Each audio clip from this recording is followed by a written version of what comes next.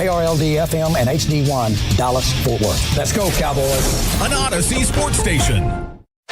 Driven by our D&M Leasing Studios, this is Sean and RJ on 105.3 The Fan.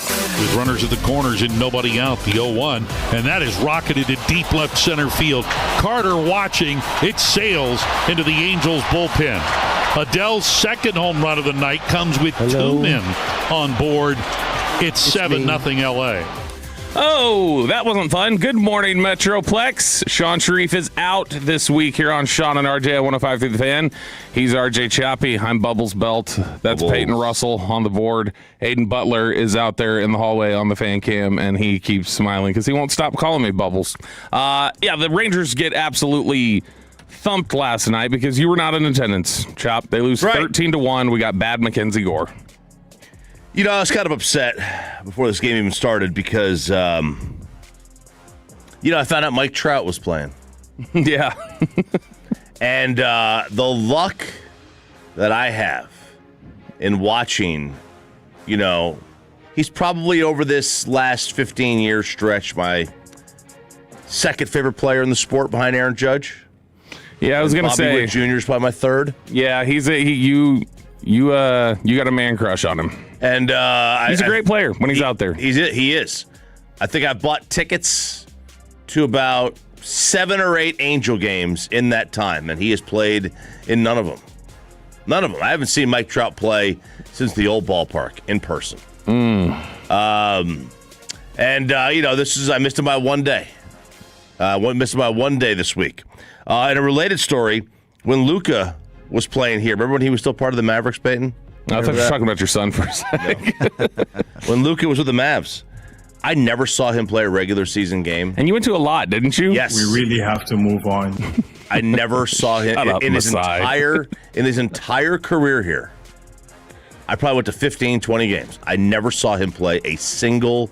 I saw him play a playoff game. Impossible. Playoff game, yes.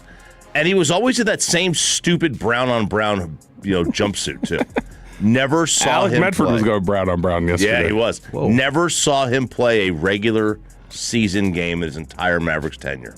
That just doesn't seem possible. It doesn't, but because that such is life. I'm trying to see, how many games did he miss when he was in Dallas? Yeah. I mean, I probably didn't go to 15 or 20. If you count playoff games. He missed about 16 a year. Yeah.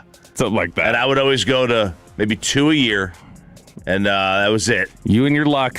Me and my luck. But you were good luck the other night. They actually won. Maybe that's why you're good luck, is because the good players don't play. Right. And then Joe Adell shows up yesterday. And then, dear God, this was an absolute beatdown. It was Mackenzie Gore again. Just, you got the bad version of him. His ERA is creeping up towards 5 now on the season.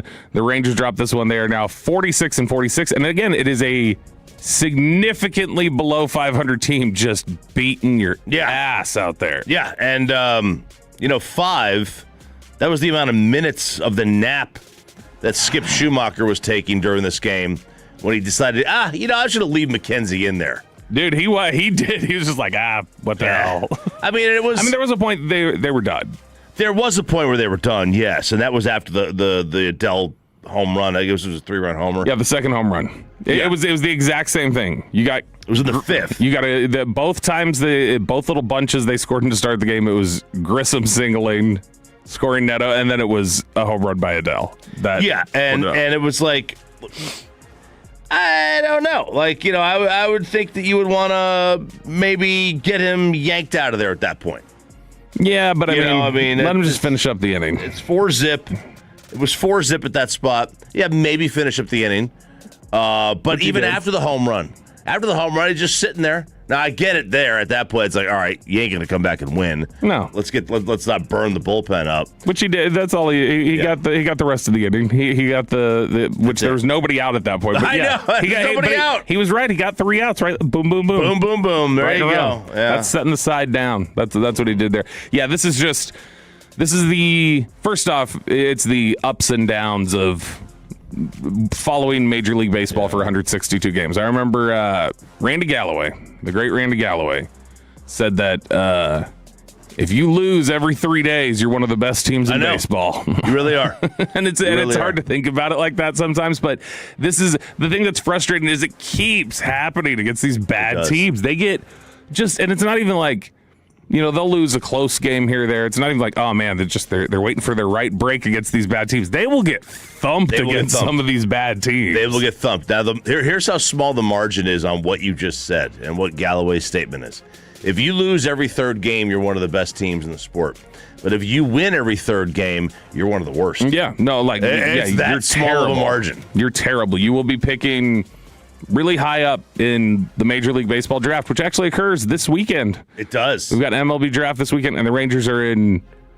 It doesn't feel like with how they've played recently, they should be as far down of a draft order as they are. They're going to be picking 16th, which is just not anything like super exciting about it, but they'll get a chance to continue to replenish their farm system. Maybe they'll do like last year, though. They'll pick somebody and then they'll just trade them immediately, and then it's like you're not even stocking it up. Well, you want worse news. Yeah.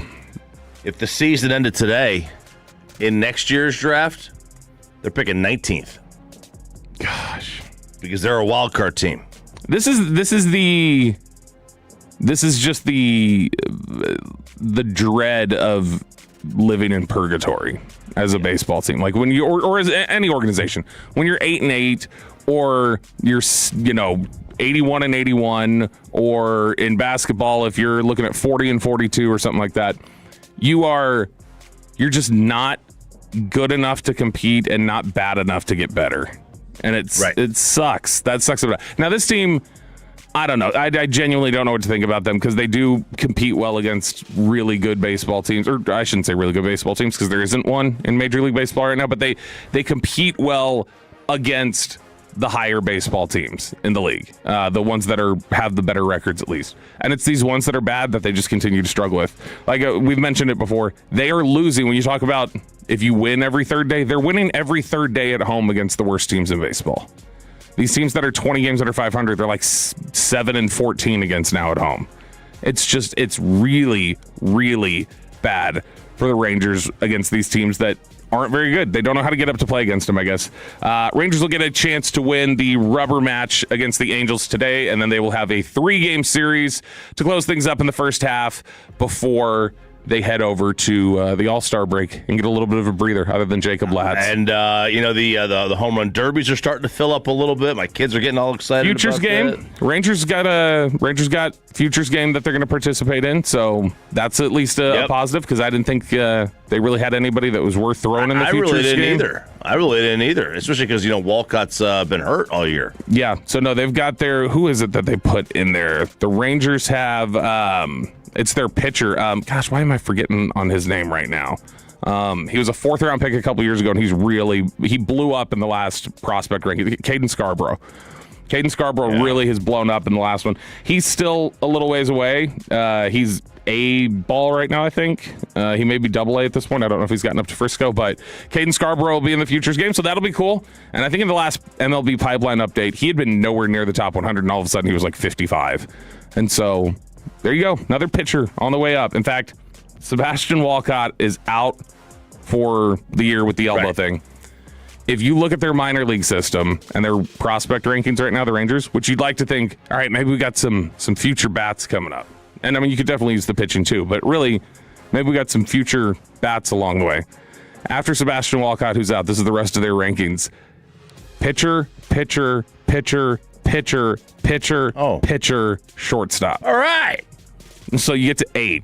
Now, to be fair, Josh Owens is technically a shortstop/pitcher. Okay. But either way, it's shortstops or pitchers. That's all you got. Who's still a slash pitcher in the minor leagues at this point? Have you not decided on a position yet? You know who is supposed to be is this guy that keeps getting mocked to the Rangers in the MLB draft. They've like Keith Law had just done a mock draft for The Athletic, and there were a few other ones that have been done like from CBS and different places like that, and everyone keeps mocking. It sounds like actually the perfect prospect for what Chris Young would typically want, which is, let me get a picture and then I can tell everybody it's actually a hitter. It's Jared Grindlinger is his name. Huntington Beach, California, and he is somebody who teams are not sure yet if he's an outfielder or a left-handed starter. That he's doing both right now, and teams all view him differently. So it's almost like a Travis Hunter thing of just like, well, maybe we could have him do either one. But they've talked about him, and then the other one who I would imagine you have some familiarity with as he plays in your SEC, Justin LeBron from Alabama. No He's idea. been mocked there a lot. He's apparently just this boomer bust. Like, he is the guy in this draft who you hear people talk about that it's like, well, he's got some of the most ridiculous peripheral statistics when it comes to exit velocity and stuff like that, but he also strikes out like 300 times. So it's sort of just a all or nothing thing. Sounds almost a little Gallo-like in terms of what I've read up on him, but I've never seen him play. So. Well, that's the modern player. Yeah, Gallo-like, right? All or nothing. It's the modern all or player. Nothing. 3 true outcomes: walk, strikeout, home run. All right, before we get to some Cowboys stuff, including the Von Miller buzz that started breaking out yesterday. I'm just telling you what was breaking out yesterday. I'm just reminded of this because I saw it up on TV. I just see a sprinkler blowing everywhere. What's wrong with your sprinkler system? All right, I got to call the bat signal here, PP. Sprinklers are coming on. They're going right off. Staying on for 4, 5, 6 seconds. Because I noticed, I was like, the grass is a little lighter today. This was yesterday. Are you thinking genuinely the grass is greener across the street? No, a lot of people's grass is starting to brown up a little bit. No, but so the grass is not greener on the other side. No, but I know what I'm doing. And I'm like, okay, it's a little lighter. And I know I cut it down lower than I wanted to because it is getting hot. I usually like to raise it at this time of year. But I didn't. I forgot. I was like, it's getting a little lighter. Let me make sure. Let me make sure the sprinklers are working. I go to turn them on manually yesterday afternoon, and they first of all, it takes forever for them to pop on. I'm like, that's a problem. They usually come on right away, and when they come on, they come up, they spray a little bit of water, and then you hear a noise, and they shut right off again. And that's a problem. It's a short. It's a short somewhere in the wiring. Maybe the solenoid. I don't know. I think you got to pull But up I need the help. You got to pull up the entire yard. Is my Pull the entire yard up? Yeah, my recommendation No, is dig absolutely up the entire yard and just then bury it all back again and see if it's kind of like turning it off and turning it back on. Just see if that works. That would be my recommendation. Peyton, you're a handy guy. You've got a yard. What would you do? We got to hand water it, Chop. You got to find. You got to connect the hose to the spigot outside, and you got to put a metal, I guess. Yeah, sprinkler system already out there. Listen. I am not getting a soaker hose. That's for grandparents. Oh, come on, the one that goes. Oh yeah, I know. That's for grandparents, man. Why don't you connect the hose? I'd be out there hand watering it, like with the sprayer. I'm not going to sit there and have one of those back and forth things going, or soaker hose even. It's for grandparents. Man. Look, you have two nothing kids. wrong with a little soaking. That's right. There's nothing. Luca and Julian, perfect job for them. Those 2 kids. Just tell them to do it, Chop. What? Tell them you got to do it. Say you'll give I'm them your an dad e-bike. and I'm your boss. Do it. They would look at me and say no. They would just say Why? no because They're Nancy Reagan. they just no. I'm not doing it, Dad. They're just not going to do it. How does it happen? 918 says usually means there's a leak somewhere, not getting enough water to the system, so they shut off. 903 Ledger's Lawn and Sprinkler will take care of you, RJ. He is my cousin and very affordable. Look, there you go. I got to say, I saw a TikTok the other day that made me think of you. It was some guy, and he's like, saying, if you come over to my house, if I invite you over as a guest in my home, and when you walk in, you don't say something to me about my lawn, you're disrespectful and you can get the hell out of my home. I thought of you. I feel like you would take that and be like, Yeah, it's almost like address my wife. It's like, no, talk about my lawn. Tell me it looks pretty. If anybody's coming over the house, I make sure the lawn is mowed like that morning. I'll make sure that that's taken care of. 817, Bobby's right. If you flip the grass upside down, the lawn upside down, you can see better and you can actually find the leak. So there you go. If you take the entire Tear the entire lawn out. entire thing, I could do that. Sounds absolutely. like an awesome project for this afternoon. All right, it's Sean and RJ here on 105 through the Fan. No Sean Sharif this week. I'm Bobby Belt. He's RJ Choppy. Peyton Russell on the board. Aiden Butler out there on our fan cam. Von Miller, what do you think, Cowboys fans? Are you in? Do you want to see a hometown reunion? That's next here on 105 through the Fan. After we get you over to Bay.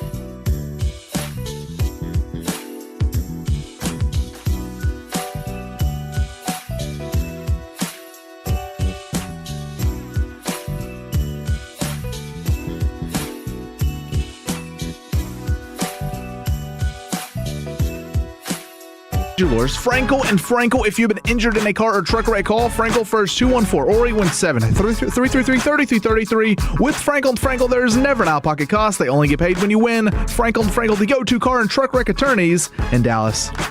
The payload is coming up here in about 20 minutes, and I don't know how Peyton is going to talk around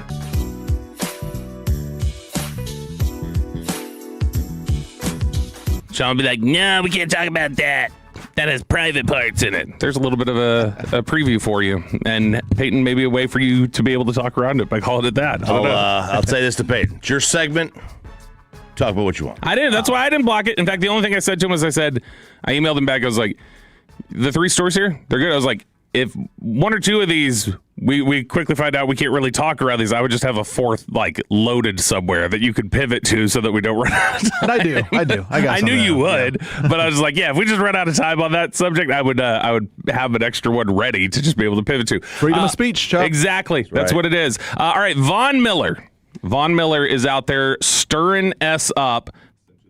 So Von Miller was on social media yesterday, and he posted on his Instagram story, Chop, the Paul Wall song, They Don't Know, and it is an edit, like an Instagram edit of him in a Cowboys uniform, and he's got the emoji with the shh, quiet. And then he's got I don't know which one it is. When you see the emoji with the air rushing out of their nostrils, is that rushing out like sign, or do you think that's like breathing it in? I would think it's rushing out. I don't think I've always thought of it as like I don't think you can see what breathes in. And then he's got the emoji with the cowboy hat on. So it stirred up a bunch of stuff. And then you had Des Bryant, who was with Von Miller at the World Cup, watching some football recently. Right. And Des Bryant had quote tweeted it with like the wide eye emoji and then the shh emoji. And it's got a lot of people stirred up, and it's got a lot of people asking, what's going on here? Are we getting an actual level of interest from the Cowboys? Are the Cowboys actually going to potentially pursue Von Miller? Are we on the precipice of him entering in here ahead of training camp? Like they realize their edge rushers aren't set and they want some extra help from a veteran, a Hall of Famer? Or is this a guy just screwing with people, trying to get some attention, like we have seen from players? We have seen several older veterans in the past connect themselves to the Cowboys just to get some chatter going. I got to be honest. I don't care if he, you don't care about what? If he's going to be on this team, or you don't care about following the social media tea leaves, if he's going to be on this team? He's 37 years old. It's not even tea leaves, though. He's legitimately, he's almost directly saying he's coming. I mean, I'm an ageist, right? We're ageists in football. I don't need 37 years old here. And at 37 now, to be fair with Von Miller, he's somebody who he plays he'll play one down a series. So he's had some, as is the case with a lot of edge rushers, you decline starting around 32. Yeah. Really is when the big decline comes. He had been pretty effective for Buffalo after he got traded there after he signed there after leaving the Rams. But he had in 2023, when Dallas had played them last, he had 0 sacks the entire season. He had 3 quarterback hits. And it was like, all right, dude's done. And then in the last couple of years, bounced back a little bit. 2024 for Buffalo, he had 6 sacks. And then last year, he managed to get 9 for Dan Quinn's defense. Now, we also saw what happened when you brought Dante Fowler in. He wasn't able to replicate what he had done within that defense. So maybe it's just a little bit more optimized for him. I don't remember thinking very much of Von Miller when I did some of the Washington study this season. He didn't pop to me. Now, his PFF grade was 64.4. Has there been any chatter? I look at it like this. Has there been any chatter among the good teams for him? There's been no chatter, period. Right. So that's a no. Good teams who but are... to be fair, Clowney was that way, too, and then Clowney came in here and played well. Yeah, but Clowney has that reputation where no, I don't think anybody even bothers to talk to him until the calendar turns mid-August. But I think after the Carolina stint, people thought he was done. Oh. In terms of they thought he's not a very good player anymore. Yeah, Clowney was fine. There was nothing wrong with Clowney last year. Best pass rusher, probably. For the team last year? Yeah, probably.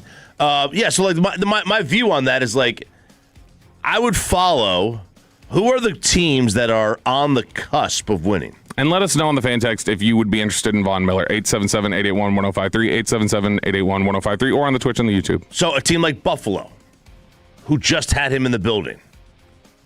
couple of years ago, yeah, because it was Washington last year. But pretty recently. You know, if they're not interested in him, that would tell me I shouldn't be interested in him either. Because they just had him a little bit ago. And they're closer to winning than we are. Seattle, the Rams, Green Bay, Detroit, Philadelphia, Tampa, the Chiefs, teams that are good, Baltimore. If none of those teams are talking to him or have even, and I don't even want to say talk to him, even had any reports. But to be fair, where Dallas is at, right? Mm-hmm. Like where Dallas is right now, and how we all view their pass rush, wouldn't you just say like worth a dice roll? Yeah, I mean, sure, worth a dice roll. I just like, and it's too late now to find anybody that is going to be, worth like that is going to be game changing anyway. So you're getting depth. That's fine. But if you're going to bring him in here, you know it's going to happen when somebody of his status comes into a place. People are going to think, oh well, we're getting a name. You're not getting a name. You're getting an old man. Yeah, I mean, that may be all you're getting is a name. Just because it's like, it's a reputation, and reputations can be dangerous things. They also, like we said, they can cover you in some instances. Like you can bounce back a little bit. Over on the YouTube, we've got Will B NSFA 9092 says, I immediately thought of his age when Bobby mentioned Von Miller. I agree with Choppy, and they said I would rather get Crosby for the correct price. Which Crosby just was on that edge rushers list the other day we were talking about, where he essentially tied for the third best edge rusher in football, even after all of his questions. Now you got to see if the Raiders at any point would want to make any sort of a move. But the question being, is he ready to go? And then the fan text feels very much unanimous that they'll pass on Von Miller. 443, Miller's washed. 214, no, let Von come home to Denver and retire. He's nowhere near what he was. Go get Max from the 214. 469, Clowney over Miller. So fan text feels pretty confident that you don't bring in Von Miller. The question to me of, is it real interest? Like, is he really close? Because talking to people yesterday, it did not sound like there was anything going on. It just sounded kind of like he was fishing. But I was like, all right, well, are you fishing for real interest, or is there another reason? I'm not going to play this whole clip. It is long as hell. But I think it shows you where Von Miller's head is at right now and why we could ultimately probably rule this out. And I'll tell you when to stop this clip, Peyton. But this is RJ Ochoa, good buddy of mine, who I've known for years and years. RJ Ochoa from Blogging the Boys was talking with Von Miller on Monday. How convenient is that, Choppy? Monday he's talking to Von Miller, RJ Ochoa is. Mm-hmm. And it was part of a promotional thing that he's doing with Raising Cane's. And, whenever you do one of those interviews... Disappointed in Von for that. Why? He's an Aggie. Oh, he should do Lanes? Yeah. Lanes is an Aggie's product. Yeah. They're the original, I think. I think they are a little bit ahead of Raising Cane's. Both of them are good, though. I like both of them. But Von Miller in this interview, you tell me if this sounds like a dude who's interested in football, because RJ Ochoa asked him, hey, have you ever thought about playing for the Cowboys? This was a couple days ago. And he asked him if he's ever thought of playing for the Cowboys. And you tell me if this sounds like a guy who's got his mind on football or a guy who's got his mind on promoing. And I would not be doing my job as a professional if I didn't say, hey, Von, do you want to play for the Dallas Cowboys? Because you've always kind of been linked. That's always just been, maybe that's something you have fun with. Maybe it's just the media doing our job. But what is that to you? Is it a real thing? Is it just kind of a fun thing you talk about with friends and family? Man, you know what? It would be great to be a Dallas Cowboy. Raising Cane's is a sponsor of the Dallas Cowboys. It's great to have an owner and founder like Ty Graves to invest, in the future generation of football. Todd has become, a great friend of mine. We had a ton of fun, working together this year. We went to the Kentucky Derby, F1. We went to the Croatia World Cup where they played England. Ty had a suite at Cowboy Stadium. It was amazing. He always brings, people together, and, it's always great to have great experiences like that with Todd and all of the interesting people that he brings around. He's been amazing. Okay, that's enough. Wow. He gets asked about, would you play for the Cowboys? Yeah, that'd be amazing. Let me tell you about the Raising Cane's founder. The owner. The Raising Cane's is doing some great things for football. And it's like, okay, all right. So you are clearly here for some Raising Cane's, which that's great. Cane sauce is awesome, but it's just it seems to be very much like we're just stirring some things up here. That's it. As he very clearly just got lost down a Raisin Cane's rabbit hole with his answer. I don't know the bigger. Well, I do know the bigger. The two silly seasons in the NFL are from about, I would say, the Thursday after the Super Bowl until the start of free agency. Right? Mm-hmm. That gap, right, where you got, that's where you get silliness. There's right. also real stuff in there, but yeah, you gotta sift it, you gotta sort it out. You get the media's dying for content. Yep. The combine doesn't really give you anything. You know, it's like, oh, combine's awesome. Stop. It's fun to be there, but like we get lots of buzz. But it's all it's underwear. It's underwear Olympics. Oh, that aspect. I was like the chatter around the city is valuable. Chatter.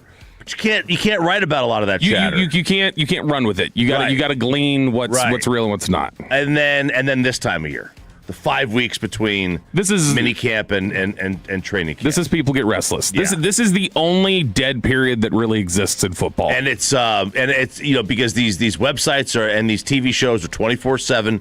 So these NFL guys have got to come up with they need 10 articles a day. You know, they have their rules they've got to hit, and you get stuff like this where you ask Vaughn about coming to the Cowboys, and he talks about chicken sandwiches. There's nothing wrong. No, well, not chicken sandwiches. It's chicken fingers. Chicken fingers. Sorry, chicken fingers. Yeah, you can do the sandwiches, I guess.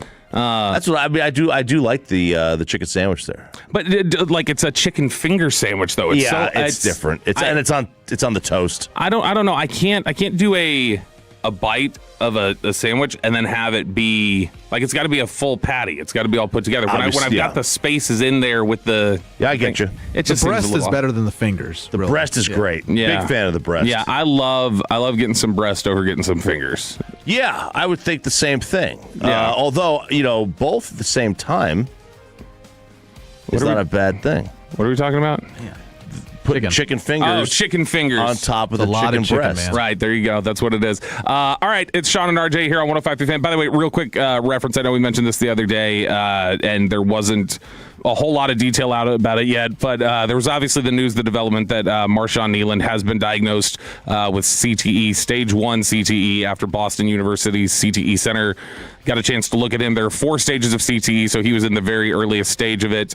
One of the things that is written about here, they say that according to records obtained by ESPN, there had been concerns about Kneeland's mental health. We had mentioned this before.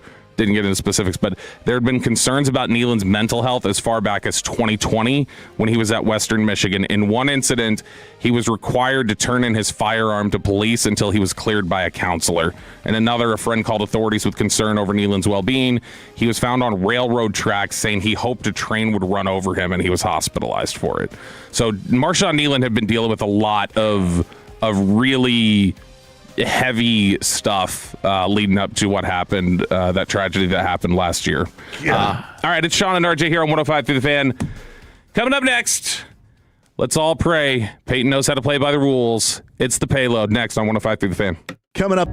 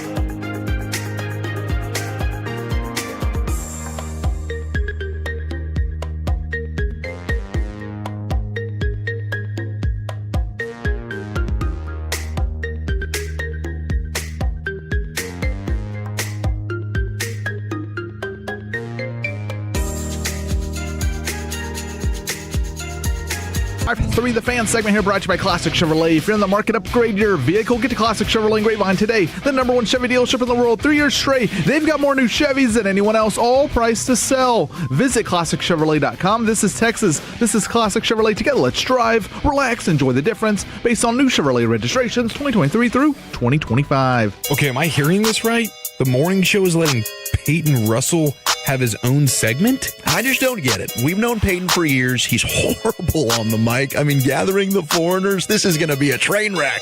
Daddy does work, and Peyton just does board hopping. That is right. All I do is board hopping. That is Laura, Bobby's child. And, man, it is Thursday. It is 6:40. It's time for the payload. Maybe the last payload, according to Bobby. Even though Sean sent the link to us. Sean did send the story. He did see Sean did. I think we should play. You know what we should play?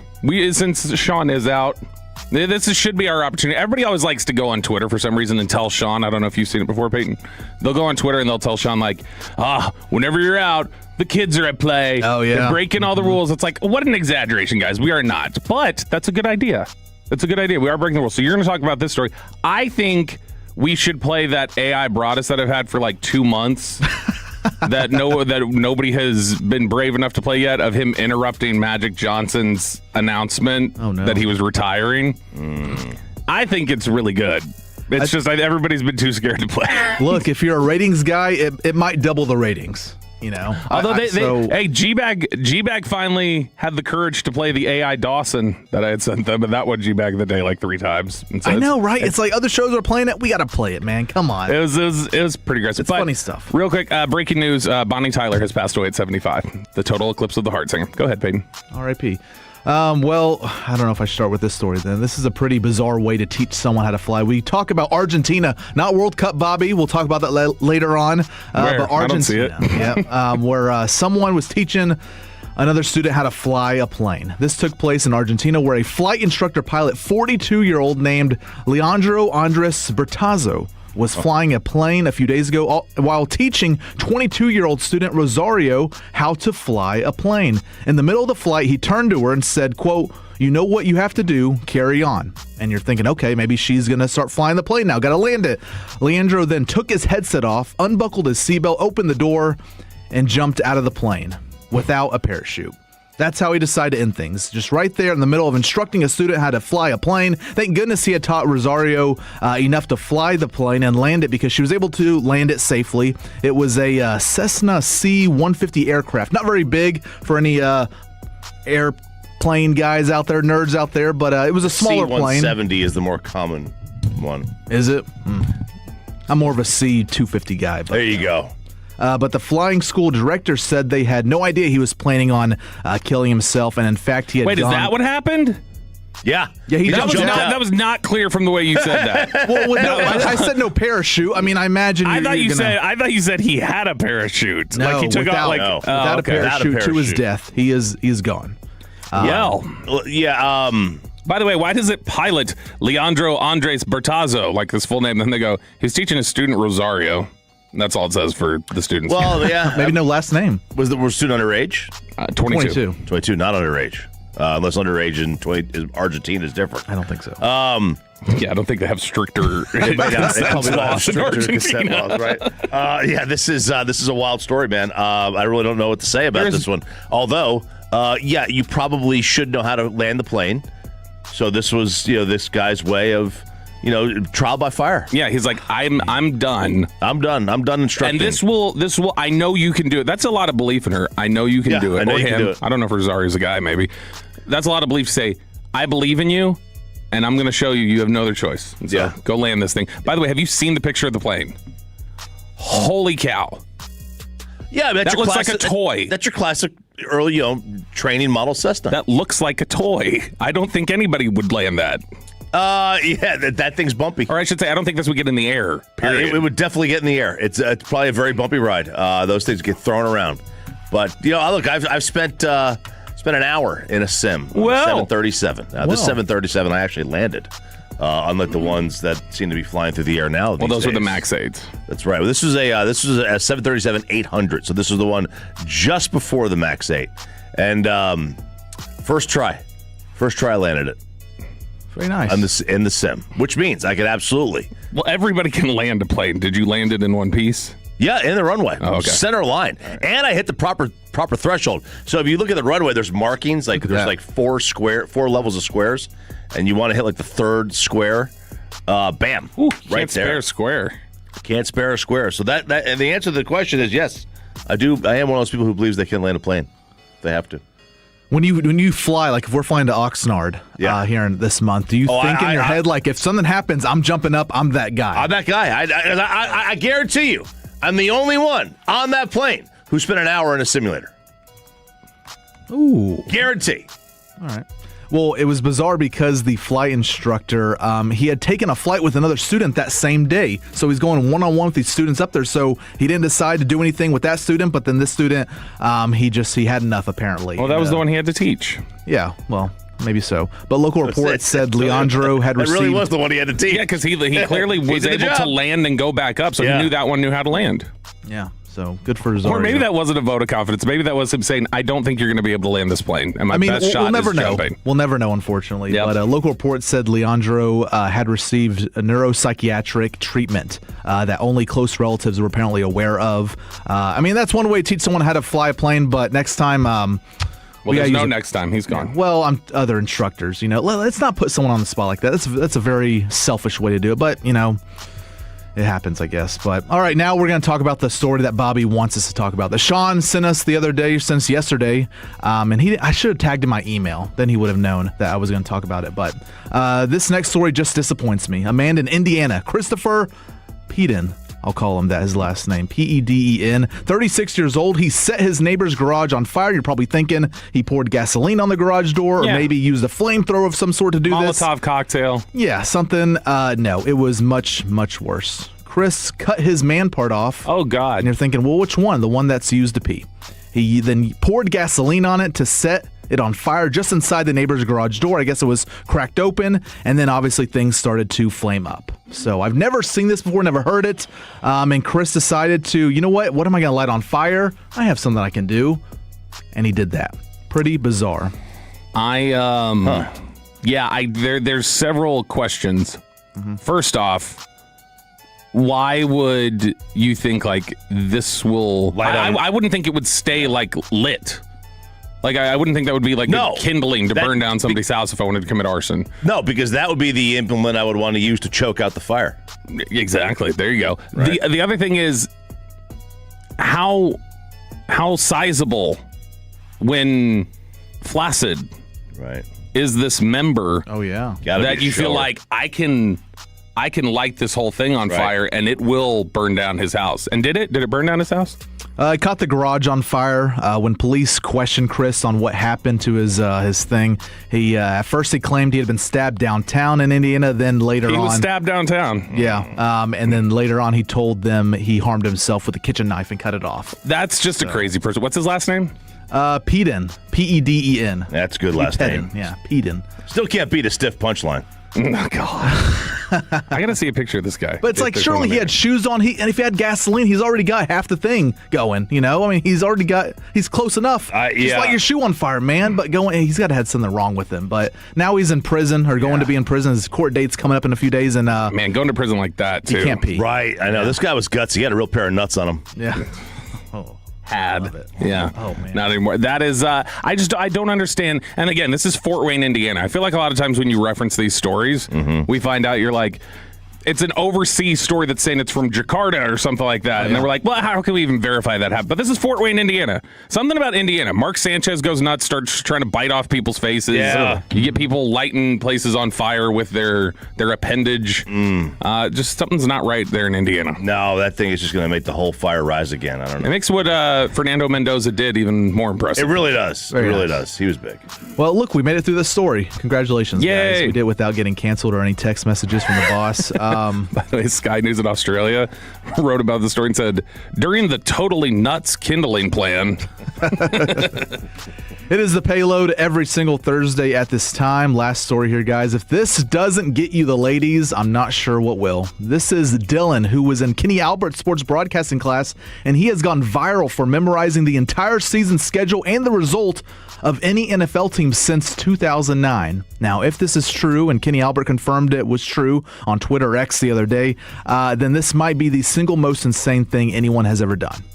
Memorized, for those who don't know, there have been 17 seasons since 2009. That's 544 full schedules, and Kenny randomly picked a team and a year. Here is some of the audio of Dylan facing the class with the...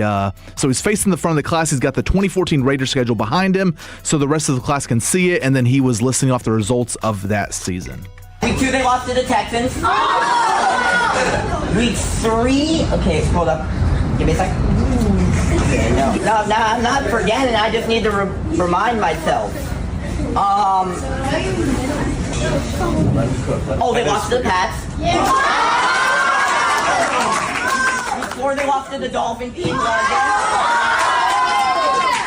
they had to bye. Week 6. Okay.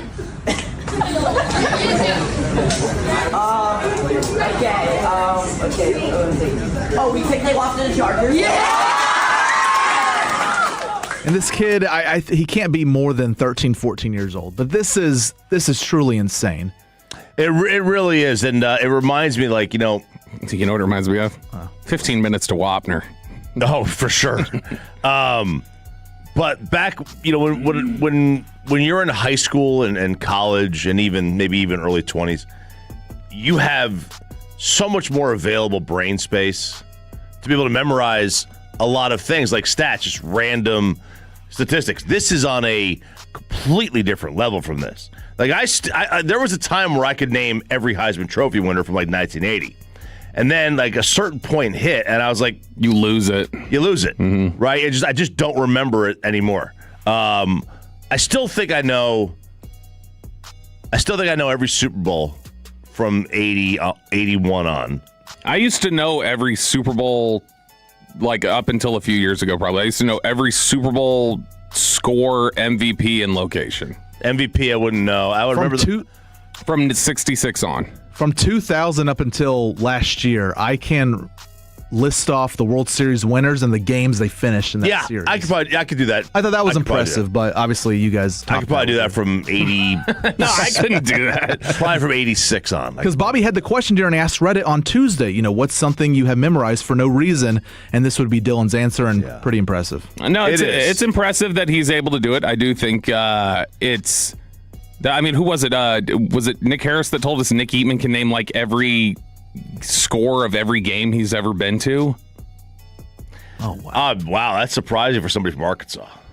Nick is a computer when it comes to that, like old knowledge, like just storing it up. He's ridiculous with it. All right, it's the payload here on 105 through the Fan. By the way, tomorrow we will be at Just Love Coffee in Grand Prairie. Come on out, come see us, come hang out. We'd love to see you. And remember, if you come up to us and you show up, we will tell you what choppy his hypothetical was during the break yesterday. That's it. That's how we get people out there, Chop. Yeah, come on. True. That's true. All right, Rangers drop one to the Angels. Pretty embarrassing. And we got a college kegger. That's next here on 105 through the Fan. After we get you over to Just Love Coffee and get you...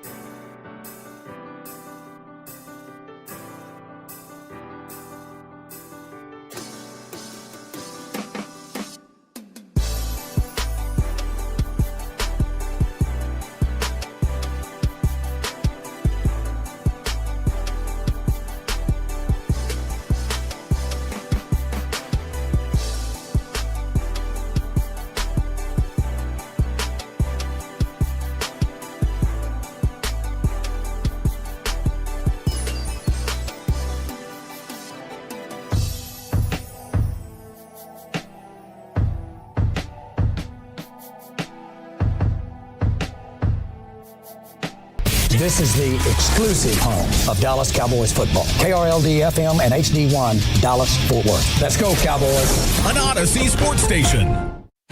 Driven by our D&M Leasing Studio. This is Sean and RJ on 105.3 The Fan. Only active player with more, Giancarlo Stanton. Here's a ball driven deep out into left field. This might be 422, and it is. He hit it over the bullpen in left center into the first row of seats up above the bullpen. Trout's 18th home run of the year. Career home run number 422. And with a man on, it gives the Angels an 11-0 lead.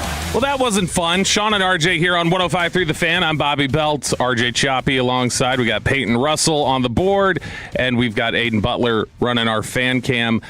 Rangers lose this one in embarrassing fashion. They lose 13-1, and somebody just texted this in, and I'm stunned. The Angels come to Texas, and they beat the Rangers 13-1 on July 8th. Yes, exactly 1 year ago on July 8th, the Rangers went on the road against the Angels and beat the Angels 13-1. That's the way baseball goes, man. Yes, it is. Wash. That's a wild stat. You'll never. First of all, baseball's churning out some wild stats lately. We had that one yesterday that in their first 25 appearances, the top 50 in strikeouts, none of them are in the Hall of Fame, which is crazy. And then I had been reminded of a Marcus Semien stat from last year that I had seen where I was like, oh yeah, I want to go check up on that again. Which last year I remember we talked about on the show that Semien in his career. From May 30th to June 7th, his career OPS is like 700.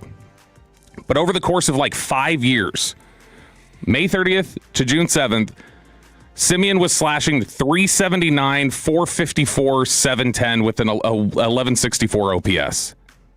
10 home runs that's throughout his entire career over the previous 4 years. Just that we're talking about. He's like, and nothing else is even close. Like his numbers are nowhere close to ours. It's this weird little window. So I was like, oh, what did he do again this year? Because I know he's been awful.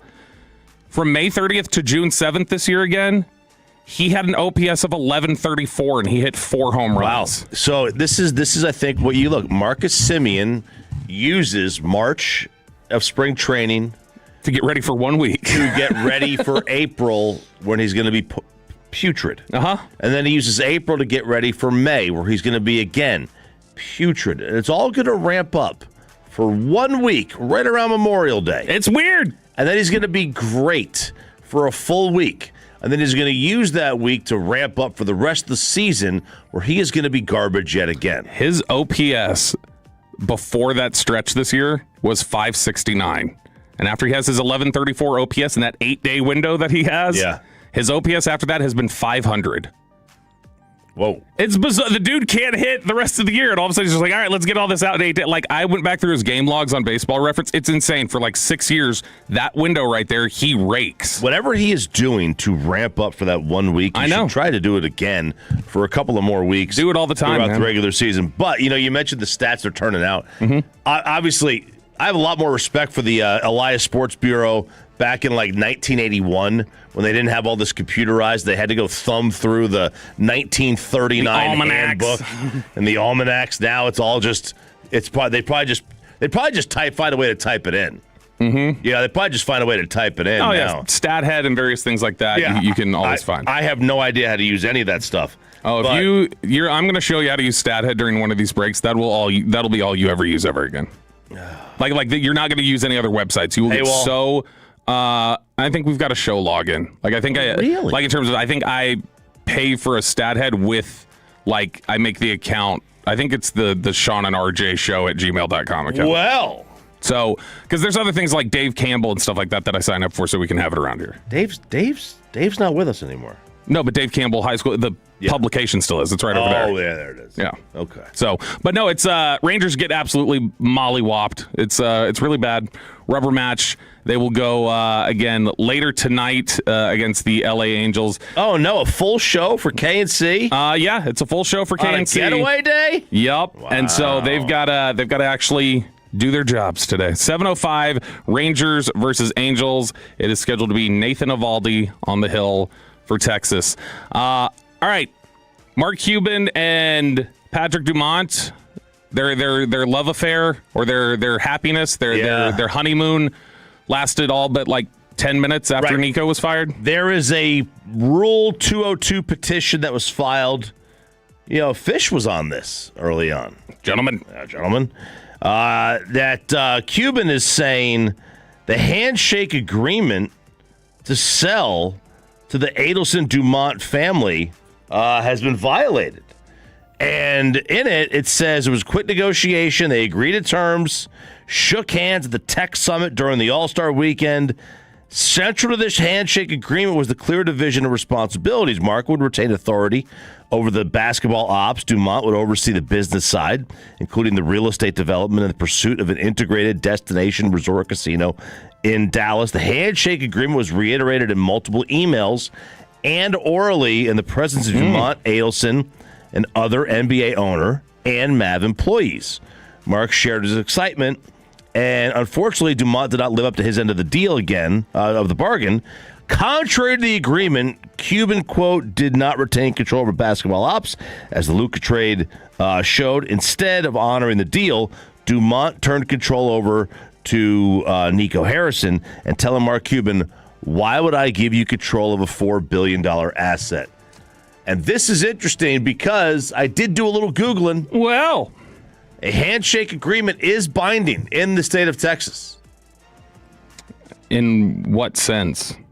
Like, how do you prove the handshake? The state of Texas. How do you prove the handshake? Well, I mean, there were emails. Yeah, that would seem like more than a handshake, then. Right, but like so the way I Googled it is like obviously if somebody sees it, sure, but if you look at is a handshake agreement legal in Texas? If a handshake happens in a boardroom and nobody's there to see it, did it actually happen? Wait, say it again. If a handshake agreement happens in a boardroom and nobody's there to see it, did it actually happen? It's like a tree falling in a forest. Right. But it says a handshake is generally legally binding as long as it represents a valid verbal agreement. To be enforceable, it must simply have an offer, an acceptance, a consideration, a value exchange, and mutual intent to be bound. Okay. All right. Well, maybe Mark Cuban's got a case then. Yeah. It all just feels like just something that should have never happened. Yeah, now a lot of this should have never happened. There are major exceptions here. Agreements must be in writing to be legally enforceable under the statute of frauds that are real estate transactions, contracts for the sale of goods worth more than $500. And this was worth more than $500. This was $3.5 billion. Yeah, that's a lot more. That's a lot more. So promises to pay the debt of someone else. So there are kind of exceptions to the rule, but this is going to get sticky. This is going to get very, very sticky for all parties involved.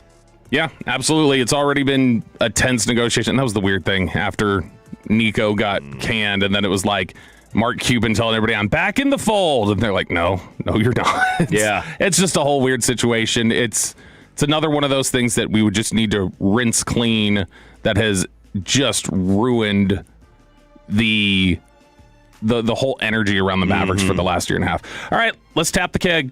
I'd like to know where Lou Holtz is right now. Oh, I win. Google me. We're not hosting an intergalactic kegger down here. There was a meeting in Fort Worth. Did anyone observe it? Was there a handshake deal? Ross Dellinger of Yahoo, great work here, said Texas Tech and Brett Yormark met at a Fort Worth steakhouse. Cattleman's, maybe? I don't know. Maybe. To bury the Sorsby hatchet. So this wasn't a Dallas coffee shop like Nico. No. A tough reconciliation process continues, but this was exactly a major issue and a sticking point. If you saw that press conference that happened at the Star in Frisco, very tense, very, very tense. And Yormark doesn't usually crack. He's usually a pretty cool customer, right? Usually is pretty cool, but there's been some chatter among folks at Texas Tech, like, hey, that press conference, we need to leave the conference. We need to leave the conference yesterday. Now I don't know where they're going to go. I mean, I would imagine I don't know. There's part of me that thinks Tech would be welcomed by any number of conferences just for the power that they clearly are starting to wield with Cody Campbell. Not power in terms of like influence necessarily. They can be very adversarial, but I mean they are a valuable resource to have within your conference. Texas Tech. Oh is. yeah, for sure. I mean, but also, now. Does anybody want to, like? Also, I could see conferences being like, I don't want to put up with the Texas Tech. I could see package that comes with everything. Well, look, I mean, the Big Ten is not going to go after them. All right, the Big Ten, for all their, they have rules, and those rules are, I hate to say it, largely academic. Mm-hmm. They have SEC. It is what SEC. It is. What do you mean? Fine. Then there are no Big Ten. To the SEC to goes the Texas SEC. Tech. The SEC has rules, and that is the conference comes first. We don't want anybody who's going to make noise. Yeah, and then they let Texas in. So, but Texas, have you noticed they're following they're not. No, hell no. Texas is about Texas. They fight Tennessee on we're UT. Yeah, they have not fought. They poke people in the eye still. Yeah, but they will not. And the thing that the SEC has is like Vandy is just as important as Alabama. No, it isn't. And that's how the conference operates. The Big Ten is like, no, you're not academically good enough to get in. It's a tough sled right now for where they're gonna go. They'll make they're gonna have to wait for it to be a super conference. For when the Big Ten and the SEC join forces, they'll be one of the teams that gets let in. Now, this is the next big thing. The NCAA is finally looking into Cincinnati. God, it's about time. What power do they have, though, even at this point, the NCAA? I would think very, very limited. And well, and since he was talking a lot of mess yesterday about, like, they're starting to say they're accusing Texas Tech of tampering. They are, and that's possible because everybody tampers with everybody. Yeah, that's certainly within the realm of possibility. But the question that is going to be asked in this whole Cincinnati inquiry, what did you know?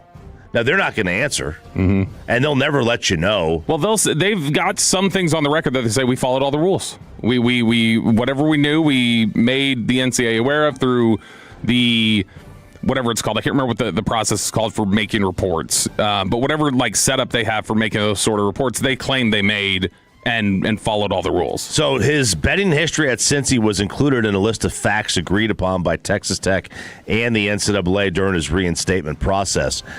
He acknowledged placing 165 bets on college and professional sports, totaling $38,000 in 2024, including 3 wagers on Cincinnati's men's basketball team made on a FanDuel account that he shared with a friend. Boy, that's his out right there. Between December 23 and June of 25, he had more than 60,000. He provided more than 60,000 to the friend to deposit in the shared account. If they knew that he bet on Indiana games, they played an ineligible player. That's how the NCAA is going to look at it. Yeah, I would assume. If they prove they did not know that he bet on Indiana games, then they'll be fine. The issue of him betting on other colleges, that's a much more minor issue. It's not as big, but it's still a problem. It's still a problem. You can't do it. But like, if this is not the who was it? Was it Jonte Porter betting on himself on his own props? Yeah, that's not this. If he bet on Cincinnati men's basketball, they're not going to really do much to Cincinnati. If he bet on Cincinnati games football, then they're going to be in trouble. Or whatever power they can exert at this point, the NCAA. Yeah, absolutely. Because they are a very weakened organization. Yes. All right, it's Sean and RJ here on 105.3 The Fan. We got the Expressway coming up next. It's the Neighborhood Watch presented by D&M Leasing. We'll get into where you can find the newest White Castle and some of the other stories making buzz around the DFW Metroplex. But we have the next list from Jeremy Fowler. It's defensive tackles, and I think there's a lot of controversial things inside of it. We'll talk about it next here on Sean and RJ on 105.3 The Fan.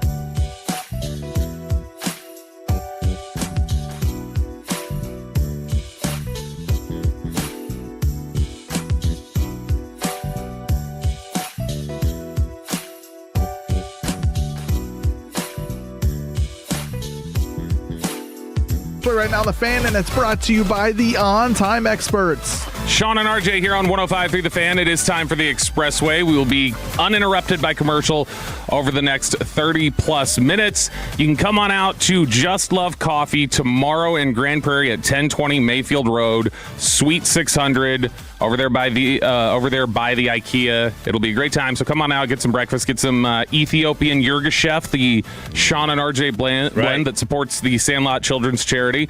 Also, Cowboys training camp is getting ready to ramp up. We are going to be out there in KNC. You're going to be out there in less than 3 weeks, and then we'll be out there right after that. We're going to have the best coverage for you guys, and that is thanks to our presenting sponsor, On Time Experts AC Heating and Plumbing, as well as Mercedes-Benz of Plano and Best Buy Windows and Siding. Okay, coming up in about 20 minutes in Neighborhood Watch. How much does date night cost in DFW? How much does it cost you to go out on date night with your significant other, or on a date with just somebody you met on Tinder or whatever else? I don't know which one they use. Bumble now? Which one's the big one? Hinge, right? Is Hinge the big one? I have no idea. I missed the sex tech bubble. I did too. It was just not in my time. I was single, but I just refused to get into it. But there's a new list out that breaks down exactly how much money it costs to go on date night in Dallas versus Fort Worth versus the rest of the country. So we're going to have some guesses from you guys. Interesting, because I do want to know, like, because, are we doing like is it a nice restaurant? Like, what is the level of restaurant? That matters. You can get away, you go to Applebee's, get away with $50. Then again, Sarah and I. So they took a look at how much a 3-course dinner for 2 with wine, 2 movie tickets, and round trip Uber or cab or whatever would cost. Oh, we never Uber, ever. I thought you guys would want to enjoy drinks together. We do. How does that work? We just drive home. Oh. Okay. We, after they sober up, obviously. I mean, yeah, we don't. Our tolerance is so high, Bobby. we don't get. We're not getting there. But no, it's So that throws me off because I have no frame of reference on that. But I think you could figure out, like, all right, what's a 3-course dinner? What would movie tickets be and stuff like that? So we'll do that. Coming up here in Neighborhood Watch. Tell you where you can find your bargain around here in the DFW Metroplex. All right, we got the Jeremy Fowler list again. A new one. There's a new one every single day where the NFL executives, coaches, scouts rank the top NFL players at each position. The first 3 days, we have not had a Cowboys player show up on the list. We had 2 people show up in the also receiving votes. Javonte Williams and Deron Bland. Nobody for the edge rushers. But today we have defensive tackles, and you would assume... I would assume. This would be one where you're going to get a Cowboy finally, after the Cowboys have invested in Kenny Clark, who I wouldn't think is super likely to be on there. But Quinnen Williams, I would think, is going to be very high up on the list. All right. So let's take a look at this list, which to me is pretty stunning in a couple different regards. So let's get going. The number 1 defensive tackle in the NFL is Chris Jones. And remember, we're also including 3-4 defensive ends. A lot of times are showing up on this list. This throws me off. You know what? I hope Broadus is listening. I caught your cute little segment yesterday, if you want to call it that. Oh! I heard I had some sneak dissers. I heard your little segment. Let's go with Chris Jones. No. Then I have... other defensive tackles. Start throwing names out. I have no idea. Quinnen Williams. No. Cam Hayward. No. Philly's got a couple good ones. Williams there. Leonard Williams. Yes. Leonard Williams from the Seattle Seahawks, who I don't think has been anywhere close to the top 5. Like, I don't think he's been in the top 5 of this list for several years. At age 32, he's number 1 now. Okay. Which is pretty surprising. He made an All-Pro. Williams had never previously cracked the top 5 since this project's inception in 2020. So for 6 years, he's not been number 1 on the list. Now, here he is. An NFL coordinator said he was the most important player on that Super Bowl team. He's the total package. A veteran NFC defensive coach said you can line him up in front of the right tackle, the right guard, the center, the left guard, the left tackle. He can beat them all. He always had game-changing ability, and he's putting it together now, and those around him are making plays because of it too. So Leonard Williams is number 1. Yesterday, or a couple days ago, we were looking at the corners, and all the corners were like 24 or younger or 25 or younger. We start off with a 32-year-old at number 1 at defensive tackle. Number 2, AFC. AFC. Let's go with Cam Hayward. Nope. This is going to be AFC South. Nope. AFC South. Who's in the AFC? Simmons. Jeffrey Simmons from the Tennessee Titans. Highest ranking was 1, lowest ranking 8. Last year he was ranked number 4. His tape was phenomenal, a veteran defensive coach said, and it's even more impressive doing it on a 3-win team and getting little help around him. An NFL coordinator said his strength is elite, and now that he's realizing his pass rush potential, he should continue to play really well, per an NFL coordinator. Number 3 on the defensive tackles list, these are the top defensive tackles in the NFL, according to the execs, coaches, and scouts that Jeremy Fowler's talked to, and we're going to see where Quinnen Williams ends up. Number 3. I don't know, Chris Jones. No. Okay. That's Cam Hayward. No. Quinnen Williams. No. You do know this guy. This is not a no name. Hawk Tua is your hint. Hawk Tua. The Philly guy. Jalen Carter is number 3. I was thinking the name Tua. No. Number 3 is Jalen Carter. His highest ranking 2, lowest ranking 9. Last year he was ranked number 3. It said Carter is one of the toughest evaluations among the top 10. He is immensely talented and has made 2 Pro Bowls. All but one of his votes were in the top 7, but his pass rush prowess is modest with 13.5 sacks in his 3-year career. Carter's production dipped in 2025 with 3 sacks and 5 tackles for loss, though he batted down 6 passes, which tied for most among NFL defensive tackles. A veteran NFL defensive coach said he's a problem, a game wrecker. You feel his presence out there constantly. And then an NFL coordinator said he flashes 10 times a game, but gets dragged far too often by average players. So not a ringing endorsement for Jalen Carter. Number 4 on the defensive tackles list. Chris Jones. Chris Jones from the Kansas City Chiefs. An NFL coordinator said he's still a guy you have to game plan for, but you don't feel him as much as you used to. He's been one of the best for a really long time. Oh, that's Jason Garrett? Is he a coordinator somewhere? Jones is heralded as an all-time Chief, and for good reason. He's made 7 consecutive Pro Bowls. Production has started to slip a little bit in recent years. He was ranked as high as 1, as low as 10, and last year he was ranked number 2, so he drops a little bit. Number 5 on this list of defensive tackles. Quinnen Williams. Nope. I find it really difficult to say that right now Chris Jones is better than Quinnen Williams. Who just got traded? As the Giants guy, Dexter Lawrence. Nope. This is NFC South. Vita Vea? Nope. Derek Brown? Derek Brown, Carolina Panthers. Highest ranking was, and this tells you how all over the map these rankings were. Highest ranking was number 1. The lowest ranking was unranked. Last year he was an honorable mention. Now all of a sudden he's up to 5. A veteran NFL assistant coach said, we actively ran our running plans completely away from him. That's how good he is. The only reason he's not a household name is that he plays in Carolina. Number 6 on the list of the best defensive tackles in football. Quinnen Williams. Finally, it makes it on the list. He comes in at number 6. He drops a little bit from last year's ranking of 5. His highest ranking was 3. His lowest ranking was there were some who had him unranked. This is the full write-up on Quinnen Williams. After 6+ seasons with the Jets, a full year on a different team should benefit Williams. The Jets will knock you down. This is what an NFL coordinator said. The Jets will knock you down. The same thing happened to Leonard Williams, but I expect Quinnen to be better in Dallas, be rejuvenated a little bit. The write-up continues. Quinnen Williams finished 5th in run-stop win rate among 204 qualified players in 2025. As a pass rusher, his 19 pressures in 7 games with Dallas more than doubled his total in 8 games with New York before he was traded.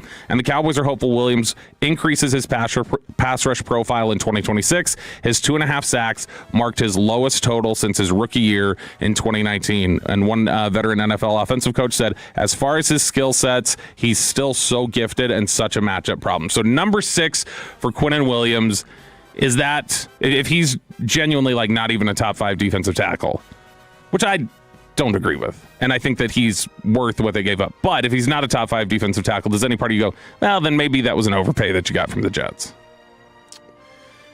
I don't think he has to be top 5. I mean, if he's number 6, then that's not going to split hairs, you know? Like, well, because I mean, you are talking about defensive tackle, a position that, depending on who's playing it, could be a little like it's not nearly up the value chart for some people, depending on what you're able to do. It's not high on mine, but and if you're then outside the top 5 of that, well, because if you can rush from the defensive tackle spot, it's super valuable. Absolutely. But Quinnen 2.5 sacks last year. Well, let me ask you this. And again, I think he is above. I think he's in the top 5, so I do think he was. So you worth think it. he's above Chris Jones? Yes. Do you think he's above Jalen?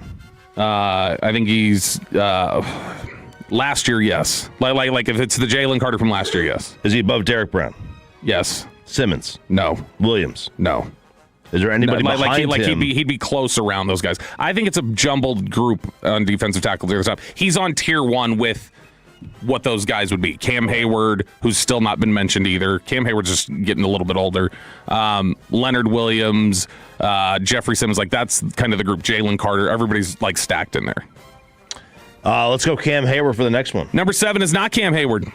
He was number 1 at PFF. You have said this man's name so far in this segment. It was one of your guesses. Dexter Lawrence? Dexter Lawrence traded for the number 10 overall pick. His highest ranking 3, lowest ranking unranked. Last year he was number 1. He dropped significantly here. The drop in his play isn't that steep. It's just that voting was very close. It said the voting between the 3rd and 7th spots was close. An NFC scout said, I think he'll be rejuvenated in Cincinnati. He wasn't happy in New York. He's got to keep his conditioning in check. But when he's at his best, he's next to impossible to block. Number 8.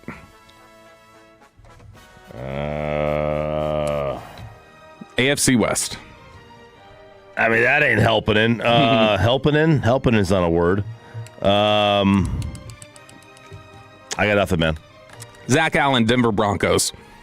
28 years old, highest rank. He was 3 last year. He was an honorable mention. Could have made up a name there. An NFL personnel director, I know Zach Allen. An NFL personnel director said his get off and his relentless effort make him productive. He's really good in those 2 areas. Again, highest rank, he was 3, lowest ranking unranked. Number 9, played in the Super Bowl. Byron Murphy? Nope. Former Philly defensive tackle, Milton Williams, who signed for a big payday in New England. 4-year, $104 million deal. He was unranked, not even an honorable mention last year. He comes in at number 9 on the list. An NFL personnel evaluator said New England has an anchor up front, and the defense wasn't the same without him. Explosive, strong, and great effort player, and you can move him all around the defensive front, and he can be effective. And then finally, number 10 in our division. Oh. Kenny Clark. No. A travesty. A travesty. I'm kidding. It's not a travesty that Kenny Clark's not in there. Oh, I thought you meant this guy was a travesty. No, I mean, he a guy, very highly drafted individual who was thought of as a bust for a couple years. The Georgia guy. Jordan Davis. Yeah. Jordan Davis. So that means Milton Williams. That means they had Milton Williams, Jordan Davis, and Jalen Carter on that Philadelphia front 2 years ago when they won the Super Bowl, and 3 of them pretty good front. All 3 are in the top 10 now in the rankings. The honorable mentions: Byron Murphy from the Seattle Seahawks, DeForest Buckner from the Colts, Vita Vea from the Buccaneers, and then also receiving votes: Cam Hayward, number 1 on PFF, Kobe Turner, David Onyemata, Osa Odigizua, and Kenny MF Clark. Wow. So right there, Cowboys also had 3 on the roster at the same time that were at least in the mentions and the stack and everything like that. But ultimately, Quinnen Williams comes in at number 6. The number 1 player, though, at defensive tackles, Leonard Williams. Tomorrow, the list will be tight ends. You think we're going to get a Jake Ferguson appearance? Will he be also receiving votes? He'll be also receiving votes. He had a big year last year from a touchdown perspective. So maybe that's enough to kind of boost him up a little bit. I was on with Zach Gelb the other day, and he said he was talking about Jake Ferguson. He goes, he had a monster year. Ferg. That always concerns me when I hear somebody say something like that. And I'm like, God, what else are you saying that maybe I just don't know about that sport? And I'm thinking you're right about something, and you're not. Well, it's like because we're too close to it. Like we did not watch. I did not watch Jake Ferguson last year and say, man, he had a monster year. No, he didn't. He scored touchdowns. He was fine. He scored touchdowns. He was a better red zone threat. But no, I would not say somebody had a monster year when I think he was like 8 yards per catch or whatever he was. Like he was 7.3 yards per reception. He had 600 yards receiving last year. I don't know that would be a monster year. He did make a Pro Bowl, though, as an alternate. All right, over at ESPN.com, they've got a write-up on, they were doing these like capsules of every division, and they've got the NFC East one up, and it's titled, Can the Cowboys, Giants, or Commanders unseat the Eagles? And they go around all the beat reporters and ask them various questions about their team. So I've got the Cowboys answers here. What do your off-season moves mean for your quarterback? So this is Todd Archer. He said, Dak Prescott knows he will have receiver George Pickens for at least one more season. Pickens said he would not go through a holdout or hold in when camp begins. He will play on the franchise tag. That's great news for Prescott, who might have the best receiver duo in the NFL with Pickens and Lamb. What might help Prescott even more are the defensive changes the Cowboys have made with new coordinator Christian Parker, who spent the past 2 seasons as the Eagles passing game coordinator and secondary coach. Any improvement over last season's defense, which allowed an NFL-high 511 points, will take some pressure off of Prescott and the offense to put up a 30-plus point game. What's your biggest concern for the team? Archer says, what if the defense is only marginally improved over 2025? It doesn't have to be a top 10 defense, but it can't be near the bottom either. The pass rush will have to come alive. Offseason acquisition Rashawn Gary had 7 sacks last season for the Packers, but none in the final 9 games. Donovan Ezeraku had 2 sacks as a rookie and is coming off hip surgery and forced Bobby Belt to go bald. Sam Williams had 1 sack last year. James Houston had 5.5, but can he produce again? Number 23 pick Malachi Lawrence has promise, but is a rookie. How quickly this group comes together could tell the story of how improved the defense will be. And that, right there, all that stuff about the pass rush is why there are some people who still say it doesn't matter if Von Miller's old and Von Miller's not doing anything. And Von Miller may be just playing games when he's posting stuff on his story yesterday of him in a Cowboys uniform. There's still people who say you need to investigate it because the pass rush is just not in a position right now that excites you at all. I mean, it's really not. But does getting a 37-year-old really do anything for it? Like, is that 9 sacks last year? Would have led the Cowboys. Can you count on a repeat? I don't know. I mean, he is one of those guys who it's like when you're a pass rusher like that, you always got something. Like if you've got a little bit of savvy, you've always got something. If he's just in there in pass rush situations, like part-time player, like, hey, come in here and just 3rd and 8, you're on the field. It might not be bad. If he is just there on pass rush downs, like the 3rd and longs or whatever, then that's fine. But then the other question is, do you want to use a roster spot on that? True. What has been the most underrated move by your team? Archer over at ESPN says the Cowboys broke a tendency by signing safety Jalen Thompson to their richest free agent deal in more than a decade. 3 years, $33 million. That's the richest in a decade. So pathetic. For years, the Cowboys had been content to get by at safety without high-priced or highly drafted players. Thompson, who was limited in the offseason with a pec strain, brings some calmness and playmaking to the back end of the Dallas defense. Add in the additions of P.J. Locke and first-rounder Caleb Downs, and the safety group can be the most improved unit on the team. And then finally here in this write-up, who wins the NFC East in 2026 from each reporter's perspective? And I'll give you everybody's answer here. The Eagles, Tim McManus wrote there and said that he thinks that the Cowboys looking as strong as they are and where they're at, he thinks that Dallas hits its stride and wins the division. Jordan Renan for the Giants said the Cowboys. And over for the Commanders, it's John Keim, and he says that he thinks that ultimately this will be a Cowboys dethroning of the Eagles. So does Todd Archer agree? He said, since the Eagles put to rest the fact that no team had repeated as division winner since 03-04 last season, Philly is the pick to win the NFC East this year, too. Yes, there is change with the Eagles, but this is a group that knows how to win. The closest challenger will once again be the Cowboys. Washington and the Giants are improved, but also are working in key changes in coaching and personnel. So there you go. All the beat writers for the ESPN NFC East teams, all the outside writers, Washington, New York, Philly, they're all unanimously picking Dallas to win the division. And then you've got Dallas writer Todd Archer saying, no, it's Philly. So everybody being a little bit deferential. Kind of have to, right? Nobody picking their team. Everybody being a little deferential. That's I hate both ways. Right now as it stands, who would you say you anticipate is going to win the East? Philly. Yeah. Even with all the Jalen Hurts questions? Yeah. Yes. I mean, the questions about Jalen Hurts are never going to go away. They were there when they won the Super Bowl. Mm-hmm. It's just they're a better team. But Saquon Barkley was a 2,000-yard rusher. That's true. They were just a better team, though. All right, it's Sean and RJ here on 105.3 The Fan. It is now time for Neighborhood Watch. We need to take people out of their bubbles and their safe place and make them think about the world we live in. You are fake news. So what do you guys hear? What's the scuttlebutt? How much does date night cost? Let us know, 877-881-1053, 877-881-1053. We're going to get to that story here in just a second. First, did you notice, you want to talk about time flying by, you know how you see certain stories or certain anniversaries or dates, and you're like, whoa, has it been that long? Right. So today is July 9th, Thursday. On Tuesday. Breaking news. On Tuesday, that was the 10-year anniversary of that Dallas police officer shooting in downtown Dallas during those marches. The one where they knocked off like 7 cops or whatever? Yeah, Mike Xavier Johnson ambushed and shot police officers in Dallas, Texas, killing 5, injuring 9 others. And you remember some of the video footage was wild. Like there were like helicopter footage of like you'd see him hiding behind a barricade and like turn around, and very graphic video of some of that stuff. And I remember just people sharing like they'd be over near like the AAC, and they would just started filming. They were like, what's going on in Dallas? And it sounded like a war zone, just pop, pop, pop, pop, pop, pop, pop, pop, pop, pop, just for like 20 minutes. What were the marches over at that time? Officer-involved deaths. So it was like related to various things with Philando Castile and Alton Sterling and those deaths that occurred. It was a protest. Okay. And so that was not what this was. Like it wasn't like the protest like broke out. It was the protest was going on, and as the protest was going on, this broke out. And they actually, there was a bad incident of the news organizations had initially misidentified who it was, and they started circulating somebody's picture who was at the march, and it was not that person who had done it. But you remember, this was the one where they took him out. They ultimately, the police killed Micah Johnson with a robot. You remember that? Mm-hmm. They had like a little robot that they worked into the area.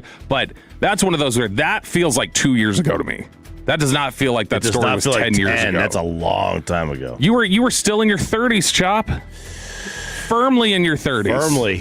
2016. That is just wild how fast time flies. All right.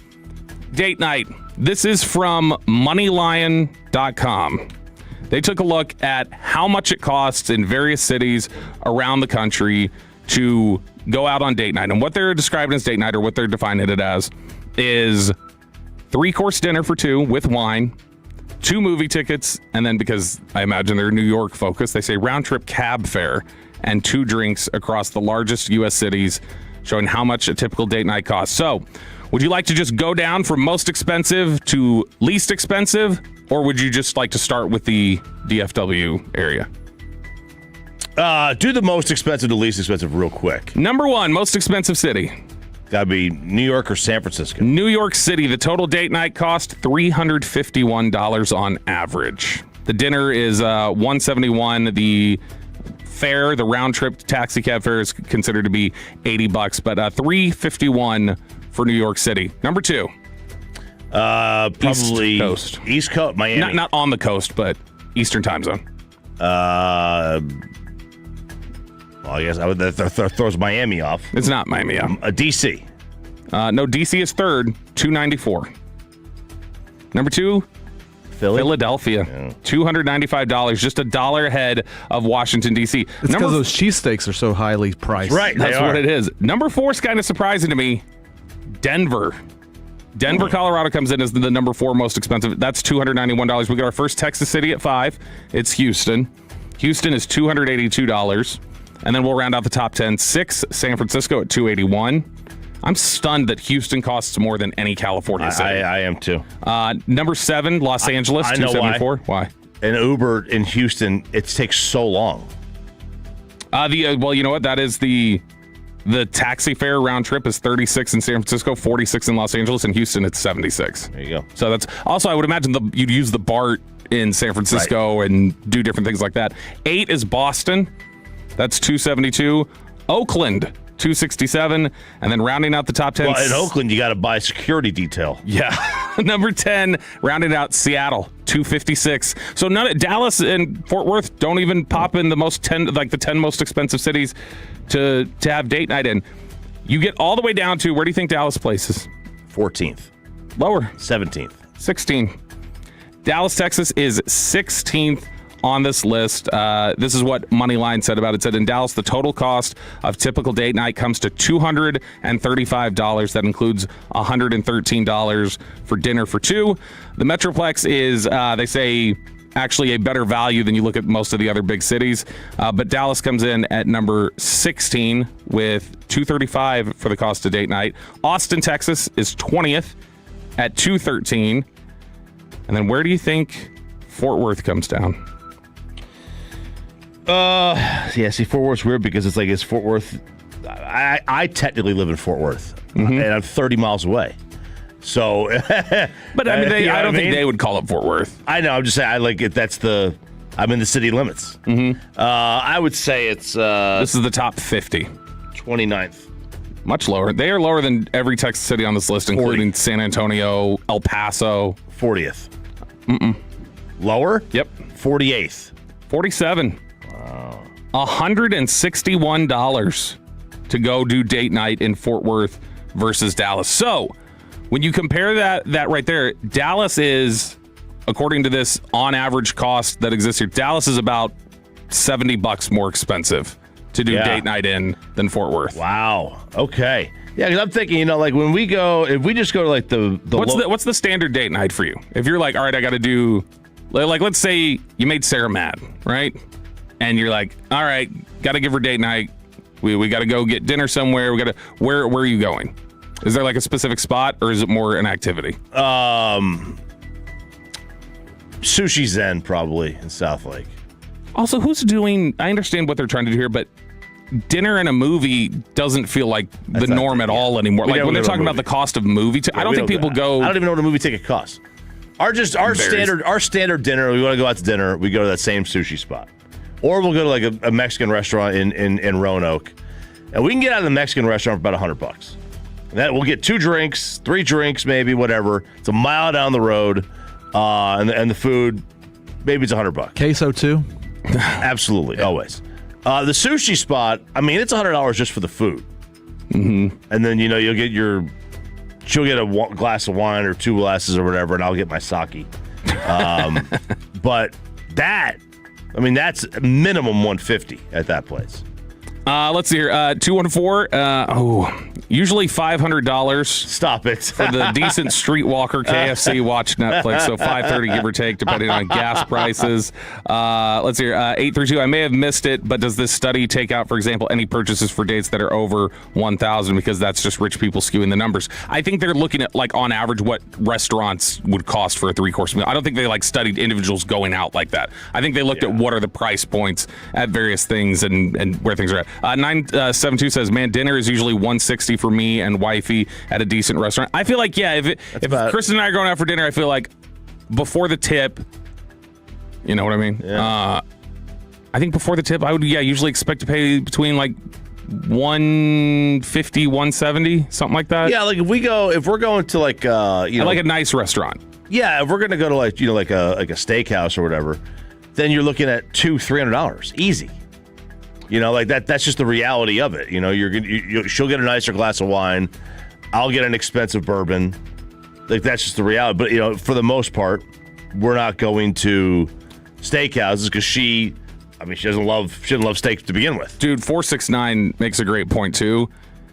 They need to be looking at, for most of these couples, too, babysitter. Babysitter can add $100 to this, depending on what who you've got to hire. Like, parents should be free for us. But Sean will hire a babysitter to go out if he doesn't have in-laws available or something like that, and that becomes part of the cost. I have never hired a babysitter ever. Why is that? You always get somebody to watch them? I either have parents or my ex-wife's parents, or we didn't go. They never once were the kids left with a sitter. Ooh, 214 says Ocean Prime was $450 for 2. Oh, good gosh. 864 $250 max, or the bill is getting split. 214. If you say wifey, you're worse than Disney weirdos. You agree with that? Kristen is in my phone as wifey. Is she in your phone as wifey? Uh-huh. I don't say it, but she's in my phone. I say a girl. Although I think I just said it. I say a girl is wifey. Yeah. If I look at a girl, I go, ooh, she's wifey. Instead of like, oh, she's hot. Yeah. She's wifey. All right. Instead of if date night's too expensive for you, I guess if you're in Fort Worth, you can go to White Castle. Yes, you can. Coming soon. It is officially expanding to Fort Worth. There's already one White Castle in DFW. I think it's in the Colony. Yeah, I think so. And now they are expanding. This is going to be a double drive-through. They're going to hire 60 employees. It'll open up in the middle. In about a year from now, it'll open. It'll be at Chisholm Trail. Yeah, and the White Castle one in the Colony is not open yet, but they've broken ground on it. It'll be at the shops at Chisholm Trail, which is a cool spot south of Fort Worth. So there you go.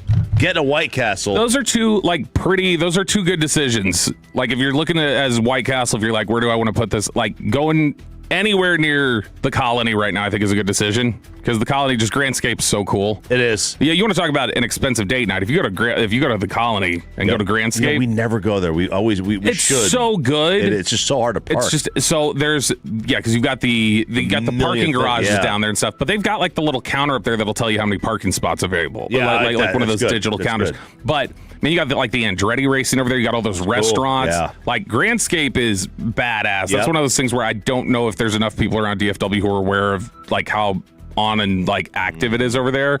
But then you say Chisholm Trail. Like Chisholm Trail is another one that's a good location to go down to. It really is. I'll tell you, hot take. Always liked Crystal more than White Castle. I did not. I was always more of White Castle. The spicy Crystal chicks. Oh, I thought you meant like the workers. No, the miniature chicken sandwiches. Oh, they're so good. See, hammered those in college. Give me a case of chicks. See, the biggest thing that you can mess up when you're doing these like slider restaurants like White Castle or Crystals, and I always liked White Castle more. So like when we lived in Nashville when I was a kid, they had both of them there, and White Castle just always tasted significantly better to me. But it's those little slider buns they put them on or whatever. Mm-hmm. Those things get soaked sometimes, like in the cooking process or whatever they're doing, and that ruins it. When I eat one of those and it's mush essentially where the bread is, that's like, all right, this is a total waste. I'm out of this. But if you do it right, and I feel like White Castle's a little more consistent, then it works out for you. All right, that's Neighborhood Watch here on 105.3 The Fan. Again, we will be coming to your neighborhood if you live in Grand Prairie, and if you want to hear what hypothetical we were talking about during the break yesterday that I don't think we can say on the air. So we'll have to tell you during a commercial break. If you come out tomorrow to Just Love Coffee, it's a remote that we're going to be having in Grand Prairie tomorrow. 1020 Mayfield Road, Suite 600. Come on out, get some breakfast, get some coffee, get the Ethiopian Yurga Chef. That's right. For the Sean and RJ coffee that will go, proceeds will go to the Sandlot Children's Charity. All right, coming up next, 2 hours down, 2 hours to go here on Sean and RJ. We got some Diamond Calves, and Corey Seager has spoken. Oh, we'll talk about it next here on 105.3 The Fan. Coming up today after Sean.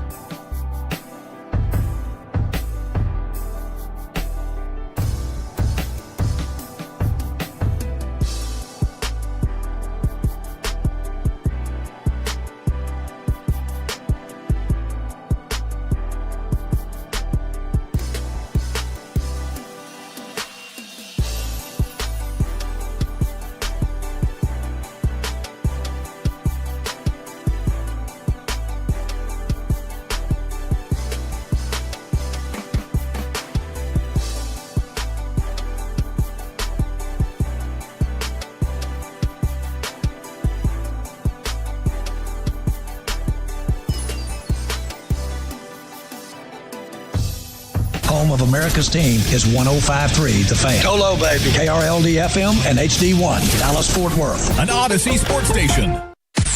Driven by our D&M Leasing Studios. This is Sean and RJ on 105.3 The Fan. With runners at the corners and nobody out, the 0-1, and that is rocketed to deep left center field. Carter watching, it sails into the Angels bullpen. Adell's second home run of the night comes with two men on board. It's 7-0 LA. You're an idiot and you don't know baseball. Ranger fans, you're not dreaming. How can you not be romantic about baseball? How can you not be romantic about the last of a dying breed? 8. Thank you.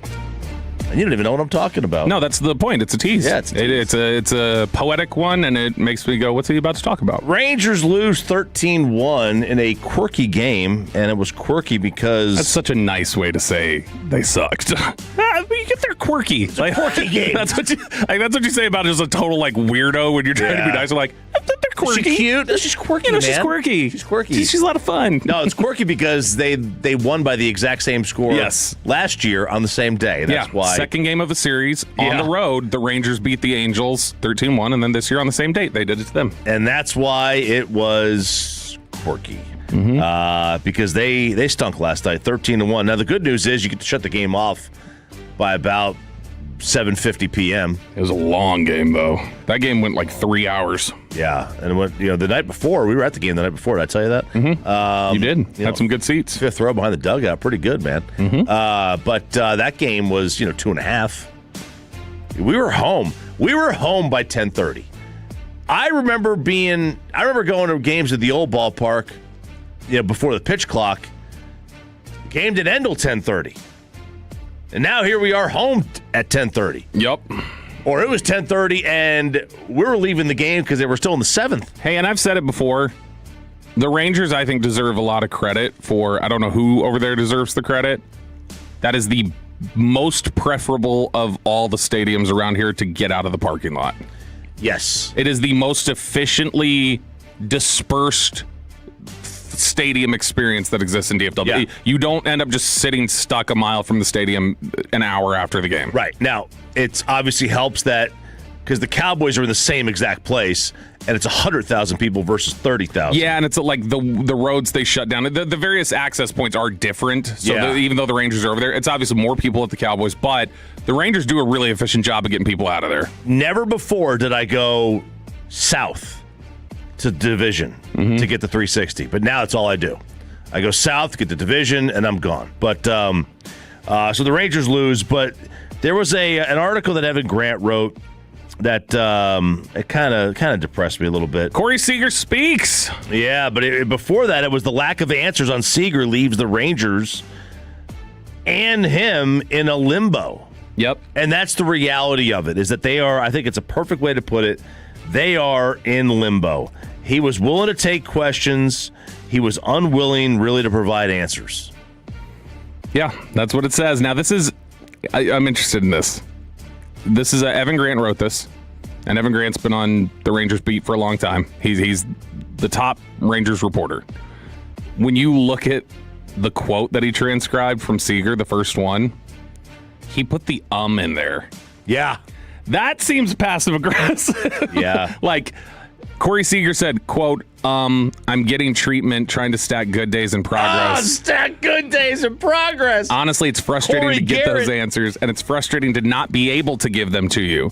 We play a sport that can be violent on the back, but they've also told me you could sneeze and this could happen.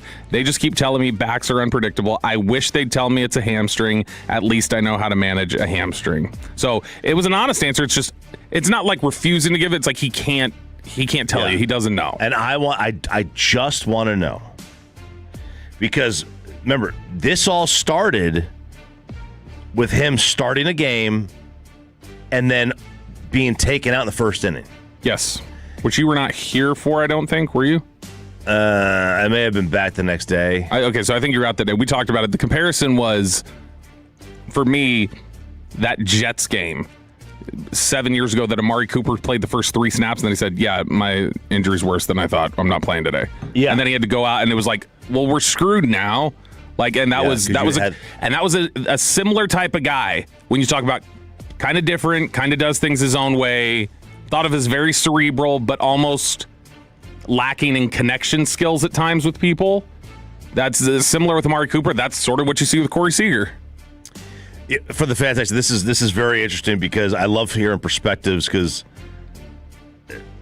the 2-4 Evan Grant covers the Rangers like he hates them. That's what the thing says. Yeah, people say that about McMahon too. When he would cover the Mavs, I think a lot of times when people feel like, and then I totally get what the fan texts are saying, and there are times where it feels a little like I definitely did wince at that. Why would you put the in his answer? Yeah. That feels like you're. I think if you went around to some baseball cities, people would think that Evan Grant's like a massive shill for the team. Like and I think it just depends on your perspective on where. Like if you're in Philadelphia or Boston or New York, like this guy is not hammering the team enough. I also think that when you're covering the team in an even manner, you will have people who equally accuse you of being a homer and a hater at different times. I think he's generally pretty fair. I think he's good. Now, he's had his moments. Yeah. Where he's not been great. I know Derek Holland has been on our airwaves talking about how he didn't like some of his interaction. And like I said, I think the is a little odd. I think that feels almost like you want people to see. I've never seen somebody transcribe an I never have an either. answer. And the whole back to the Seager thing. I mean, it all started from that one day where he couldn't get loose in batting practice, and it's like how do you not go through batting practice and then know not as a rookie?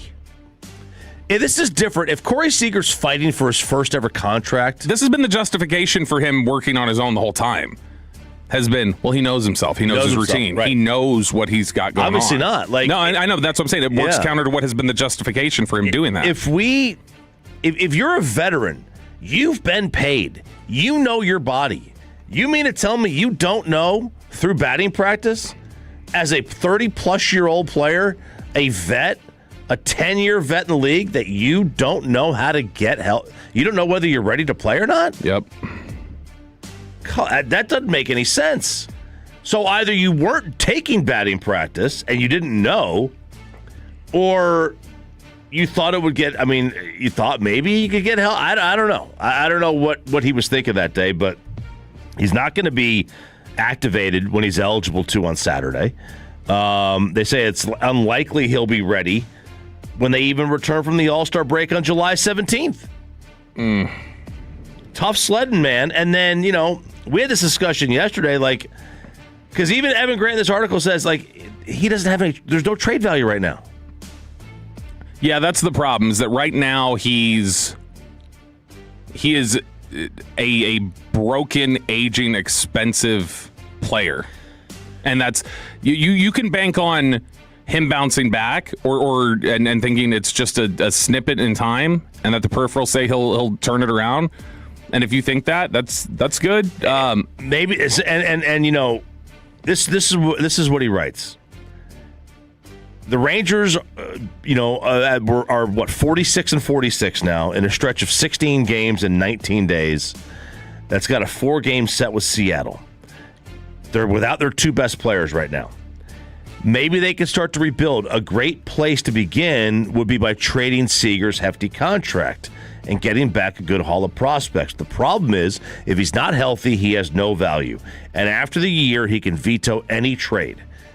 The Rangers are in a position where they have until, and it's not the July 31st deadline this year, it's like August 4th or whatever. Mm-hmm. So they got a month, a little less than a month, to decide, A, are we buying?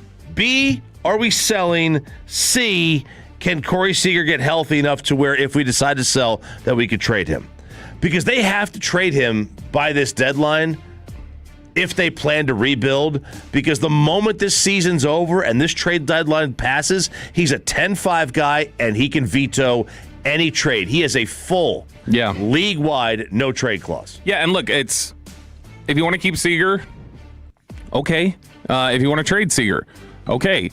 Yeah. But that's the thing. You've got to make up your mind. You got to make up your mind. You got to go all in on either one. Now, I was thinking of this. I need to do a study on this. I was texting with Sandler yesterday. I was trying to come up with other names.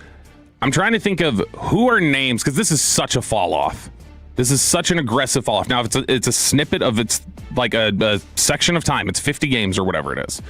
But I was trying to think of who are the guys in recent history that we could compare it to in terms of a fall off and see if they bounced back. And if they did bounce back, why they bounced back. And during their fall off, what were the telltale signs that could explain it? And because if you look at Corey Seager's Savant profile on the MLB.com, there's not a whole lot of clarity as to what's happening. Mm-hmm. Like you just see his whiff rate is like sky high, different things like that. So I was looking over various things. There's one area that you can see has radically shifted over the last few, like this year compared to previous years. So I'm looking at his percentages on tied up versus flailing against certain pitches. Looks some variance, but not like an aggressive amount. Early versus late, like is he behind on stuff? No, there's not a whole lot there that looks really different from the previous years. And then you get to the over-under percentage, which is literally his bat either squaring up the ball, being over top of the ball, or under the ball. Okay, and when you look at his percentages of swings where he's over the ball on breaking balls and off speed, in 2023, it was 23% of swings on breaking, 19% on off speed. 2024, 21% on breaking, 11% on off speed. 2025, 21% on breaking, 26% on off speed. And then this year, he has jumped up to where he is swinging over the baseball on breaking balls and off speed pitches more than a third of the time. And he had never been over like 20% in his career. So something about his swing path or something, like there's something different. Like if you look at all the analytics, some of the biggest differences that are showing up on the real big details, he's swinging over pitches. His whiff rate on breaking balls has hit an astronomical high.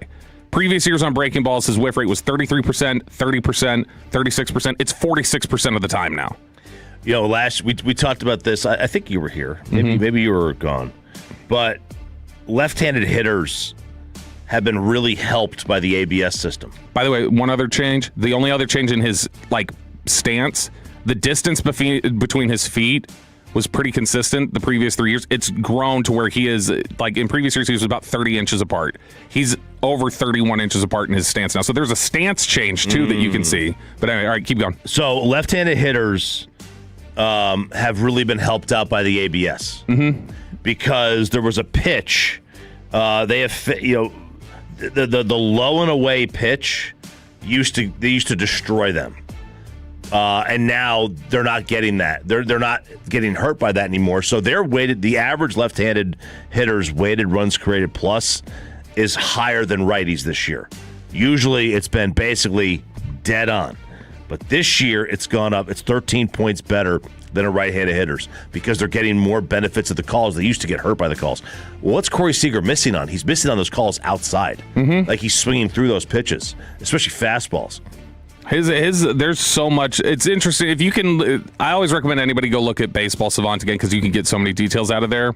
His fast swing rate, when we talk about bat speed, previous years it was about 20% in the previous 3 years. His fast swing rate now, swings that go 75 miles per hour fast, 13%. He's dropped. Wow. So there's bat speed issues. There's a lot of stuff here that's off with him. Real quick, I want to pay off the tease. I said dying breed, last of a dying breed. That's Justin Verlander announcing that he's going to retire at the end of the year. And what is he the last of a dying breed of? Pitchers that are going to go to the Hall of Fame. And guys who date a supermodel and then stay married to him. Oh, that's another one. And guys who go 120 pitches. But, he's going to get in. Clayton's going to get in.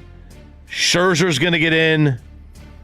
Kenley Jansen's probably going to get in. Other than that, I mean, who are the Hall of Fame pitchers right now? Mizorowski. Yeah. Is Chris Sale? I can't put Chris Sale in. He was hurt a lot. Probably not. Felix Hernandez can't get in. Zach Wheeler. Is Garrett Cole going to get in? Dylan Cease, once he finally throws a no-hitter after he's had 8 of them broken up. Those are your three. Sale, Wheeler, Garrett Cole. That might be your closest of the starting pitcher variety after Kershaw, Verlander, Scherzer wind up getting in. I don't know how many more Hall of Fame pitchers we're going to see, the way the game is I'm sure gone. We'll see some, but yeah, it's not going to be – our definitions will change some is what I guess. But yeah, he is the last of a dime, but he is objectively, just as a baseball fan, was my favorite pitcher to watch when he was on top. When he was at the top of his game. I know you can make the argument because I saw this article. 2 careers. They had this article up at ESPN a couple months ago where they were saying, who is the pitcher of the generation? Is it Kershaw, Verlander, or Scherzer? And I put Scherzer easily third of the three. I think you can make a case that it's tough. There's a lot of different definitions that go there. Scherzer had a moment there a few years where he was sick. You could not touch him. But Verlander was my favorite to watch. I loved how competitive he was. He was a bulldog. He wasn't like a Madison Bumgarner douche about it, though. But competitive, could throw it like nobody's business. He would crank those 100-mile-per-hour fastballs. He was just a lot of fun to watch at his peak. Yeah, people are saying DeGrom. Talent-wise, he should, but I don't know. He's hurt a lot. He's hurt a lot. I don't know if there's enough games to even be considered. All right, that's Diamond Cavs here on 105.3 The Fan. Sean and RJ. Sean Sharif is out, but we will be at Just Love Coffee tomorrow. Me and RJ Choppy will. Grand Prairie, 1020 Mayfield Road, Suite 600 coming out. Come see us. Coming up next, we have a Nancy Guthrie update, some bikini news out of Miami, and RJ Choppy thinks it's time to bring LeBron James to Dallas. No, not that one. That's next on The Fan.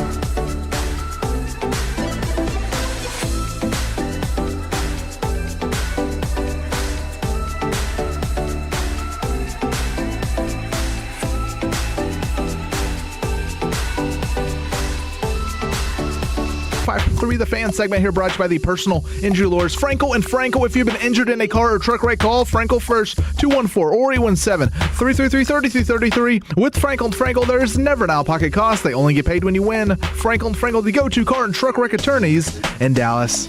Back here on Sean and RJ on 105.3 The Fan.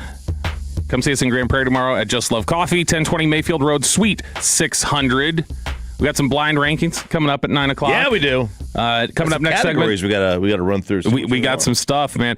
Coming up next segment, below the belt, we've got some Von Miller chatter. But over at The Athletic, John Machado has written about the Cowboys who need to elevate this season, who they really need to step their game up. So we'll talk about that coming up in Below the Belt at 8:40. Cowboys training camp coming up sooner than you think, too. That's just, we're inside of a couple weeks now.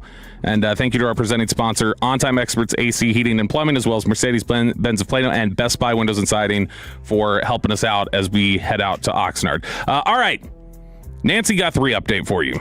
We've had precious few of these for a long time. This has been now. To be 5 months we're going on now? Yeah, because wasn't it January? It's like 7 months. January 21st, maybe? Yeah, it was January because I just remember what I thought was hilarious at the time. I know other people probably thought it was inappropriate.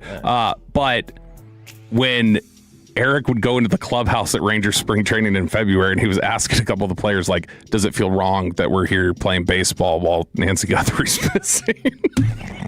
And the players, all of them, just could not, they shut it down. They did not want to talk about it. He's like, it just happened here in Arizona. Does this feel wrong for us to be playing baseball while that's going on?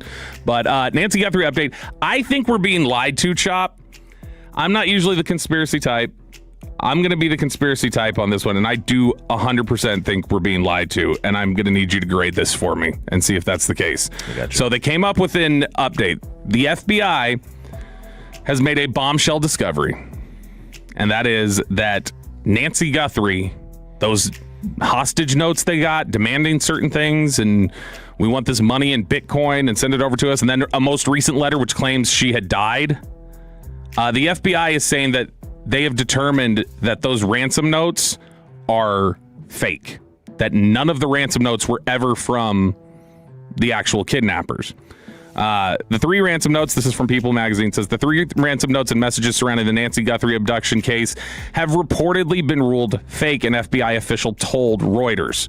So Nancy Guthrie, the 84-year-old mom of Savannah Guthrie, went missing February 1st in Tucson, Arizona. Federal investigators have ruled the messages related to Nancy's disappearance to be fake communications. This includes the two ransom notes received in February, shortly after Nancy's disappearance, as well as the note received claiming to know the identities of Nancy's kidnappers. The FBI official told Reuters, quote, none of the ransom notes are believed to be genuine. The official in question did not publicly identify themselves amid the ongoing investigation. In a statement last week, FBI Phoenix said the agency and its partners have received several ransom notes over the course of the investigation, including some that they haven't yet ruled out. Some have been deemed to be extortion attempts without legitimacy. The statement reads, other ransom demands may potentially be legitimate and are still being investigated as such. This case continues to be investigated as a kidnapping for ransom case. So you've got the FBI trying to say, nope, they're fake now. And I think, why now? Yeah. Why do I hear this now, right after a letter arrives that says she died? Because I don't think the FBI wants to lend credence to that idea that anything claimed in these ransom notes has weight to it, because then they're going to look like, oh, so there's somebody that's just died and had been missing from us for 6 months, a very high-profile case. Right. So to me, I think they'd rather, let's just say that those ransom notes are not totally legitimate, and then we'll be able to, then we can blow off the fact that they said she died, because then we don't have to address the fact that we still can't find her. So right. That's where my conspiracy theories go. The reality is that I've seen people think that, she's in Mexico somewhere, that they kidnapped her to Mexico, but if they kidnapped her, we would have heard more about it. Yeah, and I think the reality's gone this long, and she had all that medication she was supposed to be taking. The reality's probably not looking good for her prospects of being found alive, but it just seems like odd timing. You wait till then to just say, oh yeah, well, we never thought those ransom notes were real anyway. And there was a shooting that the Pima County Sheriff's was investigating a shooting, non-life threatening injury, but That's all part of a community alert that was taken that has something to do with this case. It's just, this is a crazy story. Yeah, it's nuts. And I mean, there's just been not really any developments or any new leads. Just wild stuff there, as the FBI is now apparently saying those are fake ransom notes. All right, what's going on in Miami? What's the problem with somebody just enjoying life and sharing it on social media? All right, so a TV executive in Miami ripped into his staff for acting like social media influencers instead of journalists. So what happened is the vice president of WPLG, his name is Bill Pohovey, Pohovey. He told staff in a memo, sounds like a Biggie rhyme, BIGPOPPA, that he is fed up with foolish nonsense looking at their social media accounts. He says, quote, I have emailed about this numerous times in the past. We seem to be going in the wrong direction. What happened is anchor and reporter Janice Fernandez, Jenise, shared a series of vacation posts from Fiji showing her wearing a red bikini over what appeared to be a resort boat. All right. He denies all this. Fernandez joined the station in 2014, a 6-time Emmy Award-winning journalist. Got you down. She was also Miss Miami and 4th runner-up in Miss Florida. And he said too many of our social media accounts are being used for foolish nonsense. Basically what he's saying is he doesn't want any social media accounts. You looking at her? Yeah. I agreed with him until I pulled up the story. Yeah. He doesn't want any social media accounts to be used. Good-looking girl. For anything other than news, apparently. He doesn't want you posting bikini photos. Yeah, it's your Instagram. You can shut up. Yeah. Like, honestly, like, it is their own personal page. Absolutely. How they use it, whatever. I will say, this guy's a Chad. Being in the news industry. And a Chad from a Karen perspective. Yes.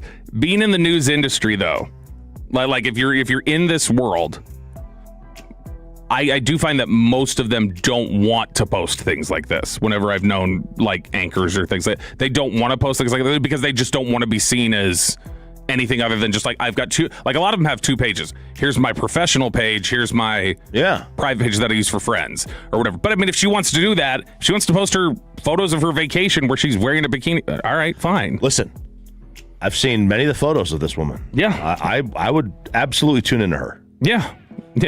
I'd watch her on TV too. Wow. Yeah. Like this is a very attractive lady.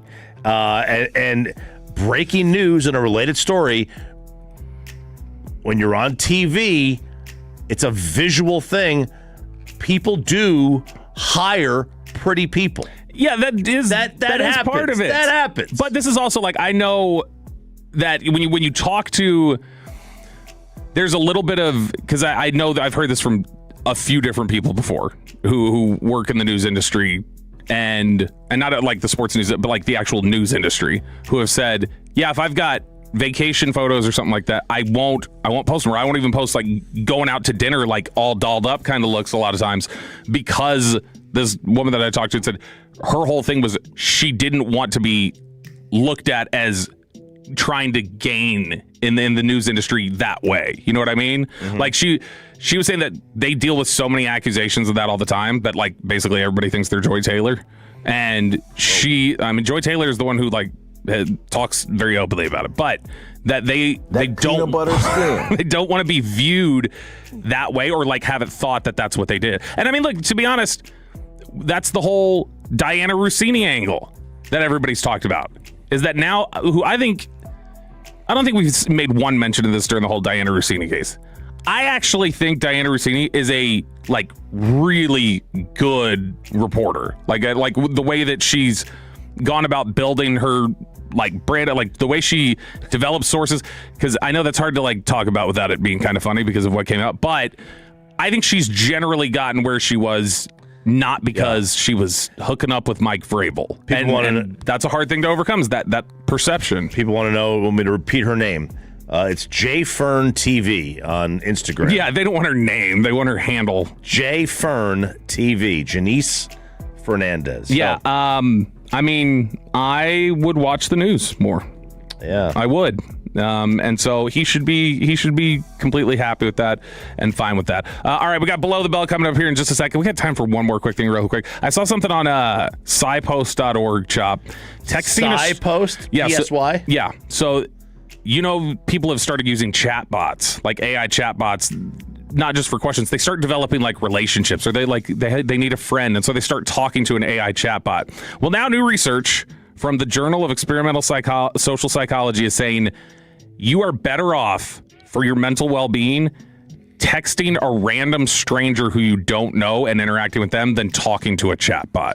In terms of if you're talking about trying to work through your feelings or different things like that, they say artificial intelligence companions are getting remarkably good at mimicking human conversation and offering support.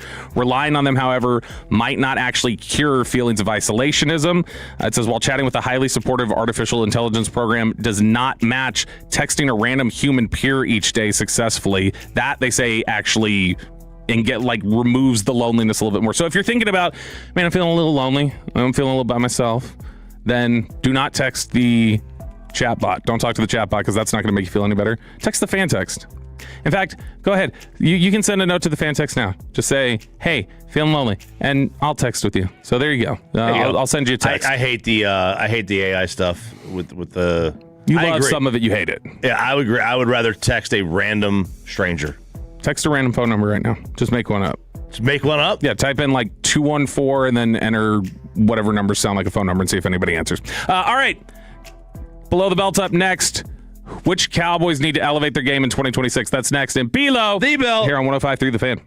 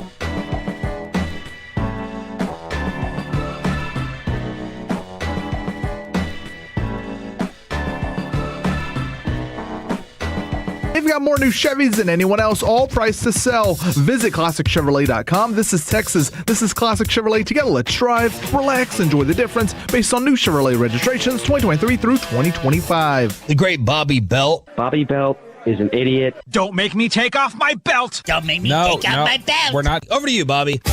Who else needs to step up for the Cowboys in 2026 other than every single player on defense? Let's talk about it in Below the Belt, brought to you by D&M Leasing. Check them out at dmautololeasing.com. They all need to step up. Who needs to step up? Everybody, yeah. Everybody needs to step up. You're in 30 years. You're sitting here mixing it up on the fan text, too. I mean, listen, I don't make the rules, okay? So this is twice you've been triggered by you feel like people are misunderstanding you, because you got this last night with the soccer tweet too. I cannot control what people misunderstand on Twitter, because people on Twitter, it's not a real place for starters. I just said that, because the whole thing came out about the women's soccer team getting basically half of the men's purse they get for the World Cup. And I'm like, well, the women are the better team, but they have their own deal. They shouldn't get any of the men's money. But it didn't say "but" in there, so that's where people I don't need got to say confused. "but." But I think people got confused because they thought you were still talking about the women when you ended it. Finish the entire tweet before you make a comment on it. Morons. Okay? He's getting worked up, guys. 40 million people watch. The men at the largest TV audience that's non-football in 50 years. They shouldn't have to share that with anybody. And the women, when they go and they win the World Cup here in a couple years, which they will, and they get all the they get the extra TV money, they shouldn't have to share a dime of that with the men. The men whose sorry asses can't get out of the round of 16. So that's all I'm saying. You shouldn't be sharing the money. This one, listen, all I said was that the male Karen has been referred to now as a Chad. I don't care for the term. I have not heard that, just for what it's worth. I have. I've heard Chad is a douche, typically. I agree. Aiden, which one is Chad? Is Chad douche or male Karen? Unfortunately, it's both. Yeah. I agree. Too. It should be a what? Brad too. Chad, Brad. Chad and Brad. They should be they're bros. A Chad is a bro. I don't care for the term used for a male Karen. But I've heard it used for a male Karen, and that's where, I don't make the rules. I'm just going with it. I would prefer a male Karen be called a Terry. 469. Bobby is a liar. No, I'm not. I told you, because I said, if you wanted me to text you, just shoot me a text on the fan text, and then I text you back. I texted you back, 469. I did it from my cell phone. That's what I'm saying. I'll text you back from myself. So you just say you haven't opened that text. I didn't text you back on the fan text is what it is. But yeah, no, there are people who didn't realize. I was saying I will text you. Bobby's going to give his phone number out. You're giving your phone number out to these people? We thought about that as a bit the other day. Well, I mean, I'm giving it out in terms of just whenever somebody texts in the fan text, I'm replying on there. But we were talking about how when Kavanaugh did this years ago, like, that would just be a fun bit one day, I think, to just say what your phone number is. Or maybe that's what we should do. You come up to Just Love Coffee tomorrow, we'll give you Sean's number. He would kill us. He would kill us if we did that. All right. Over at The Athletic, John Machota has the top Cowboys who need to elevate their game this season. And I'm sure there's going to be pass rushers in here because the pass rush has not gone great. If you missed the news yesterday, Von Miller was trolling the whole world, was sharing images of him in a edited Cowboys uniform and posting all these emojis of like shh and all that stuff. But Von Miller does not sound like he's going to be a Cowboy. That doesn't sound like there's anything stirring on that front. Maybe perhaps at some point, but it sounds like more he's just trying to get some buzz and having a little bit of fun. The top Cowboys who need to elevate their game most this season. Who stands out to you before I start going off of John's list? Who stands out to you of like, yeah, that guy's got to be better this year? Obviously the defense, but who's like, it's critical for them to get that guy to play better? Okay, let's see. Dak in a big game. Okay, all right. You're trolling now. Dak in a road game. Okay, give me an answer. Dak against a non-NFC East team. Okay. I'm just trying to. So give me a real name. I'm just trying to draw you outside. No, I'm not. I'm steady. Who needs to step up in a big way? See, that's the thing. I don't know that this team is step up. They have guys that just need to step up. I think they're just not that good. Yeah. And they haven't been that good. They've been overhyped and overrated because they're the Dallas Cowboys and they're the most famous team. And Okay, let's go down. Let's go down. Jerry tells everybody how good they are. Let's go down this list. You tell me if this is somebody who is incapable of stepping up, or that should step up. That's basically playing below what they're capable of. Number 1 is Tyler Guyton. You would disagree that he's somebody who can't step up? I would say that he is just he has not reached his potential. He can step up, yes. And he's shown flashes of being really good, and it's never consistent. Number 2 on this list from John Machota, the Cowboys that need to step up. And you can text in your names if you got them, 877-881-1053, 877-881-1053. DeMarvion Overshown. He doesn't have to step up. He just has to take a step without getting hurt. Yeah, that's the problem. Now, when he came back last year, he was not as good as he has been. I'm not saying he has to be. I'm not holding him to some ridiculous standard. There was rust, I'm sure, all those things. But he does have to show this year that the rust is gone and that he's ready to go. And they need him at a critical level to be good this year because the linebacker group is got so many uncertainties and variables about it. Number 3, and here you go. This is where you're going to try and do your hard count again. Your Aaron Rodgers hard count. Number 3, Deron Bland. John writes that Bland is one of the Cowboys' highest paid players this season. The number is the 7th highest among NFL corners. Dallas needs him to be a quality starter, but foot issues have become a significant concern. He obviously had issues healing and bouncing back completely from the last foot surgery. But Deron Bland, you think he's incapable of that? Because you're done at this point, right? I'm kind of over him. Anything I get from him is a plus. All right, next one on the list, Jaden Blue.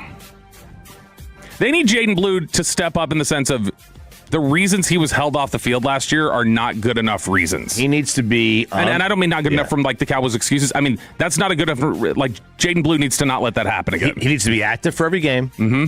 He needs to be getting the second most carries on the team, or touches, let's say that, right, from a running back perspective. And produce. Like, that's it. It's the reality of it. Because, I went back and looked... Are we at all surprised at how many 100-yard games Javonte had? Yeah, it was like 2, wasn't it? 2, right? But he was like consistently, I think, like 80 to 90. Yeah, but the second half of the season, he definitely trailed off. Number 5. This one I don't know. I might disagree with this one. I don't know that he's even going to be on the roster. Luke Schoonmaker. They've got Brevin Spanford. They've got Jake Ferguson. That's their tight end group to me. I mean, aren't you kind of just done with Luke Schoonmaker at this point? Yeah, I don't really know what to expect from him at all. Which is not anything. Yeah. Some of the answers we're getting on the fan text, by the way, of guys who need to step up. Cooper Beebe, Kevontae Turpin from the 903. Yes, that is 100%. Kevontae Turpin's got to be better. Tyler Guyton is a very common answer. 214, yep, Bland. 817, Steele and Ferguson. 940, after we cross the 50, the offense needs to step up. Les Aubrey, more touchdowns. Hell yeah. That's what I'm saying, 940. 214, Dak in all the situations, he said.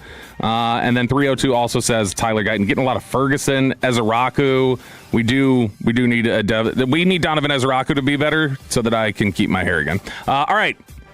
Number 6, Joe Milton.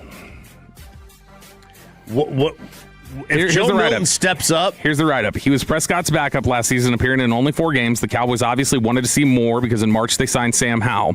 Milton showed enough upside during his rookie season in New England for Dallas to trade a 5th-round pick for him. His arm strength is special, but he needs to be more consistent. If Howell beats him out for the number 2 spot, Milton could still make the roster. However, he wouldn't be getting many reps during the week as the number 3 quarterback on the depth chart. And I think that's the thing. It's more...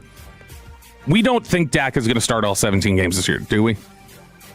Just numbers say he'll probably miss a game or 2 because of getting banged up. So in that sense, if you want to be competitive, yeah, he would need to step up. And after what you've given up in terms of resources for him, you need him to be better. Number 7 on this list, top 10 Cowboys who need to step up, per John Machota over at The Athletic. Donovan Ezeraku, who we just heard on the fan text. Ezeraku's got to be better. The only thing here is he's also coming off of a hip surgery for that labrum. And I don't know how much better things are going to get just on that front from a guy who had struggled last year to kind of finish, and then in addition to that is now coming off of a surgery. Number 8, Savone Revel. Yeah. Revel was, and I've mentioned this a couple times during the offseason, Revel scared me last year. Like watching how he struggled with that knee brace and struggled to feel comfortable with it. Number 9, Marist Liufau, who is in kind of a weird spot right now. There are people who want him to play linebacker. There are people who want him to be kind of a designated pass rusher, play some edge. he's going to be a varied piece for them, I think. He's still a good special teamer, but man, I don't know how much you can count on him to give you on the defensive side of the ball consistently, but if they get him to step up, that would obviously be huge. I think anybody in the linebacker room needs to step up, to be honest. All right. And then the 10th player on John Machota's list of the 10 Cowboys who need to elevate their game in 2026 is Sam Williams. He writes, the Cowboys thought so much of Williams that they used a second-round pick on him in 2022. He had 8.5 sacks his first 2 seasons, but only 1 since. He obviously also had the torn ACL in there. Dallas brought him back on a 1-year, $2.5 million deal in March. He says the move to a 3-4 scheme is an ideal fit for him because it's similar to what he did in college. If Parker can get some solid depth production from Williams, the Cowboys might be better at edge rusher than expected. That was a bigger surprise to me, was the fact that they brought back Sam Williams. Even on a cheap deal, I just didn't anticipate that. I thought they were ready for a reset. I figured Sam Williams would be ready for a reset, but he's back. My favorite stat still, to this day, Chop. Sam Williams has as many 15-yard penalties as he does sacks in his career. Oh, that's not good. No. My favorite stat going right now. Those are personal not because I like it. Those are personal but because foul it's like penalties at that point. Wild to think somebody did that in 4 years. Because you should not be getting that many personal foul calls against you. By the way, Cowboys training camp kicking off here in a few weeks. We will be out there. Best coverage in the Metroplex. Best coverage in really the country for anybody covering their football team. We're going to give you a lot of great insight, a lot of great interviews. Thank you to our presenting sponsor, On Time Experts, AC, Heating, and Plumbing, as well as Mercedes-Benz of Plano and Best Buy Windows and Siding. And as I wrap up this segment, I have to say a special happy birthday. So we've talked before. We talked earlier about just things that you're like, holy cow, how was that this long ago? Like, it just seems like just yesterday. And so my baby, Addison, she's 13 today. So I've got a teenager in the house again with Jacob out of here. But Addison is 13 years old today. And that is still crazy to think about and reflect on. Like, I cannot believe it was 13 years ago I'm standing in that hospital holding her, and now here she is. She's a full-blown teenager. Mom sent me videos of her getting her presents this morning and stuff. She was very excited. So happy birthday, Addison. I love you to death. You are you're still baby girl number 1. And then I know baby girl number 2 is in there complaining right now that I'm saying that, but I love you too, Laura. But happy birthday to Addison. Flies. It does. It's going by so quick, and it's starting to depress me. Finally a parent now. It's depressing me now. Once you get a teenager. Well, Jacob was the teenager. That's true. All right. 3 hours down, 1 more to go here on Sean and RJ on 105.3 The Fan. We'll have the Red Zone next hour, talking about the Cowboys as a potential breakout defense in an article in The Athletic. But coming up next, RJ Choppy's got some blind rankings for us. You can play along with us. That's next on 105.3 The Fan.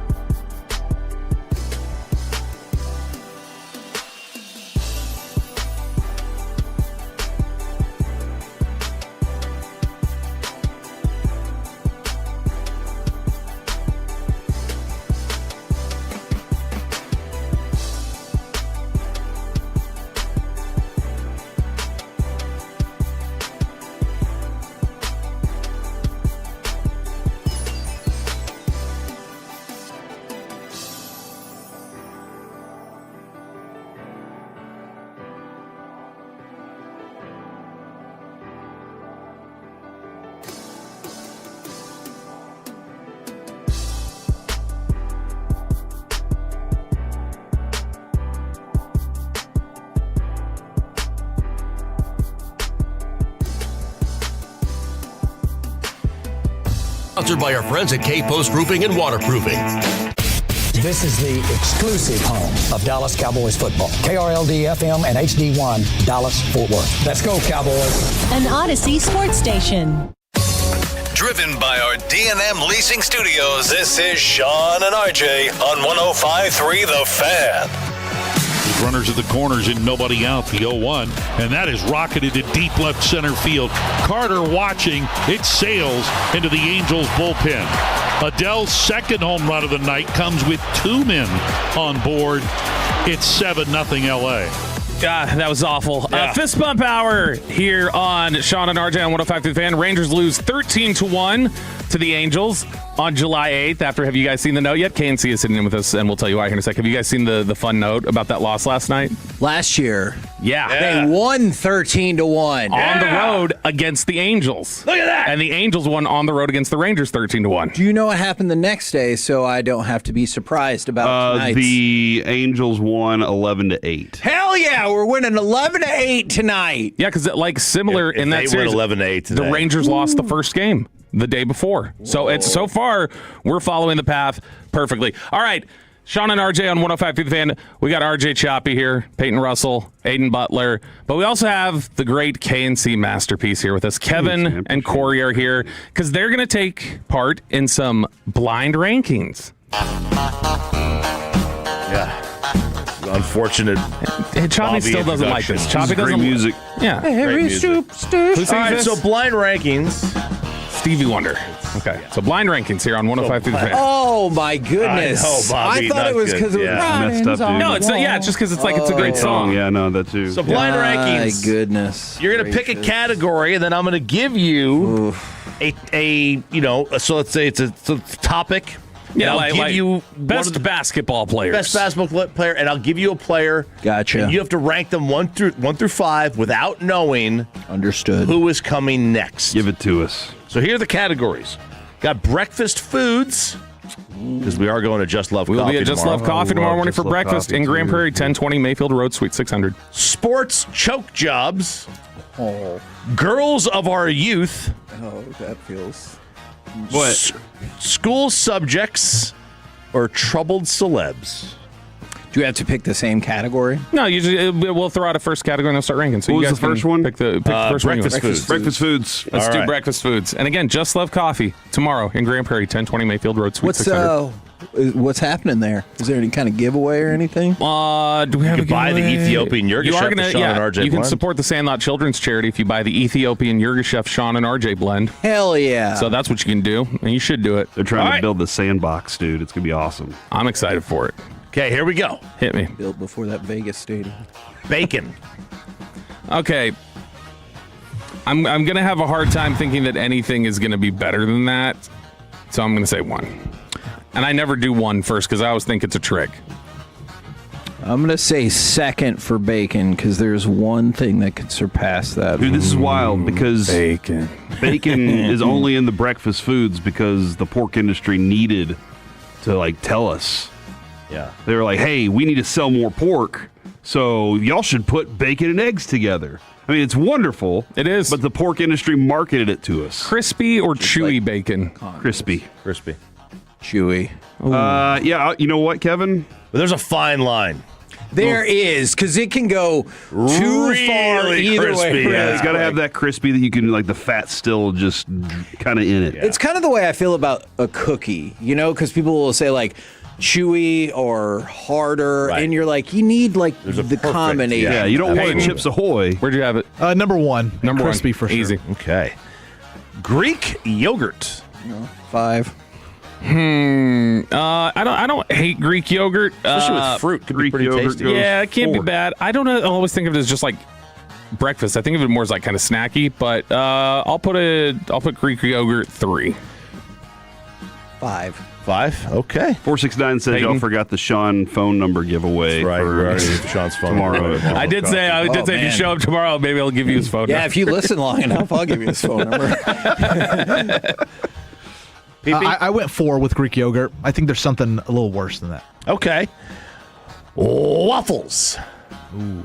Oh, man. Waffles are 3. Yeah. Yeah, I'm also going to go 3. How much did you love Waffle Crisp, the cereal? I didn't. You didn't? No, I don't think I remember I'm a that. Cinnamon Man, Toast I Crunch loved guy it. all the way. Cinnamon so. Toast Crunch is good, Yeah. but I thought Waffle Crisp, Cinnamon Toast Crunch. Were they Reese's like Peak miniature Puffs. looking waffles? Yeah, they were like little, and they were like super like maple flavored, like heavy. Oh. They were really, really good. I went 3 with mine. 3? I'm going 2.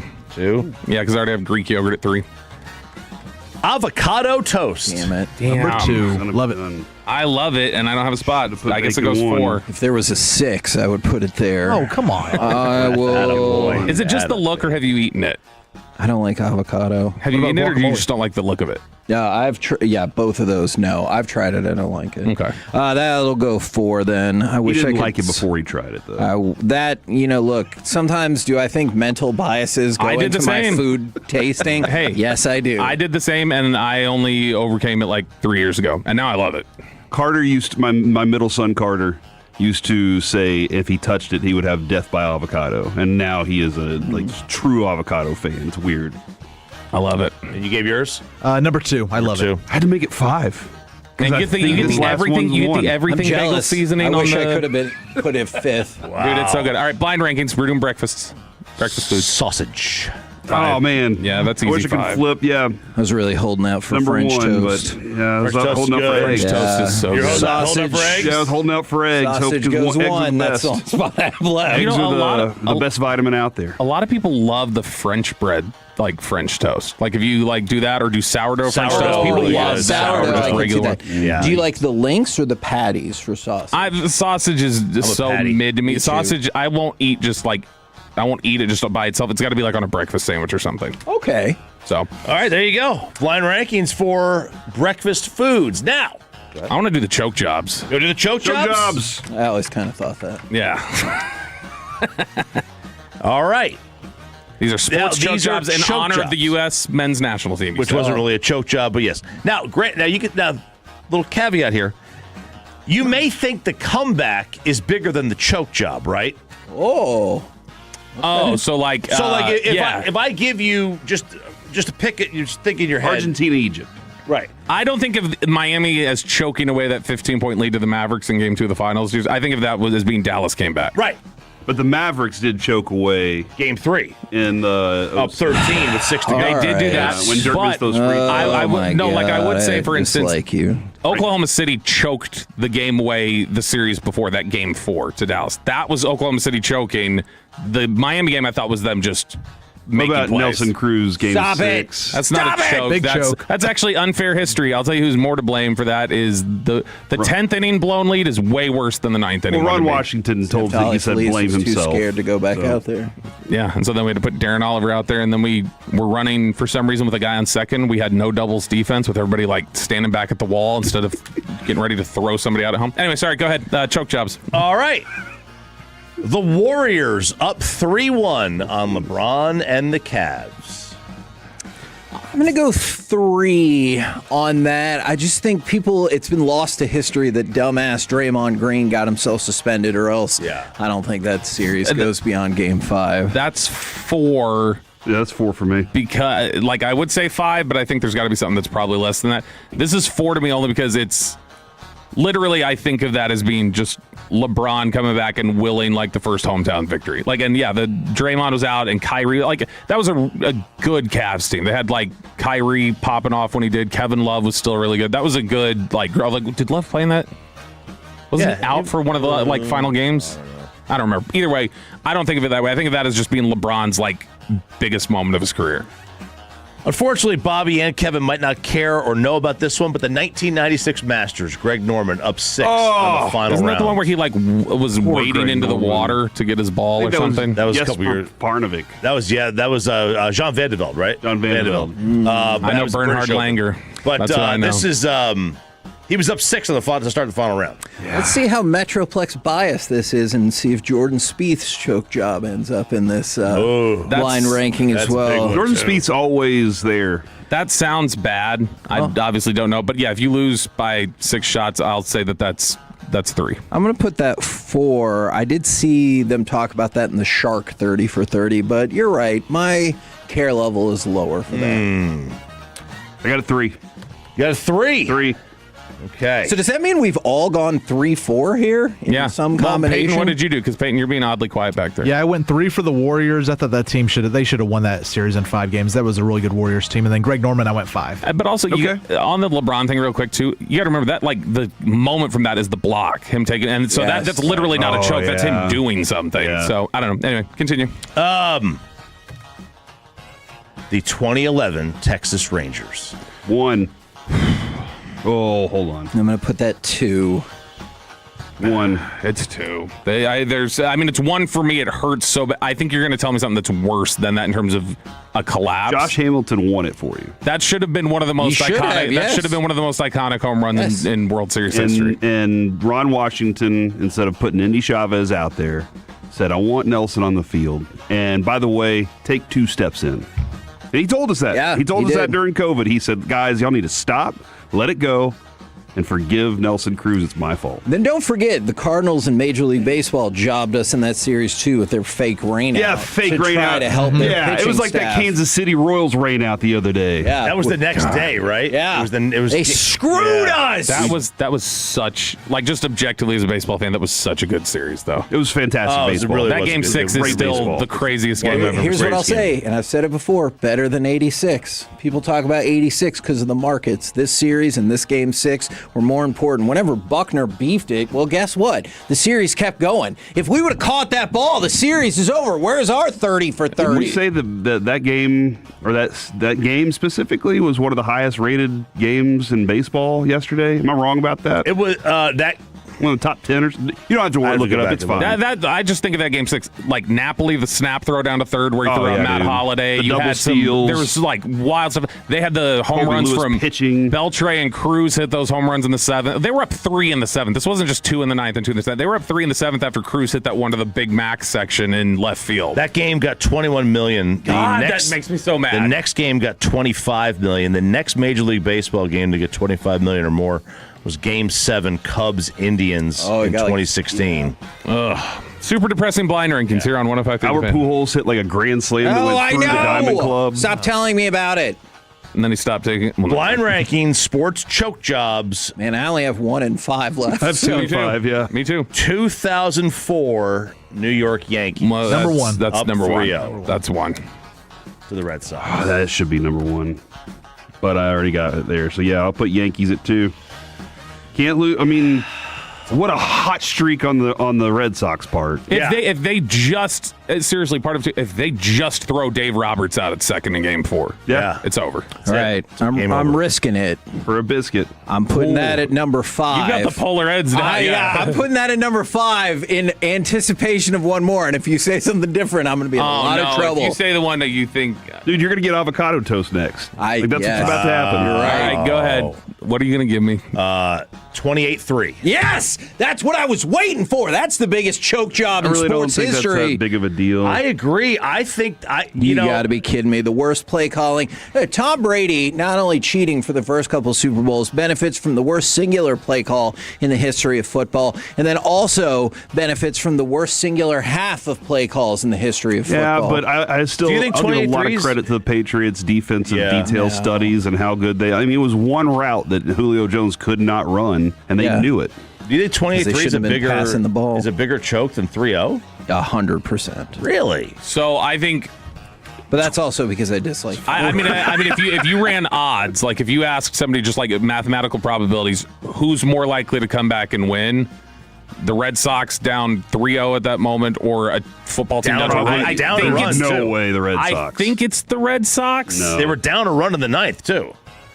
Yeah, I don't know. I mean, 28-3 is so massive. Like, those are the top two to me. Greg, if I could redo this, Greg Norman would be last, and then it would be the Warriors 4, and then Rangers. Agreed. And then I don't argue. They're close. They're if close. you have Yankees or 28-3. If I could move the Yankees to 2 and bump everything else down, that would be great. But that's brutality of the blind ranking. I know. I thought you were about to say 06 Mavs is what I thought you were going to throw me. That's what I thought we were going to get. Yeah, see, I don't put that on the choke scale. Yeah, you put that on the rigged scale, rigged scale. they just allowed David Stern wouldn't let him win. Dwayne Wade. They allowed him to shoot as many free throws as the entire Mavericks team, which was one of the most aggressive teams going to the rim that year. Very aggressive. That makes total sense. All right, blind rankings. Thanks, KNC. You guys gonna be back for crosstalk? That's right. Nope. Oh, I'm so excited. Oh, you're not. Okay, we'll have. Oh, do I need to? Do I have to? We'll have Zach Martin sit in for you. Nobody will know. Nobody will be none the wiser. All right, Red Zone coming up next year on 105.3 The Fan. After we get you over to Platinum Chrysler Dodge Ram Jeep, it is, of course, Stephen Gill.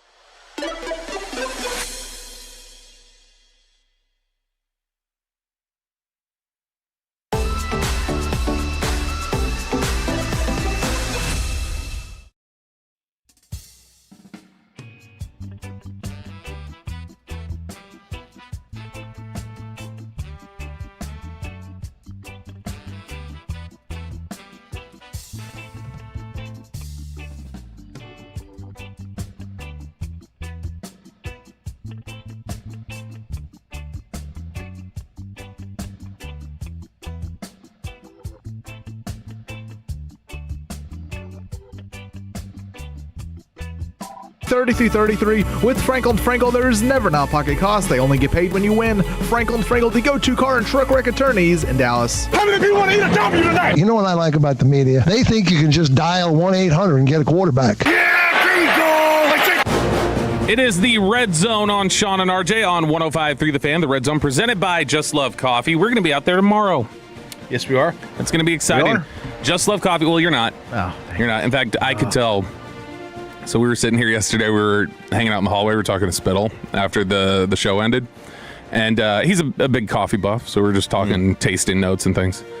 But we were mentioning, like, about how we're going to be out there. Sean's not around. It'll be just me and Choppy. And with Peyton standing right there, Gavin was like, well, if we had enough time, you know, we could have probably sent Peyton and then we just would have had backup. But, like, you know, it's just too late in the game to do that now. And I'm like, boy, like, Peyton's probably just sitting there and be like, why even say that? Why even say I could have gotten out? So, yeah, but then, you know, confidence. I don't want him going out anymore. He goes to Rockwall. The show became all about him. Yeah. He got, like, a whole city proclamation. Like, he just takes over. There's too much attention. Did you catch the compliment, though, that was thrown your way immediately after? That if when I'm taken off the board, the show kind of goes downhill. I know. Now you know what that is. I don't know that I would have said that part. Why? Because I don't know. I'll tell Sean on Monday. I'll tell Sean on Monday. Right. All the backups know they're not that good. So if you've got the if you do come out, you can get the Sean and RJ blend, and it's the Ethiopian Yirgacheffe. And it'll go towards the Sandlot Children's Charity proceeds and you can come out and see us. Just Love Coffee, 1020 Mayfield Road, Suite 600 in Grand Prairie. Somebody just asked me on the fan text. They said, is there going to be a Bobby blend at some point? And I said, yes, it's full of bitter notes and has so much caffeine it makes you feel like you're on Adderall. That's fair. I think that's what my blend would be like. That is your blend. All right, we've got the Red Zone here on 105.3 The Fan. And we got a Cowboys story for you. As the Cowboys prepare for training camp, and we all prepare for training camp here in the coming weeks, thank you to our presenting sponsor, On Time Experts AC Heating and Plumbing, as well as Mercedes-Benz of Plano and Best Buy Windows and Siding. Ted went over at The Athletic, our buddy from the Super Bowl, has an article up about the top 5 defenses poised to break out in 2026. And he writes something that you say, Chop. NFL defenses have been pretty volatile year after year. There's not a lot of consistency year over year. There's just a lot of volatility that's involved with defenses, as it's been difficult for teams to maintain an elite unit. However, some of the league's top defenses have been mainstays in the top 10 as of late. It's difficult to climb out of the bottom tier of defenses and become a good one, Tedwin writes. Last season, the Seahawks went from good to elite, and the Jaguars went from bad to top 10. So which defenses made enough offseason changes to break out this season? Let's take a look. And so he writes about how the Colts have done enough, he thinks, that potentially can put them in a position.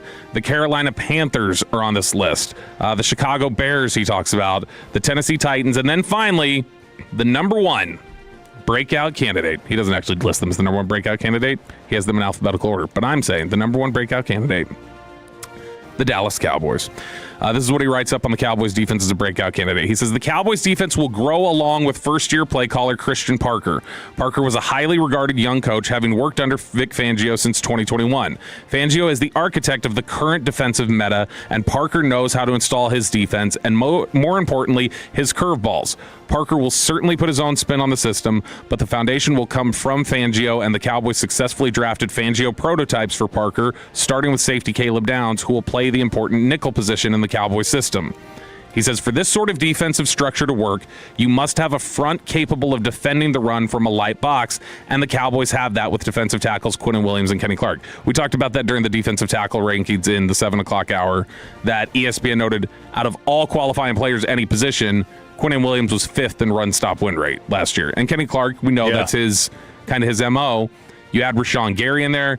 That's definitely, with a light box, a defensive line that can contend and keep you safe against the run. New edge linebacker Rashawn Gary has been inconsistent as a pass rusher, but he is a strong run defender. Rookie linebacker Jayshawn Barham, depending on how he develops, can give them a move piece linebacker who will allow Parker to stem the Cowboys front, similar to what Zach Bond does for the Eagles. And stemming the front is just like, line changes and different things like that you can do. Downs was also a dynamite run defender in college and will consistently be part of the run fit.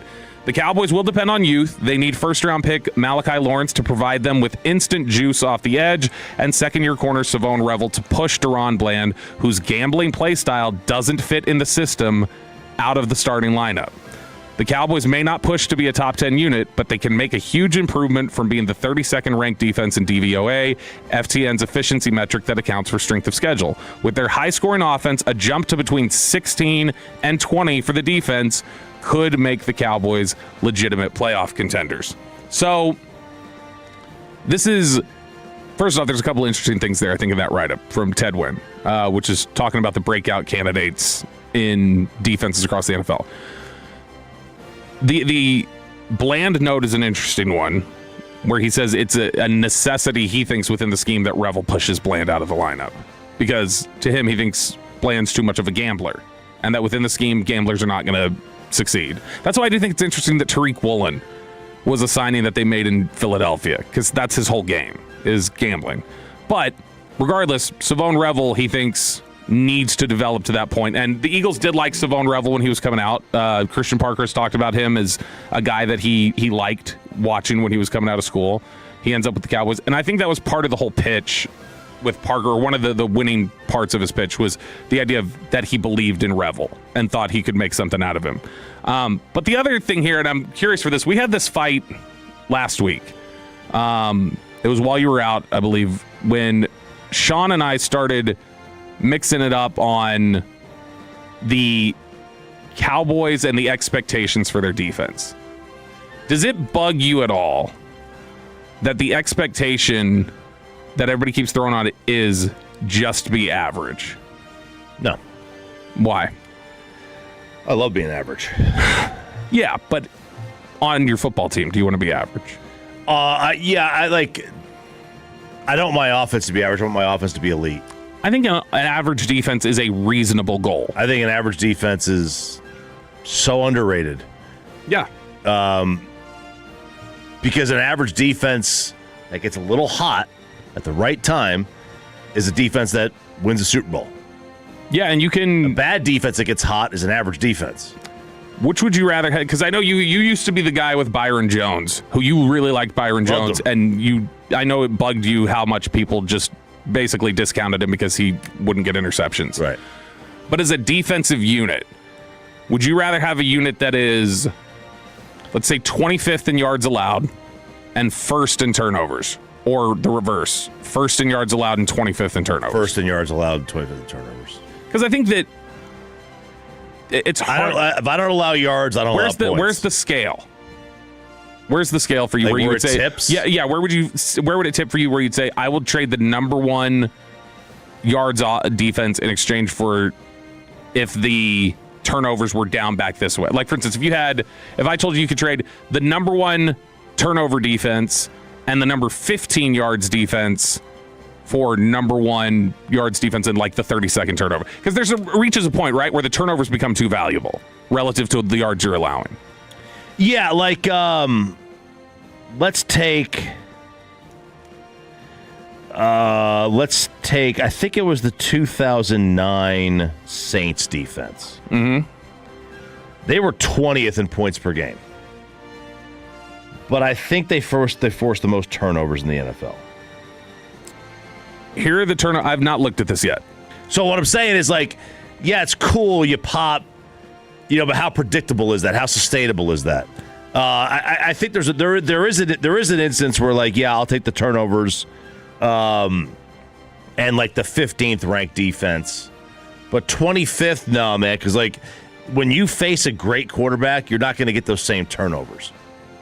Like, I want a defense that finds a way to get hot in the postseason. A differential would be more important to you anyway than the actual takeaway number, right? Right. So, like, whoever leads in differential. For instance, if you look at and usually those are the leaders, but if you look at the turnover differential leaders just from last year, Chicago 1, Houston 2, Jacksonville 3, Pittsburgh 4, Los Angeles Rams 5, like, those are all playoff teams. And so now, obviously, like, that's going to, and those are all the 5 teams that were double digit in the turnover differential. And so if you can create that, look, they've talked about how they want to turn the ball over less this year as an offense, the Cowboys do. But I think the bigger part of that to me, because the differential is what matters. The bigger part to me is just they've got to take the ball away. They had a bad run leading into Dan Quinn where they never took the ball away as a defense. And when Dan Quinn got here, when they started taking the ball away, that first year he was here, they were not a really stingy defense in terms of yards allowed. But they became a top, like they became a unit that you could actually rely on to help you win games because of the consistency that they would take the ball away. I think that'd be great if you can get that. I think right now there's not a lot of ball hawks on this defense. I don't think that Caleb Downs is going to be a big turnover machine. That's not how his value is going to be felt. We'll see about some of the corners that they have here. Durant has shown some ball skills at corner. Maybe he does some stuff for you. We know Bland has done it before. It just depends if he can do it now. But It's not a unit that I think is going to have double-digit sack guys and have a ton of turnovers. I think they're going to try and execute the way that you want them to, which is to just be a stingy defense on the yards front. And how much of that are they capable of? Yeah, would be the question. That's... and a lot of that is who you're going up against. If you're facing an easy schedule, it's easier to have a better... Which is why the DVOA, which adjusts for strength of schedule, having them 32nd last year, you can't be that bad. No, you can't. I still... the most, you got to find your way to the top 18. The most ridiculous statistic from last year was they were allowing 3 points per drive. You were scoring every time you got the ball against the Cowboys last year, which is impossible. It's nuts. It's impossible to think of. Most teams are like a point and a half. Yeah. Point. No, or the worst defenses of all time have usually been about 2.7 per drive. And they were 2.97.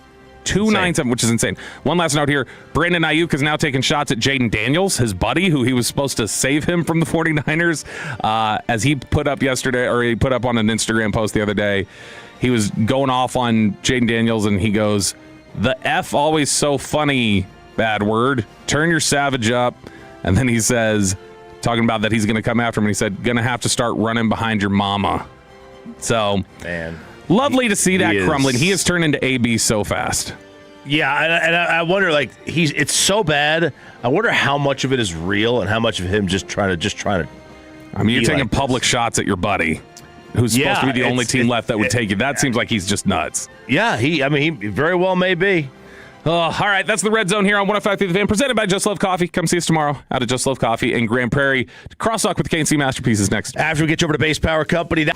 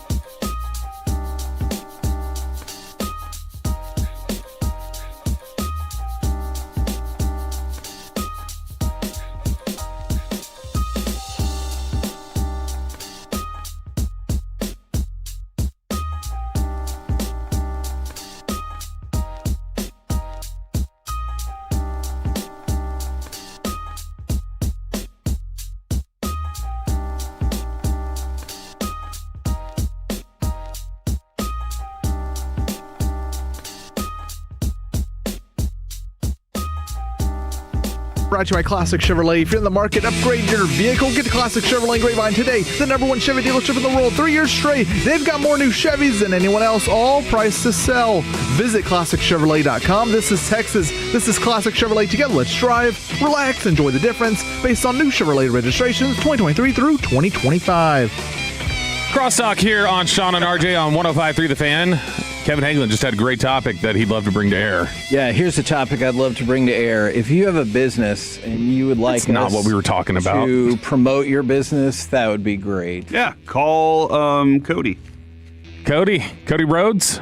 Yeah. Cody Cole. Oh, Cody Cole. There's another Cody. Yeah, call Cody Cole. That's what you I think he'd never get you anything. I'll start with him. Oh, he has gotten my you a few goodness. things. Really? Yeah, He's nuts. Corey Majors, what's coming up on the show today?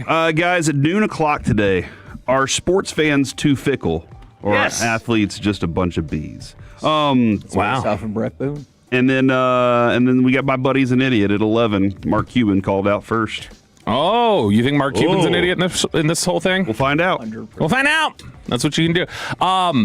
We were talking about this a little bit earlier, and it actually was not even today. It was yesterday. Did you guys talk about the Sean Payton stuff yesterday? I have it for C Block today. Okay, I'm not going to totally spoil it, but Sean Payton had apparently wanted to go to Broncos ownership and resign as head coach and instead be the assistant coach and offensive coordinator, and he wanted them to go hire Bill Belichick as a shell. What? So that Belichick could get enough wins as an NFL head coach to pass Don Shula, and then he would take the job. Be the all-time wins. This is what he told. This is what Sean Payton told Seth Wickersham. It's so against competition. It's so crazy. against what everybody's always said about Sean Payton being ultra competitive, I'm this guy, whatever else. Also, I don't know why the hell anybody would agree to it. The league, the Broncos, anybody. I don't know why Belichick would agree to it, but it's just a bizarre. Who said no? The whole line of he's. I don't think he ever actually just went with it. He wanted to. I don't think he ever actually approached. He's such a student of the game and a lover of the game of football, and that just doesn't make sense to me. In your face, Don Shula. That he would be like, you know what? Let's just go ahead and give you this prize because you're of our generation, and I think you deserve it, even though you didn't earn it. Which makes more sense though, to turn over your team as a joke to Bill Belichick and not actually have him be the coach because you are, which he's not even really the coach at North Carolina. Jordan Hudson is, but which makes more sense to do that. I don't know. Did they break up? I thought they broke up. I think that would have been. We would have talked about that. I think we all. I'm sorry. Coming up at 6:20. What happened in the breakup? What happened to Jordan? And I don't know if it's Jordan Hudson's best friend. Or was she not allowed around the campus or something? There was that. Yeah, I was going to say college kid.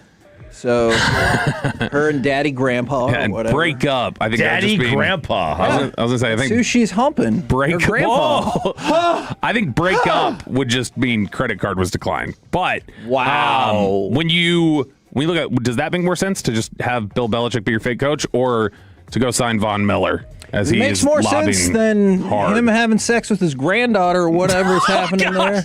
It could be your age. No, the Von Miller stuff. Gross. Did the Von Miller stuff come out while you guys were on the air yesterday? No, it was just after. Left, yeah. But didn't he also do that for at least one or two other teams? This is what he does. He did it. It's what he does. I've got a clip that I want to play real quick. Peyton, do you have it? The one I sent this morning. Okay. RJ Ochoa from Blogging the Boys had conveniently just talked to Von Miller on Monday. For a promotion he was doing with Canes. Should we get Wolchuk's thoughts on this? Yeah, I think we should. He's talking with him at Canes. So RJ Ochoa's interviewing him and kind of throws out there hey, would you ever be a Cowboy? Would you ever consider that? He's like, I got to ask the question. And you tell me if this sounds like, given Von Miller's answer, if it sounds like a guy who's really focused on football or if yesterday was definitely just a charade because he's doing promotions and things. And I would not be doing my job as a professional if I didn't say, hey, Vaughn, do you want to play for the Dallas Cowboys? Because you've always kind of been linked. That's always just been, maybe that's something you have fun with. Maybe it's just the media doing our job. But what is that to you? Is it a real thing? Is it just kind of a fun thing you talk about with friends and family? Man, you know what? It would be great to be a Dallas Cowboy. Raising Cane's is a sponsor of the Dallas Cowboys. It's great to have an owner and founder like Ty Graves to invest you know, and the future generation of football. Todd has become, you know, a great friend of mine. You know, we had a ton of fun, you know, working together. Working this year, we went to the Kentucky Derby, F1. You know, we went to the Croatia World Cup where they played England. The Cowboys, Vaughn. Ty had a suite at Cowboy Stadium. It was amazing. He always brings, you know, people together, and you know, it's always great to have great experiences like that with Todd. Okay, that's you can cut it off. He is fired up for the Cowboys. Let's go sign him, like, Corey. Yeah, dude, would I ever want to play with the Cowboys? Canes is awesome. Yeah. All right, Canes is really good, and I love partying with the founder of Canes, and he's awesome. Let's do it. He's ready Canes, to play. That's just a guy who he's clearly, I think, just trolling at this stage of his career. But it's working, isn't it? Yeah. No, I mean, it definitely seems to be. Something what? That's just so funny the way I know he asked like the immediately goes to question. like, let me tell you about Todd Gray, because we all have gotten those interviews before. You give they have the one question at the end. Tell us what you're here today. You know, tell us about Raising Cane's or whatever. And it's like, yeah, well, you know, and then they pick up their little bullet point sheet and they read it, and that's But I've never seen somebody just go like, I'm working this into all the questions. You are going to hear about cane sauce. You're going to hear about the toast. You're going to hear about how everybody subs out the coleslaw. That's what we're going to be about here, is just being Raising Cane's as hell, even when it's about the Dallas Cowboys, which it is a natural connection there with everything that's going on with their sponsorships. Their owner has put into developing the game of football. So yeah, I mean, clearly, like that has been his top priority. Maybe develop some more items for your store. What do you guys? Dude, that's what I want to do at the Super Bowl now, though. Doesn't everybody recommend the stripped down menus in general at restaurants? And I think they say like if you overload your menu, it's a problem. Sure, but I mean, like, but you think it's just too narrow? You could put like 3 things on there, right? Yeah. Well, what they got. Coleslaw, or are you talking about main dishes? Well, if dishes with tenders and a sandwich. Yeah, with menus. And sorry, this is going to nerd out just a little bit. If you have too much on it, it's actually too much overhead for you as a restaurant, because you got stuff that's going to go to waste that you never use. So you, as a bar expert, because you are, despite what Brian Broaddus tried to say to you a couple weeks back. Yeah, we had to shut him down. Oh yeah, he did shut him down. Corey dunked all over Broaddus a couple weeks ago. No, but it's interesting. I saw this story that was being done by Forbes or somebody a couple weeks ago, and they were talking about Cheesecake Factory, which is notoriously the biggest menu. It's like a yearbook. It's a book. And they were talking about, it's like this whole like 20-minute video about they make no sense because Cheesecake Factory, a little bit expensive. I mean, it's large portions, so relatively speaking, it's not that bad. But it's the biggest menu, and it's the thing they tell you never to do. And Cheesecake Factory is growing and is like hitting all their financial targets, and Cheesecake Factory is way above other comparable restaurants right now in terms of their like revenue that they're getting. And they can't figure out, like they were trying to figure out what would the explanation be for, they always tell you can't make money doing this. And Cheesecake Factory's had no problem. No, their thing is great locations. Every Cheesecake Factory location I've ever seen has been in the right spot. And on top of that, people do go there. And so that place is packed all of the time. Well, and the amount of things that you use, ingredients that you use, that can go in different dishes and spread out across the different dishes. That's the thing. If you can do a restaurant like that where you're like, hey, we invite every single taste bud that you might have out there, and we're gonna have something for you, but we use this in 19 different dishes. So we're able to serve all those people. But like a Tex-Mex restaurant, if they try to do certain things that are outside of it and they have a specialty, they better hit that day.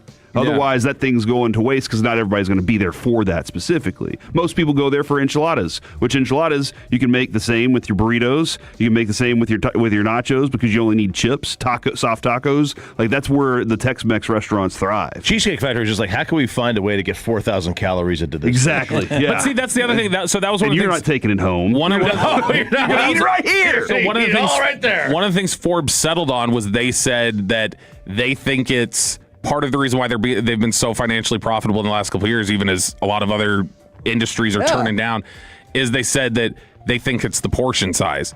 People are wanting bang for their buck, so they go out, and if it's like, I'm going to spend opposite of shrinkflation. I've got more, and I can take this home. Like this can be another meal later. And so they said they think that it's just the giant portion sizes.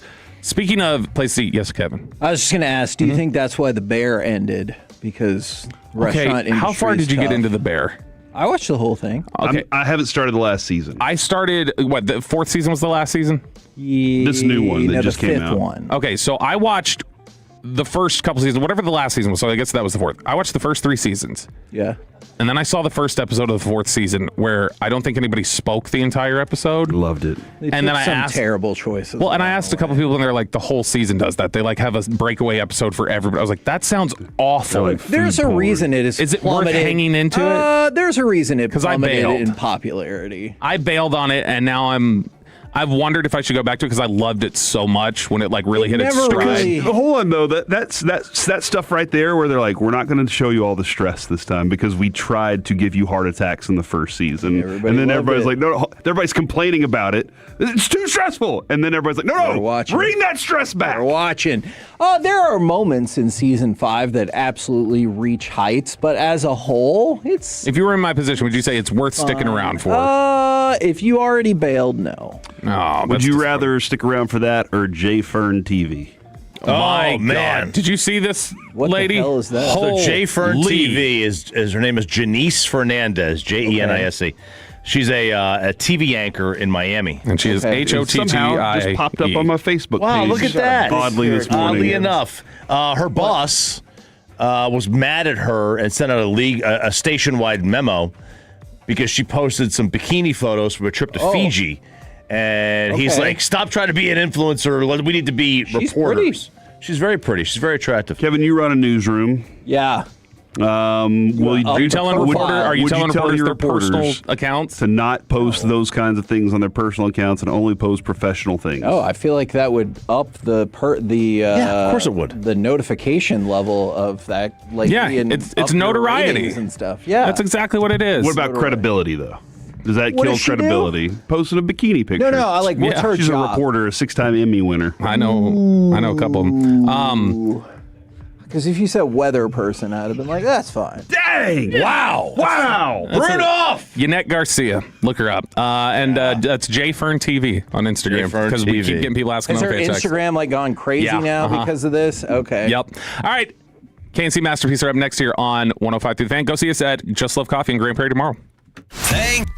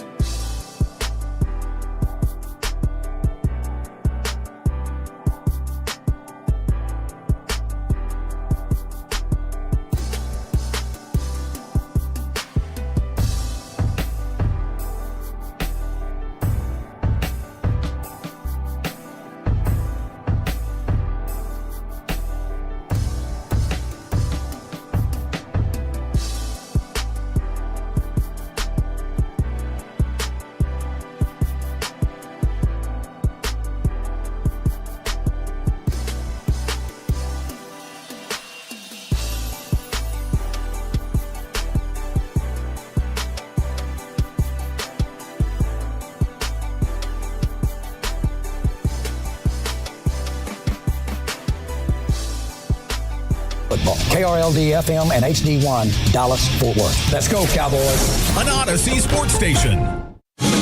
Driven by our D&M Leasing Studios, it's the KNC Masterpiece on 105.3 The Fan. KNC Masterpiece right here on 105.3 The Fan. Can we stay on air the entire show today? I dare you, Alec. I believe that we can. You got me, Kevin Hageland. You got, Corey Majors. Alec just put his earbuds in. That's good. He wasn't listening. I can still hear y'all. I got speakers in here. I don't know about that. Okay. And the famous and teaching Alec Medford.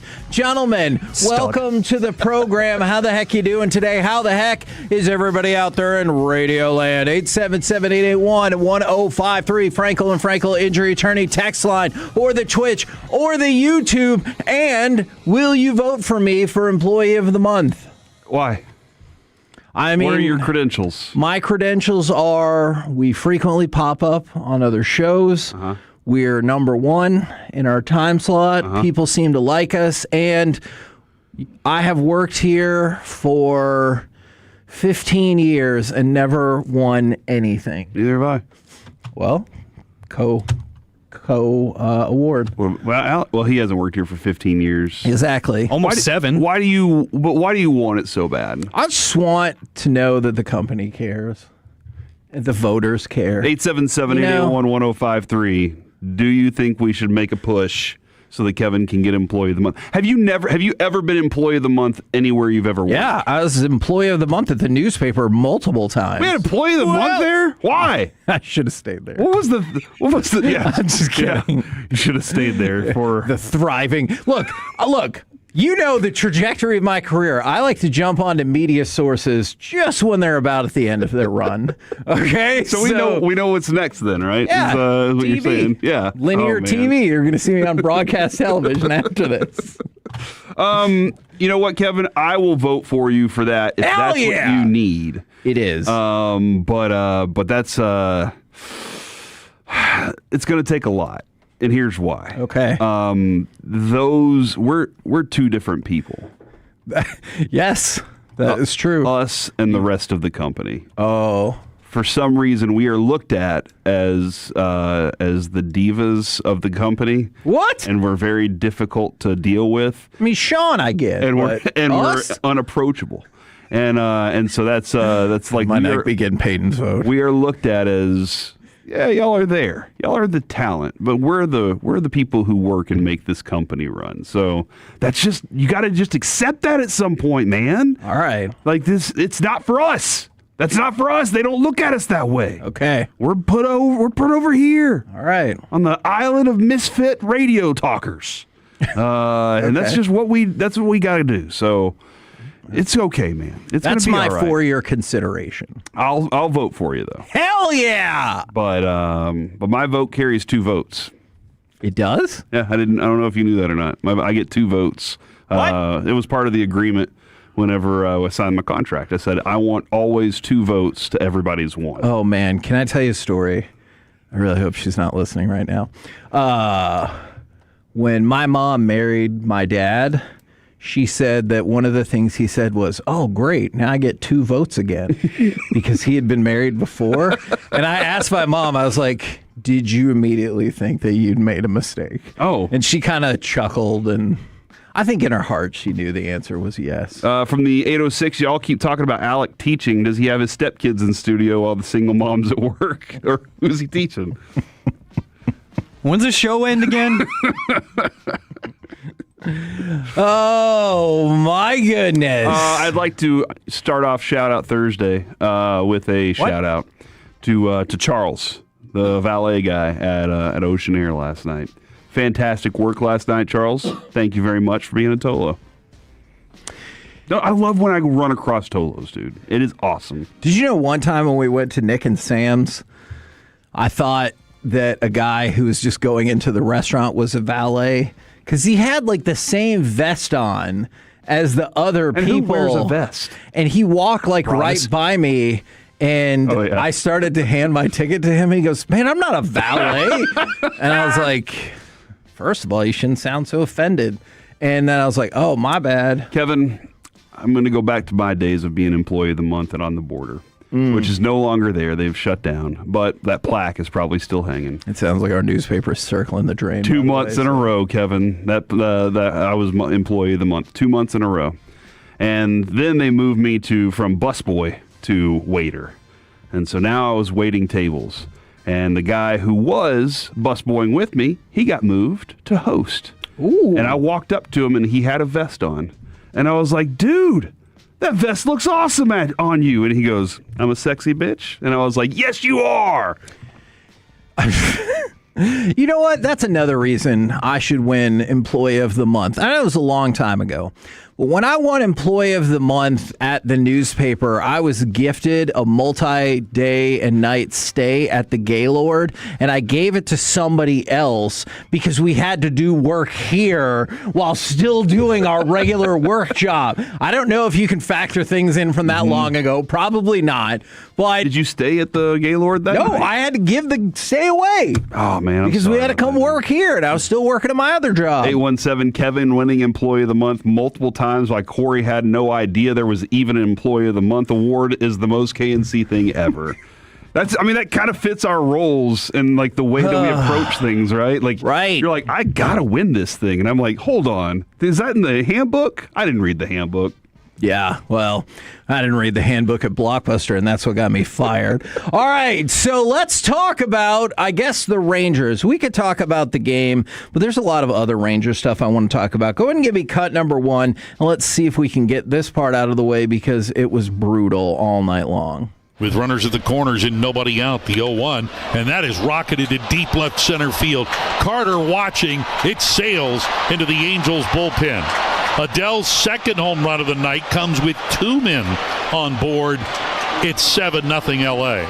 And you know what? I'm just going to knock this one out as well. Go ahead and give me cut number 2 so you can really get an idea of how it went. Mike Trout, his first game back in a while, he did the same thing.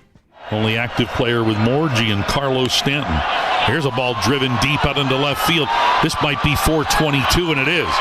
He hit it over the bullpen in left center into the first row of seats up above the bullpen. Trout's 18th home run of the year, career home run number 422, and with a man on, it gives the Angels an 11-0 lead. And they would go on to win that game 13-1. So an absolute drubbing at the hands of the Angels. You will move into today's game, still looking to take the series. And you know what I said, I would have loved 51, but you could still get to 50 wins by the All-Star break. Win your last 4 games, sweep Houston in the process. Heck yeah. Feel good about yourself and be at 50 wins going into the All-Star break. Yeah, I guess my question is, like, where do you sit right now with Mackenzie Gore? You know what's funny? I thought about the question I asked Skip yesterday. And I thought about the answer that Skip gave, and he was like, look, it's always that one inning. Now, yesterday, I don't know if you would say that was the case because the Rangers were already losing 3-0. Sure, if you put together a competent offensive effort, then maybe you wouldn't have felt like you were already doomed for the night. But the 4 runs he gave up in the 5th officially made sure the game was over, including that Joe Adell home run that we just played. But I mean, look, this is the Mackenzie Gore experience, right? I think so. I think the reality of Mackenzie Gore is that when he is on, he is very, very good. That might be very infrequent. Yeah. And I expect a lot more from him. And I wonder, Kevin, like there's a couple guys on this team that I'm hoping I'm wrong about. There's a couple guys that I think are super mentally tough dudes. And I think a lot of those dudes are still hungry. There are a lot of guys on this team that are still younger players or maybe not even not on, like for sure on the rosters all the time, that are very hungry to show what they've got. And there's some other guys that are like, you know what, I'm pretty comfortable. And I'm going to be just fine. I'm not as hungry as I need to be. And that's kind of the toughness part of it. He's kind of fallen into that place in my mind. Now, he might be a tough son of a gun. Right. When I watch him, there's just something I get that I'm like, I need a little more grit from you. And if I can get that mental grit, it's more of a mental grit. You can see it on somebody's face. If I can get that from him, I think he can be a little more consistent. Look, he's on pace for arguably the worst season of his career right now. And I know people will fall back to, he was an all-star last year. And that's true. But you know what I found interesting? Some baseball folks only use peripheral numbers when it helps their cause. What? And don't look at the fact that, like, his whip was really bad last year. And if you want to be like, oh, it's isolated off these handful of starts, I get it. I fell into that exact trap as well. And maybe we just need to come around to the fact that best case scenario, you're going to be looking at a 4 ERA pitcher with a 1.3 whip, which is not horrible by any means. But right now, his ERA is now ballooned up closer to 5 than it is 4. There is no question this has been a very disappointing season for the Rangers pitchers. Whether it's the drop back to normal-ish of DeGrom and Eovaldi, the injury to Leiter and him not excelling before that, the lack of progression from Mackenzie Gore, it's been a disappointing starting pitching season. They've lost 4 out of the last 5 starts of his. Oof. And, I'm not saying that's all on him because they could score more than 4 runs. Right. Which they've done one time in those. I'll hold these last 2 against him. They actually, Kevin, in their one win, they scored 6 runs, more than 4 runs. There you go. Every other one of them, they've not scored that. But he's given up, some runs in each of those games where it's kind of been costly to him. So. His last 2 starts, he has 10 innings and 12 earned runs. That's a lot. Yeah, that's... Last 3, it's 15, so that's 5 runs a game. You got to score 5 runs every game. It's not going to be easy for you. Yeah, especially for this team. And that kind of brings in something I wanted to talk to you about. I want to read something from Ken Rosenthal. And this particular language stood out to me. Okay. Ken Rosenthal was talking about, which teams could be buyers, sellers, all that stuff. About the Rangers. Might it happen again? ? Might the Rangers again sucker president of baseball operations Chris Young into becoming a buyer when their performance does not necessarily warrant that type of commitment? Yikes. And then he says last year, Chris Young gave up 3 pitchers for Merrill Kelly, who now, those 3 pitchers are all now in the Diamondbacks' top 16 prospects. And then you go back to the trade for Mackenzie Gore. He gave up Gavin Feen, who's a top 100 prospect, and 4 other minor leaguers, 2 of which are in the Nationals' top 18. Now, could the Rangers have developed those players? Don't know. Odds say no. Prospects are just prospects, but the players you traded them for haven't really worked out to great avail for you either way. It's just that sentence right there. Might the Rangers again sucker president of baseball operations Chris Young into becoming a buyer? And that is what I continue to be afraid about, especially if you look at the minor league rankings in terms of talent in your system. The Rangers are 26. Okay, so let me discuss that real quick. By the way, the Nationals are 17th. And the Diamondbacks are 22nd. Okay. So it's not like they have great farm systems and they're the top 16. Does that make sense? But you did give away 2 people that are now up because you don't care about your farm system. They are currency. They are currency for you to be able to go add. That's what Chris Young's approach is.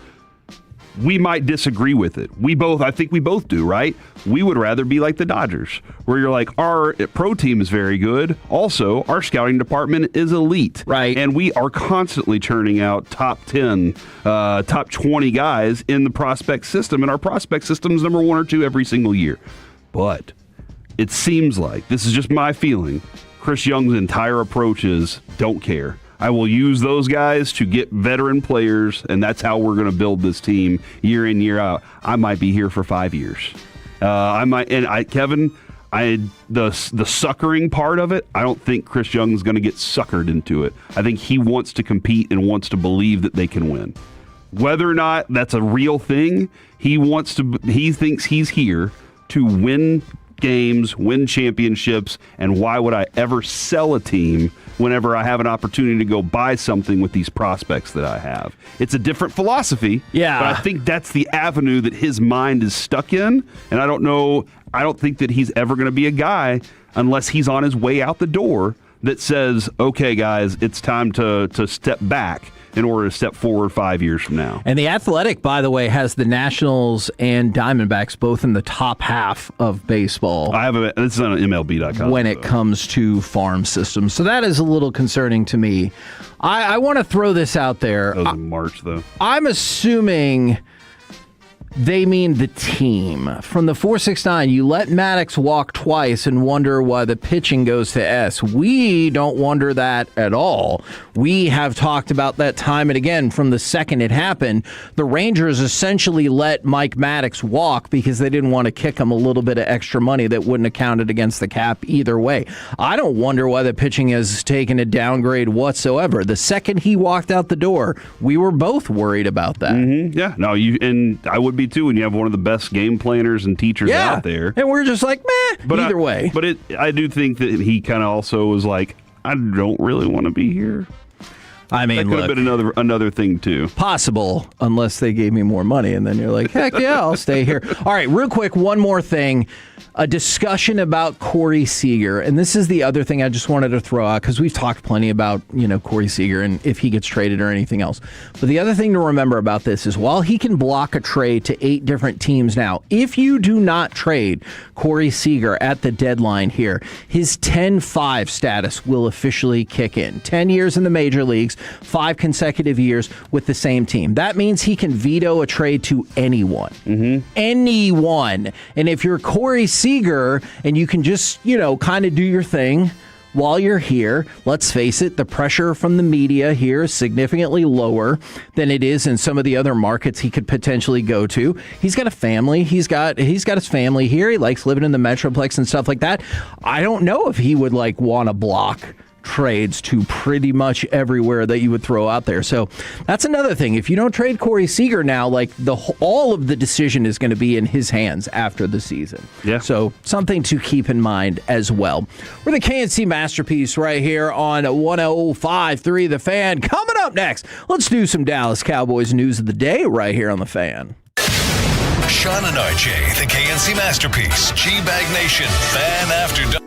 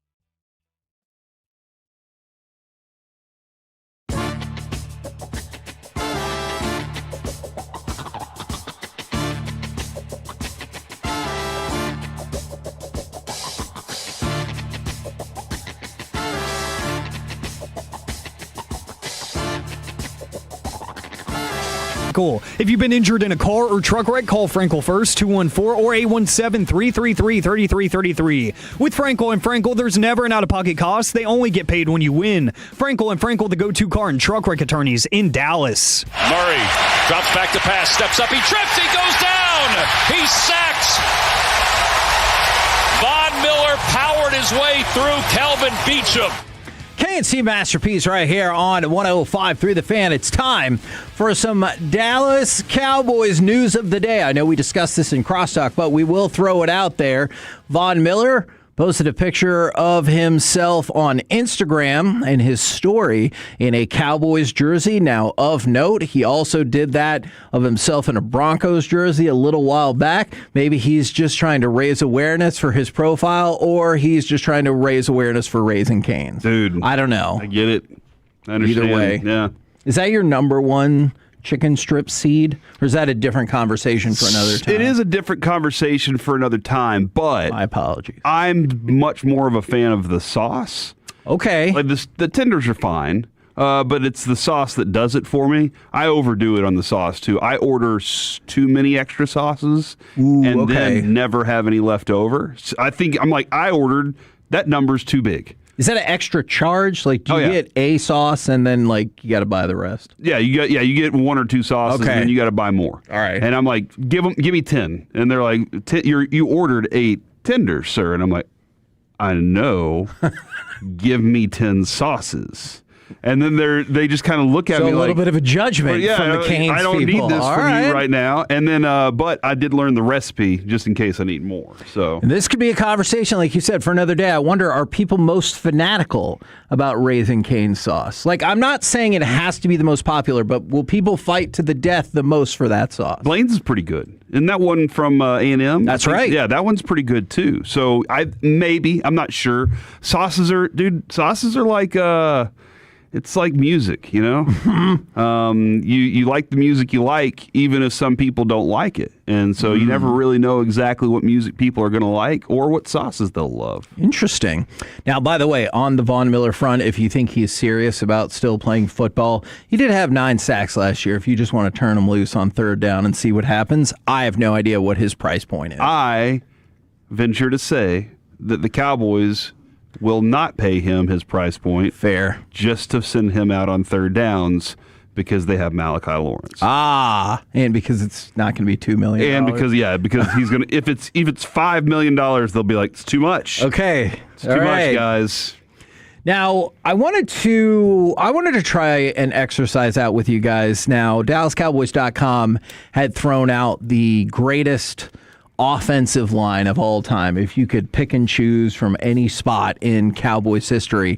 What about the greatest defensive line in Cowboys history? We're going to go off of the assumption that we're running a 4-man front here, just for the sake of getting as many people as possible on this list. So they threw out that exercise as well, and we can tweak things, this idea. a little bit along the way if you like. But if I told you I'm going to go with the absolutely terrifying defensive line of DeMarcus Ware, Bob Lilly, Randy White, and Harvey Martin, would that sound right to you? Now, I know there are other people, Charles Haley, Too Tall Jones, maybe some people want to throw out like Jethro Pugh or Leon You Lett. hate my friend Tony Tolbert. I get it. I see where you're going with this. I love Tony Tolbert. You are going to be really mad at me when I say he was not under consideration for my second team. I'm very sorry. I will rethink that. What a jerk. That is fair. I do apologize. Kevin, you had that line mostly correct. Okay. Here's the unfortunate thing is I just don't know where I stand on Harvey Martin. Could be the greatest Cowboy of all time, is what a lot of people say. I would put Charles Haley in there. Okay. So I'm going to go Charles Haley, DeMarcus Ware on the outside, dude, what if we go with what if we throw in a 5-man front? You know what I'm saying? Like now we're really cooking with some grease. Because that'd be that Bears 5-2 defense. Man, then I put okay. You know what? 8-man front. I didn't even need cornerbacks. I guess I'll just have a couple safeties back there. By the safeties. sixth play, the quarterback's gonna be so scared for his life. He's just gonna be like, I just threw it in the air and hoped. So if I run the controversial 8-1-2 format for my defense, yeah, exactly. Okay. Yeah. I'll throw the. I do like Bob Lilly and the Manster in the middle, though. Like those two. On my second team, I would be strongly considering Tony Casillas and Russell Maryland in that conversation, though. Russell Maryland was a very good player. Yes, he was. And probably didn't get as much. People went, what the hell, whenever he was drafted with that pick, too. But a lot of people because of the position, doesn't get as much, maybe as love as he deserves. And don't forget about your boy Ed Too Tall Jones. Yeah, so football's a contact sport at any level. Too Tall and Charles Haley were part of my second team. And one of the things this is why I went with Harvey Martin. But look, what a fun problem to try to figure out, right? Should I go with Harvey Martin or Charles Haley? Yes. Here's the good news. Yeah. Either way, you're probably going to be okay. I feel like Harvey Martin, and this is why you don't understand so many things about why he's been snubbed. He was even on the all-decade team in the 70s. But you look at his 1977. Was this surely one of the greatest seasons in the history of Cowboys football? He was first-team All-Pro because he led the league in sacks. He was the Defensive Player of the Year and the Super Bowl co-MVP with the Manster. That is an incredible all-time amazing season. Like I said, he was second-team All-Pro 3 more times, all-decade in 1970s. I don't think you can go wrong with Harvey Martin, so I'm going... Yeah, but how many other times did he have 20 sacks, you know? Well, that's one of the things that's one of the things that holds him down. On either side of his 20-sack season, he had 14.5 both years. Well, and they don't count it. Because remember, when they started counting sacks was too late, and that's one of the reasons I think he is one of several people that have been jobbed in terms of where they fit in the all-time story of the Hall of Fame. Anybody that says no way on Tony Casillas, look, man, that is a personal thing. I love me some Tony Casillas. He was really nice to us. Yes. He always hops on our show. He very much is. He cooks when he gets on this yes, air, too. I agree with that. And but hey, man, don't forget about those Super Bowls. You know? I loved those Super Bowls. And then, if you want to go with you said when Jerry asked that's about it? Right. Yeah. I love those Super Bowls. I just didn't love those 3 wins against the crappiest teams in the league. And we haven't even started to talk about, you just mentioned, somebody like Tony Casillas. And like I said, Leon Lett, Jethro Pugh, Jay Ratliff, Leroy Glover. Those are people that I didn't even really have in for consideration. And if you put together a defensive line off of just that, you got a hell of a defensive line. But that just shows the depth historically for the offensive and defensive line. So we're agreed on where Lilly, Randy White, and then you're going to go Haley, and I'm going to go Martin on the end. Either one of them will lead the way on the second team. Then you've got Ed Too Tall Jones, and it's a hellacious group that you can take a look at. Man, I'm just going through this Cowboys link. Don't read the follow-up to the Tony Casillas. I love me some Leon Lett, dude. Yes. I know he had 2 moments in history that stand out, but the play that he actually had in between those times. And let's add this. Leroy Glover as a free agent here was a fantastic signing.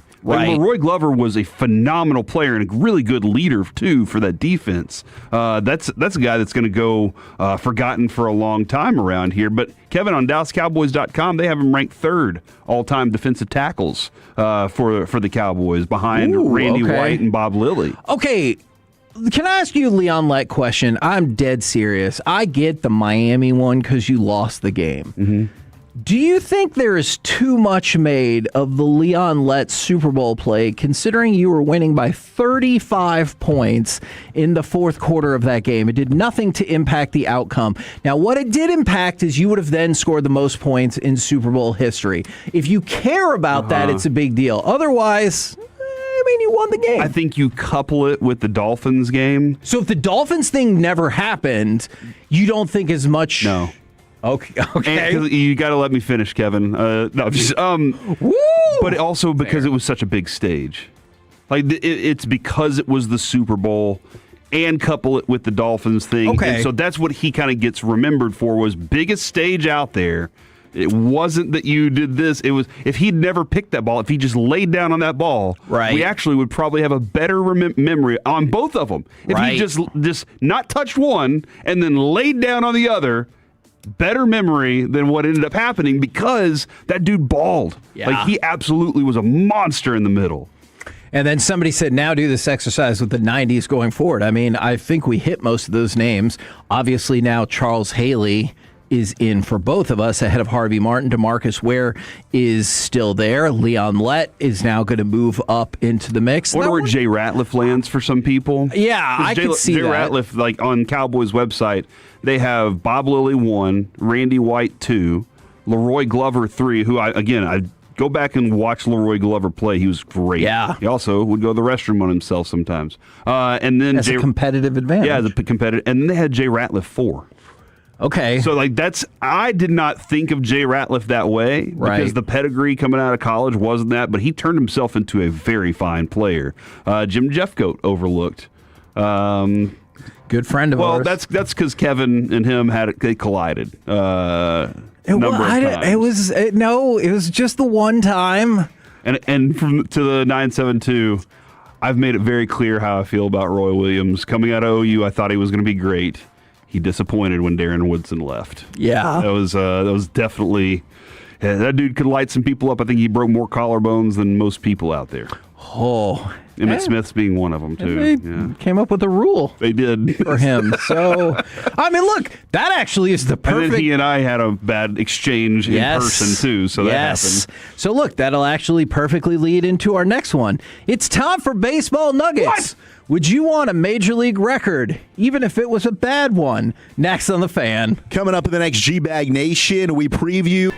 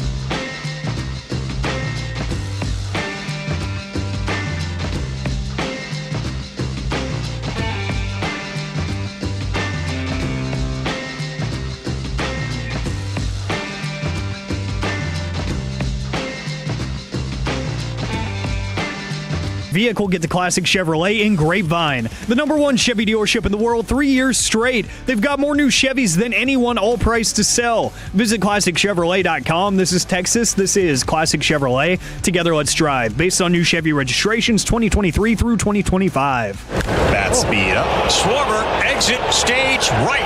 32 on the season. And a Schwarber bomb here late for the hometown hero. KNC Masterpiece right here on 105.3 The Fan, where right now it's time for some baseball nuggets. I want you to ponder this question. Would you want a major league record, even if it was a bad one? Think it over. 877-881-1053. In the meantime, what was the question? Would you want a major league record, even if it was a bad one? Think it over. I'll think about it. All right, thank you. The Mariners lost last night, which means the Rangers, after getting throttled 13-1, they remain but a half game out of first in the West. And by the way, they got shut out by the Marlins. Marlins have won 5 in a row. Look out for them Marlins. What?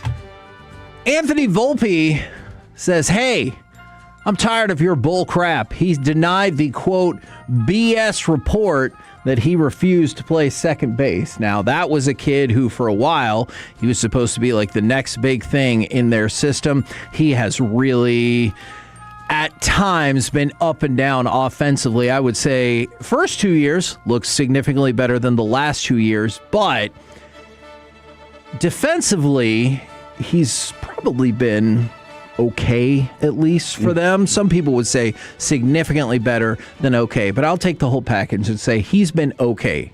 And he's like, I never said I wouldn't move to second base. But I don't want to. Like, that's the part that he didn't add, right? So you think this is kind of like a Giannis thing where he's like, I would never ask for a trade from Milwaukee. He's like, I'd have my people do it. Dude, I will say this. It is fascinating to me. Some of these guys, because Michael Young, we watched Michael Young move all over the field over his career. Yes. And then it finally not always of his own accord. And not always, and it's wild that he wasn't always super successful at each position too. And I'm just fascinated by it because little kids, they go out there and play every position every time, but they don't play it at that high level, right? But then when you get to a certain point of your instincts just have to kick in and your athleticism just has to kick in, playing third base is very different from playing shortstop. Right. You're waiting a little longer for the ball in the hole. You have to use your side to side more, At third base, you're diving in on baseballs and sending them to first a lot of times. And second base, too. It's wild. A lot of these guys may, as you said, never say they wouldn't. Right. But probably don't want to because they don't want to look foolish. None of these dudes wants to look bad when they step on the field. Yeah. Now, moving over to the Blue Jays, Dylan Cease. He lost his bid for his second career no-hitter in the 9th inning. What a tough thing for this dude, man. And his manager is like, hey, you got 120, but after the 7th inning, he is like, I got 130 pitches in me. Made it to the 9th inning, had an opportunity for the no-hitter. It doesn't happen, and he ends up throwing 118 pitches. He got pulled after that, so he didn't go out and finish the 9th. Has he won the majority? Have they won the majority of these games that he's pitched? Yes. Okay. So if you're the manager of this team, of Dylan Cease, if he tells you he's got 130, especially whenever he continues to go out, you let him. Right. Because you still stand a chance to win. In a lot of these other situations, I mean, Yuri Perez the other day when he did this, when he got pulled, they ended up giving up 5 runs, still got the win. Right. But they were like, we had 90 pitches in a batter. That was all that we were going to give him all along. But with Dylan Cease, you're like, I want to see how far this dude can go because he deserves it. Well, and this is his 5th straight start with 100+ pitches. But I double-checked. They're 11-6 when he pitches. Okay. All right, so in the majority of these times, whenever he has these close to no hitters, they're doing pretty okay. I do understand the pushback, though, because it was 10-0. But Look, and it wasn't like the game before. They won 2-0. I could see how you're like, well, gotta keep it out there. Yeah. It was 10-0. So the second he gave up that hit, they're like, all right. Hey, dude, we've got this game won. We don't need you to do this right you're now. done He's for like, the day. I don't want a no-hitter, coach. All right. Have you thought about it? Would you want a major league record, even if it was a bad one? Because, man, a lot of people say yes, and then other people said we should ask Mike. No, absolutely. That was the first thing that went into my mind whenever you re-asked this question to me. Because, Mike, we've seen how every year when the Barry Bonds home run thing happens, San Francisco radio calls Mike up and has him on. Right. He was on TV. He kind of got the celebrity status he got because of that moment. After that happened, he was on Cold Pizza. He was on TV, on ESPN, learning, and that's when I think he was, didn't he tell us, like, that's the moment that he was like, I think I want to do this? Yeah. And so, like, it kind of navigated his next career move. Now, do you kind of have to deal with the shots that come at you from there? Yes. That's a one-moment record, right? Like, this isn't an all-time, like, it took all these things for him to do this to be bad. And somebody texted in, they said, we had a guy growing up who made it to the big leagues. His name was Chase Wright. I don't know this for sure. Played for the Yankees, tied a major league record for most consecutive home runs given up in inning with 4. Never forgotten. Back to back to back to back? And so here's the deal. Oof. I have to say no. Okay. Because I have a very tight group of friends that would never give that S up. No matter what I accomplish. Jesse Holly, you made it to the bigs. You got this close to a touchdown, right? Mike Bassick, you made it to the show. Your friends don't care, Kevin. Yeah. And those are the people that really matter is your friends. They don't care. They're going to take you to the top rope, throw you off, and then do a Hardy Boys jump off that rope and land on you. Now, that brings up Kyle Schwarber. All right. Because, hold on, there's a couple more. I just want to read this real quick. The 903, 100% yes. Who knows when and if I'll ever get a chance to go into any kind of record book. Bring it on. From the 469, yeah, I would want a record in baseball for the most times being thrown out stealing. And they'd be like, that guy's just horribly slow. I don't know why they kept letting him steal bases. Why does he keep trying to steal? All right. Coach tells him not to, and he still does it anyway. Do you remember Mark Reynolds? Yes. So Mark Reynolds holds the record for the most strikeouts in a season. It was 223. He set that record in 2009. And at the time, they were like, hey, do you care that you might be on the precipice of breaking this record? And he goes, I don't care. And he blew off everything. But he talked with The Athletic earlier this month and said, when I set the record, it was embarrassing. I didn't want to talk to reporters about it. And so a lot of people have gotten really close since then. Consider this. 8 players have gotten within 10 strikeouts of that record. 1 player, Adam Dunn, got within 1. 2 players got within 2. Now, Mark Reynolds has changed his tune. He said, quote, that's a badge of honor, man. I got a big league record. The follow-up question, good follow-up question. What changed? Now I'm older. I have perspective. People ask me, do you want somebody to break it? I'm like, no. How many big league records do you have? And so that is where Kyle Schwarber comes in. Because Kyle Schwarber is having a heck of a season, right?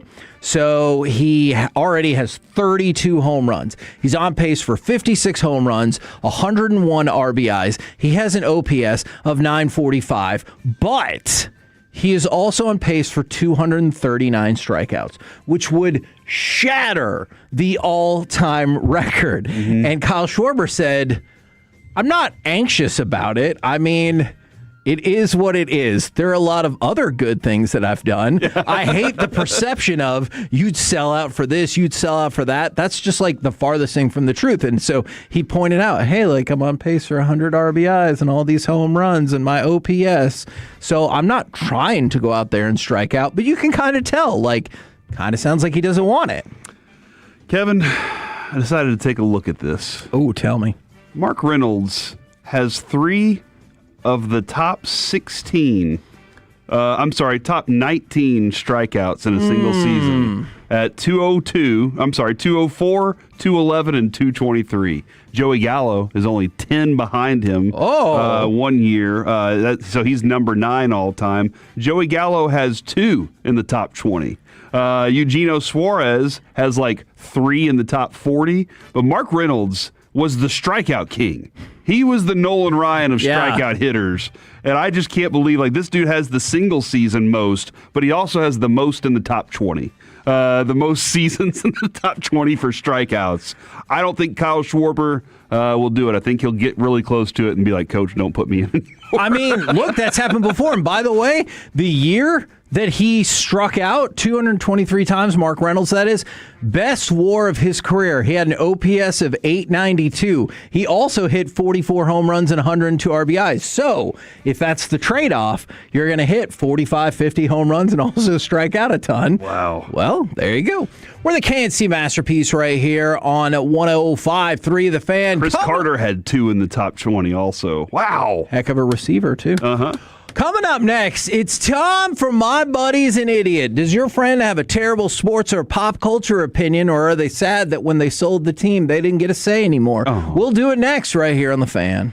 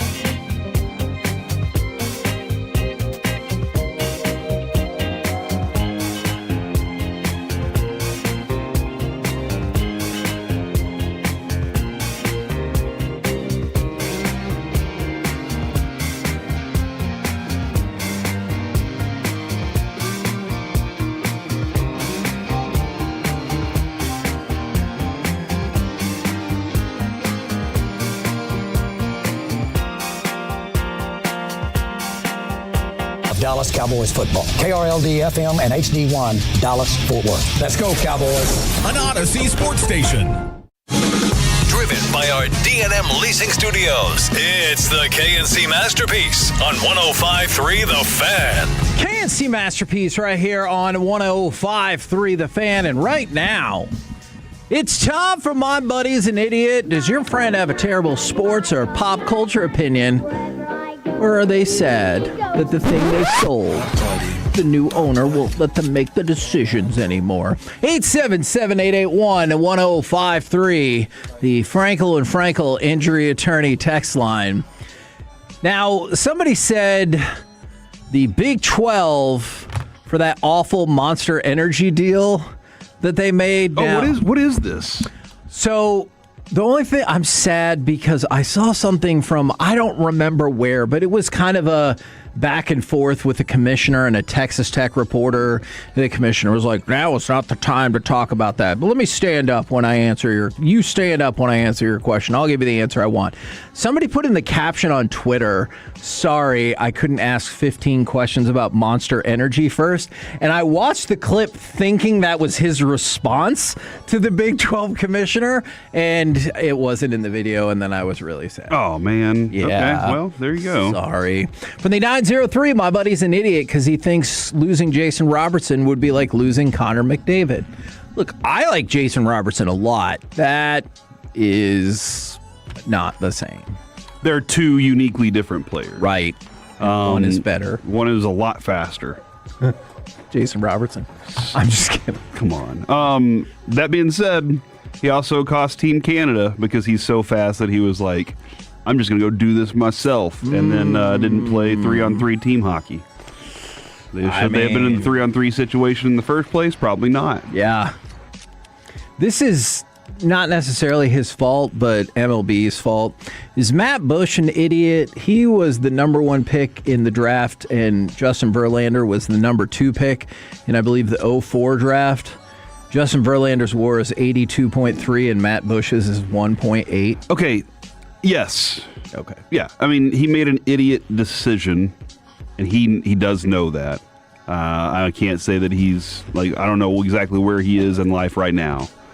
But, Kevin, how much of elite talent is also coupled with good decision-making? For sure. Like, some of the greatest Hall of Famers worked hard and made the decision every morning. They'd wake up and say, I'm going to do this, this, and this, and not this, because that will affect the things I want to accomplish. Right. And that's a lot of times the difference.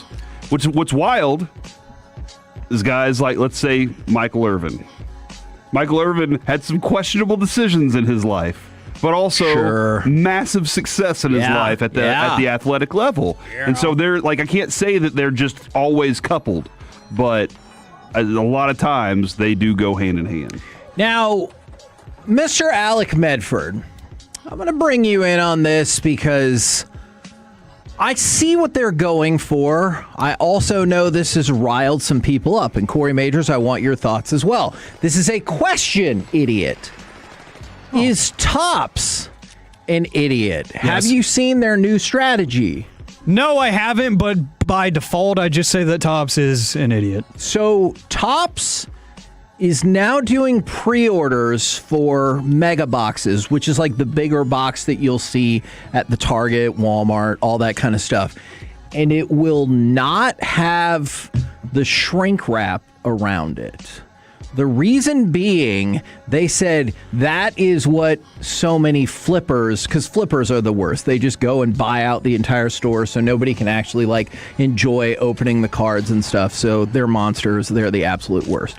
And so they think by not putting the shrink wrap around it, it will be harder to resell and thus would be more available to the consumer. But they said the packs inside will be the same. Nothing will be touched. It just won't have the shrink wrap around it. Now, I can see many issues that could come along with people just popping the box open anyway and switching out packs or whatever. But are they idiots for this? Do you applaud them for trying something? I don't hate this. I don't, because one, I try not to buy resale boxes anyways. Right. So everything I get is retail. So if I know I'm buying it from Topps, I know that it's going to be unaltered, shrink wrapped, or not. Now, I do see where people are going to be like, there is no way of knowing that this box was unaltered. Right. So what's the point in reselling? Now, does it kill some of these conventions and stuff? And the idea of selling mega boxes at a convention or just to a buddy or whatnot, the good old boy system is going to be gone. The people that you trust, you're just like, well, the box is wide open. I can't really know. So I'm torn on this. By default, Topps, you are an idiot. By the way, is this going to deter people? I don't know. I don't think it will. I think that's a really good question. I think it would be different if they still had like a little top seal on there. Then people would be like, oh, it's still not open. But without that, I wonder if people will be hesitant to buy from resellers and stuff like that. By the way, a week from tomorrow, we'll be live at the Dallas Card Show where they have all kinds of hobby boxes and singles and stuff. And you don't even have to worry. Hold on, about we're going to be tampering. there? We're going to be there. We should do an ad for that. We should do an ad for that. Just a little bit, actually. That counts. You should just take this 30 seconds, and that is our ad. We'll be at the Dallas Card Show. But yeah, from the 469, what if the box is empty when you get it? And that's the thing. Then you're screwed. If I'm buying that, don't you have to open up the top and look and make sure there's the right amount of packs in there and everything? Or are you going to be like, hey, take my $60 or $70, and I'm just going to trust that? Who puts the thing in there? Don't forget tomorrow's Masterpiece of the Week. Whenever at the Topps building, it's like a machine, right? Oh, they have not a people. I'm sure people are there for some of it, but it's an assembly line. Okay, so the computer knows exactly how many of the packs go in there. There are a lot of theories and stuff that there are breakers who get slid the best things. So you can be like, wow, I need to go buy this product. Look at all these amazing cards that they're opening and getting. How do they do that? Do they have deals? Oh, yeah. Crooked deals. What kind of crooked deals? Buy this amount. Quid pro quo. Really? Either that or certain breakers have destroyed the concept of math along the way. Been like, hey, I know it's only 0.1 that we get one of these, let alone both of them, but we got 3. Wow, dude. So, okay. Just something to think about. I want to be a breaker now. Yeah. Yeah. Who do I know in the business? At Topps. I mean, we can I make connections for it at the Dallas Card Show. Dude. You just need to stay. People miss you. Somebody just said last time I went to the Dallas Card Show, Corey was gone. The people want to see you. Is it next Friday? Yes.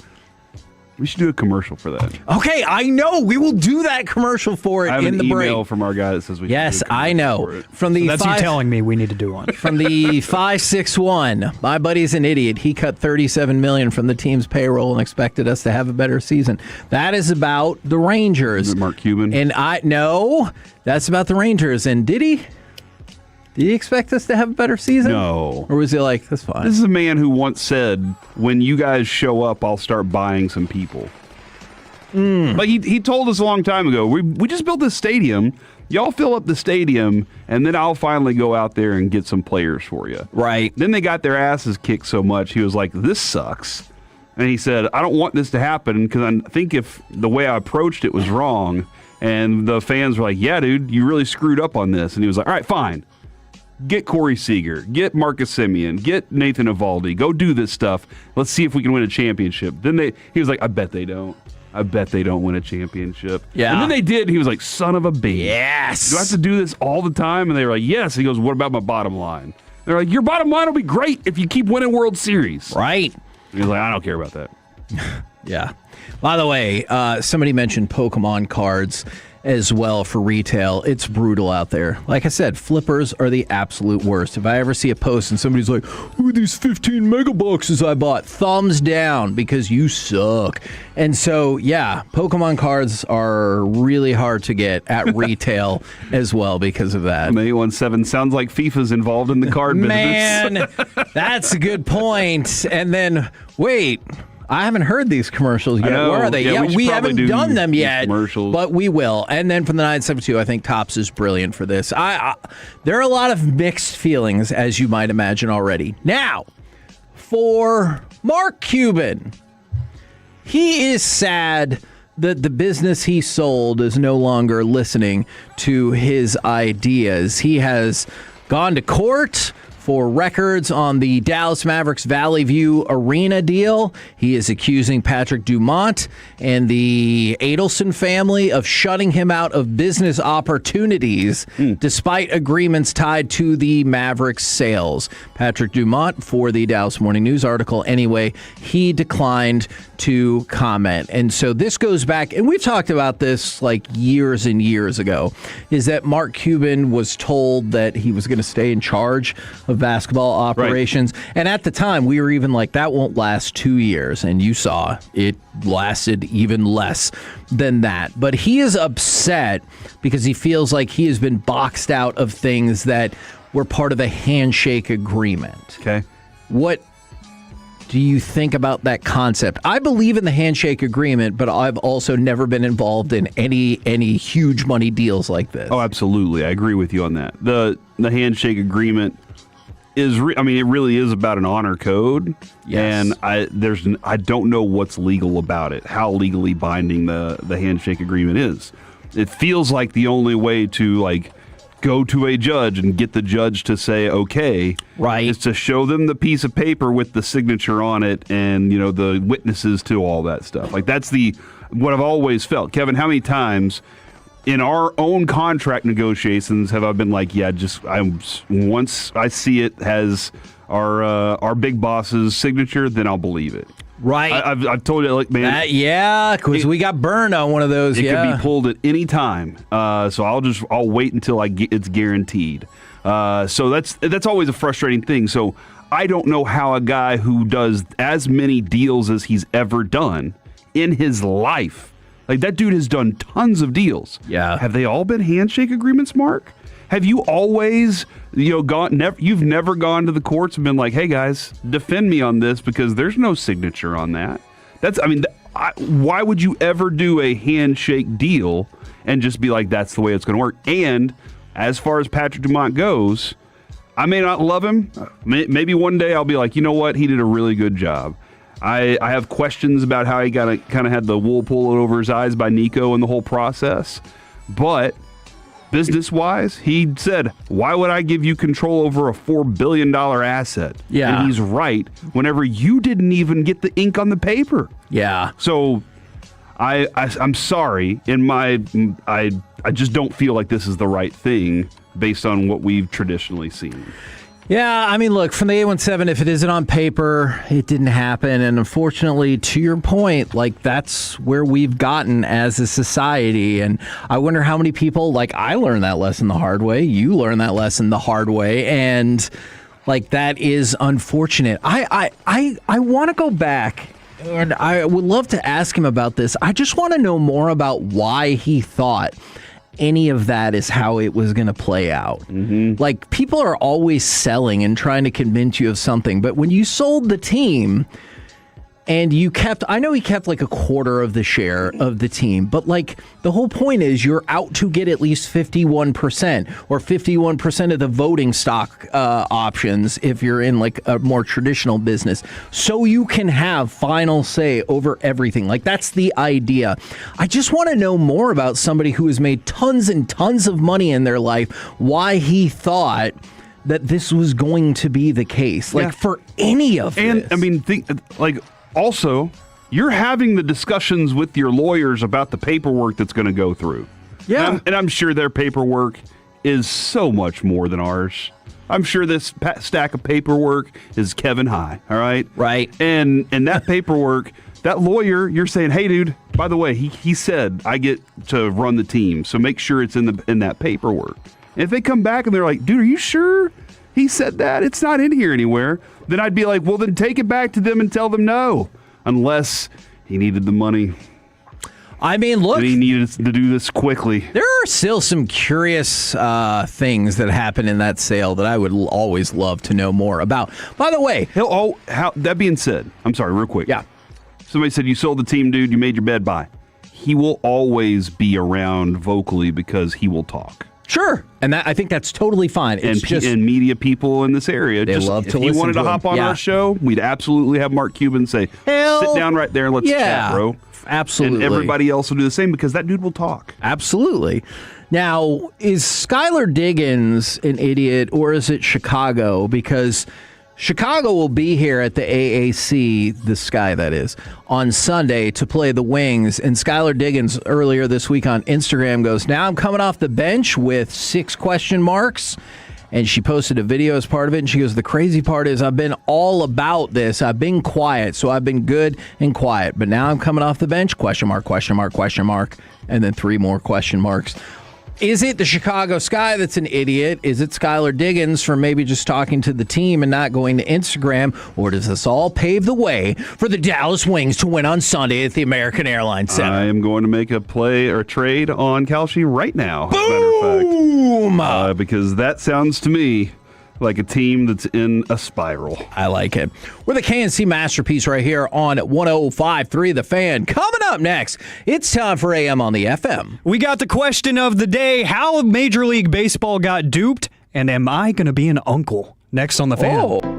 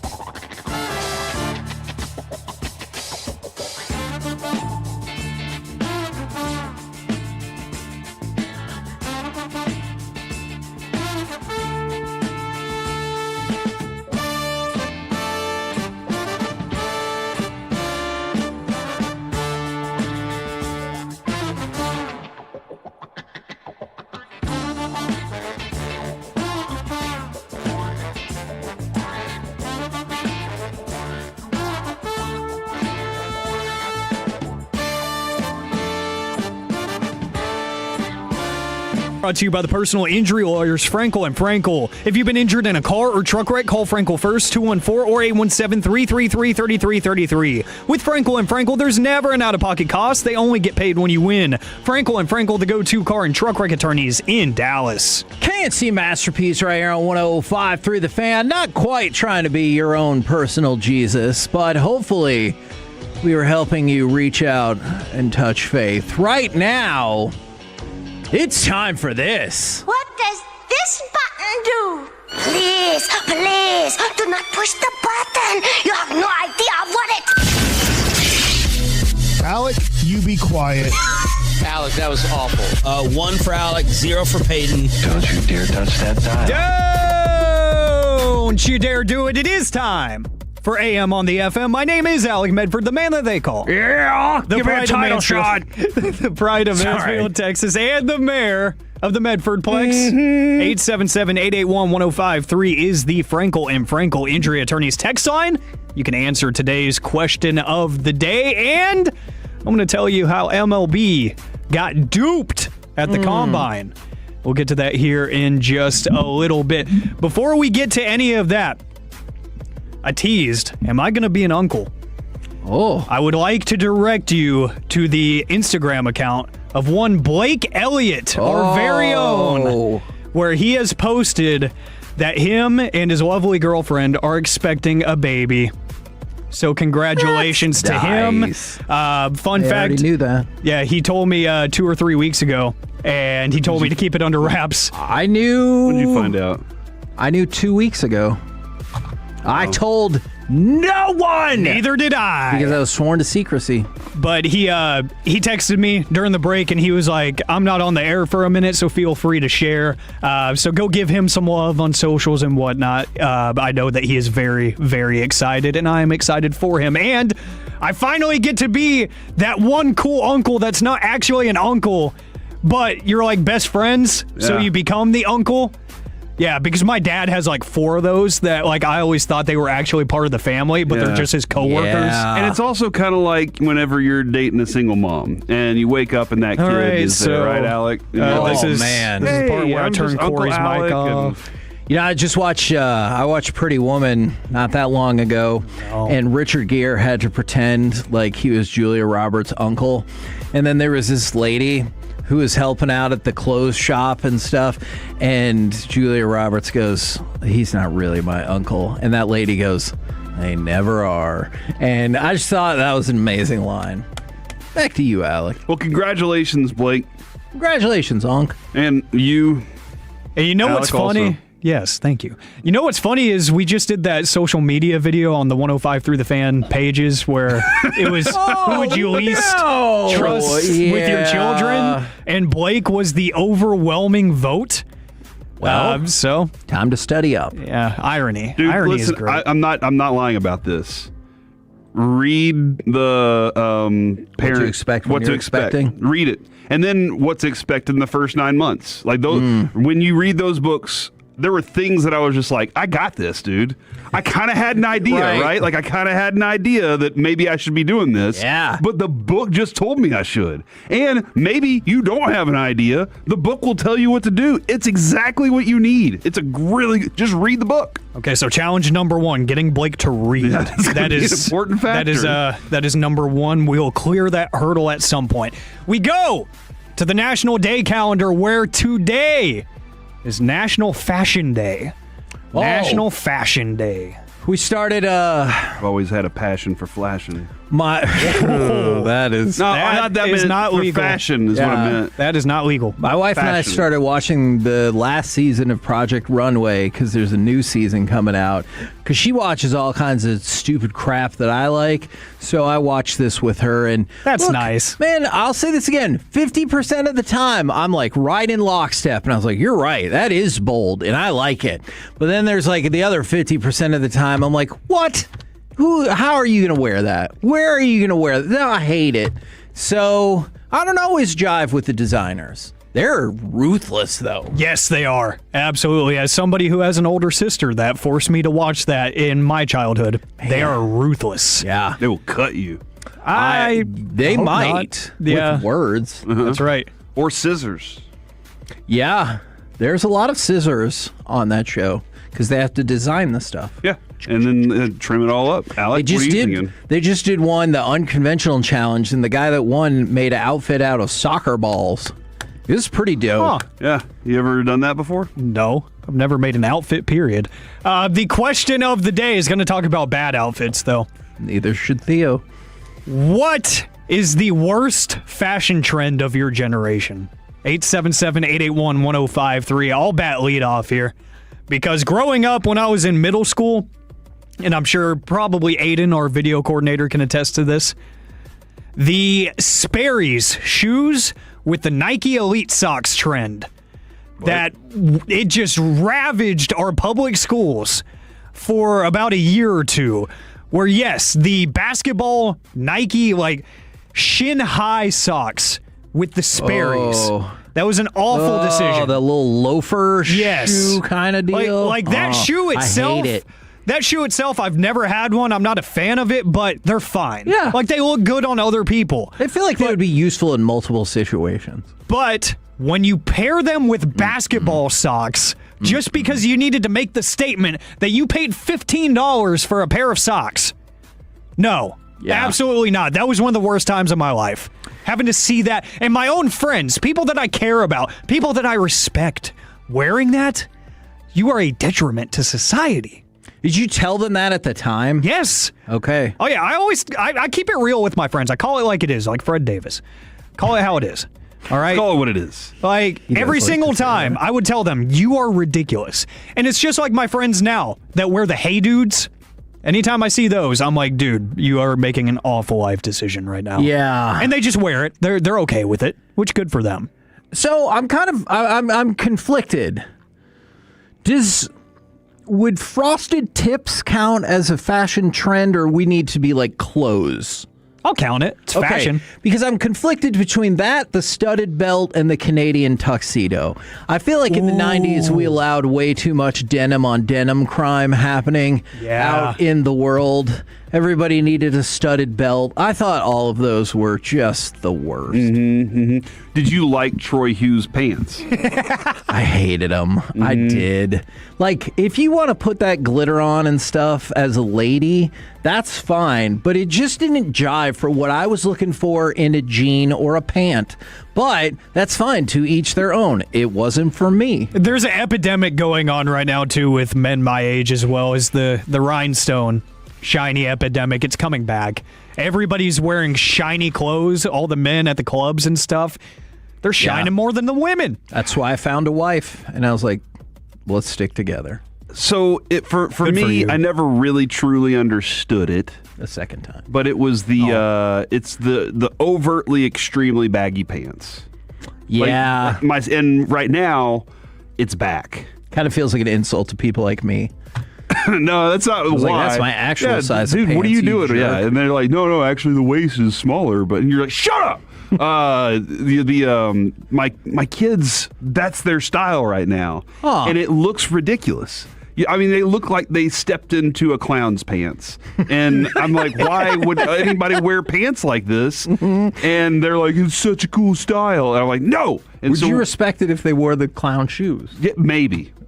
Okay. Maybe I'd be like, you know That's what? all I'm picturing now is Avery walking around from side to side. Flopping clown shoes all around. And he's like, all right, watch this trick. And then all of a sudden his flower squirts out. Oh, my Lord. What? You never seen the flower squirt That was trick? graphic. The first time. That feels unlikely. See the flower, like, don't they do that where they have the little thing of water inside? Yes. And and you're like, oh, I can't believe you got me. Stop reenacting this. Stop.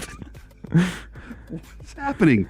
What's there wrong you go, with you Aiden. guys? There's your next fan out of context video. Also, but yeah, that and leather trench coats. I never understood that. Oh, yeah. And there was that leather trench coat, but it was like, oh, the Matrix made everything look so cool.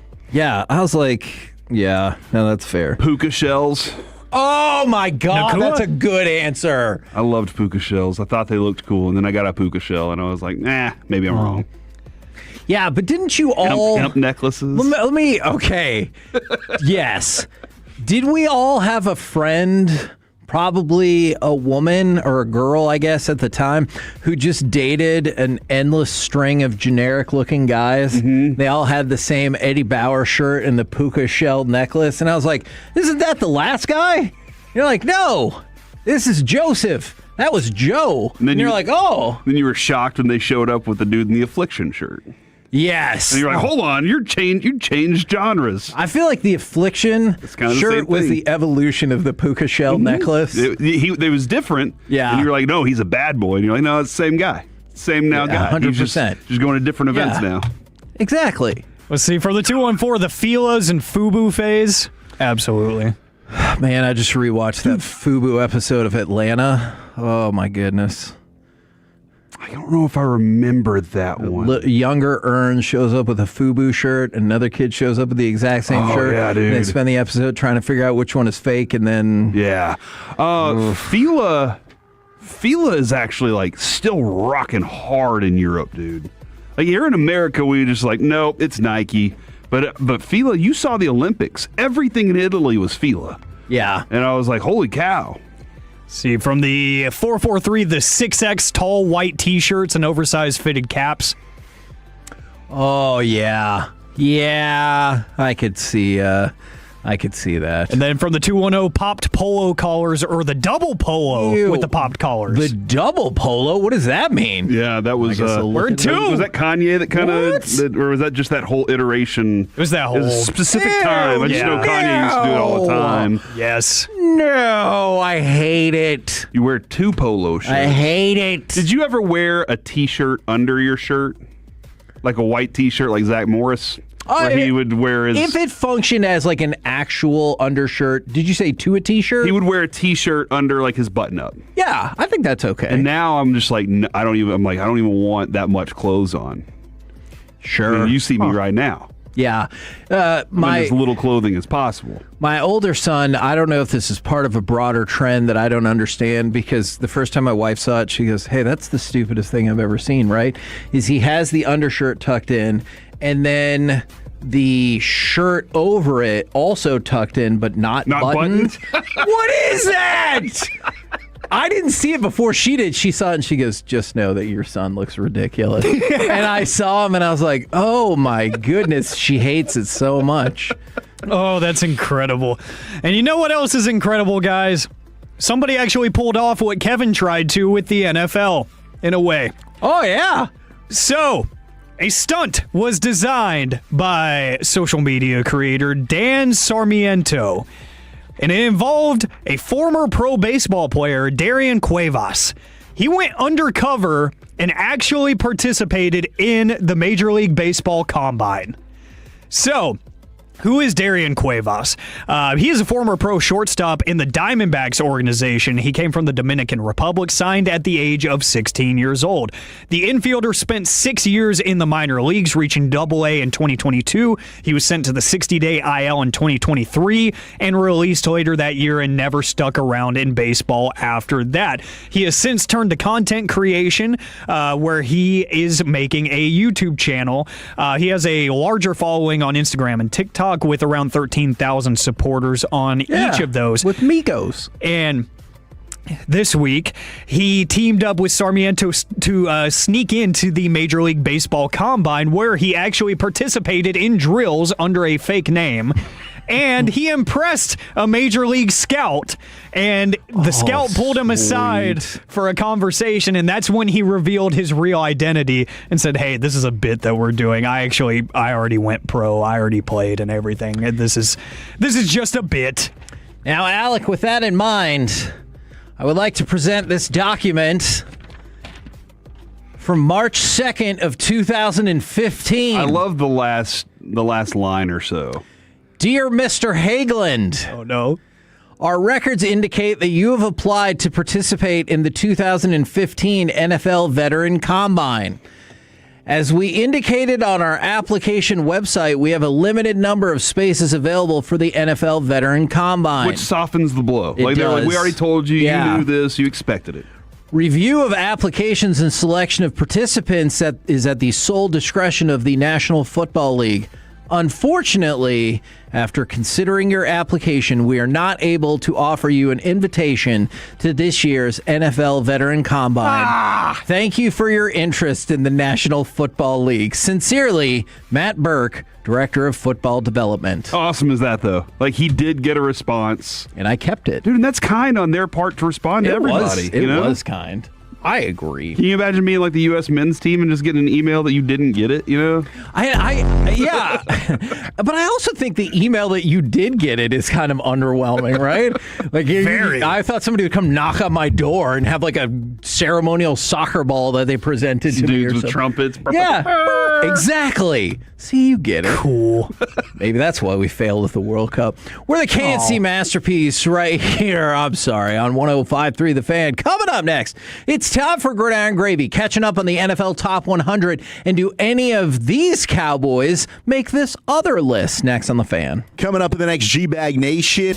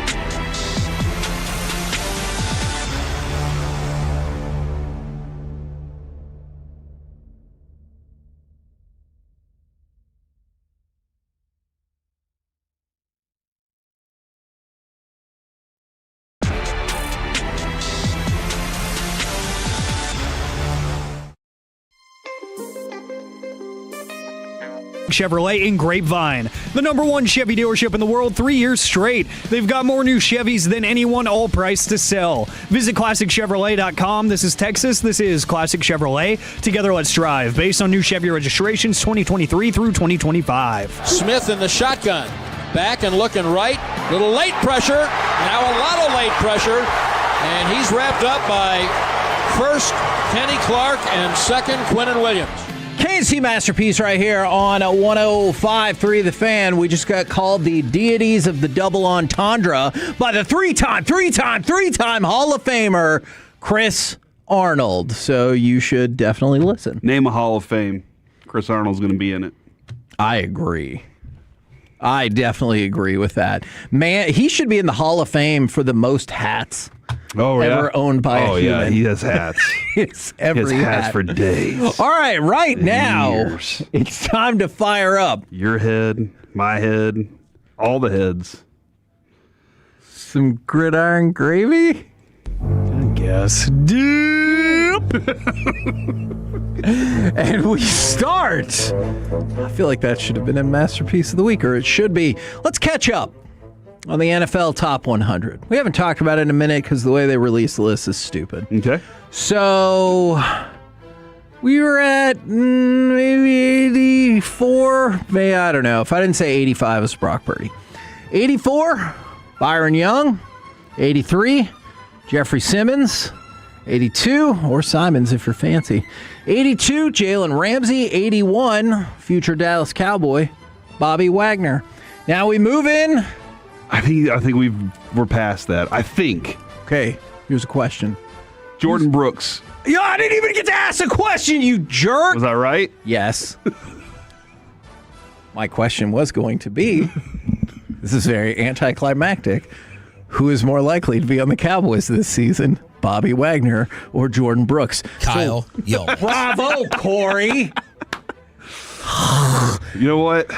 Actually, that was pretty impressive. I like this show. All right, number 80. I'm back in on it. Okay, good. I'm out. Number 80, A.J. Brown. 79, Travis Kelce. Number 78, Josh Sweat. 77, Baker Mayfield. And just a handful more. J.C. Horn, 76.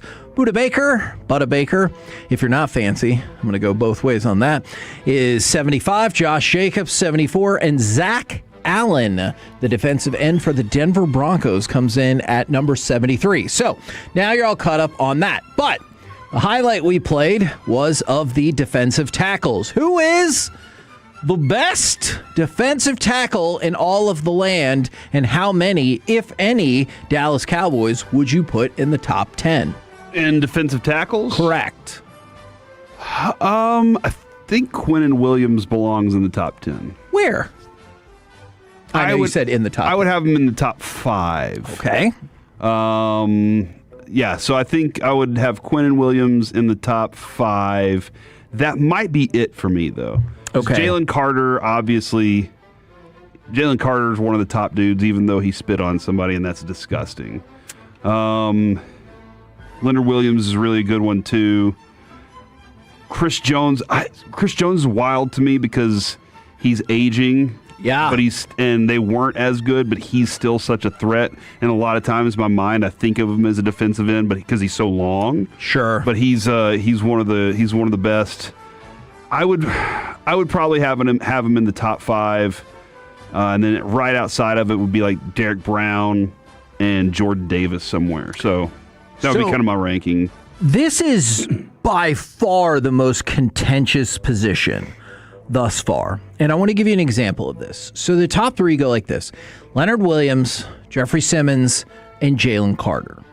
But check this out. That makes a lot of sense. Highest rating for Leonard Williams, 1. Lowest, 8. Yep.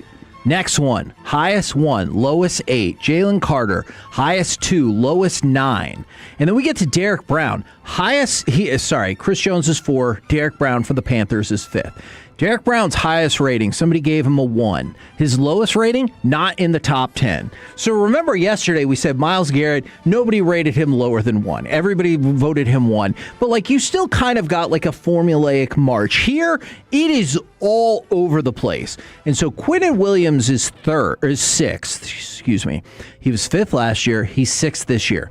The highest rating he got from anybody was 3rd. The lowest ranking, outside the top 10. So you see that across the board in this position. There are giant gaps of opinion. I imagine he will move up this year. Okay. Look, that top 5, that top 6, that top 7 is really stout. Because number 7 is Dexter Lawrence, who was 1 last year. That's a good group. Yeah. But I imagine a full year in this defense and a full year really taking part in this, showing what he's capable of, will probably bring people back to, oh yeah, he's that. They're going to highlight him. Christian Parker will find ways to highlight him this year.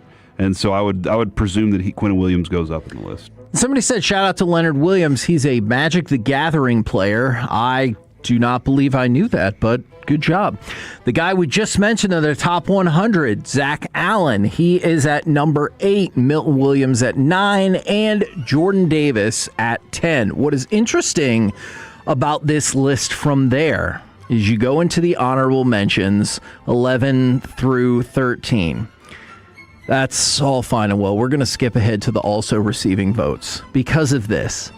Osa Odighizuwa is ranked 16, and Kenny Clark is ranked 17. Okay. So they have them right next to one another. So we would have 3 of the top 20. Right. Something you just can't have. And they just didn't want to pay. And Osa didn't, they tell us he didn't fit what they were planning to do. He was undersized for what they wanted to accomplish this year. And again, the money factor goes into it as well. So, well, all right.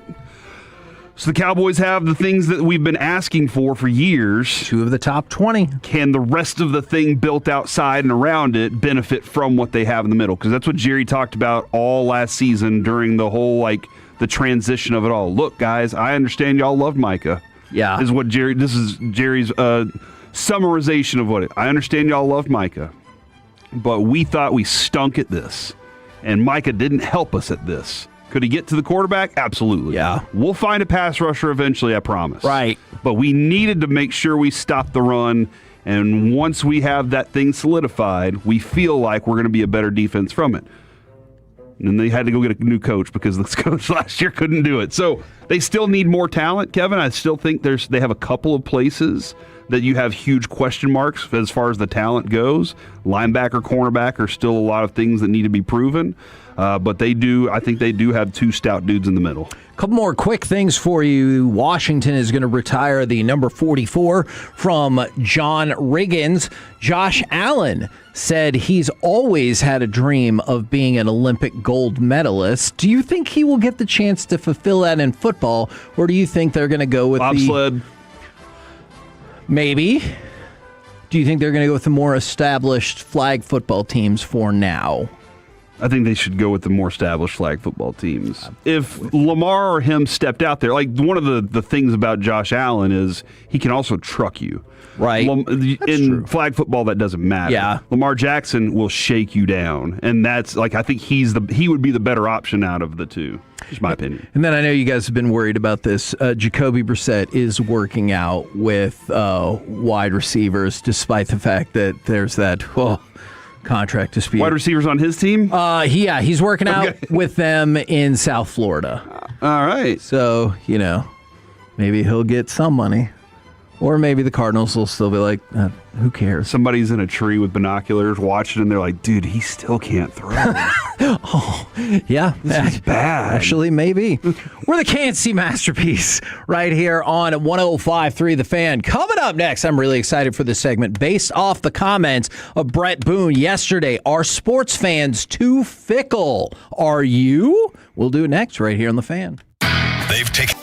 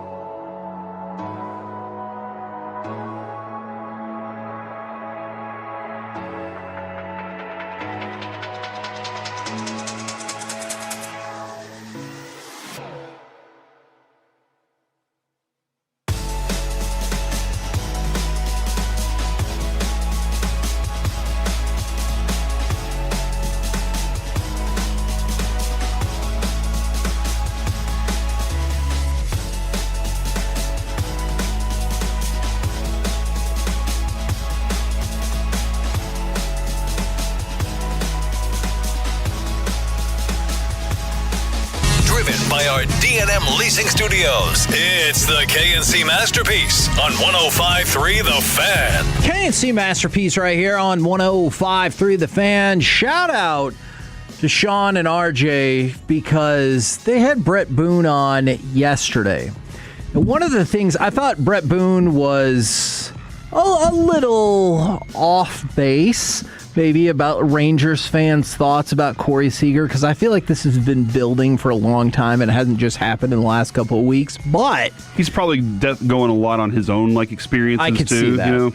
But I thought one of the things in particular he said was really on point. I haven't been able to stop thinking about it. One of the reasons he thought people would come around on Brett Boone, on Corey Seager, is because sports fans are too fickle. So my question for y'all was going to be, do you believe sports fans are too fickle? And then for y'all and for our audience at large, are you one of those people? Because the thought process in my head was, is that why we turn on players? Because, some hot, new, young player showing out, so let's cheer for them instead. Is that why there's such a thing as voter fatigue? Like Michael Jordan can't win the MVP every season. Why? What if he's the best? And we saw that last year play out. Aaron Judge was still awesome, still had unbelievable numbers, but so much public sentiment shifted to Cal Raleigh because you're like, yeah, we've seen Aaron Judge be awesome before. We've never seen a catcher do anything like this, and he was doing something new. So even though his OPS is like 200 points below Aaron Judge, there was a lot of folks pushing for that. And is that why we don't always acknowledge a great season? I was guilty of this with the Stars. Yeah, the Stars made it to the Western Conference Finals, great. But we had done it, not this season, but the two previous seasons before that, so who cares?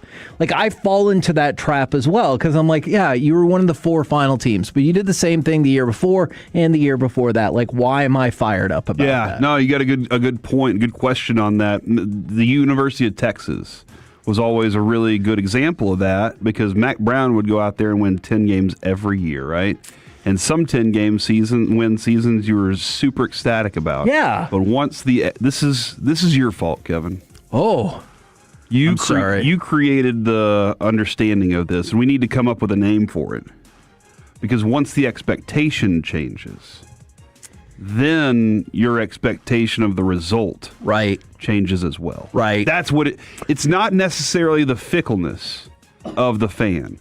It's just raised expectations. But we are fickle based on, I destroyed DeMarco Murray one day, and then he scored a touchdown. I was like, that's what I'm talking about, baby.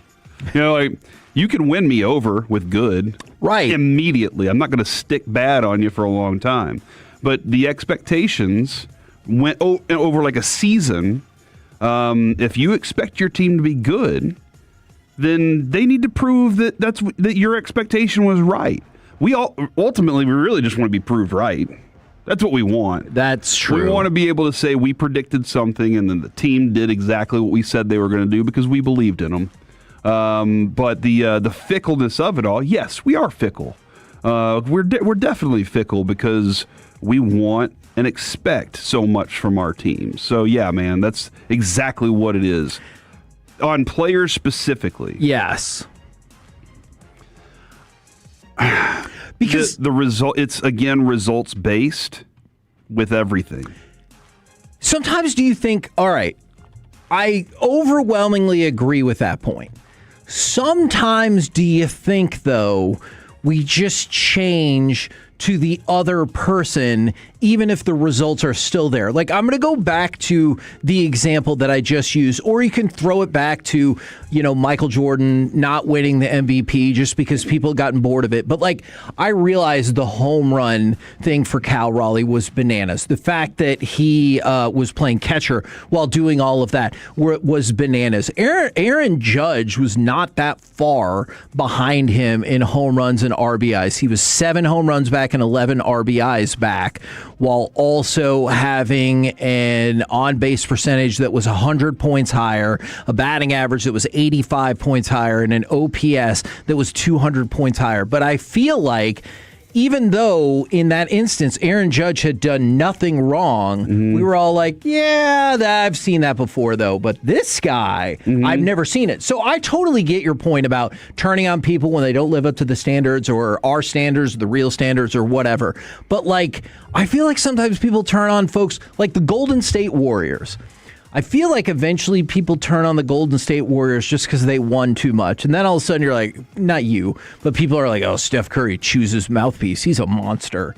And you're like, well, they didn't actually do anything. Yeah, they didn't actually do anything. But we're like, yeah, I've seen that. What's next? Yeah, and the fatigue part of it definitely is interesting. That question of whether or not if I'm just tired of it, or I don't know if it's tired of it, or Kevin, you talk about this a lot too. We all talk about this a lot. What does this country love to do? Our favorite pastime, our second favorite pastime in this country is to build people up. Our first favorite pastime is to tear them down. Oh, yeah. And sometimes it's the exact same people that built that person up that is ready to tear them down. Yeah, I mean, Tony Romo. Can you believe the story of this guy until he doesn't get the success necessary? Man. Tom Brady, a lot of people are just waiting for anything.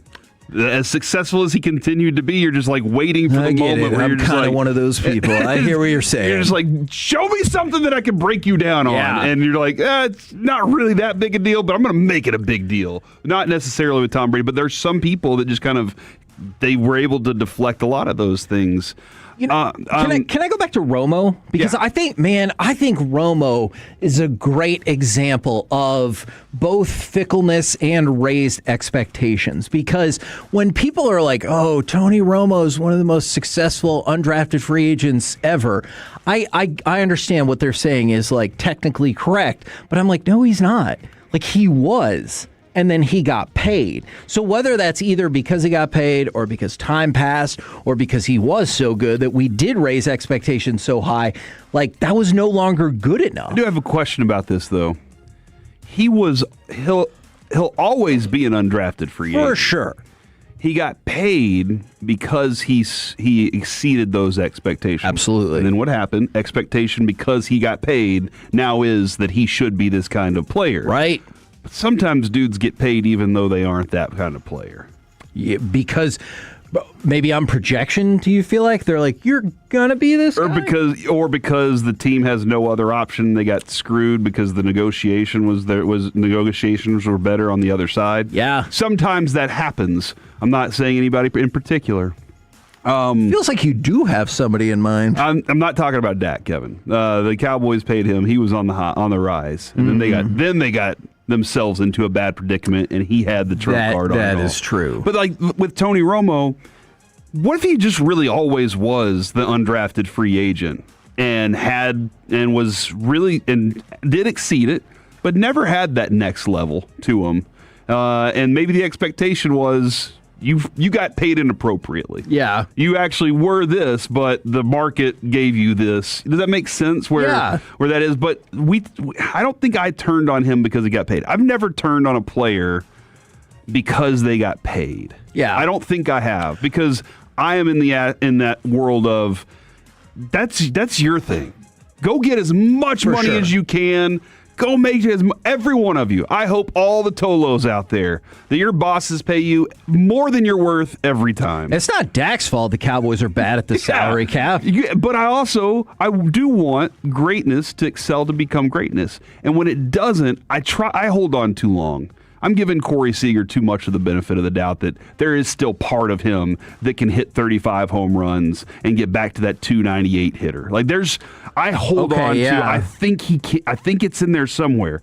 And then I look at numbers and I see that his bat speed's a little slow and that he's chasing on these certain pitches because he doesn't have the bat speed to keep up with the fastball anymore. Those things are like, oh, okay, now I've talked myself into it.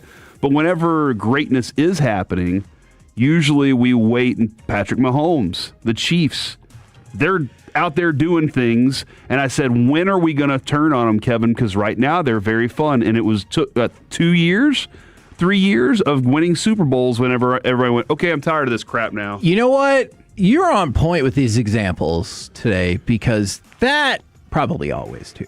But that's a great example because what happened to Patrick Mahomes, the people adjacent to him or in his family were what brought him down in people's eyes.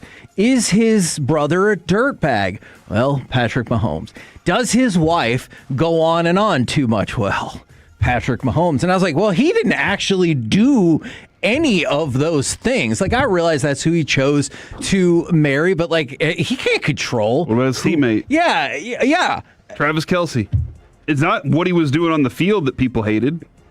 This is Taylor Swift. I mean, that's when people like, hold on. And then also, there were also the referee situation. I will tell you, this is when I started hating them, when they started getting the benefit of the doubt when they shouldn't deserve it.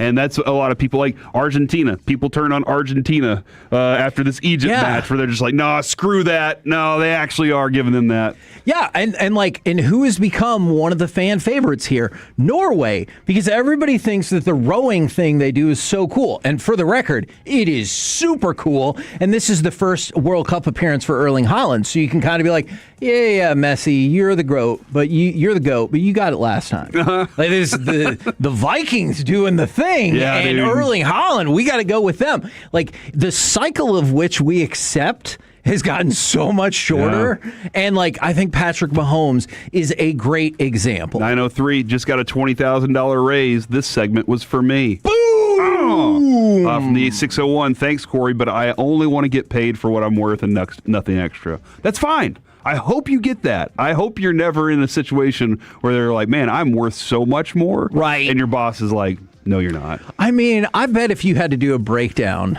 of the country, what percentage of people think they get A, paid what they're worth, B, paid more than they're worth, or C, paid less than they're worth? Do you think C is like 95%? Maybe that's too high. 85%. Yeah.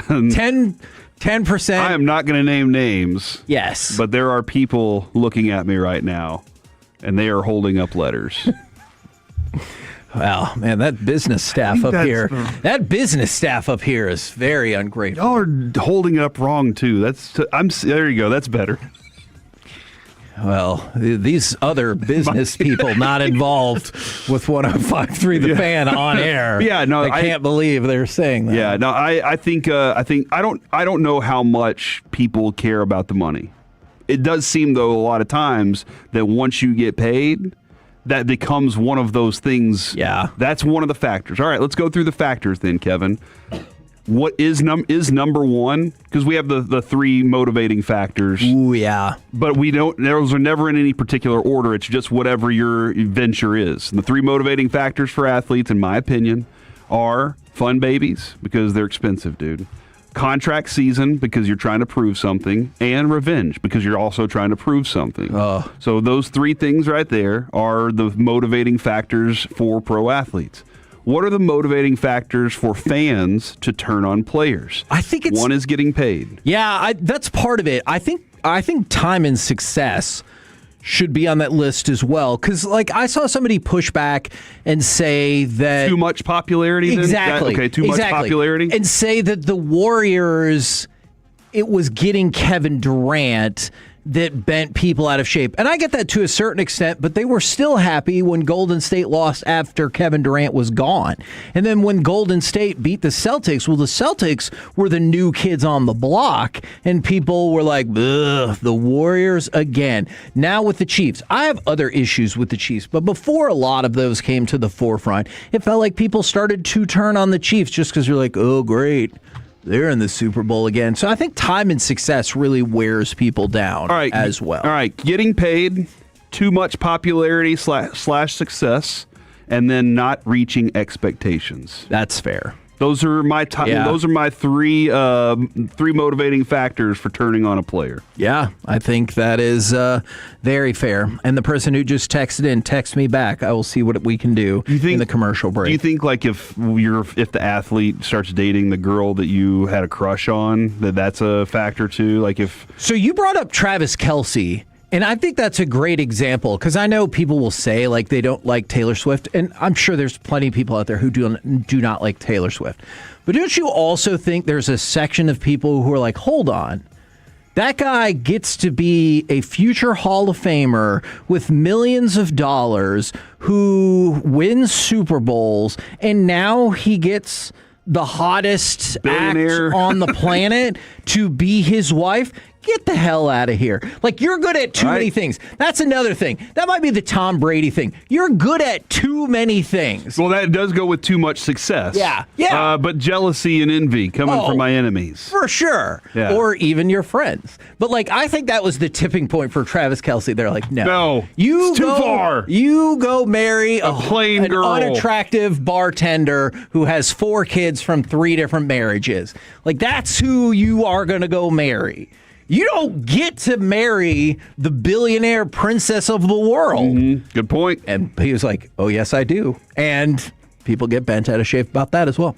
We're the KNC Masterpiece right here on 105.3 The Fan. Coming up next, as we move into the Expressway, we've got NFL Overreaction or Reality, as well as our brand new World Cup segment, We Will Morocco You. Next, right here on The Fan.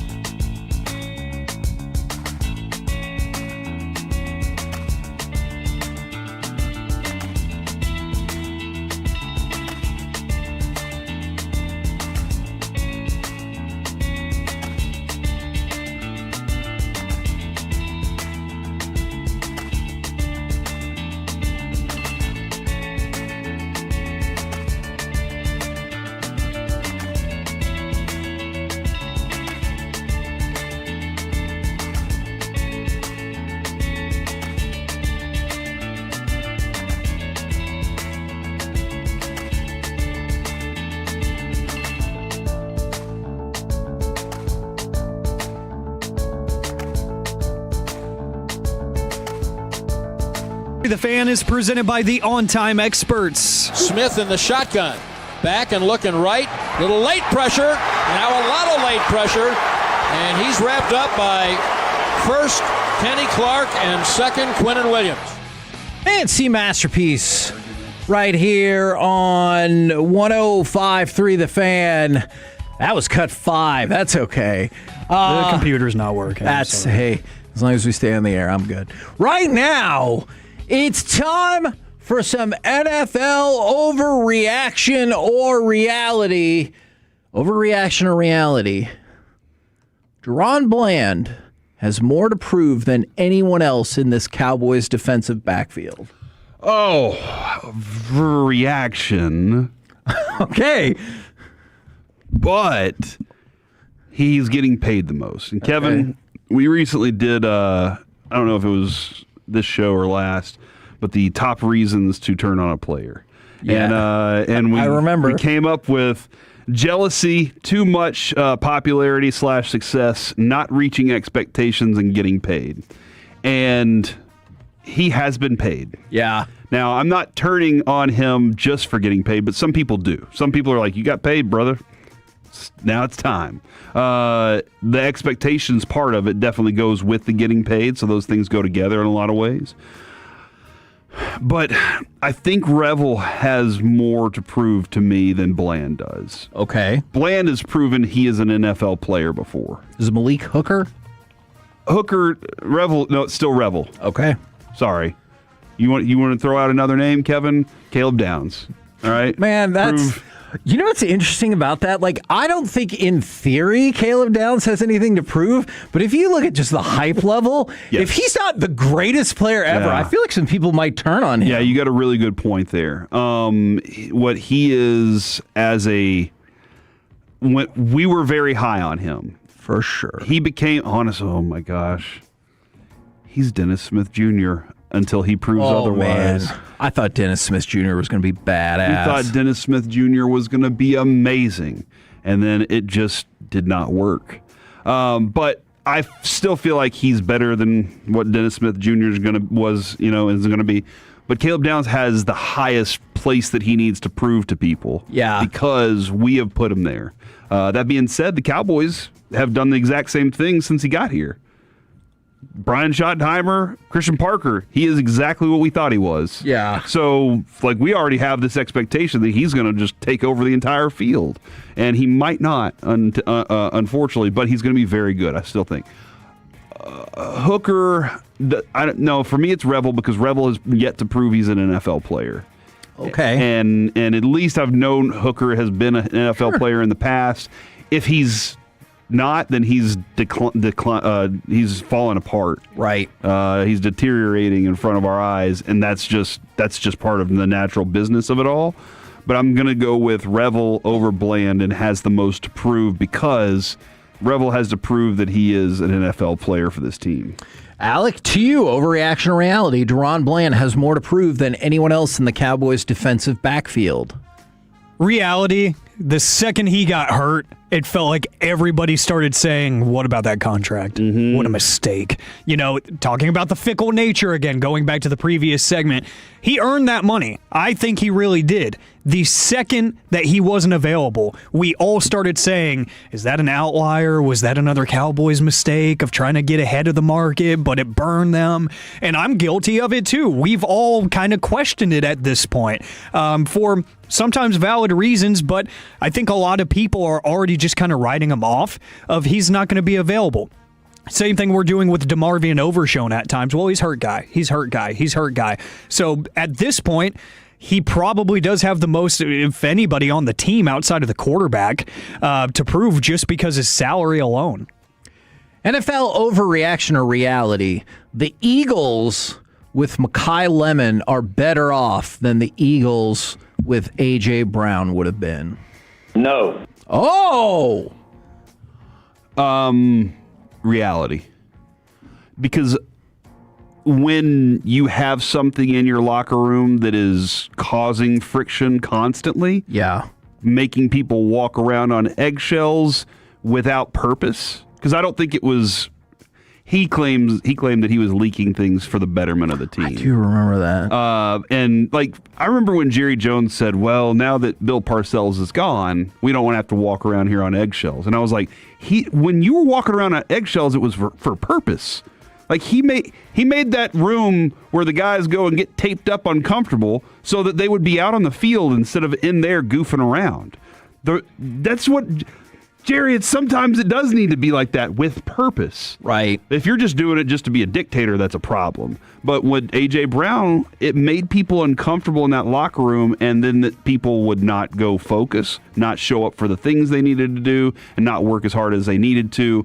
I'm not saying that he's a better receiver than A.J. Brown by any means. No, I get it. But that one factor, as long as he becomes part of a team in that room, there will be a thumbs up for them. Now, Alec, you played the no drop. I will reset just to make sure. Overreaction or reality, the Eagles with Mekhi Lemon are better off than the Eagles with A.J. Brown would have been. Overreaction. You made a subtraction of a very good player, and you got a guy that, at least early on, throughout his college career, has shown you he can't stay on the field.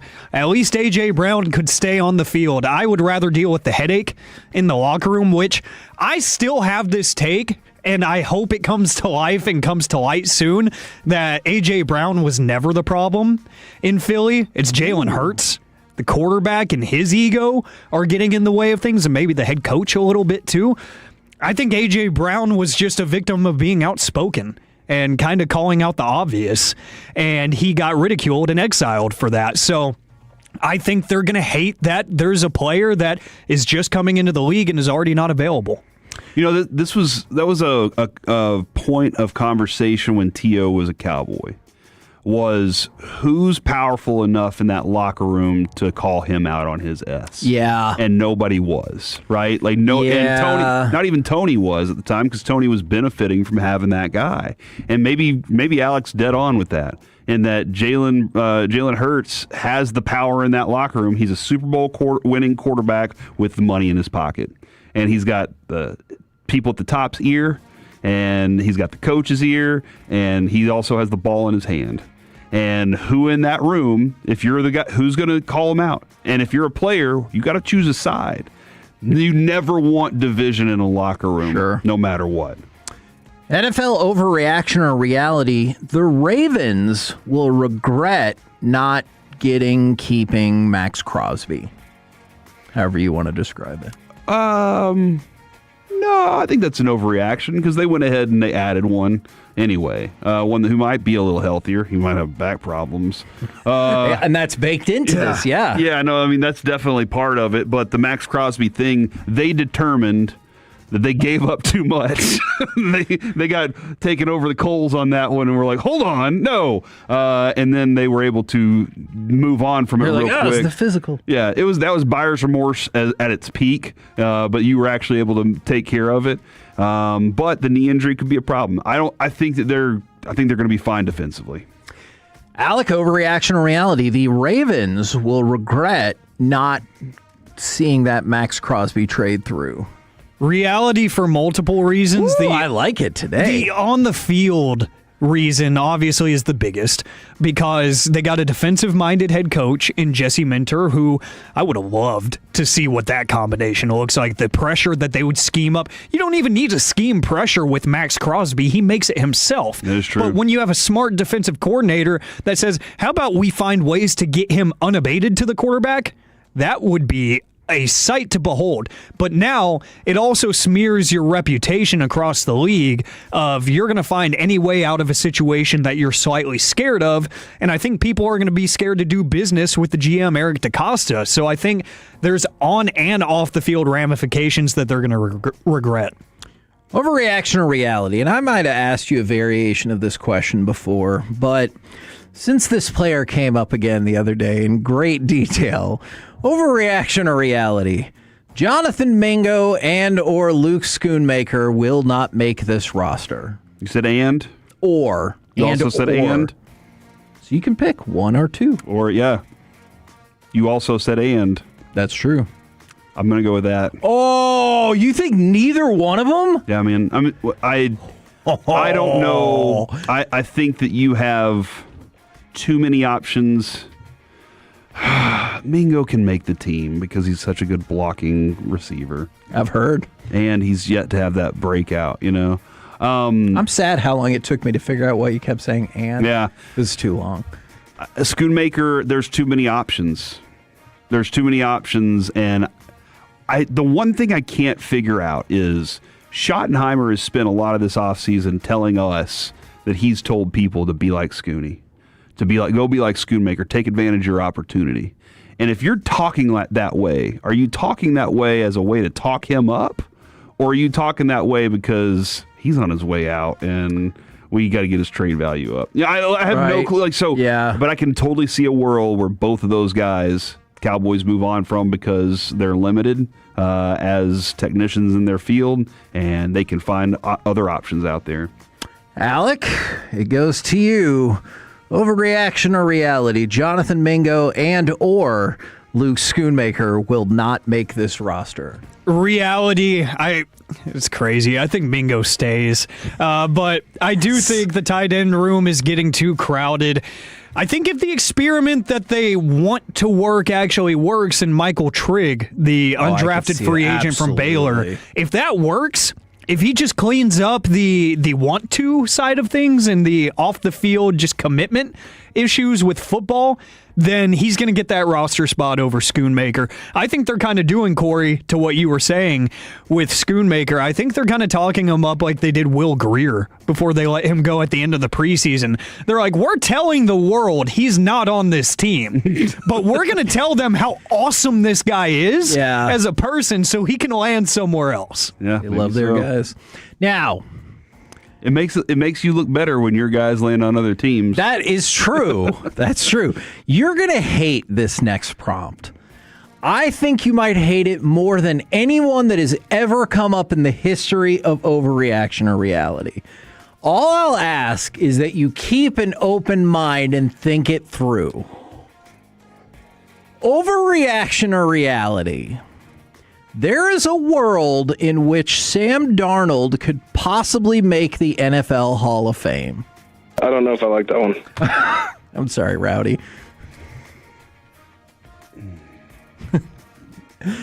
Reality. Oh, yeah, let's go! Up until he won that Super Bowl, it was the dumbest thing you ever said in the history of sports or baseball. That's what Smoltzy would say. Yeah, that's what Smoltzy would be like. But he won a Super Bowl. He did. And listen, man, the facts are the facts.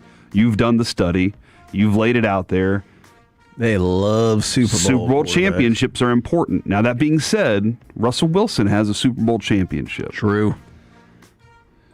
I think he would have to win at least one, if not two more.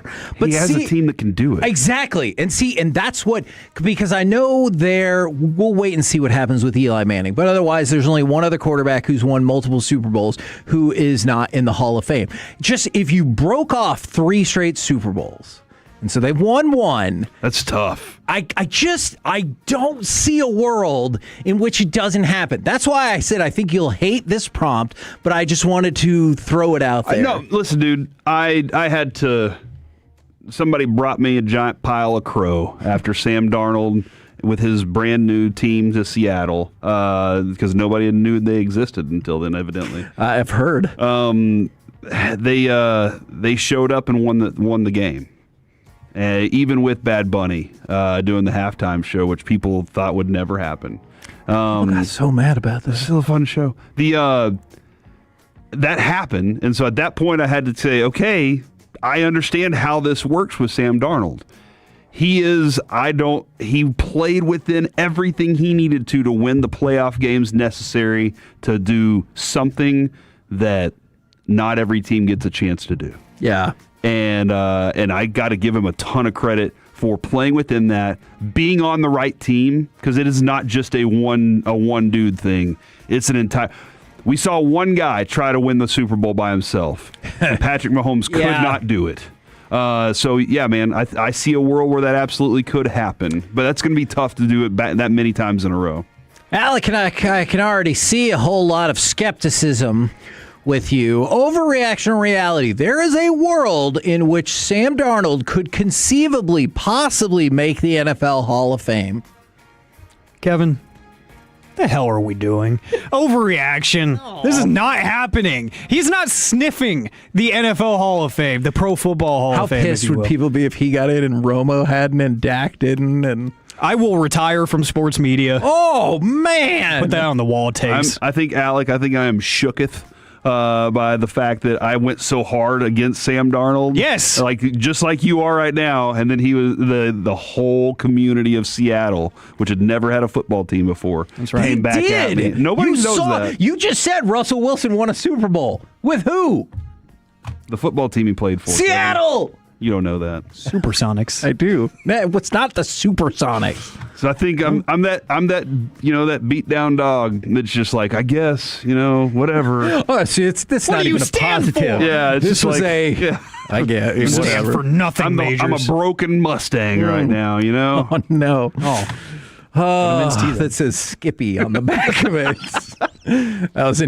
That was from the interview we did yesterday, where Skip Schumacher told an amazing story. I told that story so many times yesterday. And he talked about how him and his dad rebuilt a muscle car. And it was clearly like a great all-time memory for him. And then his mom got him a license plate that said Skippy for the back of the muscle car. As a shot at his dad, who had nicknamed him Skip, and she didn't like it because he didn't want his kid to be named Jared. All of those things are true, and we learned. I went and told some old guys at the people the gym. you knew at least. Or, never talked to these old guys before in my life. One of them was wearing a Rangers hat, and I was like, "Did you hear the story about Skip?" They're like, "No." So I told them that story yesterday, just because I thought they loved it. They thought it was hilarious. Hell yeah. Do you guys want one more? I don't want to end on that note. Alec, in particular, seems pretty angry. Ruined my day. About how this has transpired. Yeah, go ahead. Overreaction or reality? I feel like we've been kind of tough on the Packers at times. This is Matthew Golden's time to shine. All right? You've got Dobbs, Wicks, gone. Matthew Golden, first-round pick from the University of Texas with a quarterback that a lot of people think is very good. I know some people are still up in the air. Now is Matthew Golden's time to shine. No. I think that the way LaFleur runs an offense, he distributes a lot, and it really is based on whatever that matchup gives him on any given day. And with Christian Watson and Jaden Reed out there as well, when's Tucker Kraft coming back? Is he going to be healthy this year? He's going to be healthy.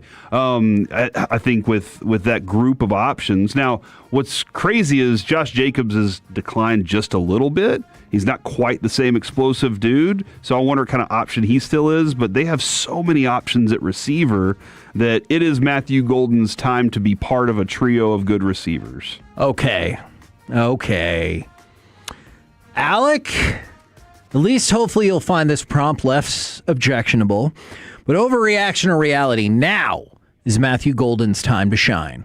Reality it is, because look at the Seahawks run last year. They showed what happens and what amazing things happen whenever you have a wide receiver that can take over a game and that can take over a month-long span and that can take over a postseason run. I think having options and having a ton of options is great in the regular season, and I think it's great against defenses that are discombobulated and not very well calculated and run. You saw what happened against the Cowboys last year with Matt Eberflus. I feel like it works until it doesn't. They need, if they want postseason success, they need somebody that can take over a game. I think they have a quarterback that can. I think he needs a true weapon that can, and I loved Matthew Golden coming out of college.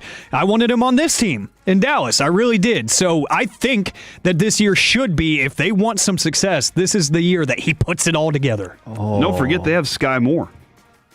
Actually, go ahead and forget they have Sky Moore. Okay. I did. I probably was going to. By the way, quick non-NFL note for you. Tim Hardaway Jr. introduced at the with the Miami Heat. I loved what he said. He goes, I've been praying for this day. In his introductory press conference, he said, I've always wanted this day to come ever since I was a kid, because his dad played with them. His dad played for the Mavericks, too. Yes, that is true. By the way, his dad changed his Has mind. he played for every team that his dad ever played for? Oh, that's a good question. Let's go find out. I do not know. Will he try to play for every team that his dad played for in the history of playing for games? Okay, we will investigate that. But also, did you see Tim Hardaway Sr. changed his mind? I did. Tim Hardaway Jr. said that there were some family discussions and things changed.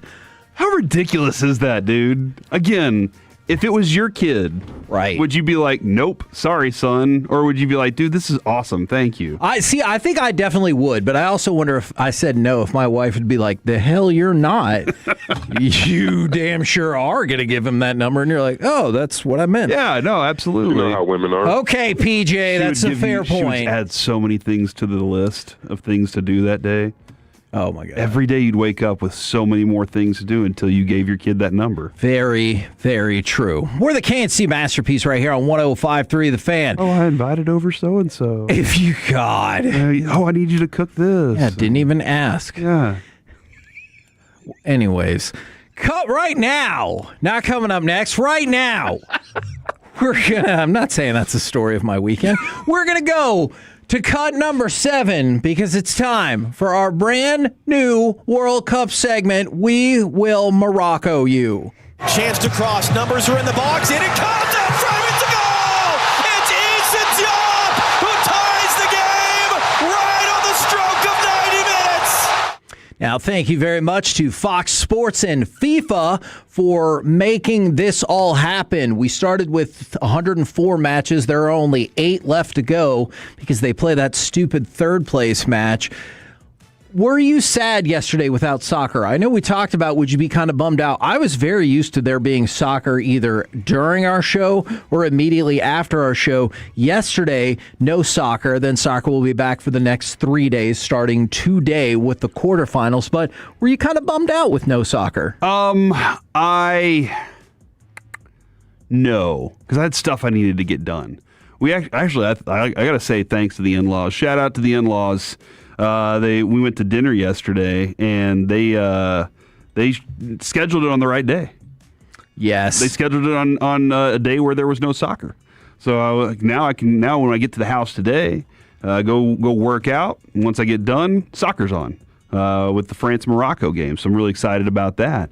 And so I was, Kevin. Sometimes I need a little bit of a moment to breathe. So I will take 1 day per week. Okay. Without NFL football. If that's what they want to do, and they say we're going to take 1 day per week off. My dream has always been give me a game every day. Right. You figure out the schedule. Just make sure I have a game every day. I love NFL football. This Soccer World Cup's been an absolute blast. Agreed. Especially all the way down to like the last second in a lot of these games. Last kick sometimes. Yes. So, yeah, dude, it's been a lot of fun, but every once in a while I can take 1 day off. But it is really fun. Kevin, this is kind of why I am pulling for the 64 teams. Because, A, it's going to extend the period of time that they have it on. I feel like we're already getting to a point where I'm like, oh, crap, it's about to be gone. Did I enjoy it enough? But the 64 games will give us more games, more teams, more opportunities to find out stories about players that are 40-year-old goalies. Yeah, so like I'm really looking forward to. I hope they say let's go ahead and add it. Not because I just think every country needs an opportunity, just because I think it's exciting. It's exciting soccer, even though it's not the best soccer played in the world. This is not the best soccer played in the world, but it's the one that we're all willing to go, you know what? I can get in on this. So I'm in. Now, Landon Donovan had talked about this on his podcast. He followed up and he said, I speak to people who are at U.S. Soccer. I speak to sponsors. I speak to teammates. I speak to the staff and coaches. People are fed up with the way things are handled around him, the him being specifically Christian Pulisic. We get word that Christian Pulisic sustained a bone bruise and microfracture in his lower leg and will be sidelined for several weeks. Will that take any of the heat off of him, Or do you think people are going to be like, well, this was just the last thing? It's been an issue for a while. That's a good question right there. Because he's, 27 years old? Sounds right. Yeah, and so it's not... That doesn't mean this is the last thing for him with this U.S. men's national team. Just the latest issue. Yeah, but at the same time, sometimes you kind of do want it to be that last. You know what? This is the one I can't play anymore, dude. I'm sorry, guys. I don't want any more of this crap that goes along with it. I've gotten all the commercials and all the things I need to live a life of this. But you want the championship so you can be the one that they're like, bring in Zlatan. Bring in the best of all to be one of these announcers that can really stand up and tell everybody what's going on. Because you, just like Mike, after your career's done, what is it? What are you beyond that? A lot of these guys don't know, and then that comes calling for them. I'm not in that locker room, so I don't know if Landon Donovan's telling us this. Was Landon Donovan not one of those kind of guys that people felt that way about too, or am I wrong about this? Either that were injured or got preferential treatment. I could see that. And then later on, it was like he needed to figure out how to change his image to what he is now. But also they weren't good enough. And Landon Donovan was on that team, and he thought at one point, I need to be on this thing, and did he deserve it, and did he deserve the spot? And I know there were arguments there. But with the Pulisic thing, man, you needed your star to show up on the biggest stage, and he wilted right in front of our eyes. And that's unfortunate. The injury problem, Kevin, this is much like Miko. Yeah. I mean, you didn't back off on the Miko thing whenever it happened. You were like, well, then, dude, maybe you shouldn't have been out there.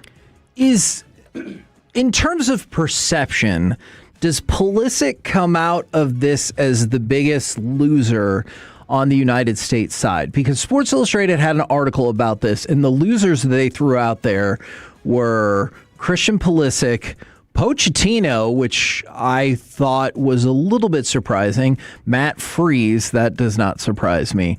Do you think Christian Pulisic walks away from this, from an American standpoint, as the biggest loser? Yeah.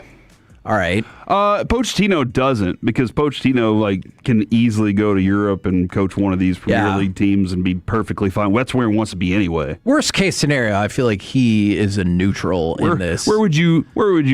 rather have? All this criticism in the U.S. and a system that's probably broken that you're never going to be able to fix. I will tell you, the soccer media overseas is freaking brutal.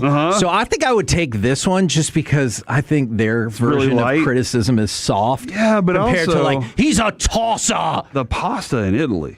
You know what I'm saying, dude? I don't know yet because I'm getting ready to go. But so yeah, I don't think Pochettino. Freeze. He wasn't good. There were questions about him. I'm surprised Ream isn't on there. Oh yeah, Tim Ream was one of those dudes where if a goal could be scored, he was going to be around. Yeah. And there were some times where I was like, but he's our captain, right? And they're like, but he's the oldest ever to play. And you're like, is that good? Or is that just one of these things we keep saying? So, by the way, they listed the winners as Malik Tillman and Alex Freeman, absolutely. American soccer fans, but Balogun was not listed as one of their winners. And he classily went over and talked to the Belgium coach afterwards, and the Belgium coach hugged him and was like, it's not your fault that you got this red card. Yes. Defended. I mean, I thought he came out from this World Cup more or less as a winner, but the American soccer fan... Weston McKennie would be a little higher up. Yeah, I could see that. He didn't do the things that get the love. He just did the dirty work that he always does. By the way, just keep an eye out on these ticket prices. I'm not saying that semifinal at AT&T is going to be super affordable, but since all of the host countries are out, Mexico, the United States, and Canada, quarterfinal prices have dropped 67% from an average of $3,300 to $1,100, and resale prices have dropped 52%. In the second those nations were eliminated. So between 52 and 67%, depending on which resale site. You're saying we might be able to get a deal, huh? I kind of wonder that, but I wonder if the price for that semifinal is going to be oh yeah, it's down 50%. It's $1,800. And you're like, oh, Okay, Only my wife would be like, "This is such a great deal." Yeah. That's why I could sell it to her. I'd be like, "Remember that coat you got for 70% off for $600?" You know what? I think it's fair that you do flip the script on that a little bit. And then, speaking of the American soccer fan, they have watched other matches.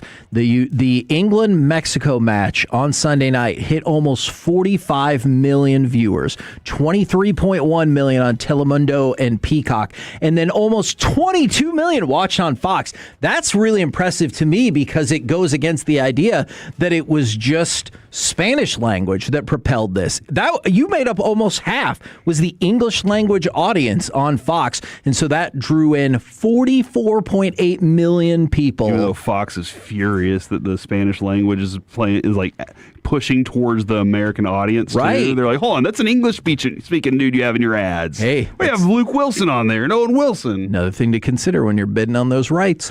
We're the KNC Masterpiece right here on 105.3 The Fan. Coming up next, it's time for the C Block starring Corey Majors. Sean Payton's wild scheme, and who is the next unhappy receiver? Next on The Fan. Your midday listening appointment.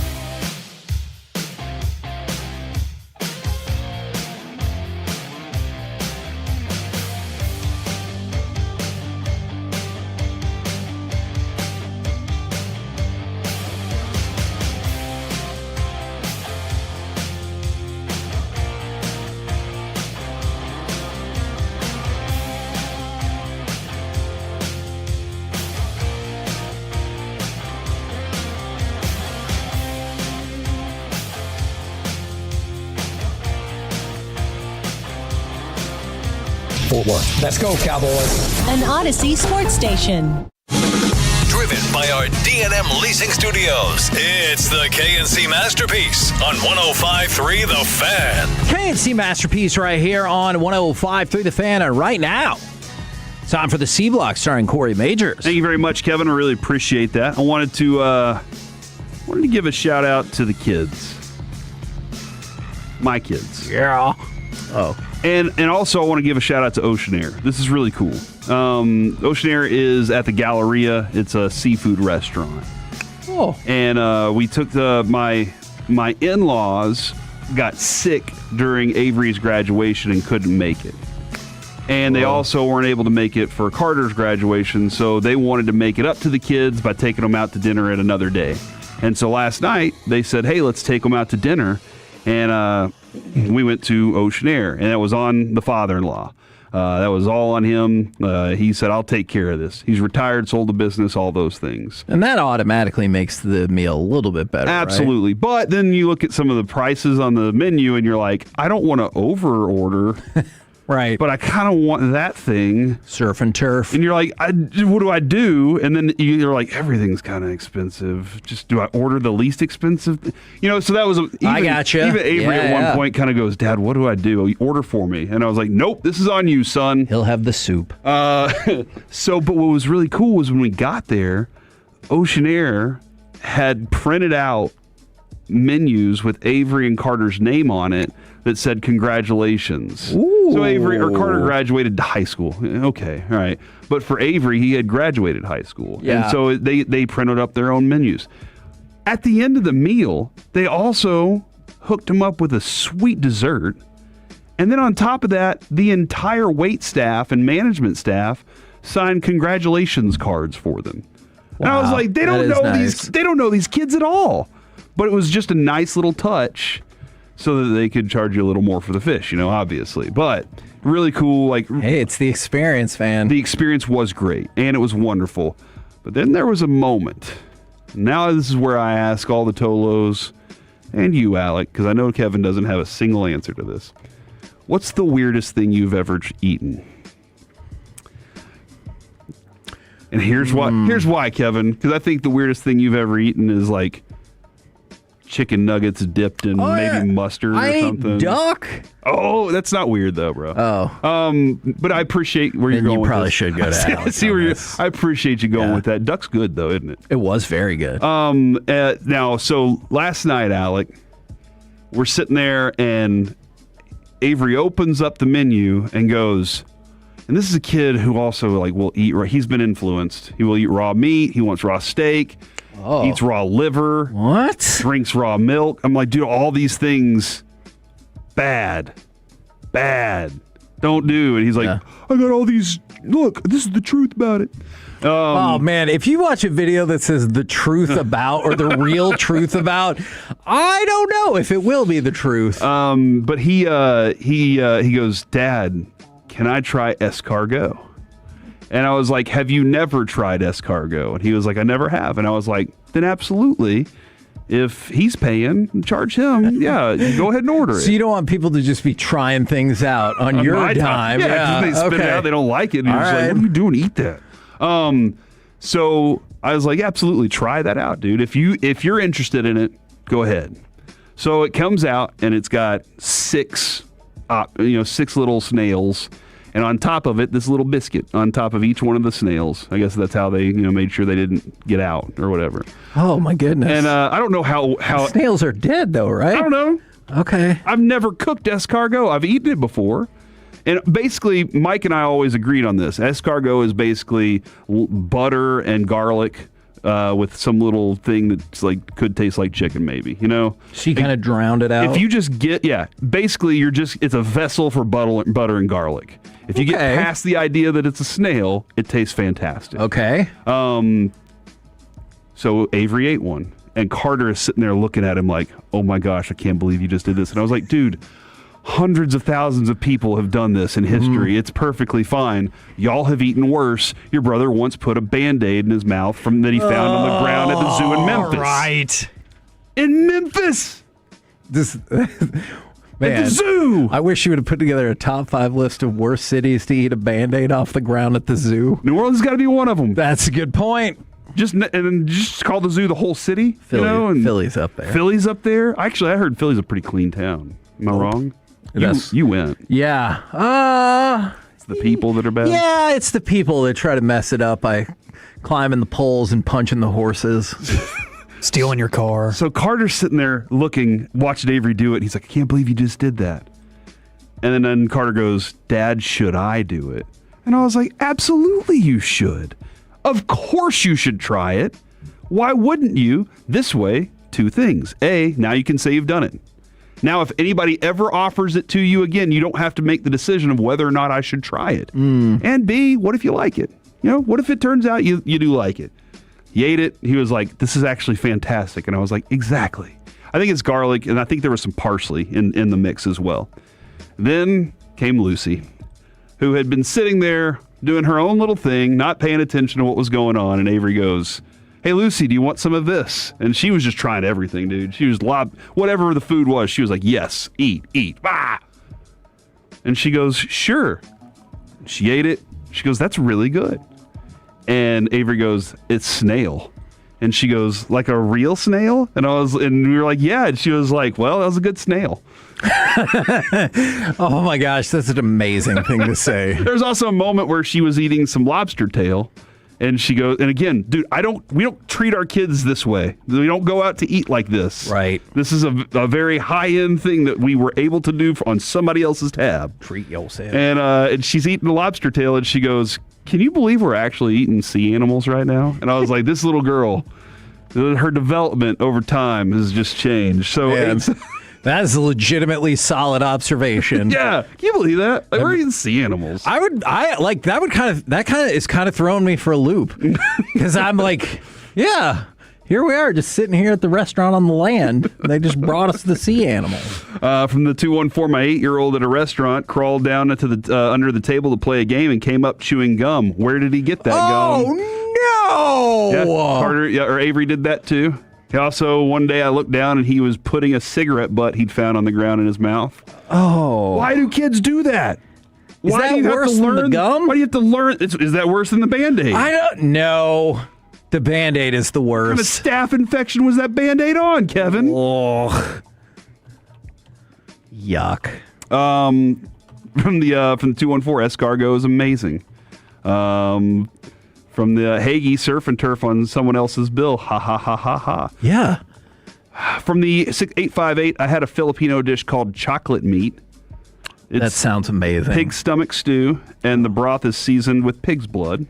From the 901. See, I was just picturing, like, here's some brisket with some chocolate over it or whatever, and you're like, all right, I'll try that. From the 901, frog legs. From the 901, dim sum, but it's delicious. And then from the 972, fries and mayonnaise. So those are some of the options. Does fries and mayonnaise count as the same as some of those other ones? Dude, you know what? If it's weird, I'll tell you what I think's weird, and I won't do. I will not put my fries in my Wendy's Frosty. I think you're a monster for that. I just refuse. It's the only reason to order a Frosty. What are you talking about? Frosty's like ice cream, but better. You know how I feel so about that. Good. Did you know on the Jesus podcast they did an ice cream blind taste test? And I was like, yeah, I guess this one's a little bit better, but it's about the same. And it was like the great value one or whatever. And they were so mad. Walton Waco said, hey, Corey and Kevin, Bobby Belt gave me his number earlier. That was pretty cool. How cool are y'all? Walton Waco. Because Bobby said this morning, if you're lonely and you need somebody to text I'll text in. you Bobby's number. Kevin has, I will tell you this, Kevin has texted lots of people back and forth over his time. True. You know what I've made the mistake of? I didn't save the name every single time. So sometimes a number pops up and I have to scroll through the chat and be like, that's who that is. So I'm going to work on that. A lot of people are texting things that I'm just not sure. Like somebody said guinea pig in Peru, and I'm like, hold on, is that a thing, or are we just kangaroo? Kangaroo. I believe. Didn't Frank Mir tell us that you shouldn't do that, or was that the koala bears? No, that was the koala bears. Okay, one of them they have a STD. and you shouldn't do it. Look, I know Conor McGregor is going to get his head beat in by our buddy Max Holloway this weekend. 64% for Max Holloway right now on Couch. And that is not reflective of the fight. It should be at least 75%. But people love Conor McGregor, and they're betting on him to piss their money away. So, sorry, that's my Kalshi advice is go for Max Holloway. That had to be the most disastrous outcome of an interview we ever had of a fighter. We had the interview was good. Frank Mir was very engaging, and then he talked about that issue and everything. But then he got knocked out in the first round and got suspended 2 years for PED. And that happened like 2 days after we interviewed him. I was like, oh, man. We did have a run of like 7 straight MMA fighters. It was a disaster. It just went very poorly for them until Kevin Holland came around. Yes. And I think Kevin Holland broke the tie for us. Yes. I think Anthony Rumble Johnson lost, and then I think he passed away. He did. Those were unrelated. Did Max Holloway lose that fight after he said the cuss words? Max Holloway helped us turn it around. So did Demetrius Johnson. That's right. Yeah, but we had a run for a while. At that point, we had Kevin Holland on. Yeah, Kevin Holland had hopped on with us. Tom Brady was talking about the life of wide receivers and quarterbacks in the NFL. He was talking on the New Heights podcast. He said, I think that's the only position on offense that requires a lot of energy and attention. Because the running backs are going to touch the ball. The line, they're going to be engaged in every single play. The tight ends, run or pass, you're going to be engaged in every I get play. what he's saying. It's the receivers who stand 25 yards from the ball, just talking smack with the DB, trying to figure it out. All right, I ran my ass off down the field and I didn't get the ball, and how do I stay locked in and committed to the team when I don't touch the ball? And he said it's a hard thing. Like, they're working hard to get the ball, and they don't get it, so they get frustrated. Yeah. And I'm almost like, when I see these NFL off seasons, this is where he goes. He's like, it's like deja vu. I've been seeing the same S since 2000. I came into the league. This guy gets in trouble. He's arrested. This guy gets cut. This guy gets traded. This guy's an unhappy at receiver. This guy gets suspended for cheating the game. He said it's Real Housewives of the NFL is what the wide receiver position is. And then he said it's the same script, like over and over and over. I almost want to say, like, you're going to get 110 balls a year. Okay, 17 games. You're a great receiver. You're going to get 11 catches here. You're going to get 3 some other times. But you're going to get this big number. I just need you to be here for the entire thing. And then he said, you can always look at it and try and figure out who's going to be the unhappy. Last year was A.J. Brown. Who's going to be the unhappy receiver this year? And I started kind of looking around and was thinking, who has the potential to be an unhappy receiver in the NFL? Justin Jefferson. That was the first name that jumped to mind. And because it's been boiling for so long, I don't necessarily think this has anything to do with specifically Kyler Murray, but if J.J. McCarthy goes back out there, maybe, but it's Justin Jefferson. I'm going to get to this text that just came in just a minute. Okay. Because I need to. Yes, Tina was our server. Tina was freaking awesome last night. Oh. She was amazing. Just know that Corey will tip lesser if he is paying the bill. Actually, I think I might tip more. Oh! Because I'm a former server, so I'm always I'm an over tipper. But yeah, hold on. That was a name that popped up for me, was Justin Jefferson for sure. Jamar Chase can jump up in mind as well. Fortunately, he has a great connection with his quarterback, gets lots of looks. But if he's really unhappy with this team and the Bengals, or Burrow gets hurt again, yeah, that could be something that just sours him fast. Here's the thing that I was concerned about. CD was very cordial last year about balancing and working with George Pickens. George Pickens is now in a contract season again. He is making good money. CeeDee Lamb's paid. Yeah. But CeeDee Lamb also is competitive. CeeDee Lamb did a great job in his college career playing amongst a lot of receivers and knowing I'm going to get my share, and whenever I do get the ball, I'm going to take advantage of it. Can Dak balance, again, 2 dominating receivers who are going to command the ball and try and be engaged in a game if one of them is just getting the hot hand that week? Can he convince them both? look, it might be 11 this week for you and 3 next week. Right. That's where I was kind of like, that's interesting. Yeah. So that was and a little worrying. Yeah. Thank you. So that was fantastic. Like that's the kind of I don't know. CeeDee Lamb did a great job last year, but if Pickens is looking at his contract, and we talked about this with Josh Smith, trying to get contract numbers. Yeah. And starts going, I need this, I need this, I need this. Can George Pickens stay locked in enough to be the dude that just is good and not an unhappy receiver? By the way, again, I just wanted to point out, Tina was our server at Ocean Air last night. Her boyfriend texted in and said he's a Tolo. Oh, yes! The valet guy is a Tolo last night. Hell yeah. And he said, Tina said, we were great. Please come back and see her anytime. So thank you. This is a station of the people. She freaking rocked last night. I love it. Go see Tina. We're the KNC Masterpiece right here on 105.3 The Fan. Coming up next, where does the Cowboys offensive line rank going into the season? How high could they go? And do I have a secret moral compass ready to go as well? Next, right here on The Fan.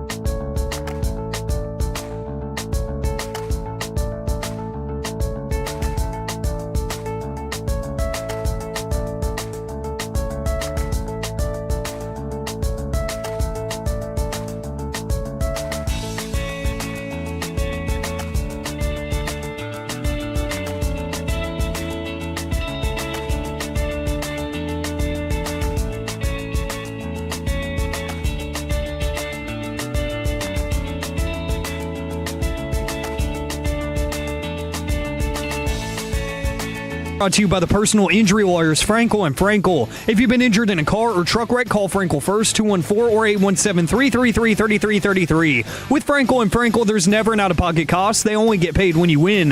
Frankel and Frankel, the go-to car and truck wreck attorneys in Dallas. Prescott under center on second down. Motion from Lipke. Handoff, Sanders up the middle. Big hole. Walk the dog. Touchdown. Sanders goes hop, hippity skip into the end zone. Oh, what a hole that was. Indeed. Not since Home Alone 2 have we seen a hole that amazing. Remember in Home Alone 2, I think it was Merv, he goes, wow, what a hole. I need to go back and watch Home Alone 2 again, I guess. Or is that the one where he slides between... or just watch Home Alone 1. He slides between the not the pants, but the legs of the bellboy. Yeah. And then the Dunstan, the monkey, comes in and goes upstairs with him and eats food. And our current president is in it. That Dunstan checks in. I mean, when you said some of that, I definitely think that's a different movie. 2 movies. All right. But I need to go watch Home Alone 2 again. You don't. Oh. Hold on. Hold on. Is Home Alone... I know you had something else in this segment you wanted to do, but... You're fine. Is Home Alone a staple for every year?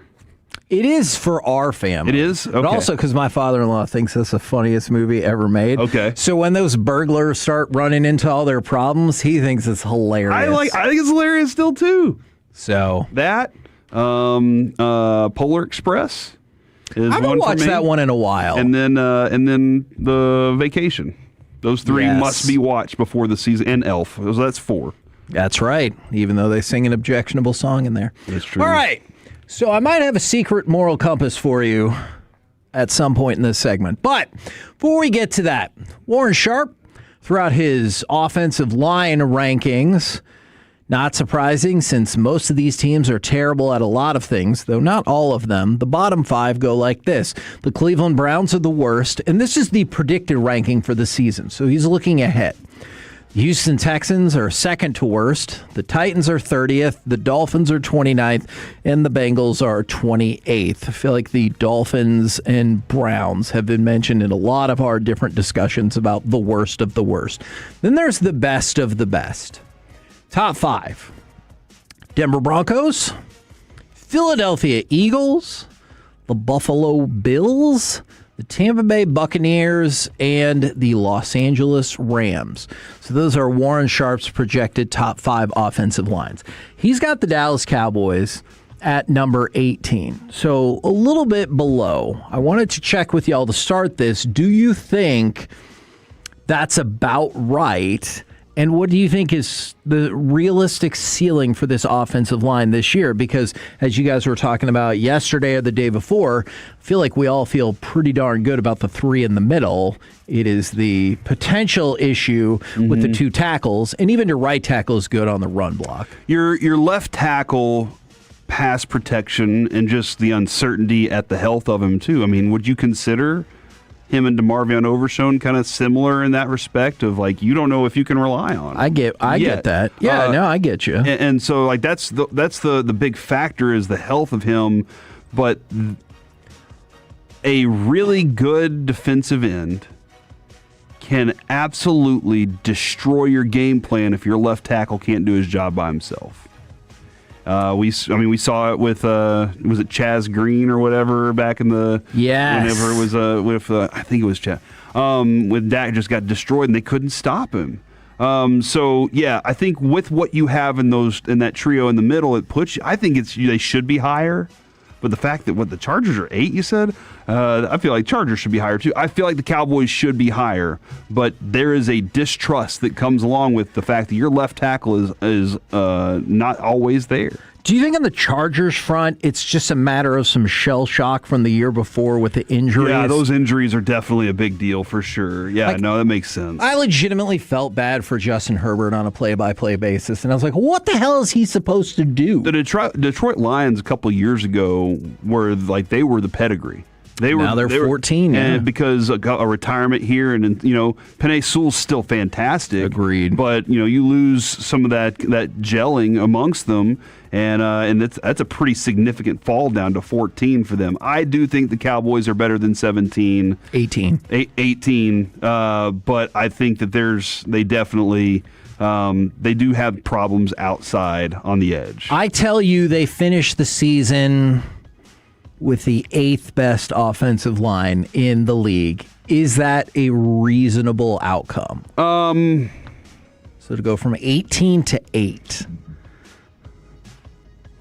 Yes. Okay. I think is that about the peak? Because then you've told me now that Guyton turned into a legitimate NFL player, right?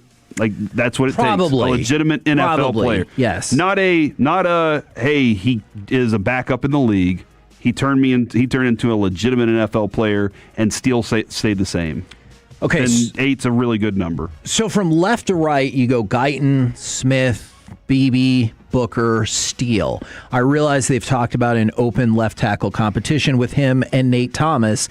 And then on the right side, theoretical backups with Drew Shelton, TJ Bass. I know no one's going to be like all the way stoked about their backup offensive linemen because offensive linemen that are quality are really hard to find as starters, let alone as backups. But it doesn't feel like hopefully your backup situation is too dire. I got a question because I feel pretty comfortable.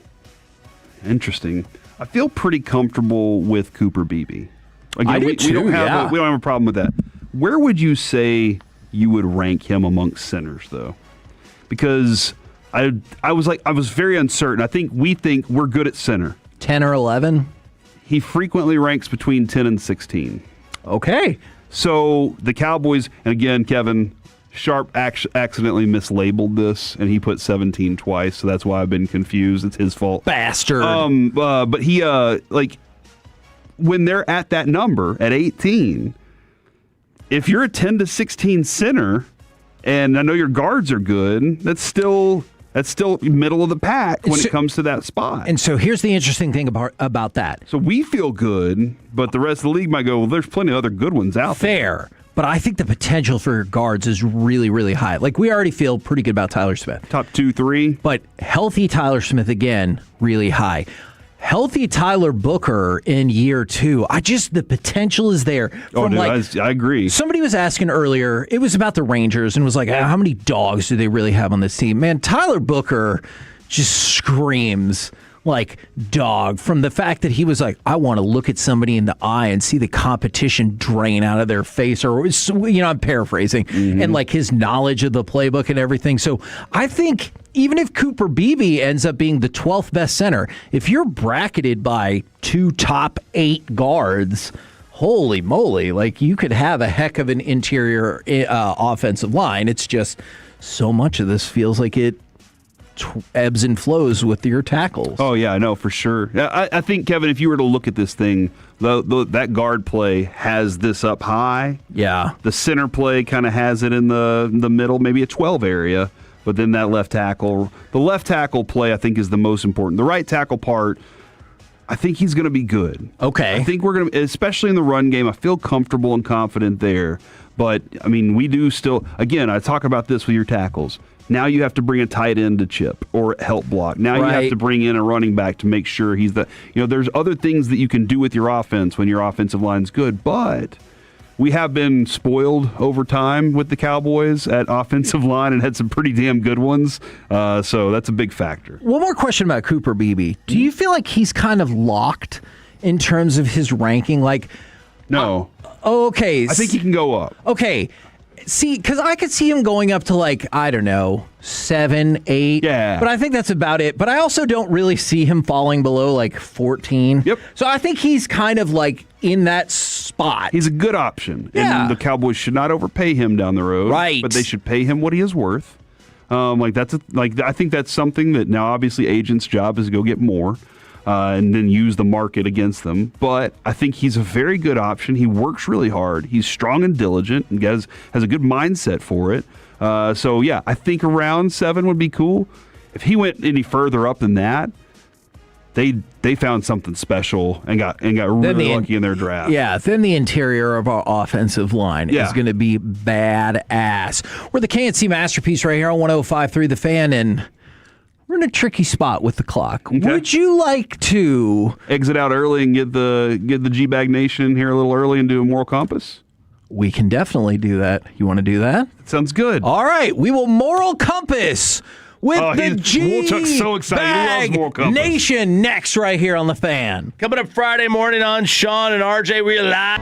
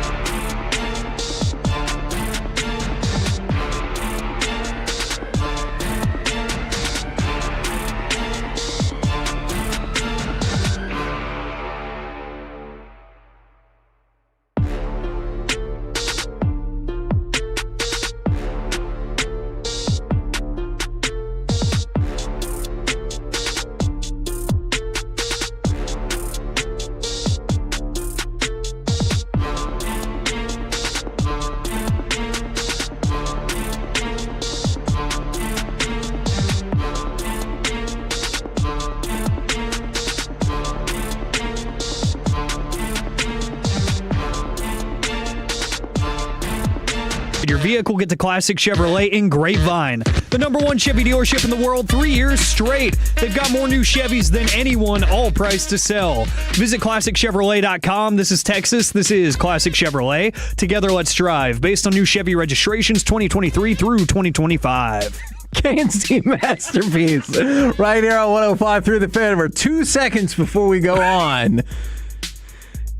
Zach goes, thanks for nothing, guys. I'll let you decide what that context is. I mean, he's right, ultimately. I mean, I get it. Oh, no. He was so nice, though. Right now, Sweet guy. Courtesy of D&M Leasing, it is time for our chit-chat with those fellas from the G-Bag Nation. Gentlemen, how is you today? Tremendous. We're pumped. I'm excited for France, Morocco. I kind of missed having World Cup soccer on during our show yesterday, or football. Did you like We Will Morocco you? I did. I thought that, because, I mean, that's a brilliant song. So, and are you kind of pulling for Morocco? Are we going underdog here? No. Speaking of underdog, I might have made some plays that would be much better for me if France would advance. Well, I do think France ultimately is going to win this tournament. I think they're the best team, but... You know what I'd really love is if Norway won this tournament. I got $20 on them to win like 440 because I picked it at the very beginning. So, did you see this AI video that they put out of Norway led by Holland, and they're like invading England like as the Vikings? I mean, there Harry is Kane's, historical like, the king of precedent England. for that. Yeah, it's amazing. 1066. Look it up. It's great. Now, I don't believe we've ever done this before. And I don't know if we'll be able to play the intro because it is crosstalk. We have had at least one of the two of them at different times in for the moral compass. It is time for the moral compass. You are my counsel. The one I turn to when I need my moral compass checked. We have forged this relationship for years, and I depend on it. Also, we've had Broadus before when we were working nights do moral compass with us. So. I love this bed. He puts the ass in compass. So true. I will probably not in a good way. In a good way. He puts the ass in compass. My general question to start here, when do you change and or update your social media? Here is the scenario. Oh crap! When it doesn't get hacked?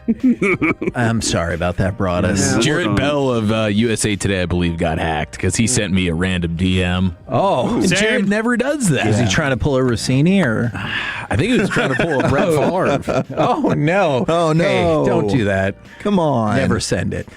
So some friends of ours. Here is the scenario. Person A, let's just say the guy.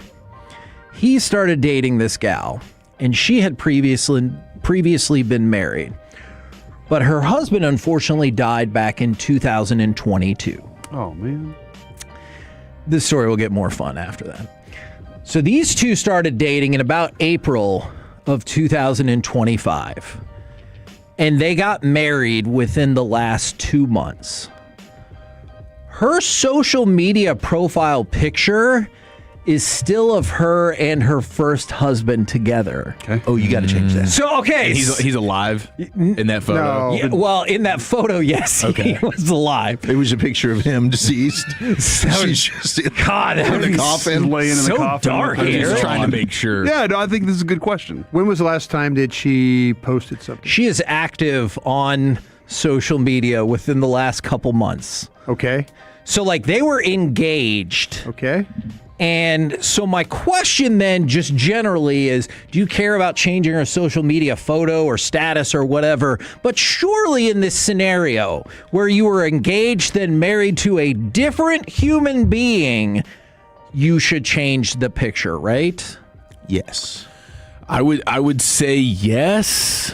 I mean, never been in this situation before, and hopefully you never will. Hopefully I never will. It was But close. there's other situations you'll put yourself in a heartbeat. Did they post about the engagement? Did she have like a ooh? The guy did. Okay, the guy She did not. She didn't post about that. There is a thought. Do I know this person? Not really. Okay, all right. There Just is a make sure. thought out in the world that she married a person.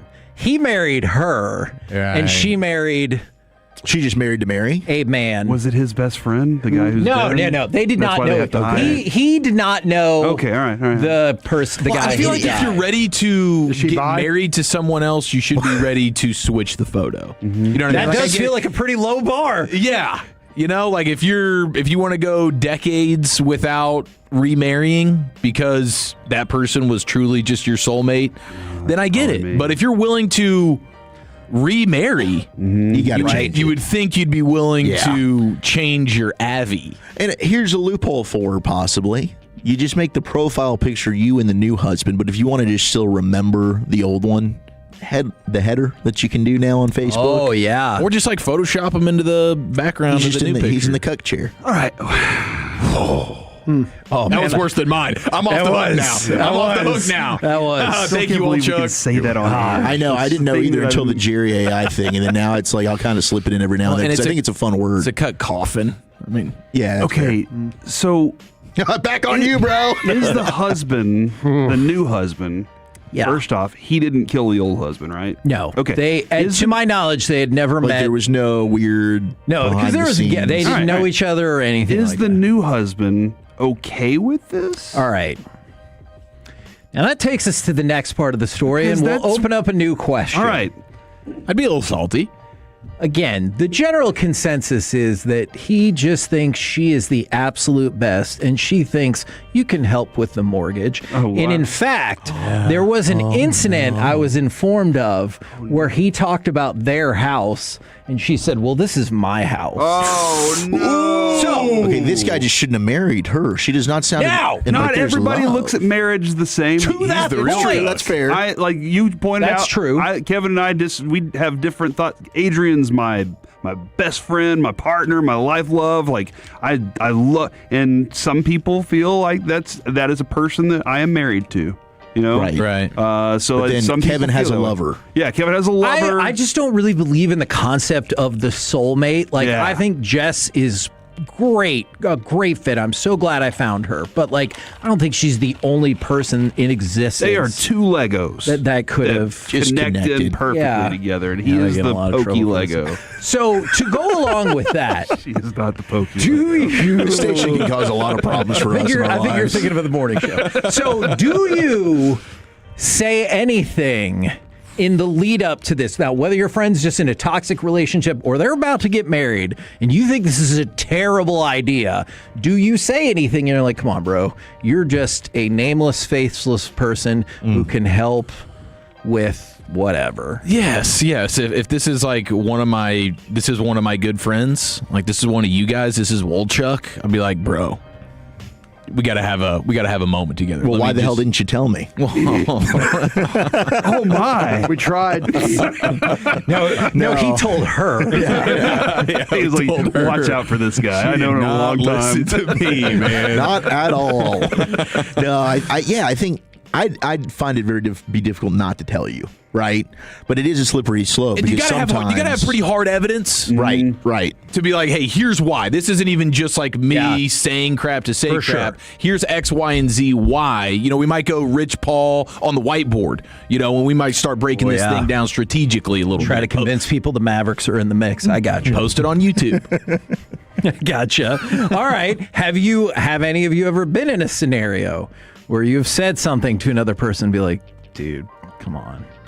No, I don't think so. As a definition of a true friend, you should. That's what I think too. That's like there's two things of a friend. You never ask a friend to help you move, and as a friend, you need to honestly tell somebody, "Hey, are you sure you want to do this?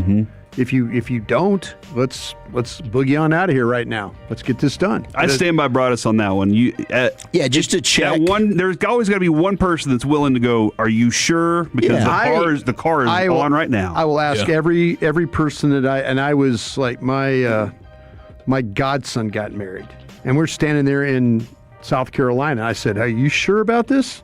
You absolutely sure about this?" He goes, "Absolutely sure about it." Uncle Brian, I said, "Well, let's go do this then." So yeah, as a friend, you should say that. You should honestly say that. Yeah, you should definitely do the check-in, like the wellness check. But like to go, are you in right mind? Yeah. But I don't know that. But I wouldn't go over like heavy-handed with and be like, I don't think you should do this, right? The because reason then is because she doesn't even have you on her Facebook page. She has this other guy. Yeah.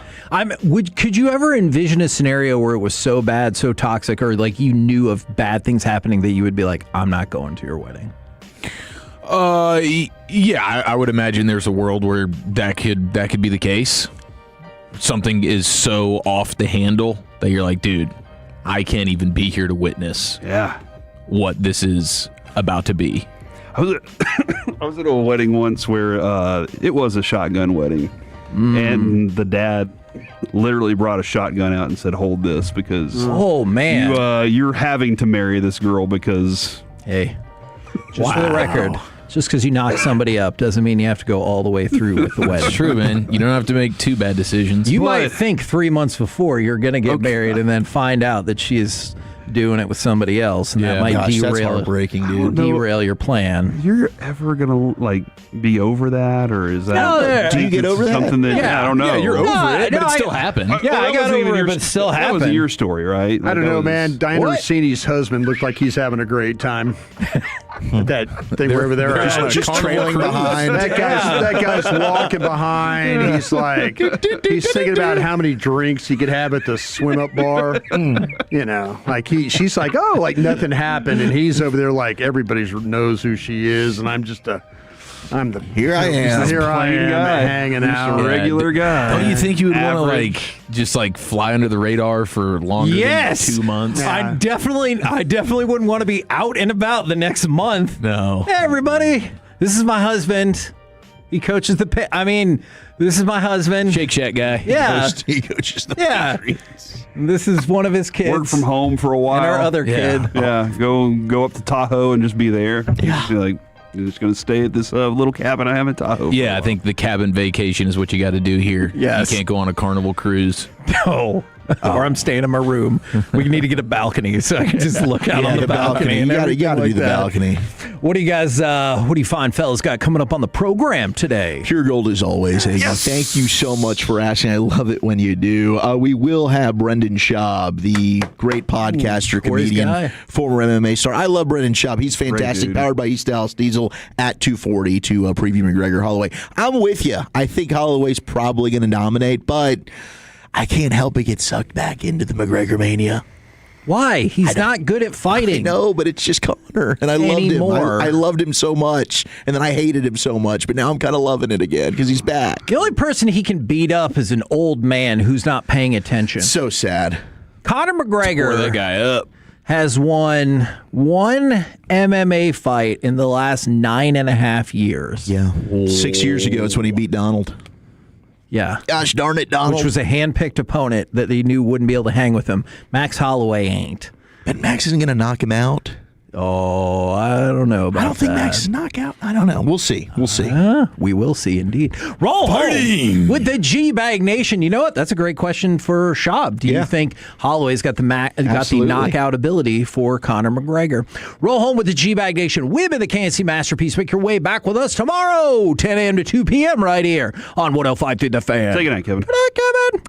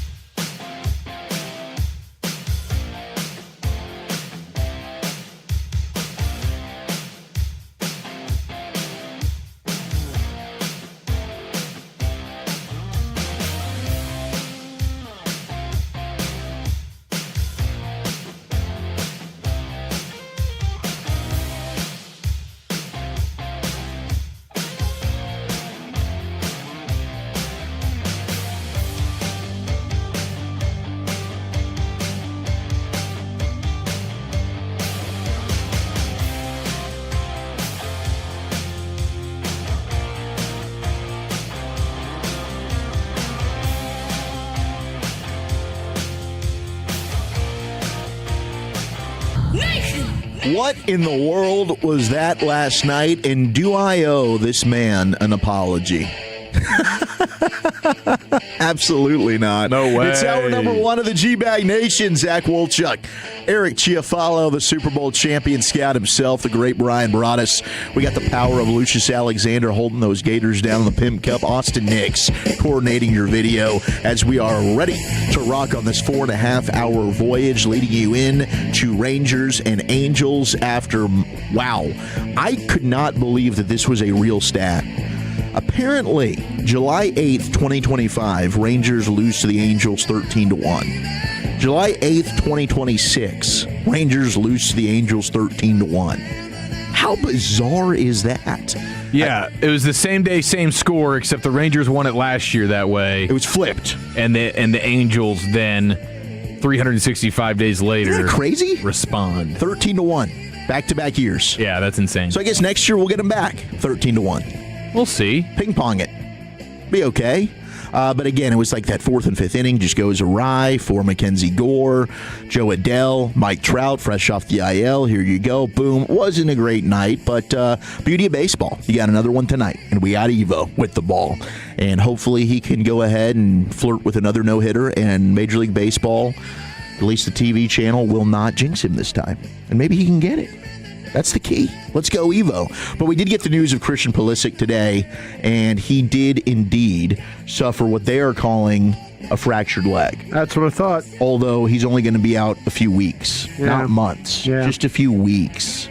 So didn't I ask you the question? If I said no. You were like, And I I don't still care. say yeah. no. I said, what if it comes back and he broke his foot? Yeah. Are you going to think any differently about this? It's a fracture, not a break. But no, I don't. I don't. Just because of the whole body of work. I've seen this injury before. When it happened, I said I felt like that he might have fractured the top of his foot. The way how it hit, it just went, top of foot to basically to the ankle, and so or the foot area. And I'm just thinking like, man, he is probably hurt more than what we're getting. Just like a right twisted. now. Yeah, knee, and the ankle, the whole ankle thing. That was a break. Is what that was. Yeah, it was a It's still- microfracture and bone bruise of the tibia fibula in his right leg. There you go. That's what they called it. But no, I don't feel any differently because it was still just a bummer of a World Cup. Mm-hmm. He's still asked out twice during the entire World Cup, and I get it. And to that point, hey, it's different because you got to run on that. It's not like breaking your nose like Clint Dempsey did, but I feel pretty okay with my stance on this. When you have other U.S. soccer greats like Carly Lloyd, Landon Donovan has been talking about the people around him. Christian Pulisic doesn't carry him, and he doesn't think it's necessarily him. And that's why, I kind of wondered on this. Is this just a PR thing? Maybe it's legit. I'm not trying to say the guy wasn't hurt. I do believe he was hurt, but he's always hurt. And then he doesn't score a goal for 6 months. My feeling on him is not different at all, but that does add more context. And hey, I'm not as upset about him taking himself out of the game. Clearly he could not run, but overall his performance in the World Cup was very underwhelming for the guy that came in deemed as you are the greatest American soccer player in the country's history. He did not perform like it. No, he's been overhyped in a big way. He's definitely fragile, and I think the post game comments of him just being tone deaf with, well, it's okay because now I get a chance to rest up for a while. None of that really sits well. So I'm with you on this one, Wolchuk. Very Tony Romo-like, right? Yeah, that's true. the worst thing that happens to me. I'll be all right. Yeah, it's a good poll. Yeah, very similar. Yeah. We are getting some breaking news. Ooh, what do we got? Shams Charania tweeting out 3 minutes ago, developing. The Los Angeles Clippers Toronto Raptors trade centered on Kawhi Leonard will not be complete until the NBA investigation into the Clippers is over. Oh, no. Remember, there was the Pablo Torre finds out the work without work. He was being paid on the side. Yeah, additional money through a company called Aspiration. At least these are the allegations that Kawhi was making millions and millions of extra dollars that weren't a part of his actual contract. And so Now the NBA is investigating this, and they're basically saying, no, we got to halt it until we figure out what is going on here. The Clippers put out a statement. They're still in full denial mode, and they're saying that we understand the uncertainty this has created and the impact it has had on our team, our fans, and now the Raptors organization and their fans, but we remain confident when the facts are evaluated fairly and thoroughly, the NBA will confirm exactly what we have said from the beginning. We have not done what we are accused of doing. I don't know. You think Steve Ballmer somewhere sweating this one out? Yeah, he always is, man. Even if he really does think he's got we're the blue good here, button down on, he's still sweating it out. He's sweating. He's screaming and hollering and sweating his tail off. Yeah.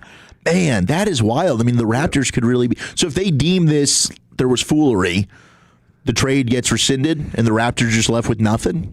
Yeah, I mean, I guess that's part of the collateral damage of this, I guess, would be because Kawhi gets suspended. Kawhi, I would imagine, and the Clippers get some draft picks taken, or there's some type of punishment for them. Yeah, it would be punishment for the Clippers, I would imagine, and punishment for Kawhi Leonard as well. So I don't know what that would mean if they would just totally nuke this thing. If they find out that the allegations are true, are they just going to prevent? Maybe at that point the Raptors wouldn't even want Kawhi because he's suspended for an entire season or something like that. I don't know, dude. Yeah. But what is he, 35? I mean, that's another year. Yeah, he's older. up there. That hurts.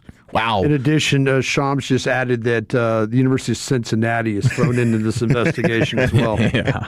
Yeah, Cincinnati has to forfeit the entire season. The Bearcats had something to do with this. Goodness gracious. Yeah, well, Cincinnati's going back at Tech. Well, you guys were tampering, okay? Before our season was even over, you guys were going after Sorsby. The tampering rule in college athletics now is such a joke. It's so bad that when the Ole Miss coach, Pete Golding, when he was firing, he backed off of that because he's like, yeah, you're right. I don't want you guys going after us for what we've been doing. Right. I told you the story about my dad helped Eric Dickerson buy that Trans Am. My dad was part of that Aggie crew that did that. And that one guy, my dad's buddies, goes, "Gosh dang, he's just keeping the car, and we got to turn him in." And Dad's like, "We bought it for him, you idiot." You know, we're going to turn ourselves in? Out ourselves here. Yeah, we're going to out ourselves here? Come on, man. It's like those amazing stories of the crappy criminals that do something illegal and then they call the police to say that something illegal happened to them. Officer, he took my crack. Yeah. It wasn't he took it from me. Prime example. It's not on me anymore. Search him. He's got my crack. Yeah.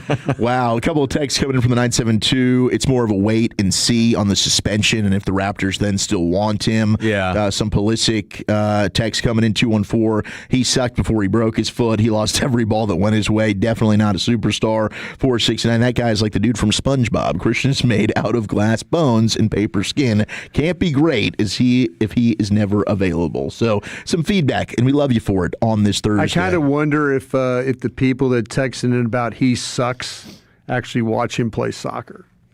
Well, you know what I'm saying? I mean, if they just watch the World Cup, if you're just watching, watching, think that. If you're just watching World Cup, you think he sucks. Or the last 6 months of whatever he was doing where he wasn't scoring. Last year he has not been good. The 45 minutes he played in that first match clearly was some of the best soccer he's played in a long time. But I mean, this guy's very, very capable. It's just a shame he is so fragile. Yeah. He is fragile. It's very Seager-like right now. There's no, I mean, he is just not a big guy. He has, his problems with the soft tissue injuries. And, I mean, he's just had some really, really bad luck. And that's the unfortunate part of it is. But he still is one of the best 4 or 5 players on this U.S. squad. Yeah, yes, he is. I mean, let's not. No, it's Weston McKennie. It's him. Yeah. Balogun, 100%. Yeah. Tillman. Yeah. I mean, those are probably your top 4 guys. Ream. Not at all.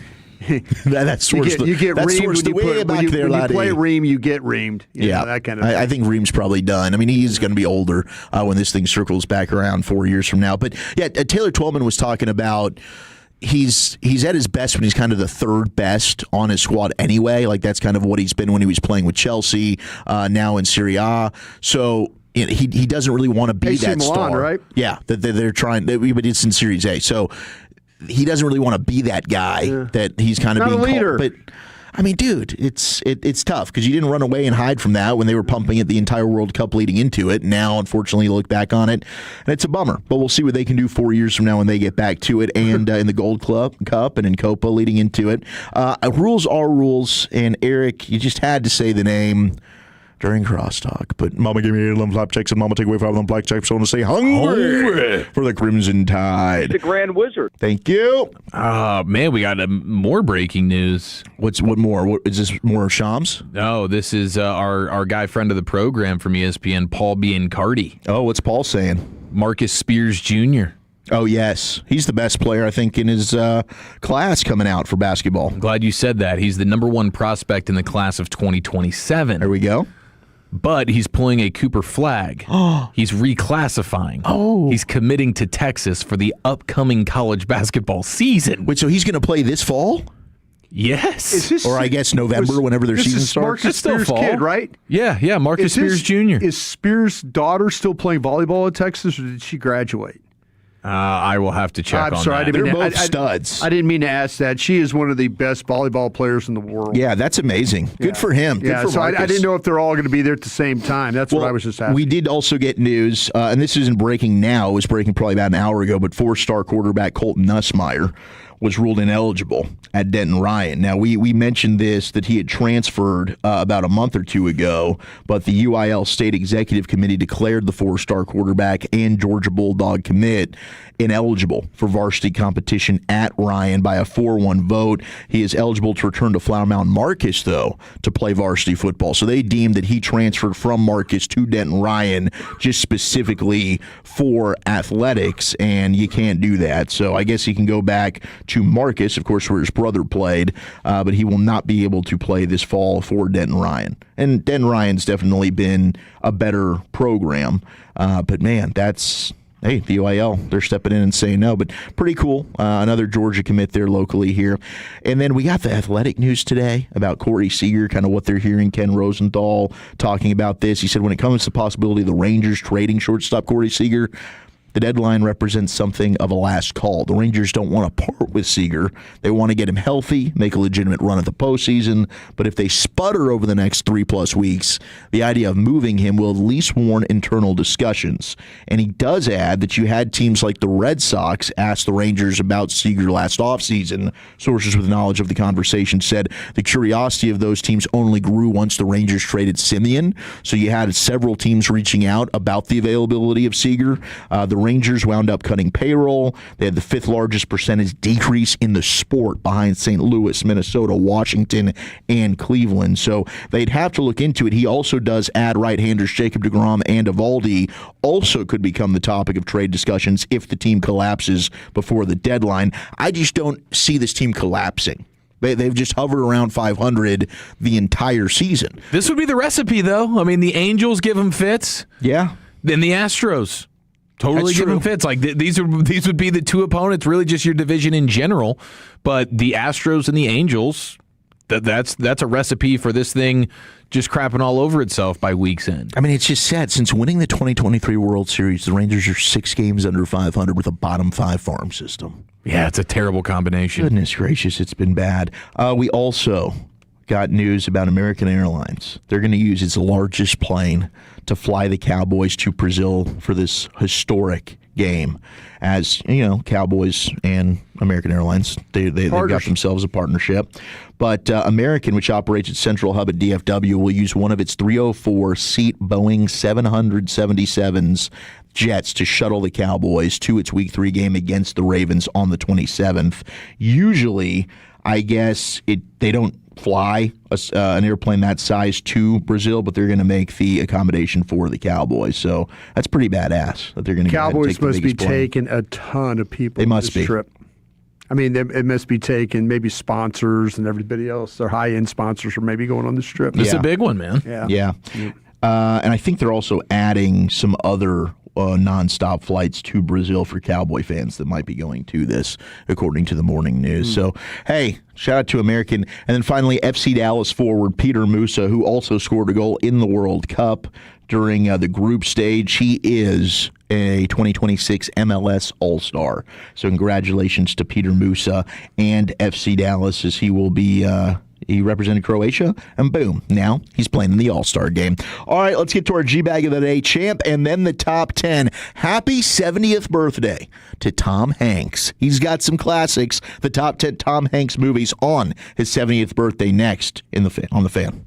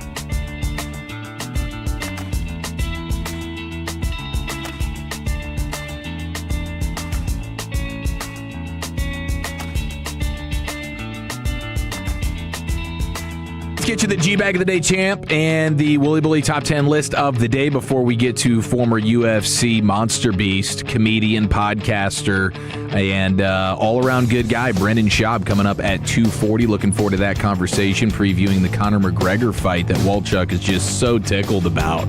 Really, really fired up to watch McGregor get really annihilated. I think it's what's going to end up happening here. It's all about the walk-in, the walkout music, and that'll be the highlight. Foggy dew. That'll be the highlight. It is. All right, this segment of the nation is brought to you by the Frankels. Life is unpredictable. Accidents happen. If you or a loved one has been hurt in a car or truck wreck, call the Frankels first. 214-333-3333. Here's Lucius.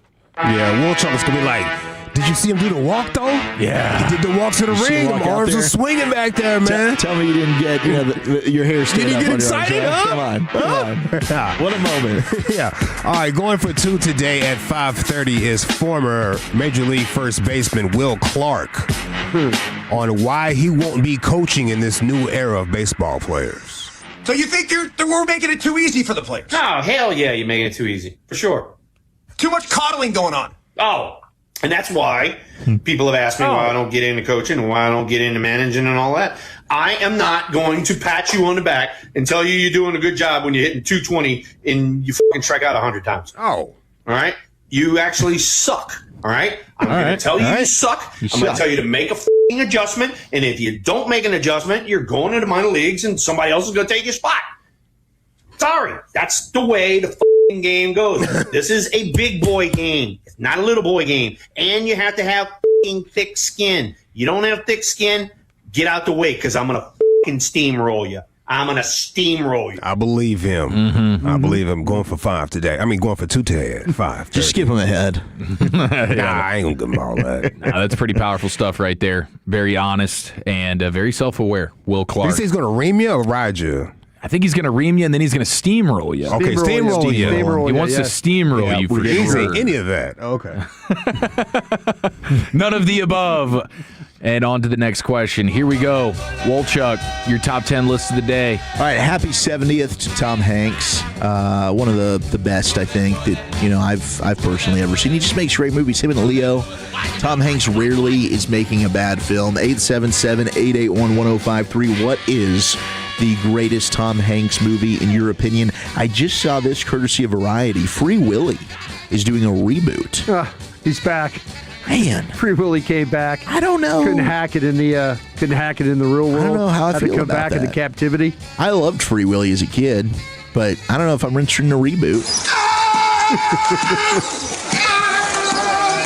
That's a seal that sounds like Tom Hanks. Remember it went viral? What? A seal that sounds like Tom Hanks. You said SeaWorld and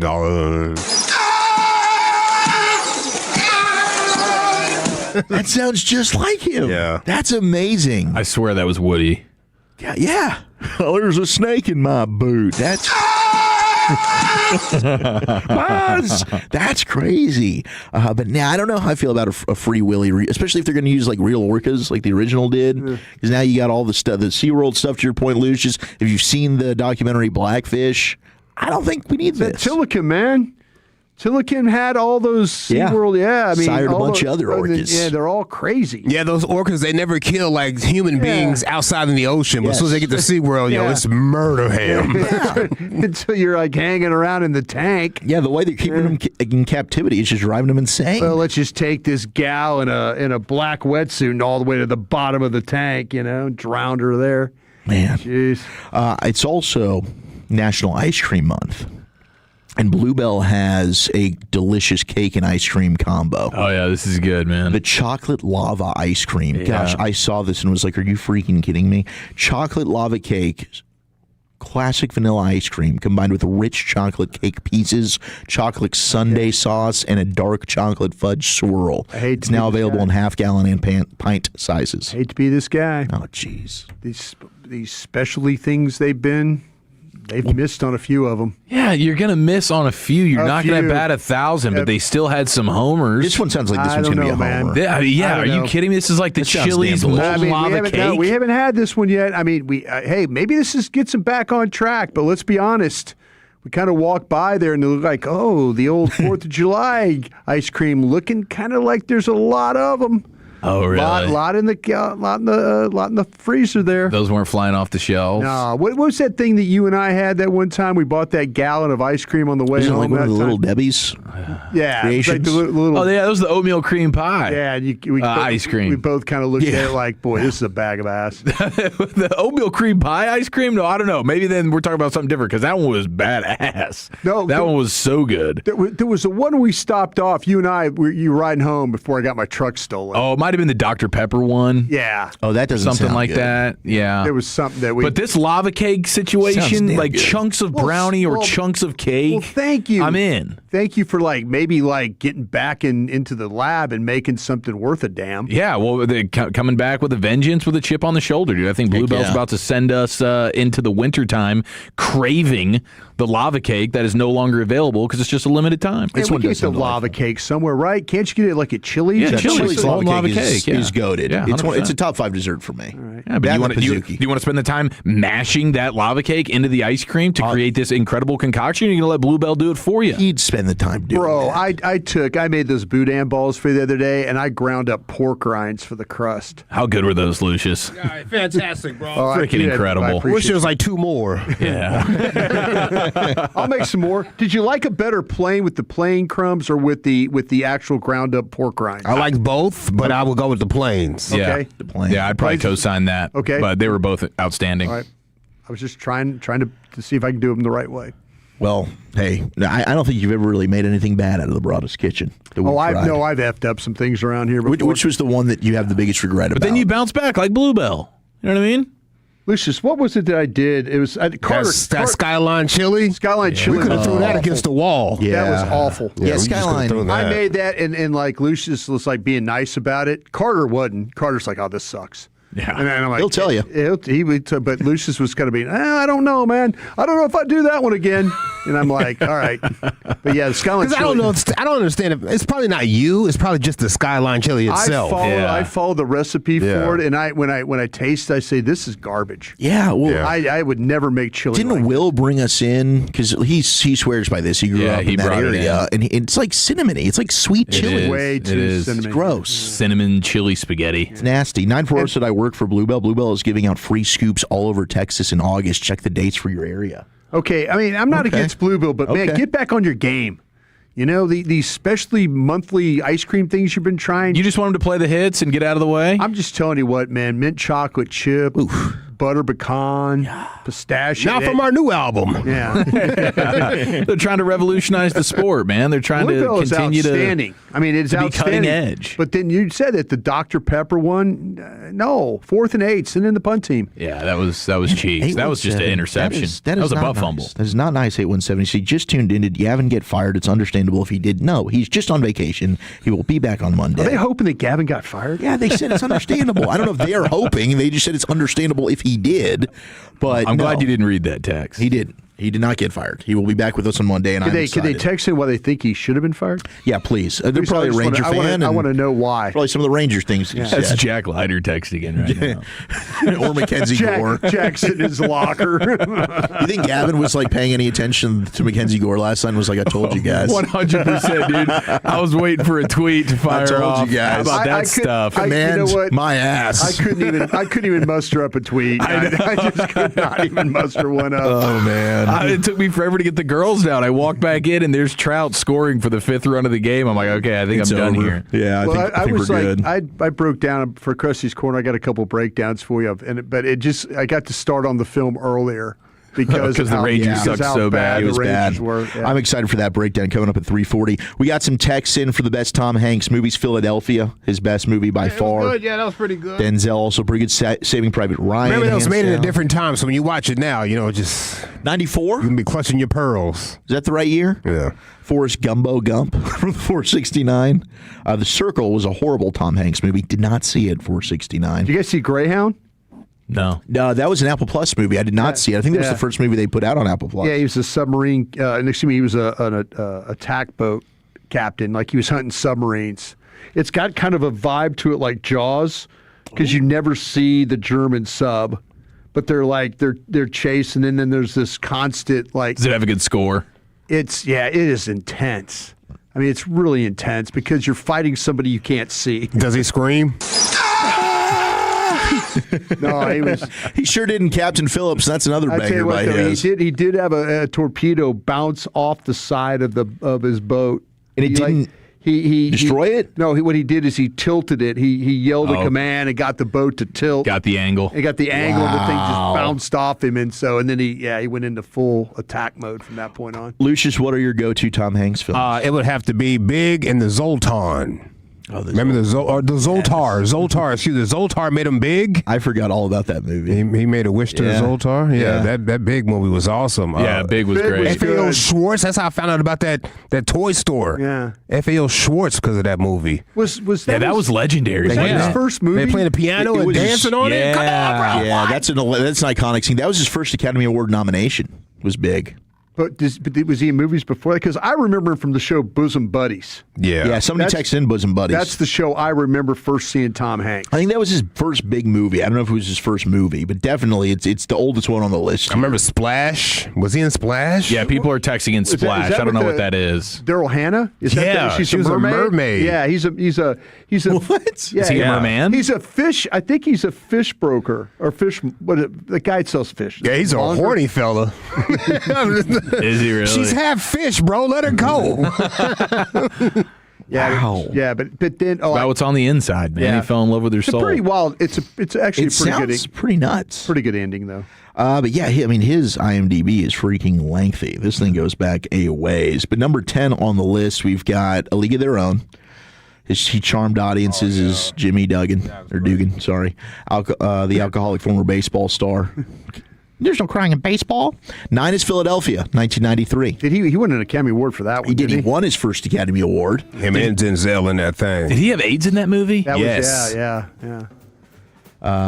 He was wrongfully fired. That movie was gay as hell, bro. I'm telling you. I think it was just if you watch it now, some things going to be said where you're going to clutch your pearls. It might have been HIV. Let's go with different time where we got Lucius Alex. Yeah. Was it full-blown AIDS? It might have just been HIV. 8 is Apollo 13. That was one of my favorite ones. I haven't seen many movies in my life, but that was one of my favorite ones. 7 is Castaway.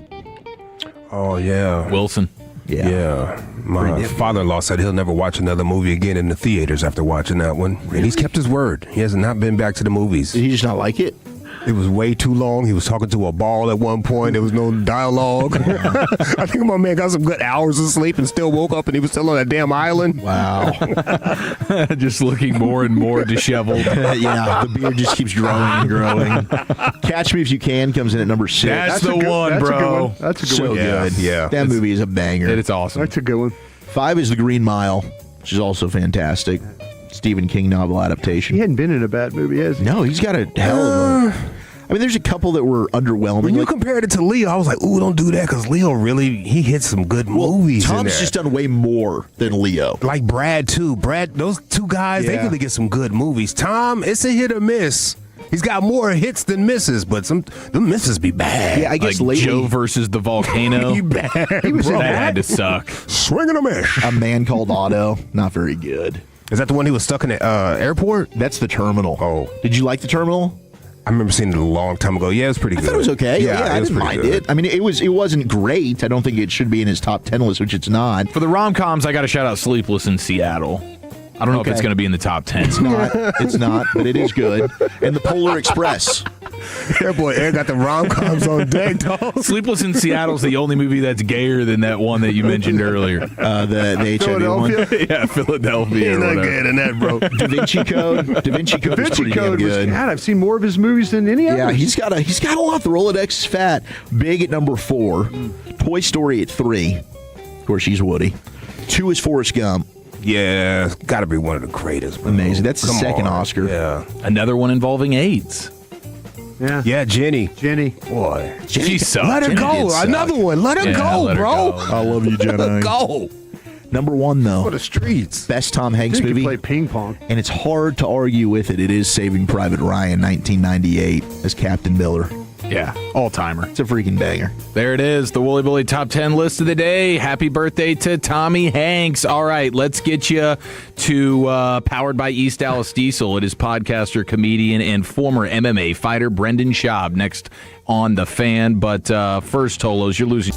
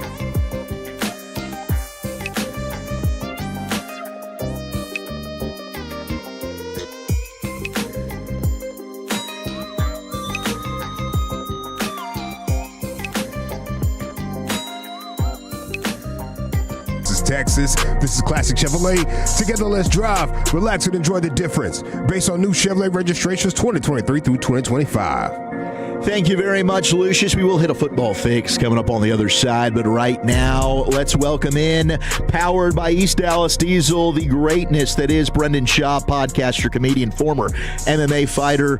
Sir, how are you? Thanks for joining us again, man.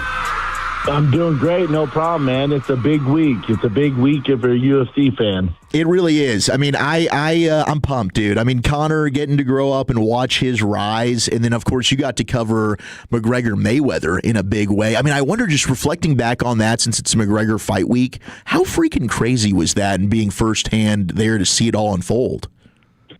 Yeah, I think that's when you realize, especially for me, being there in person and working for Showtime during that entire, fight build-up and working the actual fight, is you realize how big of a star Conor McGregor is. We've never seen anything like him. I don't think we'll ever see anything to the magnitude that Conor McGregor is ever again. So it's just a special, unique case where the UFC, you're talking about, he's on the same, heights as like a Ronaldo or a Messi or a Dak Prescott, a LeBron James. He's our LeBron James.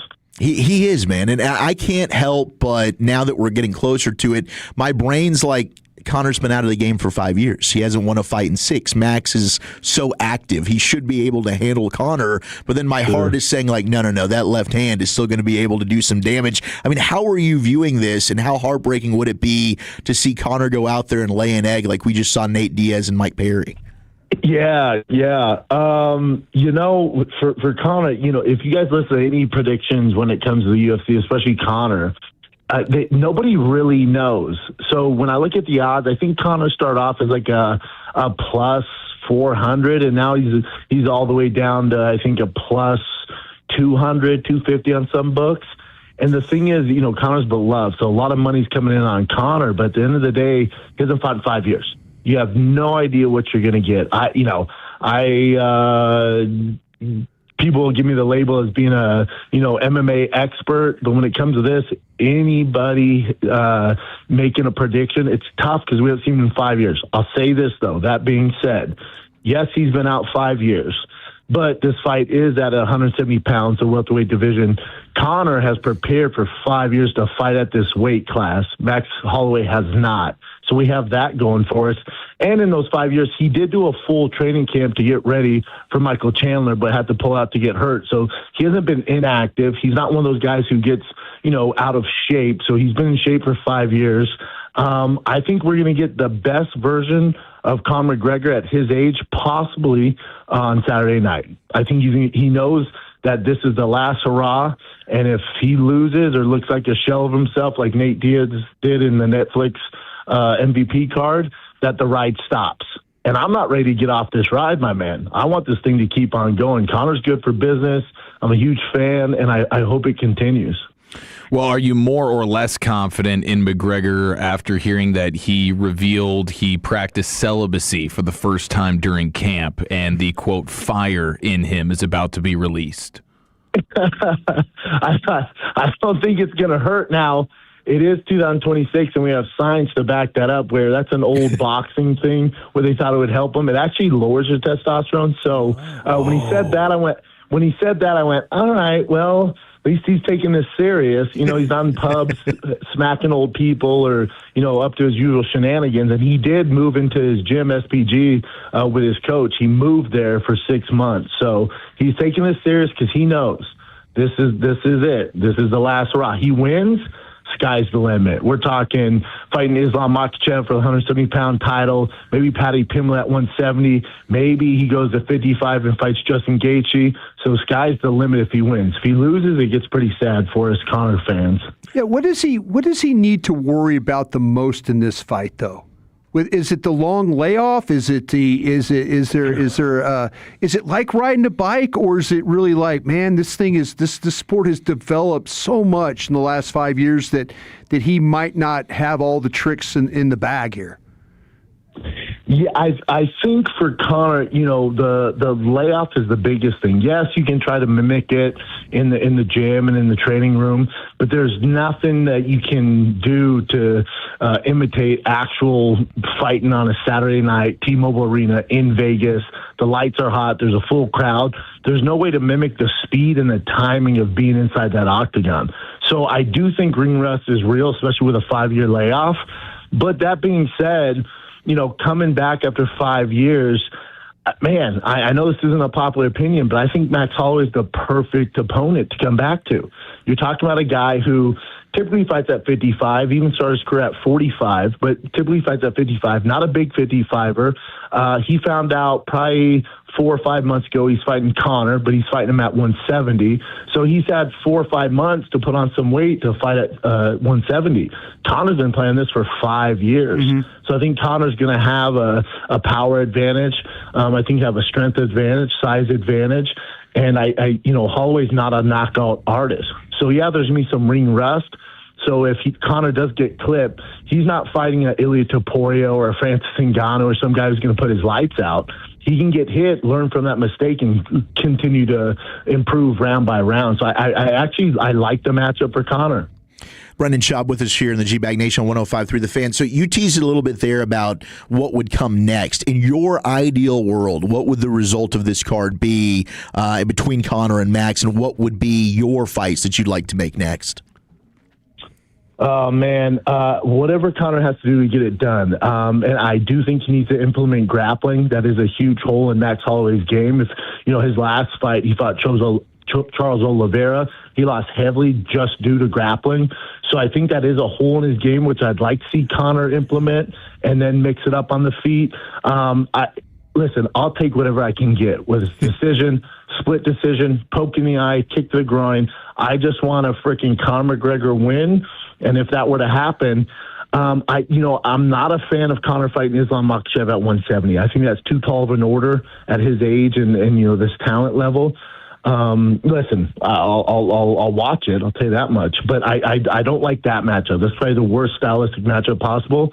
In a perfect scenario, Islam Makhachev, I think next month is fighting a gentleman named Ian Machado Gary, who's also from Ireland. I'd like to see some Ireland on the Ireland crime and do that in Dublin, end of the year, early Q1 next year. That would be a perfect case scenario for me. That would be unbelievable. We were actually talking during Crosstalk earlier with our midday show.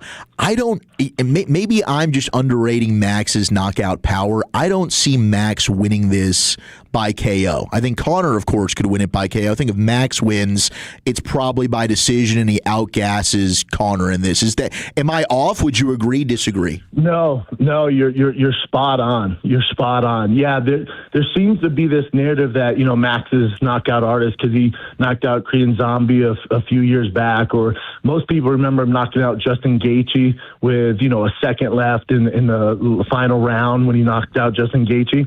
But he's typically not known as a heavy hitter. He's just not. So you're spot on. He's more of an endurance. He's a guy who holds the record for most significant strikes landed. But on the other end of that, he's also holds the record for most shots landed on him. So he's also taken the most shots ever in UFC history. So if he does win, you're correct. I think unless Conor's just a shell of himself and gets, clipped and TKO'd and ground and pounded out in the, second or third round, Max is most likely, easiest path to victory would be a decision. You're spot on. Getting you set for UFC 329 on Paramount Plus this Saturday with Brendan Schaub. So the rest of the card, you mentioned Paddy the Baddy. Any other fights that are really standing out to you that you're pumped about? Man, there's some great cards, even on the prelims. UFC's killing this year on Paramount. They really brought their A game, thank God, because it was a little tough when they first started. It was really tough. It's hard to be a fan, but they're killing it now. The White House and now this. But on those prelims, you got Robert Whittaker, who's a 185-pound champion, fighting Krylov. That's a great fight, and that ends actually the prelims to go into the main card. And then also the second fight before that, you got Gable Stevenson, who was a gold medalist in the Olympics. He's a protege of John Jones. He's the biggest favorite in UFC history. I think he's a minus 4,500.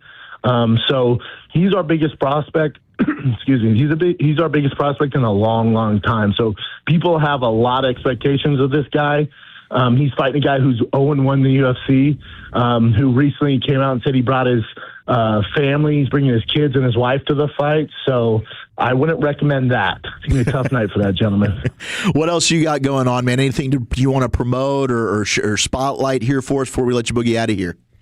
Well, I'm like you guys now, man. I'm basically a broadcaster. I record 5 days a week. It's the Big Brown Breakdown on YouTube, Spotify, Apple, all MMA heavy. And that's it, brother. Just doing my thing. I appreciate you guys having me on. I can't wait for football season to get started. Dude, hell yes, absolutely, here on your home of Dallas Cowboys football. You're the best, brother. Thank you so much. Tell Fernando thank you for us, and we'll catch up with you again soon. You got it, brother. What up, Fernando? Appreciate you guys. There he goes. Brendan Schaub, of course, Fernando at East Dallas Diesel. He'll get you hooked up. He helped set that up for us, powered by East Dallas Diesel. Brendan Schaub with us here on 105.3 The Fan. Can't wait, man. I get it. I mean, we got another text that came in. Let's not forget, McGregor is not a good human being, guys. I think you're right. Connor has during this entire week, has opened up about all of that and how he lost himself, and he wasn't a big drinker. And then in 2017, he's just got cases and cases of proper 12, and they're like, hey, Connor, sell this whiskey, and he just dove headfirst into that, right? I mean, just became abusing alcohol, drugs, and it took a bad turn. I mean, he fell into the fame. He made so much money. He's worth $200 million after the Mayweather fight, and he lost himself. And now, has he changed? I don't know, but he seems to be in a good place leading up to this fight, but I understand it. Certainly can't defend some of the actions that he's done, but I also can't help but still be a fan of the guy that I saw rise from a dude who was a plumber living off welfare in Ireland to becoming the biggest global MMA fighter in the world. I mean, it was such an amazing rags to riches story, and then he crapped all over it the last decade, but I think we love the return and the redemption story, and can he get that? There's a lot of doubt, but if he does, gosh, it would be exciting to see. I know you're going to be fired up. I would be. All right, let's do a little football fix, shall we? Did the Cowboys crack the top 5 guards duo? We got breakout candidates, and what happens if this Cowboys coach gets a new gig? That's next in the nation.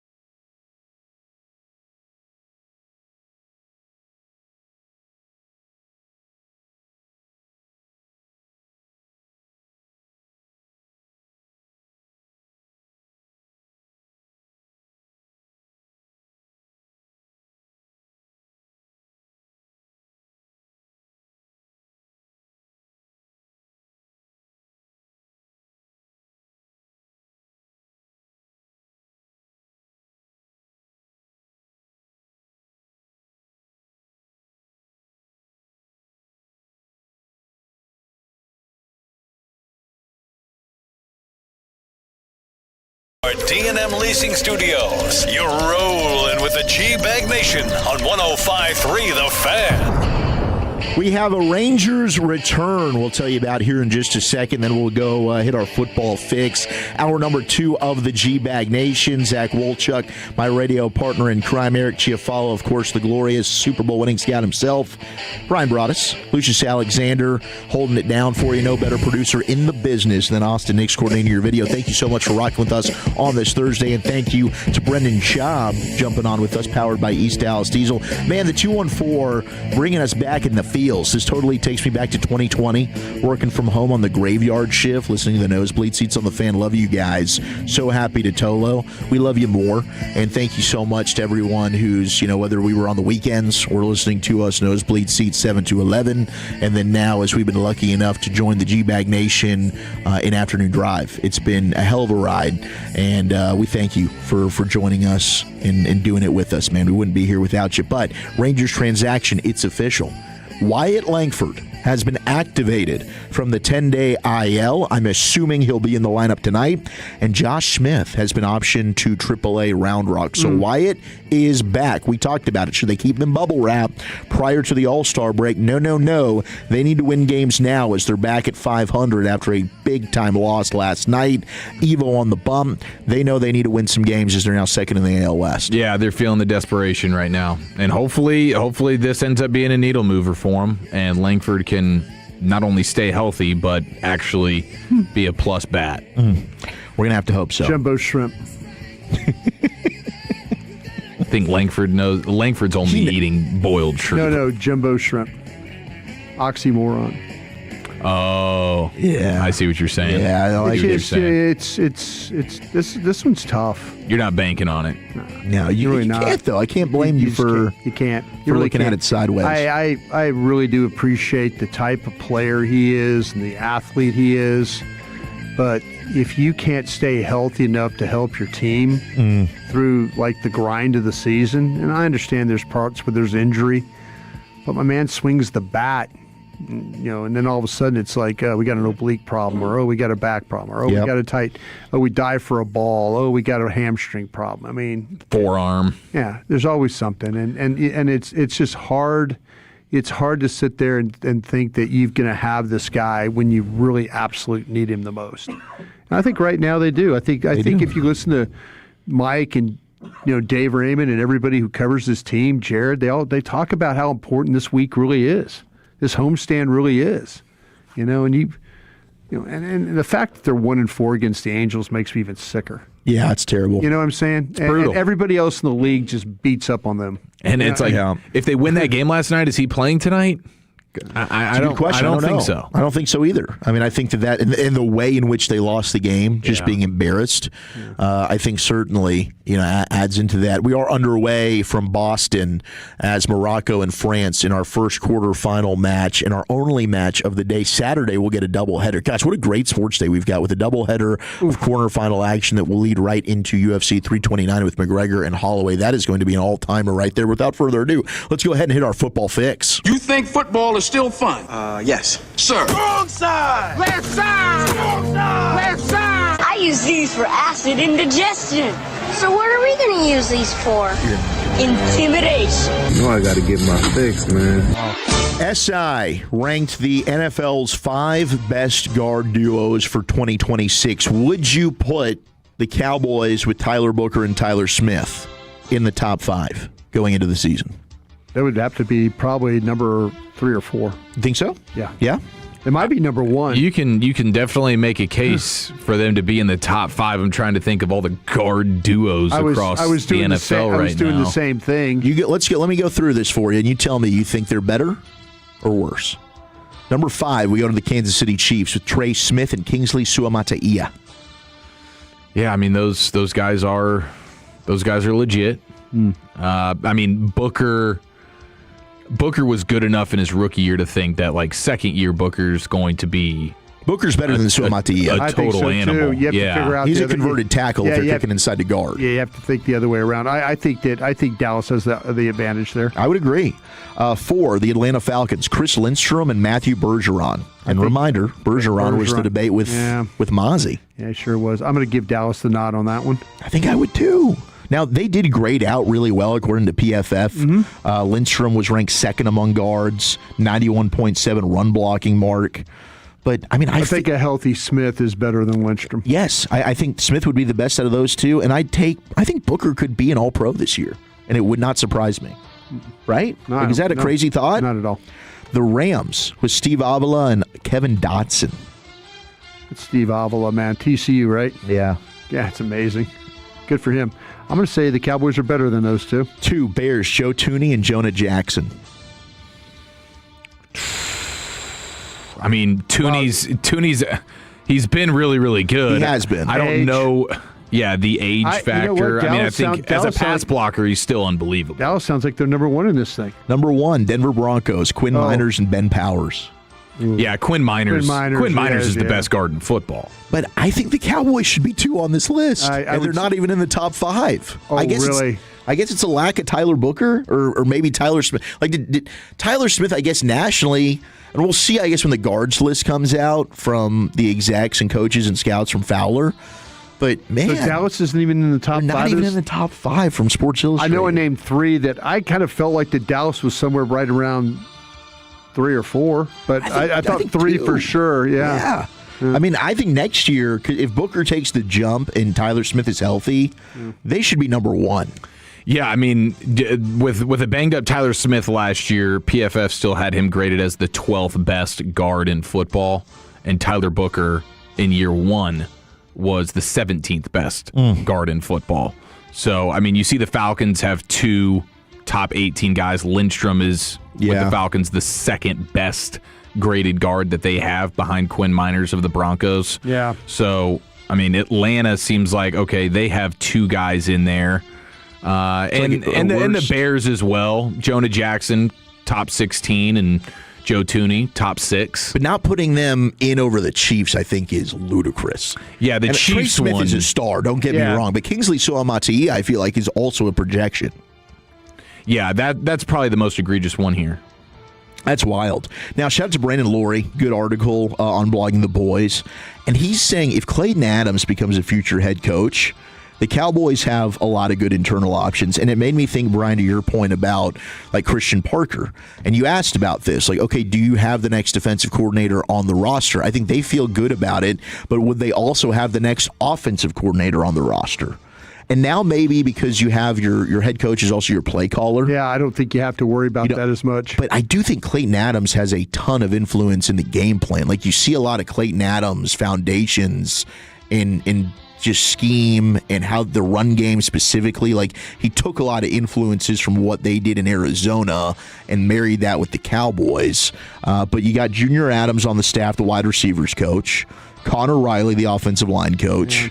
Ken Dorsey, who's done it before, pass game specialist.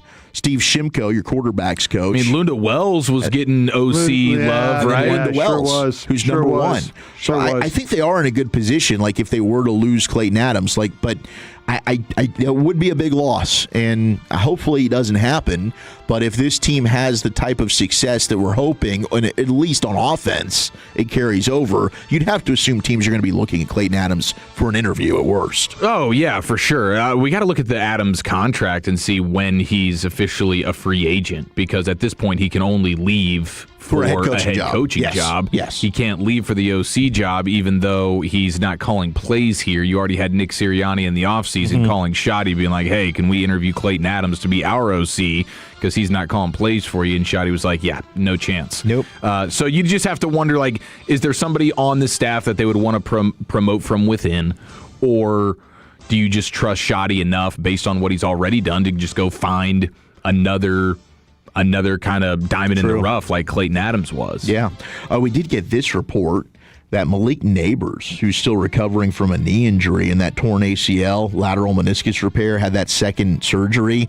I mean, their general manager was saying, he could still be there for week 1. Well, now there's a report out that he could miss the first 4 to 5 games of the season for the Giants. Dude. And that's their pass catchers are going to be a disaster. Yeah, that's one of the biggest, I think, myths of this season for the Giants. I do think they're better in terms of talent.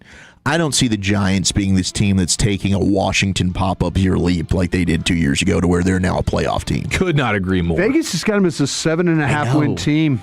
I think 7 would be a great season for them. Yeah. If they could go 7-10. I think that's a massive step in the right direction. Hopefully Jackson Dart proves himself. He's going to be throwing to Darius Slayton, Calvin Austin, Darnell Mooney. Oh, and then OBJ. Juju Smith-Schuster? Yeah, and Odell Beckham Jr. OBJ's on there? Wow, they have like 50 wide receivers on their roster right now. Didn't they sign him too? Yeah, they got Berrios, Isaiah Hodgins. Still got Jalen Hyatt on the roster. Man. Yeah, that's going to be kind of ugly. That was the one to me that I'm like, dude, I just don't know about this Tennessee offense. I can't, like, it's such a tough evaluation for me because I loved Jalen Hyatt coming out. Like, this dude wins downfield, he's always open, but it's that freaking Josh Heupel offense. Yeah. It really helps them, and it's a tough evaluation to see, like, okay, well, this translates to the pros because Jalen Hyatt, massive bust, and I was wrong on him. I thought he was going to be a good player. Ben Solak's got the breakout candidates for all 32 teams. Jaden Blue. Give me Jaden Blue. He's got DeMarvion Overshown. Would that count as a breakout? No, that's a bounce back candidate. Bounce back candidate, I think that's not a bounce breakout back candidate. He already broke out in 2024. I'm all in on the Overshown hype, though. I know. I think I'm opposite on you on this one. I'm buying into Overshown. I think but he's already had the breakout. Yeah, but he's playing a new position, which is something. But I think that this year he stays healthy. I think that's the big thing. Okay, then he's like bounce back, comeback player of the year kind of guy. Yeah, I think he's going to get himself a nice contract. I just think there's something to the contract year. He's just going to end up being able to be healthy, and it's all going to come together for him. I'll tell you at 340 why that might be a problem. Okay, I'm excited for that. Wow, how about that for Which a tease? does not sound very good, considering I know where this the topic is, and that does not sound great. But yeah, hopefully Overshown, he can stay healthy this year. I mean, he had the torn ACL, MCL, PCL. Okay, but who's your actual breakout guy? Like if Overshown's already broken out before, you want to put your name on somebody? Can I not go Booker and BB? I'll take 2. I think both those dudes are going to be like top tier at their position this year. Okay, yeah, that's strong enough for me. I'm going to go Blue. I like that. Maybe it's more hope than anything, and just a desire to have that type of skill set sprinkled in as an ingredient to this offense. But I'm going to say Blue puts it together enough to where it's like, okay, actually making an impact here. This is just a complete gamble. Gamble away. I think Carson's going to stay healthy. Oh, Kalen. Yeah. Okay. I think Kalen Carson is going to stay healthy and be good. Okay. Yeah. Let's go. Yeah, I think that it's going to be one of those things because we've talked about this that you probably need to carry extra corners to get everybody through. Are you going to bet on Carson over Revel for this year? If you had to buy stock into one of them, yeah, if it'd be Carson. You know, I know you love Revel. That's why I'm asking you. The fact that I picked him to be this breakout guy, I'm going to have to say, yeah, right? Carson's your guy. I think that's the boldest, and I love it. Yeah. I love it, Brian. That's awesome. Kalen Carson is your breakout star. That would be so big for the defense. Be amazing. Yep. Well, speaking of year 2 breakout candidates, Travis Hunter, his teammate Eric Armstead is loving him. Some Travis Hunter. He joined SiriusXM NFL Radio. Here's what he had to say about the young phenom.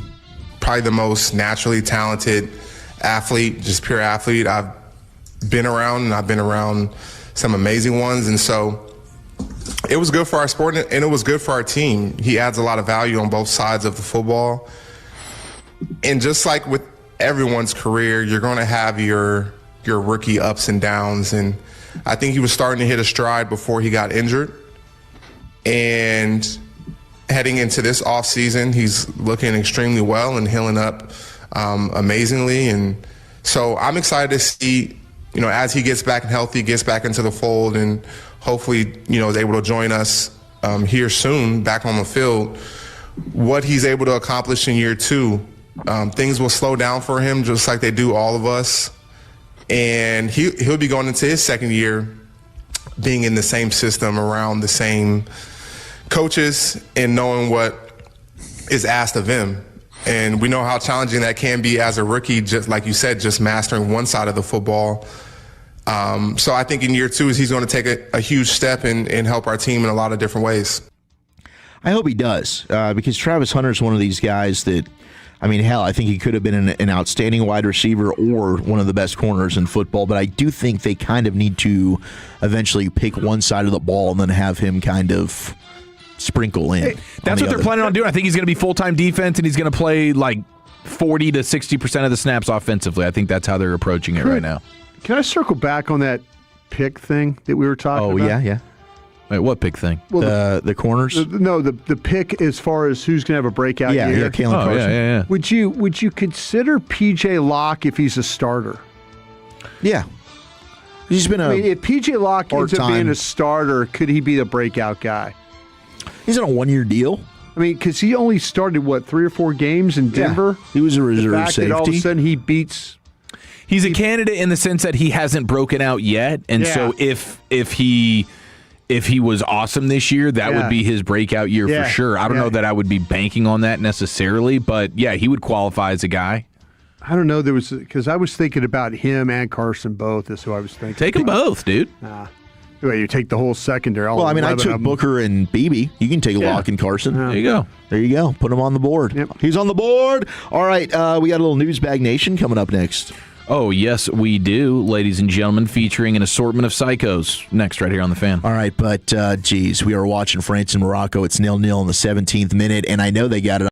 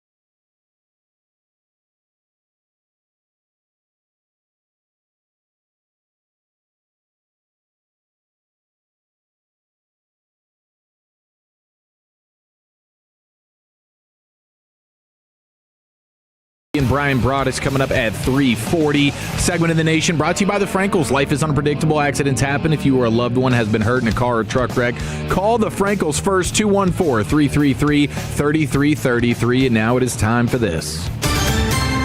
You're rolling with the News Bag Nation on 105.3 The Fan. Wyatt Langford is DHing in the 2-hole tonight, ladies and gentlemen. Off the IL with the hammy, the incompetence of the Rangers last night, and for the most part of the season versus the Halos has now created a little bit of a desperation situation as we inch closer and closer to the All-Star break. And they're like, Wyatt Langford, we need that bat. We need that bat right now. So we're hopefully not going to need your hammy too much. Hopefully it's just a slow trot around the bases after a monster homer at Globe Life Field tonight. But Wyatt Langford is back, and Josh Smith has been optioned to AAA Round Rock. We'll talk more Rangers with Jared Sandler at 5 o'clock tonight, and we'll figure out, like, was it really just all about them taking that L last night in such embarrassing fashion that made the Rangers feel like Wyatt Langford needs to be back into the lineup ASAP, or was this maybe going to happen either way? Now, I tease there are some big-time psychos floating around the universe right now. And Taylor Swift trash people? No, that was a Wednesday psychotic situation. We have a whole new batch of insanos for this Thursday installment, but I do want to let the people know, because this affects basically everyone. Headline reads, Taco Bell locations pull ingredients off the menu as explosive diarrhea parasite cases surge. So this was a story last week, and it continues to really just decimate a big chunk of our country right now. Thousands of cases. Looks like Michigan is leading the league right now. That's just because of the water. In these parasitic disasters, but really all throughout the country. New York got hammered pretty good, 273 cases since May 1st. And you have now the health officials are investigating outbreaks in Ohio, North Carolina, Illinois, Colorado, right here in Texas, Florida, and Connecticut. All right, so whatever it is that is going around right now, I guess Taco Bell is thinking that it might have something to do with, they're not saying their own per se, they're not saying anyone's been infected from Taco Bell, but they are currently unable to sell lettuce, cilantro, onion, pico de gallo, and guacamole. Yeah, this thing is going around like on fresh fruits and veggies and whatnot. Okay, it's just the produce. It's messing up the fresh fruit and veggie people. Really, really. Yeah, because it's I like can eat all Taco the Bell. fake foods I want, but eat the fresh food and veggies, that might have explosive diarrhea. Yeah, the rat meat's fine at Taco Bell. It's just the lettuce that'll get you. You might get explosive diarrhea just from eating Taco Bell any random day for the last however long it's been open. So it's going to take you a while to realize you actually been poisoned. Yeah, like this is just what happens when I eat Taco Bell. More than normal. I knew it, but this seems a little more severe. Yeah, to your Mbappe with a PK and a save for Morocco. Wow. That's a big-time save right there. Everyone's doing this little stutter deal when they go, and I don't think it works. It's trendy. I've seen it work. It's just the last couple times I've seen it, because I used to do this on FIFA too, and it would make it challenging. But the goalies are not falling for this. They're definitely holding their water. Wow, that was just not even a good attempt. Bad attempt by Mbappe right there. Did his foot slip there? Maybe. It might have been the slick grass there at that Boston Stadium. Have we ever seen somebody get freezed or Young Wei Ku'd on a PK where they kick the ground instead of the ball? I'm sure it's probably happened. You could find it on YouTube. Trust me. With the big boys. Yeah, you could find some really bad kicks. But yeah, this parasite's taking people down in a big way. So just be careful out there. And if you're looking to get some extra lettuce on your, so this all has to do with vegetables then? The water, contamination of water. But you're saying it's all sounds over. like it, man. Lucius is our explosive diarrhea correspondent, and he's coming correct right now. Today is getting work done. So we're saying it's the vegetables that maybe. Yeah, that's what I heard. It was on the veggies, fresh fruits and veggies and whatnot. They've been pulling them. Do we buy from a certain farm that maybe something going on there? I mean, considering it's like so spread out, I don't know. I don't know if we have a specific farm we're buying from. Just another reason not to eat any veggies, man. It's kind of a win. 903 said 9 of those cases are me. Yeah. All right. Does it stop you from doing it, though? Does it stop you from eating the food? I mean, are you just, that's I'm going to take the risk. What? Yes, of course it stops me. You're a coward. When you find out something was recalled, you're like, who cares? Well, this Built specific different? situation, I don't think there's any way to tell. Like, I have no idea if it's going to be. If it happens, it happens. You're still going to go home and have your usual lettuce bowl tonight. Yeah, 100%. I'm going to get my 4 cups of veggies in, baby. Lettuce wraps. Yeah. All right, we head to Vegas now where... He's thinking it as like explosive diarrhea will mean weight loss. Yeah, I'm okay with it. I can deal with a day of explosive diarrhea. But it's not just that. Like, if it's just run-of-the-mill, hey, I got a little bit of a bubble gut situation, but this is nausea and cramps and headaches, and this is weight loss. Like you're sounds like no pain, no gain, baby. You're going to earn that weight loss. This sounds like about a 13 to 14 pound weight loss. This is kind of like what I was dealing with in Arizona for that, like, 24-hour period. Oh, yeah, you got the bug. That was rough. Okay, in Vegas, there's a former Little League president who has allegedly spent over $63,000 on all sorts of felonious things. I mean, you have the ride sharing, the PlayStation-related video game charges, air travel, strip clubs, casinos on the Las Vegas Strip, erectile dysfunction medication, and auto insurance. Yeah. Okay. So random. Got to cover that. So this guy's the president of a little league. Okay. A little league president is taking the league funds and he's buying whatever he wants with it. Okay. Vegas has swallowed him up and spit him out. The arrest report states that police obtained a receipt for a $1,300 charge at the strip club Las Toxicas, including a bottle of Don Julio 1942 priced at $800. That is so damn good. And a pail of Modelo priced at $50. He also allegedly left a $433 tip in addition to the tax and a privacy fee. Las Toxicas. Toxicas? And Las Toxicas. The arrest report also included other expenses, such as almost $2,000 for trips to casinos on the Las Vegas Strip. And how about this?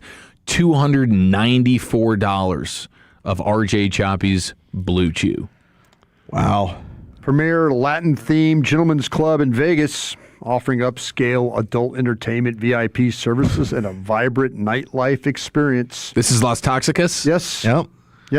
Meet Las Toxicas. It's known for to see our entertainer lineup. Yeah, the Latin. I think the little league, the league is to blame here. This guy's obviously to blame, but their background check was useless. I could see him dropping some money here. This guy was pleading guilty of robbery and stolen items and conspiring to commit robbery in Riverside County, California, back in 2012. Oh, this is what I do, bro. This is who he is. This is what I do. Dang. You guys let this slip through the cracks. Like, your HR team is definitely going to have a word here because... Man, this place is the top destination, they say in Vegas. Yeah. Oh, is it really? Yeah. You got to sell. It's no longer Floyd Mayweather's The Girl Collection. I think that closed. This place is, they say this is the top destination. This guy was a wild dog, dude. $300 a Blue Chew? That's wild. I thought they were just for him, or was he sharing? I don't know. He doesn't seem overly generous. Modelo's, but they have like a boxing match outside, and like his buddies. After we trained a little bit, let's go have a Modelo. We've earned this. That guy is putting up numbers. Have you seen the commercials? Yeah, it's like great. Let's go train for boxing and then drink a bunch of beers. You know. How about the student pilot successfully landing a plane by herself after her instructor reportedly jumped from the aircraft and died mid-flight? He jumped? Like committed suicide? Yes. Wow. This is a 42-year-old flight instructor in Argentina. He allegedly told the student, "Adios," quote, "You know what to do." Oh my gosh. Before removing his headset, arranging his belongings, taking off his seatbelt, and exiting the aircraft. Jeez. No. Now, I guess they're just taking this student's word for it. That is a scarring situation. Like, you just witnessed your flight instructor off themselves. But then you still were composed enough to land the plane safely and successfully. Right. So he was a good teacher. Yes, clearly. He had some stuff tower going on. talked her down. That was the final test. Mayday. He was willing to lose his own life in order to see her complete Lucius- that mission. Like, her confidence is up now. She knows she can do it. You ever seen the video? He gave her a salute on the way out the door, too. You got this. Fell back all cool. Yeah. Point the nose down a little bit, get a little better angle at us. Lucius, you ever seen the God bless video? him. The video of the guy that stole the plane in Seattle. Yes. And was flying it around. Yes, and he was talking to air traffic control Air back traffic and forth. control. And they were trying to get him to come back. He was like, nah, fellas, I think this is it for me. I ain't feeling it today. What? He goes, this thing, you think this thing can do a barrel roll? You know, I mean, he's like, if you ever, it's like watching it, it's like you're kind of like pulling for the guy. And then you're real like, man, he stole a plane. Is there people on it? He's by himself. He is flying this. He is flying like a 50-seat plane. But he's doing barrel rolls and everything. He's just He's over Mount Rainier and all that, or he's just flying all around the. But he was endearing enough to feel like you want to be pulling for this guy. You were pulling for him to like, man, I can't believe this guy had it that bad. You know? And then but they're trying to talk to him, and he's having, I don't want to bring it back. Did he crash it? Oh, yeah. Oh. Yeah, crashed it, killed himself. This is the craziest sentence of the day. If anybody can beat me with a crazier sentence, then please let me know. Fox 59 in Fort Wayne, Indiana. What started as an investigation into a stabbing and arson took a disturbing turn in Fort Wayne after a man admitted he'd set his own genitals on fire. Oh, no. This is as crazy of a story as you could ever imagine. This guy, Christopher Peden, okay? This is a fake story. There was a house fire. Police show up. Then the family realizes that their 36-year-old son is nowhere to be found. They end up finding this guy, and he's claiming to be a stabbing victim. But then he told the truth later, and what actually happened was he took a kitchen knife and cut off his piece, and then he doused his piece in gasoline, set it on fire so that the house would eventually burn down. That's what this guy did. Wow. That's terrible. That is as insane of a story as you will find. Yeah, that's unbelievable. Here at the news desk, okay? In Fort Wayne, Indiana. Can you imagine? This guy must have just been as hammered as anyone has ever been. On the lot. And then he woke up in a jail cell and he realized, wow, I don't have a piece anymore. He was on the bath salts or something. That is nuts. An absolutely jarring story. And with that, we turn things over to Brian Broaddus for Krusty's Corner. Yes, today at Krusty's Corner, got a breakdown of a couple of players that you need to know about. We'll do that next. All right, but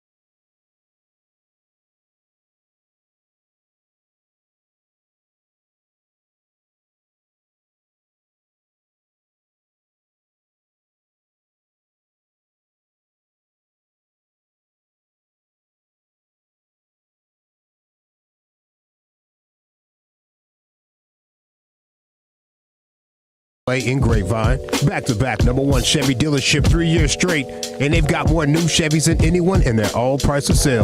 Silverados, Tahoes, Blazers, Malibus, Equinox, and more. Visit ClassicChevrolet.com. This is Texas. This is Classic Chevrolet. Together, let's drive, relax, and enjoy the difference. Based on new Chevrolet registrations 2023 through 2025. Thank you very much, Lucius. We'll shake it up, hit that mixed bag coming up on the other side. Still 0-0, France and Morocco in the quarterfinals. Some good opportunities for both sides as we're nearing halftime there. But right now, let's hit some Krusty's Corner, brought to you by Hurtado Barbecue and Reliant AC. Here he is, Broadus. Hey, kids! Your old pal Krusty's gonna teach you 5 new words. You're not wrong about that. From Dallas, Texas, number 55, Brian Broadus. Thank you very much, Lucius. Always appreciate you playing that. And thank you very much to Hurtado Barbecue as well and Reliant for being a part of this one, as always. Guys, remember we did that, you did your top 10 about the burger places? Yeah. And the Burger House was one of the, and I told you I knew the guy, I went to a classmate of mine, Chris Canellis, the Greek. The Greek might be listening right now. He always listens.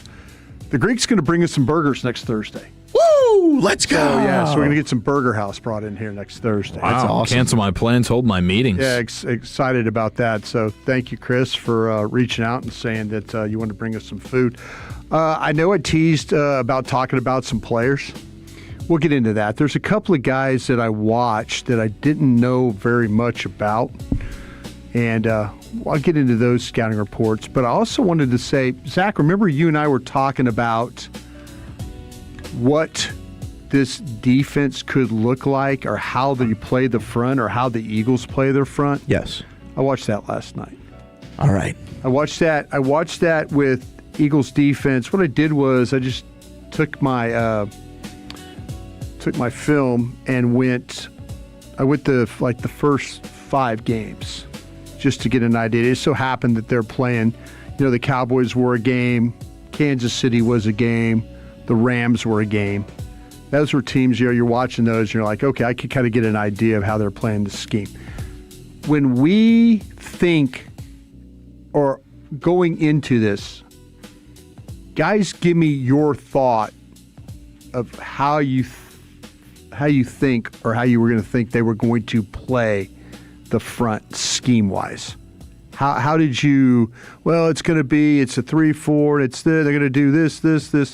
How did you envision that Dallas would play this front? I think it's your outside linebackers are kind of in more of a wide 9. With Lawrence and Gary, or Ezeraku and Gary, depending on how healthy is Ezeraku.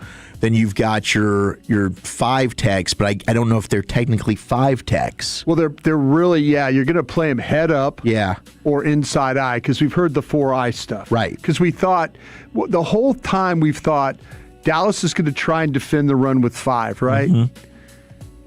But when you think of maybe an odd front or a 3-4 front, what do we always associate odd fronts with, or 3-4 fronts with? What kind of technique do we play? 2-gap for anybody? Oh yeah, 2-gap for sure. 2-gap, and that's why they're saying they want to play gap and a half. Gap and a half.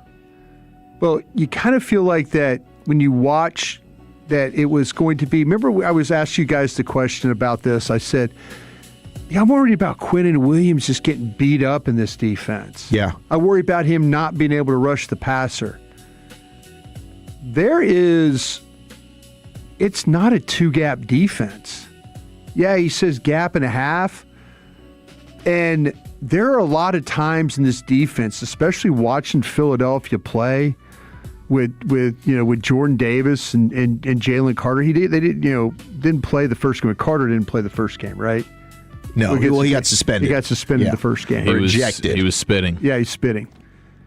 But when you watch these guys play, it is gap defense, but it's not 2-gap. It's not like extend and look and play. So it's like you play up the field. in your main gap. In your main gap, and you're just keeping your peripheral for the other one. Yeah, you think like okay, it's a 3-4 defense that we're going to 2-gap this thing where you extend and look inside, look outside, and just kind of play along the line of scrimmage. It's not the case at all with this front. They're penetrating a little bit more? A little bit more, yeah. And what they're doing is they're taking angles away from you so you can't double team them. That's kind of the idea. That's the whole gap and a half. Yeah. So if the ball, like they're going into a gap, but then then all of a sudden, if the ball goes the other way, then they work back to, so you're thinking like I always thought like with these fronts like that, if you're talking about odd fronts, it's just stay along the line of scrimmage. I thought that it was going to be, wow, Quinnen Williams and Clark are just going to have to they want to hold your ground. Just got to hold your ground. Yeah. That's really not the case with the Eagles. Which is good for the quickness of Quinnen. That's what I'm saying. I have a different, when you really sit down, and I've watched Philadelphia play before, but now you can kind of in your mind have that vision of what Dallas's players might look like in this defense. And it's not just sit there and hold up blocks and let guys run. It is like you take an angle, you try and get some penetration or take care of that gap, but you're moving. You're not staying still. You're not just, I'm just going to try and take double teams all day and let linebackers run. So this defense, Dallas has the type of guys to do this. On the D-line? On the D-line. But you know what? This defense wouldn't have fit what Osa Odigizua was going to do. Oh, okay, so it makes that even more understandable? Yeah, it makes it a lot more understandable. Yeah, you have to get up the field, but you have to be able to play with some power and then also take the angle. Take the angle to take the way of the gap.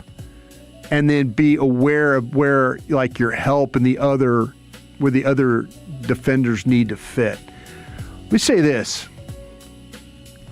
If they think that and with the Eagles, it was Davis, it was Carter, Ajomo, right? Those were the guys that were kind of playing inside. There were still linemen getting up on their linebackers. Well, that makes sense then if they're not just trying to hold the linemen. Yeah. Because you don't have your traditional like one-tech nose that's head up over the center. There's really like they're playing like a 3, which is outside shoulder of the guard.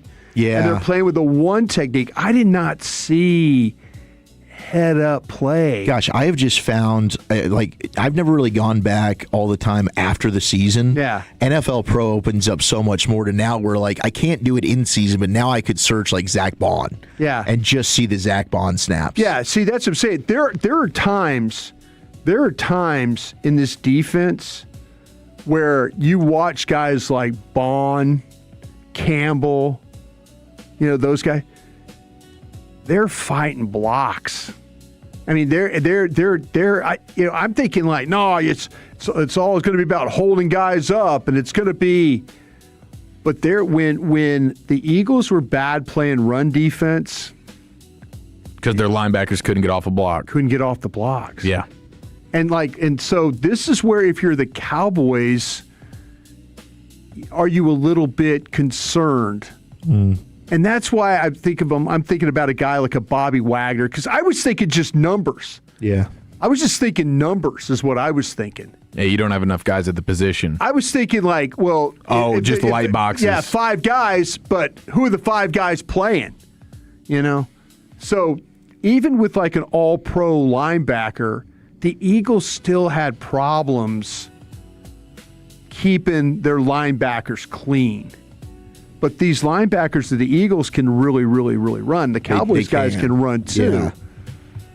But if you think that it's going to be up front, is holding up blocks all day and letting guys run, I don't think that's what the scheme does. No, because I think the way, as a listener, if you don't know the 4-eye, think of your ends are kind of up over the guards, right? Instead of how they typically would have been in a 3-4, right? So yeah, this is going to be.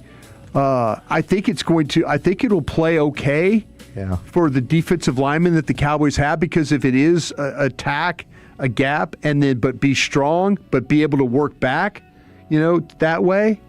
Because that's what the Eagles are doing. I was thinking, they're going to play two gap. They're going to they're going to hold on and they're going to hold up blocks and stuff. They're really taking angles away so you can't double team them. But the double teams sometimes end up being blocks on their linebackers. If the Cowboys struggle, man, it could be because these down linemen are getting up on your linebacker. Yeah. And they're having to fight blocks all day. And I don't know if I necessarily want Overshown or Winters fighting a bunch of blocks all day. No, those are run and chase guys you don't want middling in the traffic. Yeah. So I was a little bit like, okay, it's not the traditional two gap like I thought, like an odd front. It's a little bit more of attack, hold, and then adjust as you see the ball, but not to just stay stationary on the defensive line. It's a little bit more, and I think that plays better into what the Cowboys are trying to, or they have the personnel to be able to do it. I just worry about their linebackers having to take on a bunch of linemen. All right, I know I said this real quick. I know I'm out of time now. I apologize. I do. There's a couple of guys real quick. I mean, not real quick. I'll do this tomorrow. How about I do this tomorrow? Okay. I went back and looked at, because I was curious about Johnny Cornelius, the offensive tackle from the Cowboys, and really where he kind of fits in things, because we had pretty good reports out of him out of Oregon. Yeah. I went back and looked at him. I'll have a report about him tomorrow. And I also did a report about Charles Snowden. The Raiders guy from the Raiders. Yeah, it's perfect. So when we come back, maybe later on today, if we have time, if you want to go back later, circle back later on, I'll get those two guys done for you on Report Land. Okay, is what we'll do. But I have some interesting thoughts about both those players. Okay, all right. There's Krusty's Corner every day here at 3:40. Shout out to Hurtado and Reliant AC. Let's hit a mixed bag. Faking a hamstring injury, the toughest college football stadiums, and is this Carolina Hurricanes owner your schmuck of the week? That's next in the nation. But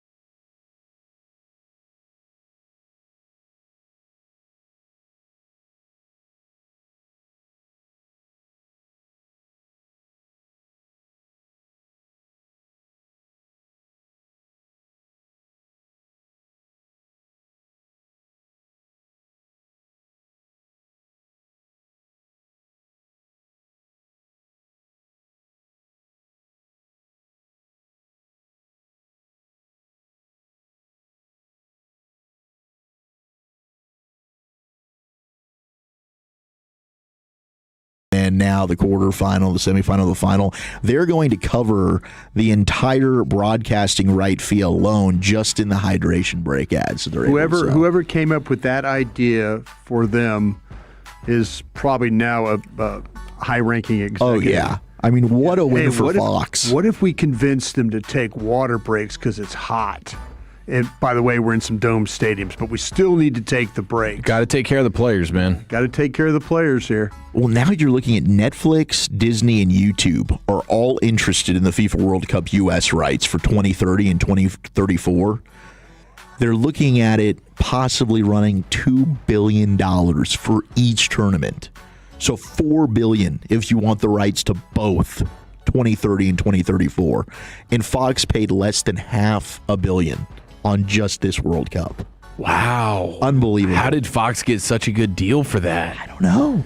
And ESPN's got to be kicking themselves right now. ESPN, though, half-assed their coverage on this thing, by the way. Well, because they don't have it. They got Jeremy Schaap and, hanging out in front of SoFi. They've parked him at SoFi for the last 3 weeks. It's like, let's go to, and then him and Casey Keller hanging out over there. Then last week they took him, at least they took him for the U.S. match, they took him up to Seattle, let him hang. But ESPN has just not cared about this thing at all. No, I tried to get us Casey Keller, and the ESPN contact over there just ghosted. Yeah. I don't think they're really trying to give away guests. Yeah. And typically, I don't have any issues with ESPN booking guests. Like our basketball connection's great. We're able to get Bobby Marks, and you name the guests pretty easily. They're making $12 billion off this thing. Wow. FIFA is. Unbelievable. Craziness, the money here. $12 billion off a month-long tournament.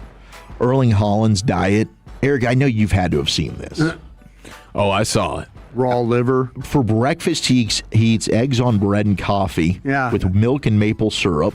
For lunch, he'll have fish, usually swordfish, egg fried rice, and fresh vegetables, including asparagus. He also tacks on the organ meats throughout the day, so lunch will often include liver and or heart. For dinner, he packs down the fatty cuts of meats like a ribeye steak, often including duck in the meal as well. He'll pair it with potatoes and salad as well as more milk.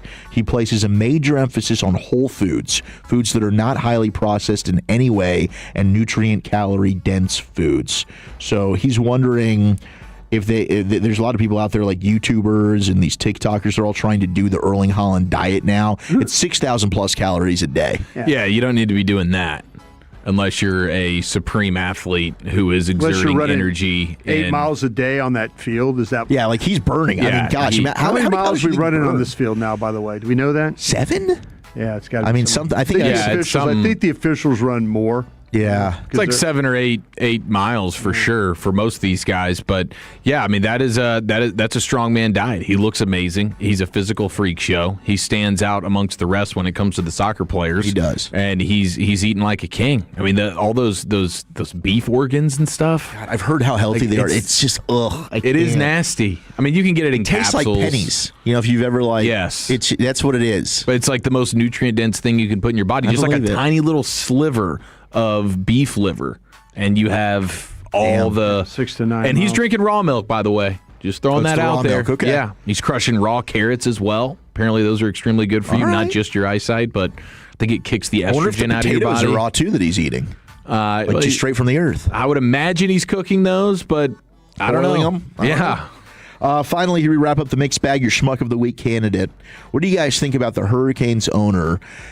So they win the Stanley Cup this year. Congratulations, so man. Only the players getting rings? Tom Dundon, no. He has managed to now piss a lot of people off. He bought the Trailblazers too, right?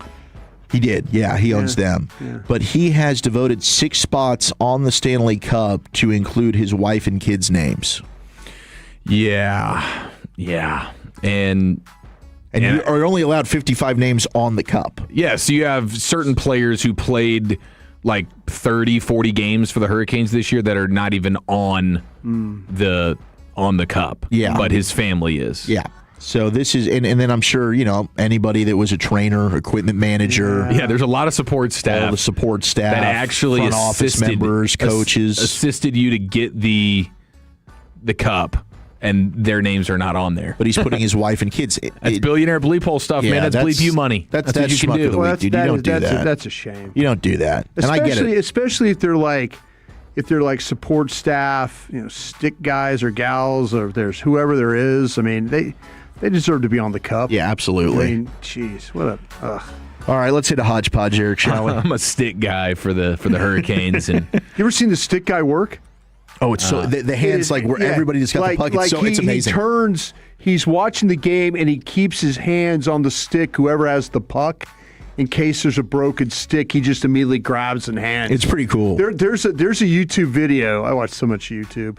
There's a YouTube video of a game where I think it's Crosby breaks his stick in the defensive end, and he hands him a stick on the fly going to the offensive end, and he scores a goal. That's legit. Crosby is like sailing past the bench, and he just hands it over the players, and Crosby catches it and then ends up getting the shot to score the goal. Beautiful execution. Yeah. All right, Sports Hodgepodge coming up next, featuring the overlappers and the most disrespected man in football, next in the nation. Take us with you wherever you go. Now heard on the iHeartRadio app, YouTube, Twitch, the Tune.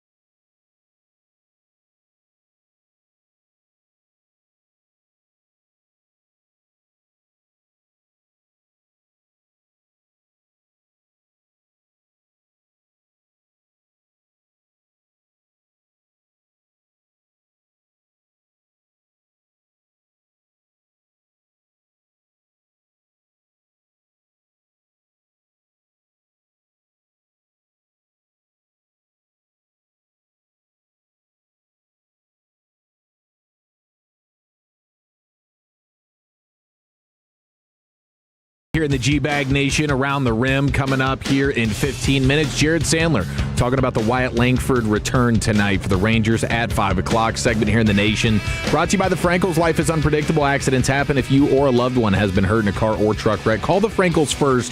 214-333-3333. And now it is time for this. TJ Hushmanzada, could you just rate my guy here on a scale of 1 to 10? You don't think it's rude what you just did? Who's literally listening to this anyway? Is anyone listening? Well, it to is you the guys? home of the Cowboys. Well, no one exactly. No one's listening. I did a radio show when I first got here, and they told me I was fat. The brisket sando, that is hard to beat. LeVar, do you want to get in on this? I'm not in on that, you rude motherfucker. Oh, he almost cussed. Then they called me the Girthquake or something stupid. I do like the Girthquake. That's a nice nickname. Little shock jock stuff. All right, we will get to the overlappers here shortly. All right, do not worry about that. I do have some sound for you with the Kelsey Bros and Tom Brady. But today, is that you doing your Kelsey Bro impression? Yeah. Today we get the Jeremy Fowler list of NFL executives, coaches, scouts, all ranking the top 10 players at each position. Okay. Today we get the defensive tackles. Was Choppy upset at what transpired yesterday? The way that we... or did they play it? Did they play it? They might have. I don't know. He texted me. He wanted the timestamp. Oh, RJ did? RJ wanted the timestamp, yeah. What about him just like guessing the same guy? I went back and heard it. I think it was the Danielle Hunter one. That's really all it was. Today I did hear a little bit of it. Did you kind of he feel didn't like sound much better. Did you kind of feel like that he kept, how many times did he say verse? He said verse quite a bit. All the way to 11 from like 6. I thought he did a bang-up job. So today we Was he mad? No, I don't think he was mad. He was just... Poor Bobby was like, this guy plays for the Texans. Anderson? No. The other one. The other one. Choppy found out who Danielle Hunter was yesterday. I have no idea. I have no idea. So, of course, we're wondering where is Quinnen Williams. We will get to him. Now, according to people around the league, the number 1 defensive tackle in the NFL is also a reigning Super Bowl champion for the Seahawks. It is Leonard Williams. Yeah. Okay. At 32 years old, ranking number 1. 32? Yeah.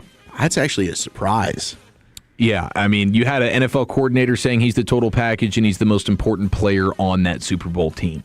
He did have a ton of I think he had 9 sacks. No, he was also 70 pressures. Like, he did have a really 100%. Awesome season. And it allowed Byron Murphy to also really break out last year for them, who is turning into the player we thought he could be coming out of Texas, DeSoto's own. Now, the guy that I think is most disrespected, and he's number 2 on this list, so it's not like, oh my gosh, the league has no idea how good he is. It's the Tennessee Titans' Jeffrey Simmons. Oh, he just broke the bank. He did get the bag 3 years, $106 million with the extension with the Titans this year, but he's off an outstanding season. I think he dropped some weight, and what that did for him as a pass rusher is crazy. So somebody did rank him as high as number 1. He comes in at number 2. But somebody ranked him as number 8.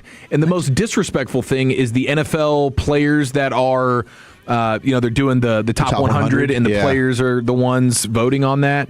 The players in the NFL put Jeffrey Simmons as the 83rd best player in the league. That list has just become worse and worse every year. I don't think they're taking it seriously. They have Jalen Ramsey, Bobby Wagner, and Travis Kelce ranked ahead of him, higher than Jeffrey Simmons. Travis Kelce shouldn't be in the top 100 anymore. I agree. Now, Jeffrey Simmons, if you're wondering just how good is he, well, last year he was first in sacks when it comes to defensive tackles with 11, first in pressures, first in pressure rate, first in pressures after being double teamed, 5 turnovers caused by a pressure that he forced. That's best in the league amongst defensive tackles. 7.5 sacks on third down, the money down. That was also best in the league. And I know he plays for the Titans, and they were awful last year, but now you get Robert Saleh back in the mix here, and that's going to be great for Jeffrey Simmons as well, I would imagine. But he is absolutely fantastic, and I don't think that he gets enough recognition. You have Filthy's Jalen Carter coming in at number 3. Lowest ranking was number 9. And I keep going back to what Baldy was telling us at the Super Bowl. And Baldy knows the Eagles inside and out. He was saying Jordan Davis had a better year last year than Jalen Carter. Yeah. And that's just an embarrassment of riches, really, for the Eagles, because Jalen Carter's still a heck of a player, and the league ranks him at number 3. Chris Jones at 4, and I still get it because when he wants to be, he's still right up there as one of the best defensive tackles in the league for the Chiefs. But he's just not – he's not a four-quarter player. He's a fourth-quarter player. When the game's in the balance, you need a big play. But he's not the down-in, down-out best guy in the league anymore. He kind of has to turn it on when the game is in the balance, high-leverage moments. He's 32 years old. He's still really, really good. And they have him at number 4. Still haven't gotten to Quinnen Williams. At 5, Derek Brown of the Carolina Panthers. I do think Derek Brown is awesome. We saw him firsthand. Yeah, he's fantastic. Versus the Cowboys. He was a monster. And somebody did rank him as the best defensive tackle in the league. Yeah. You had another person having him completely unranked. So we continue to just get weird. I mean, wouldn't Quinnen Williams be better than Jalen Carter right now? I would say yes. I think Quinnen Williams is probably the best run-stopping defensive tackle in the league. I mean, he probably should be 3 on this list based on what you've been saying so far. And I love Chris Jones, you know that.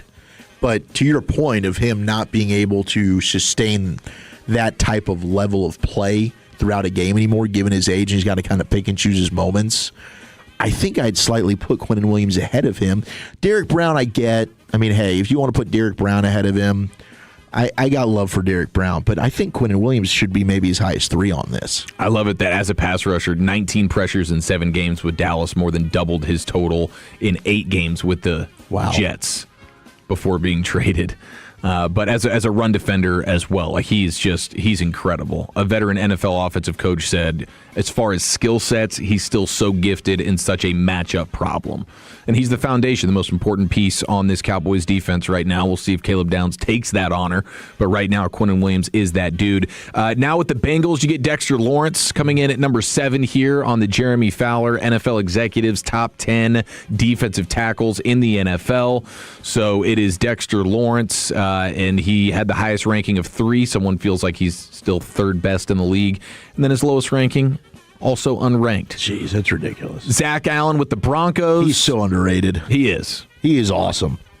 Yeah, that's a guy that pressures the quarterback at a high level. Former Cardinal. Yeah, he's awesome. And he's one of the more underrated players in the league as well. Nobody really knows who he is. Casual football fan, Zach Allen, I have no idea who that is. Is that the quarterback that flamed out with the Jets? Yeah. It might be. I don't know. Is that the one with the Milfy mom? It might be. I don't know. And maybe Zach Allen does have that. Josh Allen's brother. Mrs. Allen, we have a lot of respect for you. He was ranked as 3rd best in the league as well by someone and unranked by another. Milton Williams, the guy that I wanted to be a Cowboy last offseason instead of Osa with the Patriots, he was ranked at number 9. Highest ranking 5, lowest ranking unranked. Then you get the Eagles. The Eagles are the only team double dipping here with Jordan Davis coming in at number 10. We had this discussion then yesterday, didn't we? Did we try to determine if Dallas's defensive, or maybe it was a couple days ago? Yeah, D tackles. Was Dallas's according to evaluators, Philadelphia's defensive tackles are better than yours. Yeah, because Davis and Carter are both better than Kenny Clark. Yeah. Like they're both better than him. So even though I think Quinnen Williams is still probably the best of the bunch. And I think Vita Vea gets a lot of disrespect here. Vita Vea, Byron Murphy. Byron Murphy, for sure. But Vita Vea is still a dominant force for that Buccaneers defense. And not only in the run game, but he pushes the pocket on you when it comes to pass downs as well. I think Vita Vea is a top 10 defensive tackle in the NFL. And Kobe Turner with the Rams. I think he's also a guy that slept on. Okay, let's get to the overlappers here, ladies and gentlemen. It is the New Heights podcast featuring Tom Brady. Tom Brady's telling a Gronk story, so we're here for that, but you're really going to stick around to hear these guys belly laugh. Gronk didn't ever work. You know, like a lot of receivers, tight ends will work on catching drills. Yeah. So like, afterwards hit the jugs machine, 100 catches, and all the receivers did it. Julian would come at like 6 a.m. and throw tennis balls off the wall and do one-hand drills. I never saw Gronk ever do any catching drill, ever. And I would throw the ball, and every ball I'd throw to Gronk, like he'd have these big white gloves, right? And when he put his hands up like this, it looked like the top of a trash can that I would try to hit. And he would run across the field, and he would go, whoa, whoa, whoa, whoa, whoa. with like, so he had like a smile on his face. And I throw it, and it would the ball would just stick to his hands, right? Oh, yeah. So it was like unbelievable. So one day, it's like third year in the league, all right? And we're at practice, and I throw him a ball, and it like hits like the palm of his hands and like falls on the ground. And Gronk looks at me and is like, what was that? Like, what just happened? So he goes, Tommy, throw me the ball again. And I took the ball and I fired at him, and he caught it. And it was like he gained his confidence. He goes, okay, I'm good. All right. And by the way, for the rest of the career, I never saw him do a catch and drill. How do we grade that there, Lucius? That was pretty aggressive. Then he got his confidence back. Confidence back. Oh, you're killing it, Tom. If any comedian is in a bit of a rut, crazy. Go hang out with these guys. Go over there, get your confidence back. You'll start to feel better. Like, they are the ultimate comedic slump busters right there. Just slide into the New Heights podcast, and they will make you walk out of there feeling like you're freaking Jerry Seinfeld in his prime. All right, there it is, a little hodgepodge here in the G-Bag Nation. 877-881-1053. Jared Sandler talking about the Wyatt Langford return tonight at the top of the hour. But let's go around the rim featuring a crazy day in the association next in the nation. All right, it's 2-0 France leading Morocco as we're playing in the 73rd minute, and it is the biggest sporting event in the world, and you need a superior light beer to match it. That's Michelob Ultra for every match,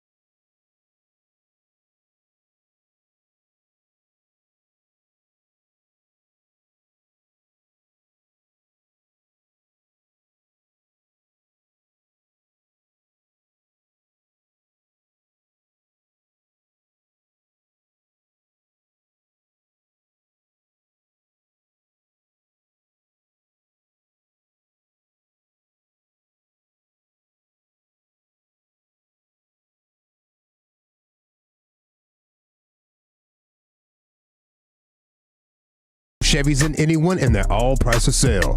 Silverados, Tahoes, Chevrolet.com.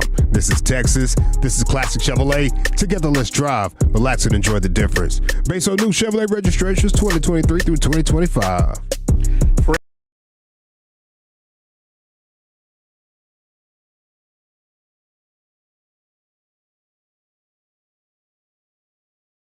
The 81st. We'll keep you updated on that. We'll talk with Jared Sandler, get you a Rangers update at the top of the hour. But right now, it's time for Around the Rim. Here's Eric. Yes, sir. Let's cut the lights out. We'll put the kids to bed, and the G-Bag Nation goes all 56 inches around that rim. Let it rain! Rain dance! Rain dance! I got a joint here, man. I've been saving for a special occasion. Always a special occasion when the Mavericks debut in the Summer League. Let's go, Rez. Thomas and Mack Center, Las Vegas, Nevada. Warriors are the opponent tonight. So does that mean we get Morez Johnson versus Yaxel Lindeborg? Oh. Yes, we do. And Dusty May is there. He jumped on with the NBA today. Saw him say he watched Kyrie work out this morning. It was like watching Picasso paint. Whew. That's exciting stuff, isn't it? Yeah, it is. I'm excited to watch a little Summer League tonight. It starts at 6, so we'll still be in studio. Okay, we can pop it ESPN, Mavericks, Summer League Collision Course, Morez Johnson, national TV game. Love it. That's what you earn when you're a champion. I'm looking forward to seeing him play. He better just be clearly the best defensive player on the floor. Yeah, you know, how many blocks are we going for? 3? I would think at least 3. Give me 3 blocks. Let me see him switching on the perimeter. Could he get a double-double with points and blocks? Rim protection. I don't know that he's going to go full like Hassan Whiteside on this thing or Wemby. But let's get a couple of blocks. Let's get a steal or 2, and let's just see you guard all 5 on the same possession. I mean, that's really what the bar is just for you, constant Morez. Switching. Like, I want to see you on the point guard and the center really at the same time. Okay, so figure that out. Sergio De La Rea. Looking forward to seeing him hopefully be quite the playmaker. For sure. I mean, the lineups, you're not really sure exactly how they're going to do it. Like, even Morez versus Yaxel, they might say, Yaxel, you're not playing tonight. You'll play in the next game. Like, they're not necessarily playing all these guys every single game. So we'll have to see how they end up staggering it. But, yes, I would expect to see De La Rea at some point. And hopefully he's, playmaking and getting some buckets. Saw this from Keith Smith. He's an NBA national guy. He says, I talked to an international scout this week who told me that soon-to-be new Mavericks wing Tarek Beberovic is, quote, the most plug-and-play Euro I've seen for the NBA in years. He's ready to be a rotation guy on day one with his shooting. And this is a guy that's over 40% from the three-point line, 6'7" wing. So hopefully that guy's not just blowing smoke here. All right. And old Tarek can step in and be a knockdown shooter from day one. Now, you have Chad Johnson on the Nightcap podcast with Shannon Sharp and Joe Johnson saying that Klay Thompson is going to be a member of the Miami Heat. Okay? He's just saying flat out, Klay Thompson is going to be on Miami. Mark Stein is talking about that, in regards to a buyout potentially with Klay Thompson. He says, quote, to this point, as much has been relayed to me is the Mavs' preference, of course, would be a trade. I think it's still early enough in the summer that if you're the Mavs, you would exhaust those options first, but there's stuff we have to keep an eye on. Okay, so Klay Thompson being elsewhere seems like the most likely thing. Would it be a buyout? I don't know if they would go that far with it, but if you can get a team like Miami, desperate to win right now, desperately need some shooters to swing you a little trade there, I think everybody would be cool with that. Now, you had the news today with Kawhi Leonard and the Clippers and Raptors trade. You had Shams Charania reporting that the Kawhi trade will not be complete until the NBA investigation into the Clippers is over. Remember, there was that story about how one of the ways the Clippers were able to get Kawhi Leonard was because they had an under-the-table agreement with some company named Aspiration that was going to be funneling him additional millions of dollars in order to be on the Clippers, which is not something that is allowed. So that investigation is going to be ongoing, and Shams is basically saying that the expectation around all sides is that the deal will end up happening at some point, but he says the trade can really only be finalized if the Raptors ownership group assumes the risk of penalties related to Kawhi's situation. So if he ends up receiving some level of suspension, could it be a year-long suspension? I don't know what it is, but the Raptors are basically going to have to sign off on that before this trade becomes official. So we'll be in a bit of a holding pattern until that all finalizes. But that was pretty crazy today. And then you also have the LeBron sweepstakes, and he's out in Puerto Rico apparently golfing, of course, with Draymond Green. Okay, so recruiting. I do love the idea of LeBron being like, bro, I really don't want to go to Golden State, but why don't you come with me? Because Draymond, he opted out of his deal. He's a free agent. They could go buddy up in Cleveland together, or That's Philadelphia, or Miami, or wherever. If you want to talk to LeBron, you're going to have to take him out on the golf course to do it. Well, apparently, if you want to talk to LeBron, the other report today is that, also from Shams, is that he says some of the leading suitors, the teams that are trying to acquire LeBron, some of them have only been able to send a voice note to LeBron James via his agent, Rich Paul. Whether it's an owner, a president, or a GM, being able to record a voice note, send it to Rich Paul, and then that makes its way to LeBron. That's how these teams are trying to get some of their pitches across to LeBron right now. That's you crazy. Send a voice message to Rich Paul, and then you just have to hope that Rich Paul is forwarding that over to LeBron, and then you have to hope that LeBron, in the midst of his golfing extravaganza in Puerto Rico with Draymond Green, is going to take the time to listen to that pitch. Wow. So just a ridiculous saga here with LeBron. You have Cleveland. Everybody in Cleveland is very confident that he's going to be returning home. Still think that's the most likely. But Adam Schefter, funny enough, he was on in Philadelphia doing radio there, and he said that somebody told him, like, right at the start of free agency, like, keep an eye on Miami. Like, that's where LeBron's going to end up going. So Adam Schefter is putting it out there that he's betting on it being the Miami Heat where LeBron ends up deciding to go. Brian Windhorst is saying that LeBron and his son Bronny were golfing in Cleveland together, and Bronny needed to borrow a golf club.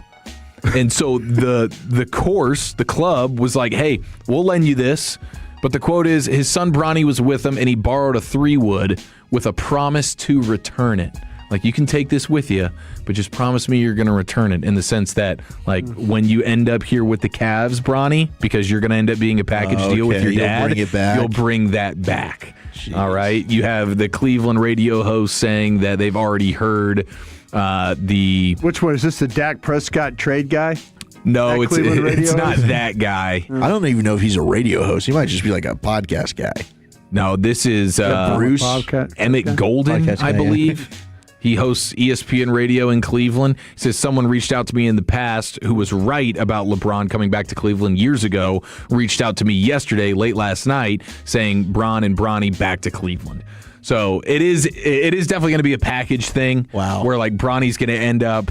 He's a caddy. Being cut. Do you like this if you're Bronny? Or traded to wherever LeBron is going to go. At what time do you get off Daddy's bosom and spread your wings and fly? I think if you're Bronny, you're going, hey, whenever Jaden Daniels does it with his mom, I'll do it with my dad. Right. Keep going, man. Do it. Don't worry about that. Don't let people beat you down that way.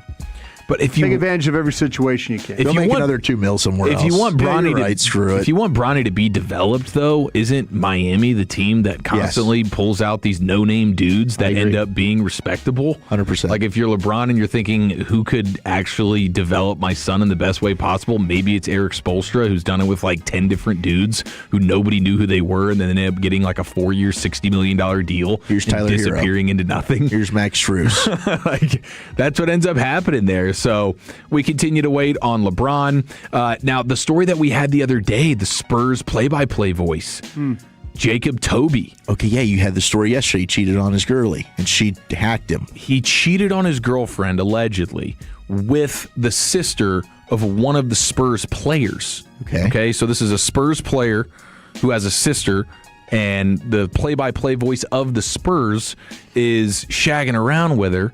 And so the girlfriend of the play-by-play guy blasted out on social media saying that he's a cheater, all this stuff. Gotcha, bitch! Well, now Front Office Sports is saying that this guy, this play-by-play voice for the Spurs, Jacob Toby, he's been fired. Oh, wow. I guess because it's a player's sister. I think that's the big thing here. Because if it wasn't anybody related with the organization, I don't think this is a fireable offense. Yeah, it's like, dude, Tony Parker can do that? Yeah. You want to know why? He's a champion, okay? Jacob Toby. We're not getting rid of Tony Parker. we can't get a new voice of the team. We can't have this. What's Yeoman's doing? So it's not just the fact that he cheated on his girlfriend, but the fact that he cheated on his girlfriend with a family member of someone in the Spurs organization. Wow. I guess that was just something they couldn't stomach. So that's a huge bummer for that fella. And the jersey that Jalen Brunson wore in the Knicks' epic Game 1 of the NBA Finals just sold for $50,000. $50,000. Can we go higher, Broadus? This is a Game 1 Jalen Brunson NBA Finals jersey at an auction. What game? Do we have a game? Game 1. Game 1. Game 1. This thing's going for $230,000. Lucius. Yeah, $100K. Wow, boys. Is it way higher? You guys. $750? $1 million. Yeah. Should have known better. $24,000. Should have known better. I guess it's Spike Lee the King of New York. Yeah, you're right. They're stealing trash cans off the parade, dumping it out, taking it home, losing their job, and they don't care. Just erase the $50K. They're spending $1,000 for a picture with Jalen Brunson at the Fanatics event. That's Are you kidding me? I forgot about that. That's wild, man. Probably Ben Stiller. Yeah, it's true. Maybe it was Taylor Swift. Congrats to him. There's your sesh. All right, thank you so much. Around the Rim. Let's catch up with Jared Sandler, get the latest from the ballpark. The Rangers making significant moves today. What's Jared got to say about it next on The Fan? Our goal is to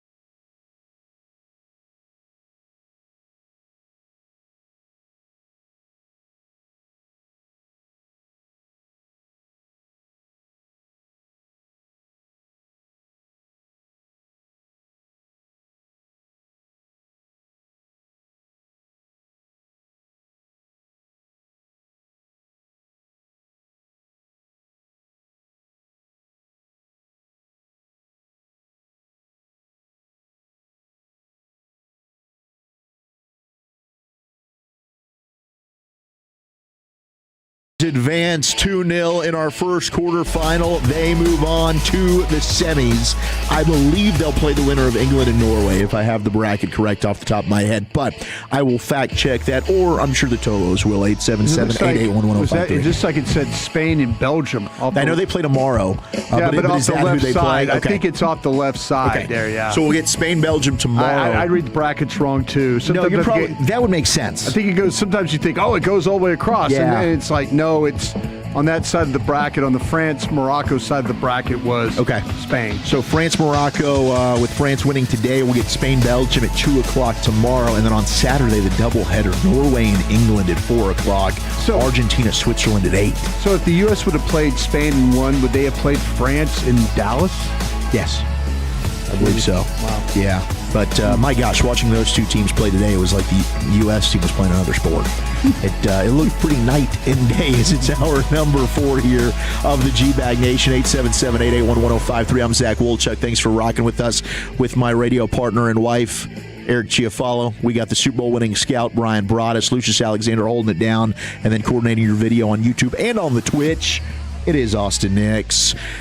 Let's welcome in our guy, the one and only Jared Sandler. We'll have your pregame at 6:30 here on 105.3 The Fan, your home of Texas Rangers baseball. Jared, how are you? And did we get some big news go down with the transaction? Yeah, I'm great. And, we spent the last couple of days talking about Wyatt Langford and would he come back before the All-Star break? And I think we all agreed, probably best to just wait till afterwards. Here he is. He's in the lineup. And, he said that, he's felt really good the last few days. Obviously, no one wants to do anything stupid and rush a game or two, rush him back in the lineup for an extra game or two only to then have him miss more time because he wasn't ready. He did say that having the All-Star break coming up helps, that, he'll play, in theory, 4 games. He might not play all 4. We'll see. But he'll be available for these 4. Then he'll have the All-Star break to rest. And, he thinks that will put him in a good position. So, with all these different things, we got to trust, the medical stuff. It's always tough. You trust the people making the decisions with the expertise, and they obviously deemed that Wyatt was ready. Went through workouts the last couple of days, and so here he is. Does he play tonight if they win that game last night? Does he play tonight if we win last night? It's a good question. I think so. If you would have asked me yesterday, I don't know that I would have said this. After talking to Wyatt and hearing Skip talk, it seemed like the plan, after he went through his workout yesterday, was that if he came out of it feeling good today, he'd be in there. I think, Eric, if it was a right-handed pitcher throwing tonight, not a lefty, then I think they might have just waited another day. But because he's, valuable, listen, and Wyatt Langford's the type of player, he's valuable against lefties and righties.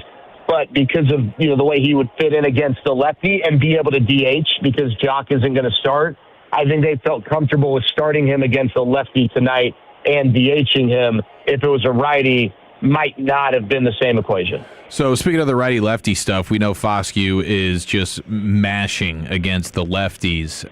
How bad is he versus righties? Like how how good does he need to be in order to just be a mainstay in the lineup? Well, I think how good does he need to be? You're going to face more righties than lefties, obviously, right? And so, if the platoon edge is reversed, then that makes you more of an everyday player. When you're a lot better against lefties than righties, then you become more of a platoon guy, right? Against righties this year, he's hitting a little over 200 with an OPS a little over 600, and that's not going to be good enough to be an everyday guy.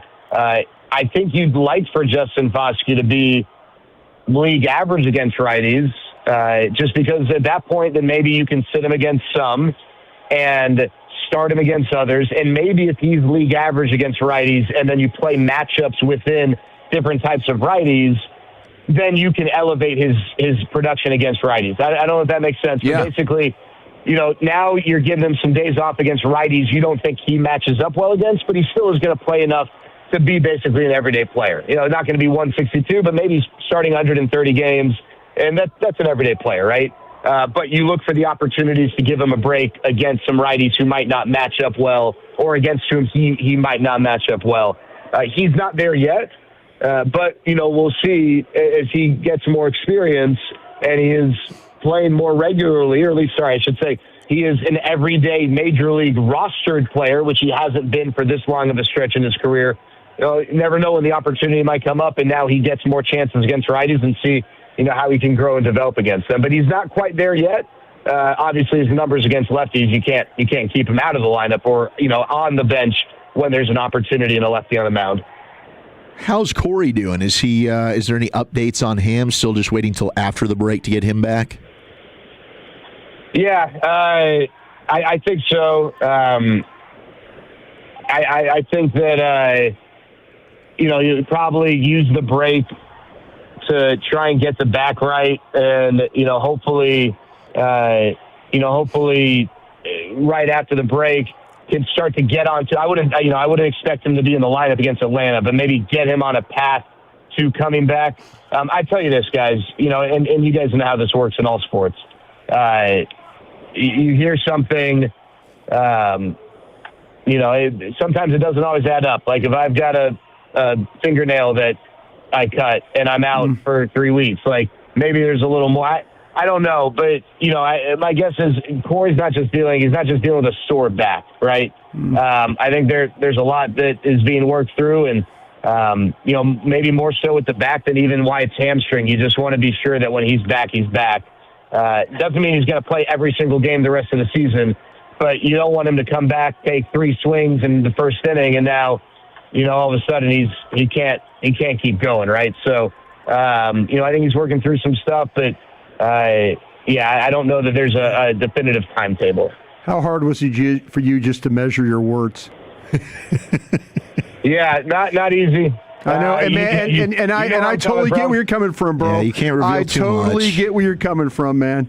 You want to say exactly what you want to say, but you got to toe a line a little bit on some stuff. And by what you just said, there's more going on there. There's a lot more going on there that we don't know about, and we just need to kind of hope for the best when it comes down to it. Yeah, I think he's Broadus. You're right, and I'll tell you, I guess he's day to day, just like we all are. There we go. Well said, sir. Well said. So after last night, Mackenzie Gore, I know this has kind of been up and down the entire season. I know you and Jared, you and Gavin went back and forth on the command and the control stuff, but now you've got Chuck Cooperstein and others that are pointing to Mackenzie Gore and the trade, and did they give up too much? Look, I kind of think with Reed Detmers, who's going tonight, also a fellow lefty, and we talked about this at the ballpark a couple days ago. Reed Detmers has looked incredible and has awesome stuff, but there's also times he's been shelled. Last night was not a good night for Mackenzie Gore. Are there similarities between those two guys, and what did you think of his overall performance last night? Yeah, it's an interesting comparison. Last night was not anywhere close to the best version of Mackenzie Gore, right? Obviously. And, if you, we're trying to figure out, do I like the acquisition or not? I'll tell you this. I'm not someone who, backs away from being wrong or whatever. Right now, if you were to evaluate it, yeah. I mean, he has not been what the Rangers expected or wanted when they got him from Washington. He has 4.72 ERA. Now, there are reasons why I don't think it makes sense to just kind of punt and close the book on Mackenzie Gore. And coming off the start last night, if I were to share little pieces of information, it just looks like I'm, trying to create my own narrative. So I'll wear it. Yeah, Mackenzie Gore, first half, 4.72 ERA. It's got to be better. Zach, to your point, we always talk about this. Guys do not always progress in a linear fashion where every year is directly better than the next, and it takes some time. And Reed Detmers is a great example of that. Reed Detmers was a bullpen pitcher last year because the Angels decided that that was what was best for him after he had a 6.70 ERA in 2024. And, here he is in 2026. He's got a 4.13 ERA, but he's got a 3.08 FIP, which when you've got an ERA that's a run more than your FIP, that's probably an indication that you've run into some bad luck, some bad defense, maybe some bad home run luck. for Detmers, it's probably a little more batted ball, bad luck, and a little bit of bad luck on the slug side. But, yeah, I mean, Reed Detmers is striking out more than a batter per inning, and for a team that doesn't get Tarek Skubal, they're going to turn next to Reed Detmers. He has been that good and is that coveted. And last year, or 2 years ago, his last year as a starter, he had a 6.70 ERA. So it's just tough to turn your back on stuff. It's tough to turn your back on ability and talent. And with Reed Detmers, he had never really put it together. With Mackenzie Gore, last year, he had a 4.17 ERA, which is right around what Reed Detmers has posted so far this year. Mackenzie Gore was an all-star. This year, Mackenzie Gore's FIP is not much worse than Reed Detmers. It's not much higher, right? Like there are a lot of indications that with Mackenzie Gore, it's going to be okay. But, yeah, he did not have a good first half. He's better than that. I think he would tell you that. And hopefully he can show that in the next chunk of the season.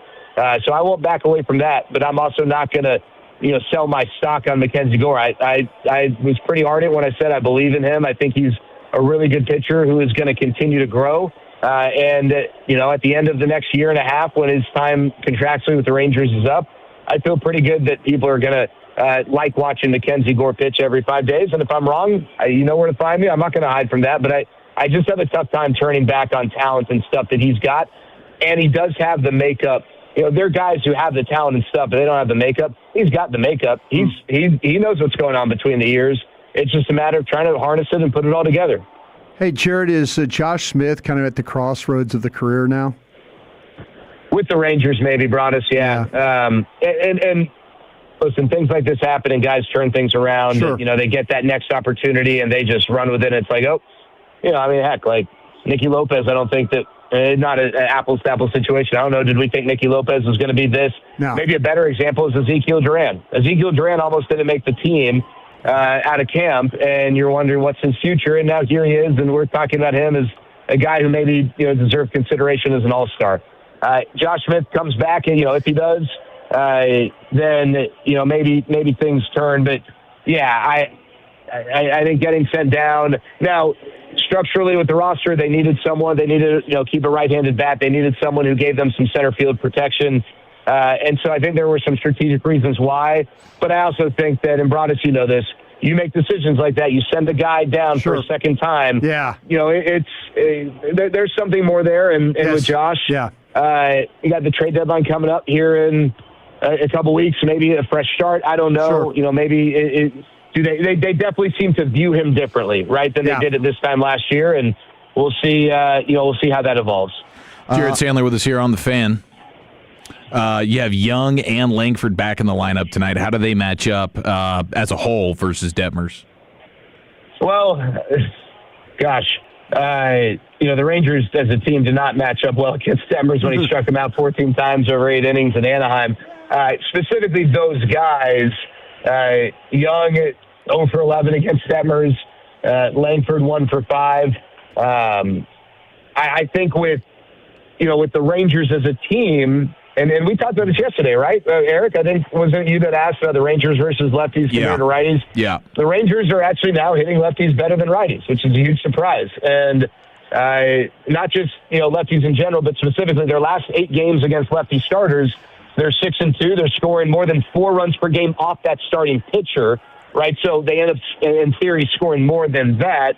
They're hitting .330 off the lefty starters. And they've got an OPS over 900. Not every lefty starter is the same, right? Reed Detmers is really good. And he was so good not the other day. Back, was it May? I don't even remember the date. In May, when these two teams met, I think it was Sunday night in Anaheim, national TV. So we'll see how the Rangers adjust, but they have been doing better against lefty starters. Reed Detmers has been one of the better lefty starters in baseball. Jared, I guess there's a chance that maybe Major League Baseball has already made a decision on this, but I did see that Ranger Suarez, who was an All-Star, is now on the 15-day IL with a groin strain, so he's not going to be in the All-Star game. Do they pivot to Sonny Gray, his teammate, or is there a chance maybe we get Evo or another Ranger starting pitcher in this thing? I'd love to. Nathan Eovaldi's had an interesting year. I tweeted some numbers earlier, so I save myself and everyone from just having numbers regurgitated to them. Basically, the difference in Nathan Eovaldi this year as a guy who we would think is like a definite all-star to, a guy with an ERA a little over 4 is simply the home run ball. I mean, obviously there's more to it, but like he has allowed home runs at a really high rate. Everything else, like ground ball rate, whiff rate, strikeout to walk rate, the length he's given you, he's been top 10 in baseball or right around there. And so, I don't know, the ERA probably make it a little tough. The respect factor, though, I think helps him, and that does make a difference at this time, at this stage of the roster development. DeGrom, another guy who, I think would be considered. The question is, with DeGrom, if he throws Sunday, he's not eligible to pitch in the game, so they probably wouldn't give him a spot, which that's a different conversation, because if we're going to judge guys' Hall of Fame candidacies by how many All-Star games they made, and if one guy made 5 and the other guy made 4, but he only made 4 because he happened to throw on a Sunday one year, and so they weren't going to give him a spot, to me that's garbage. But yeah, my guess is it's not going to be one of those two guys, but it certainly would be nice, and I don't think that they would be undeserving of it. I do think Sonny Gray, though, teammate to teammate too. Boston's a big market. Let's just play the politics side of it. Boston, Philadelphia, the proximity. You keep another Red Sox player on the team, a guy who is deserving, and Sonny Gray, right? It's not like he's not deserving. That one seems to make sense too. I don't know when Sonny's pitching next, so if he's throwing on Sunday, then he wouldn't be eligible, but I'm not sure of that.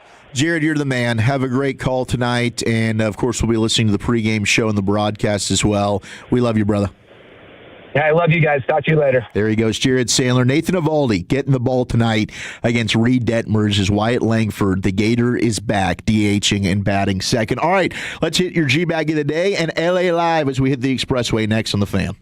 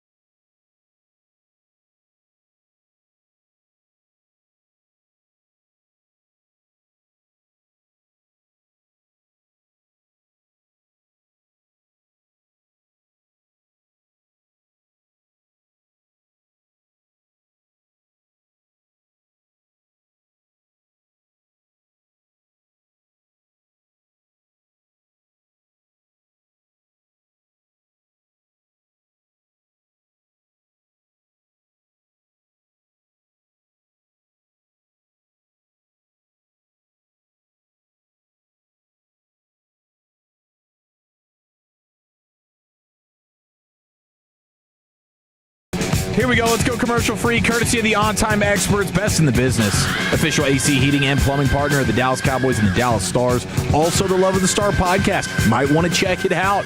All right. You got the Woolly Bully Zach Wolchuk. You got the Super Bowl champion Brian Bleepin Broaddus, dude. You can watch it on YouTube or really wherever you get your podcasts. We love the On-Time Experts. If you need any AC heating or plumbing, they are truly the best in the business. You know, I love like giving it, like floating a company over to the neighbors. You're like, yeah, if you need a little something, then they come back to you like 2 months later and they're like, dude, freaking dominated. They dominated the job. Yeah. And that's what the On-Time Experts do. They sure do. G-Bag of the Day, speaking of domination with Lucius Alexander coming up in under 5 minutes. LA Live at 5:40. And ladies and gentlemen, France is now on a one-way ticket to Dallas, right? After taking down Morocco. I think France, excuse me. Vive la France. Good correction. I think they'll be playing in Dallas. I don't know if that's been finalized. They are. Destination Dallas. That's what's happening. Okay. Mbappe, Big D, collision course. Makes a lot of sense. Now, you had some big news all around the sports world today. Congratulations to Marcus Spears, his son, Marcus Spears Jr., reclassifying. He was the number 1 basketball recruit for the class of 2027, but Marcus Spears Jr. is reclassifying for the class of 2026, and he's committing to the University of Texas. That NIL money is flowing in such a big way. Sean Miller just wiping the sweat with $100 bills off of his body. And I believe they have quite the talented roster there at Texas. They should be making some noise this year in the SEC. And then you also had some clips from our buddy Jake Ferguson. They're getting after it. Annual offensive skill group retreat underway in Park City, Utah with Dak and the boys. So, love it. Getting in shape for camp. That would be a great spot to go. I mean, if you could just handpick a spot, I'm looking at it right now. Beautiful trees, blue skies. You got the mountains, probably sitting in like the 70s right there. That's the place to be unless you're doing the American Century Tahoe charity golf event. I think that would be a bucket list event. Going to the American Century, like the fan access seems pretty next level, and it is star-studded out there, dude. It's across the board. It looks awesome. And it's always cool to see the guys like taking their own time to go out together, get ready, work, train, build that camaraderie. For sure. And that's what Dak's all about. Now, what do we think about this, fellas? We got to think. A new group is pursuing an NBA team in Las Vegas. Okay. It's led by Hall of Famer Jerry Colangelo and former NBA coach Vinny Del Negro. Okay. They claim $8 billion in total capital and promise to, quote, build the most impressive state-of-the-art basketball arena in the world. I think I have your attention right now. Yeah. Right? Yes. And then when I tell you this, though, they want to name the team the Las Vegas Jacks. The Jacks? Because they've already got the Aces. So we're going to keep it with the Cards. You're trying to keep the Vegas casino thing moving You can't be the Kings. You got the LA Kings in hockey. I mean, I guess you've got Giants in baseball, Giants in football, but you like to avoid that. You want to be more original. The Golden Knights. You don't want to be the Queens. No, but the Jacks. The Jacks. The Las Vegas Jacks. Does anybody feel good about the Las Vegas Jacks? Hey, guys, tonight, big game in Dallas with the Mavericks taking on the Las Vegas Jacks. Jacks versus Mavs next. How does that feel? I kind of feel like that the lady basketball team got the best name. They did. Like the Aces. The Aces is better than the Jacks. There's no question. You're going to be fighting for second on coolest casino type name for your sports team. Is there any way to when the Aces are already taken? What else could you do that's not a card, but it still fits the Vegas flavor? Like, well, if it's not, I mean, you can't be like the Vegas Baccarats. You know what would been, man, Lucius, get ready to dump this if I say it wrong. Oh, okay. All right, we're prepped and we're ready. Man. Well, I don't know. I'm just saying, like, buckle up. Could the ladies basketball team in Vegas been the Showgirls? The Vegas Showgirls? Yeah. Could that? I mean, and then you take the Aces, that kind of thing. Can you buy out the Aces, or maybe if they dropped in like the early '90s, we could have went to the Showgirls. Yeah, our Showgirls still a thing. It's still like a. I know it was a movie that was kind of like burlesque type movie, whatever. But it's a little bit sensual in nature. Yeah. What to say about a girl on there? She was dancing and whatnot. Yeah. terrible finishing move she had, too, by the way, if you go back and watch that movie. Oh, no. Absolutely Convulsion. horrible. Yeah. Wait, what's a convulsion thing? It was terrible. It was like her little finishing move. It was awful. Everything's supposed to build. Yeah, get off me, girl. Yeah, what are you doing? Crazy. It's like she was convulsions or something.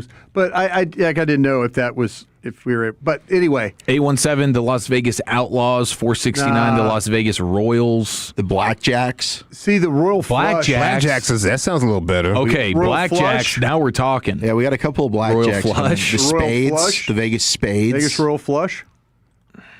It's too much. Yeah, I mean, I don't mind it. I think the Blackjacks is probably the early favorite right You just here. can't go or the Vegas Just Sinners. Jacks. The Sinners. Because then it's going to be easy to make fun of them, you know? The Jacks. It's just going to be a little easy. They not safe jacked for it up work. again tonight. Yeah, exactly. Thank you. All right, let's go in the Pimp Cup. Here's Lucius.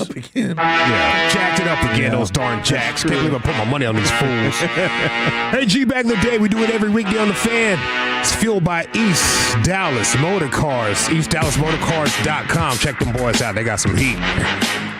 Going for two today. Former first baseman Will Clark. How would you explain Will Clark to the audience that's not familiar with Will Clark, the personality? Rough around the edges. Thank you, bro. Thank you. Old school, tell it like it is. Old school, tell it like it is. Old school, yeah. Very. We'll put it clean your ass. Yeah. And that's why he is not going to coach today's baseball game, he says. So you think we're making it too easy for the players? Oh, hell yeah, you're making it too easy. For sure. Too much coddling going on. Oh, and that's why people have asked me why I don't get into coaching and why I don't get into managing and all that. I am not going to pat you on the back and tell you you're doing a good job when you're hitting 220 and you fucking strike out 100 times. All right? You actually suck. All right? Oh. I'm going to tell you suck. I'm going to tell you to make a fucking adjustment. And if you don't make an adjustment, you're going into minor leagues and somebody else is going to take your spot. Sorry. That's the way the fucking game goes. This is a big boy game, not a little boy game. And you have to have thick skin. You don't have thick skin, get out the way because I'm going to fucking steamroll you. I'm going to steamroll you. Could the Rangers use this guy? I would say that Will Clark is very honest. Very much. Very honest, you know? People probably don't like a Will Clark. I kind of appreciate him. Sounds like he knows. Sounds like he's been there. Yeah, sounds like he knows. Yeah. Okay, it is a ladies' night here, Thursday ladies' night situation. We have a traffic crash Riz. My man see a traffic accident, and he pulled over to be a good Samaritan. But instead of being a real good Samaritan, he went and got the digits. She was coming this way, and they let her through, and I was coming this way. Oh my God, are you okay? I'm physically okay, mentally. Honestly. Since we're safe, let's get out of the safe area. Let's get out of traffic. I'll get it for you just on some safe stuff. I feel bad because I was coming this way and I didn't see her. People were letting her in. It's okay. Things happen. And I did call the cops. Okay, the cops said everything is safe. That's the first thing first. Now that we know everything is safe, you are a beautiful woman. Do you have a boyfriend? I see. That's why I pulled over. I seen you. No, I seen you. I wanted to come over and shoot my shot. I'm a widow. You a widow? Can I get your phone number? Can we take on a date or something? We talk. I'm 67 years old. That ain't nothing but a number. That is a number. Yeah. That's why I pulled over because you so fine. Oh, well, thank you so much. Yes. Oh my God. Can I call you? Can you get my number? Take my number. Hurry up before I get out of here. Bro, y'all got this going on. Police coming, all type of going on. People hitting the horn. You know what I mean? Unsafe. Take my phone number, girl. You so fine. Okay, I don't know. Here, let me show you how to work. You just go right ahead and Let do me that. show you how to work it. Wow, I thought you sounded guilty. It's a bit, right? Nah, That's man. crazy. Was she cute? Was she cute? This has got to be a bit, right? Jeez. Let me show you how to work He took her jitterbug phone and put his number in there, bro. Now, that was a real crash. It was a real crash scene. And he pulled up and shot his shot, bro. Kind of feel like he was in his bag right there. I feel like he's got her bank account number now. Did he put her phone in book buying mode? I met Usher today. Yeah. I met Usher. He needed a little money to finish the tour. Oh, wow. Usher's not going to take something from you, though. He's going to give you something you don't want. Oh, come on, don't do that. Let's go to Keith Hernandez. That's an outspoken one, too. Another one. Mets broadcaster right here, Keith Hernandez, former baseball player. He kind of vented on air about his lineage coming to an end. He talking about burning out the line. Yes. I didn't think that we could leave that unattended. Very convoluted. Jessie, my oldest, has 2 kids. She's my adopted daughter, so she's not in my line. So my brother has 2 kids, and they're in their 40s, and they're not married. I don't think they're going to have kids. My 2 in their 40s. They're not going to have kids. I won't go into to one of them how that's not going to happen. I wonder what that is. So the line is burnt. It's burned down. Just ended. I've got 2. Jesse's like my own, and Maggie and Charlie are my grandkids, and I love them very much. But it's ball 4, and Collins is on. There's no passing down. We're done. My brother and I are done. We're done. That all of your collective athletic skills and your charisma that you and Gary have brought to this earth, it's all just fizzled out. It just seems like a terrible waste. I'd have to say that you're right. He just wasted his DNA. Poor guy. Won't ever get a grandson. Yeah. Poor guy. That is disheartening. That sucks. Yeah. He let the whole audience know, too, man. Yeah. This is what I'm thinking, I'm dude. disappointed. Hey, you see those family photos I have? This is what I really think when I post them. It's ridiculous. This is in for me. Damn kids. The implications about one of those kids is pretty damning. It's got to be. It's got to be. Well, one of these kids is not going to have it, but I'm not going to get into it. It's kind of wild stuff. How about this? What else we got for you boys? Oh, scooter date. Another ladies' night situation. We have a scooter date. You see the little scooters that are around town? I love them. The green bikes? Yeah. I guess. Are they green bike? The limes? I said green. I'm sorry. It's okay. I think there is a green bike out there, though. The little limes. They got on there. It's pretty cute. They were at the park riding scooters together, and my man fell. Oh, no. It's devastating, the injuries you get on these things. Fell, bro, on the date with the girl. Oh, that's terrible. Yeah. And then he blamed the girl. Oh, because he gets angry. He got angry. Yeah, like, oh, you're going too fast. You hit the corners too quick, and I can't keep up. Gosh dang it. Woohoo! Sorry. Nope. What happened? What did I do? Tell me if you're making a turn. I'm like, you can't do that. It's my fault that you fell? It's not. I made the choice to make a sharp turn. Okay. I don't know if you're going somewhere or not. You're like, I'm thinking you're going forward, and all of a sudden, what? I'm sorry. I'll follow you. I apologize. No, I'm following you. I apologize. Announce where you going. Announce where you're going. You're right. You're right. I'm sorry. I'm sorry. You're right. No. You're right. You're right. That was a sharp turn. I apologize. Yes. I apologize. I shouldn't have did that. I should have kept going straight. I'm sorry. He just got lit up so hard in that group chat.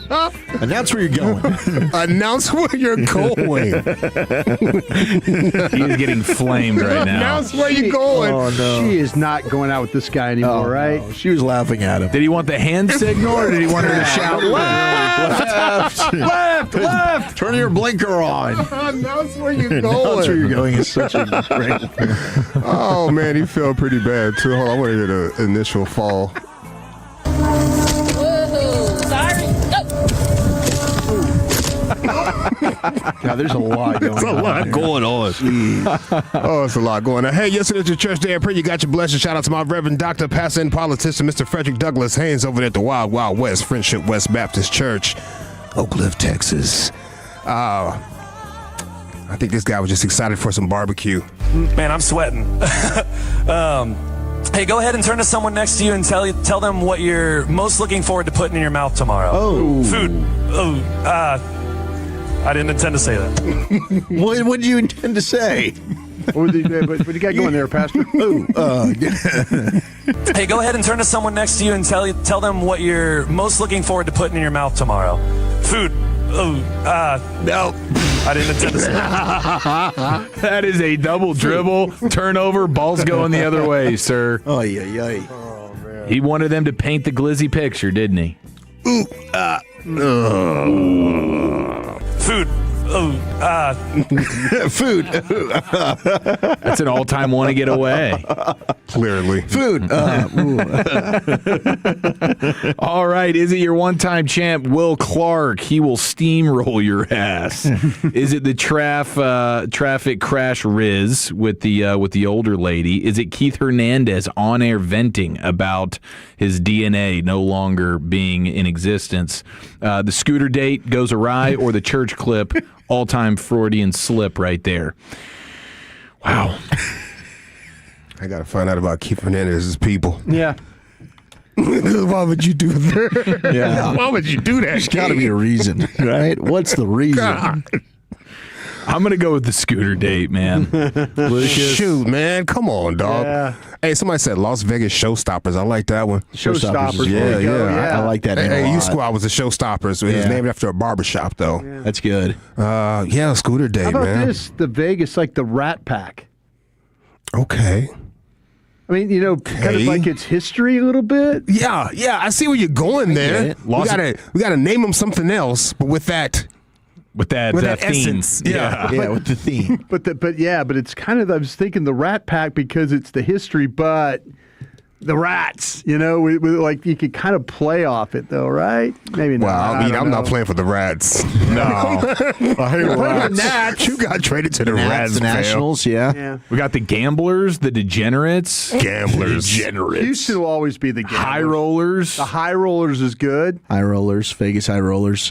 I'm also going with the scooter date. Oh, scooter date here too. If you're voting along at home, Unanimous. And your new G Bag of the Day champion will replay the champ at 2:20 tomorrow in a brand new batch. Gotta announce where you going at 5. on the Turning those corners too fast. All right, we keep it in the Pimp Cup. Here's Lucius and LA Live. It's a Thirsty Thursday, ladies' night edition, LA Live, right up to the great Rick James. Well, all right, you squares, it's time you smoke.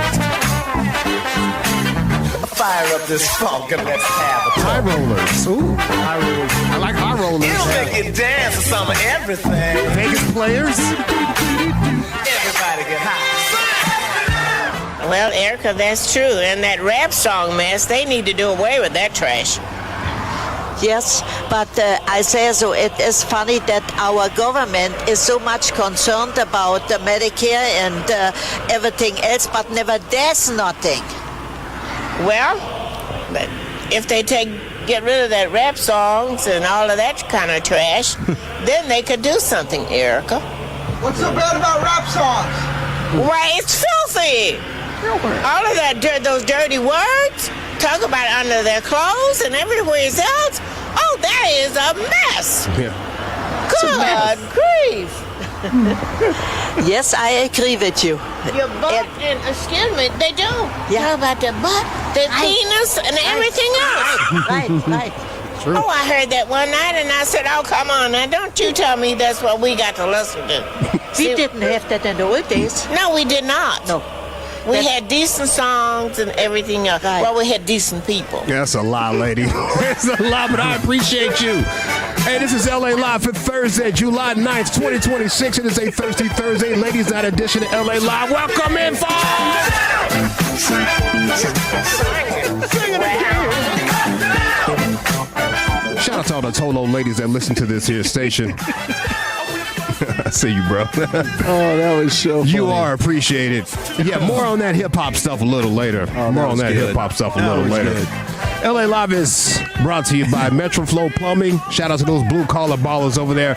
I have a question about Scottie Pippen. Okay. I have a question about Scottie Pippen, and have you ever heard of a ball boy pimpin'? Have you ever heard of ball boy pimpin'? All of that in a minute here, okay? But first, do you know the song of the summer, fellas? No. The song of the summer. Okay. I'm very out of the loop. Okay, that's all gravy, baby. I got you. Summer in the city? I got you. What'd you say, sir? Summer in the city. Hot town. Summer in the city.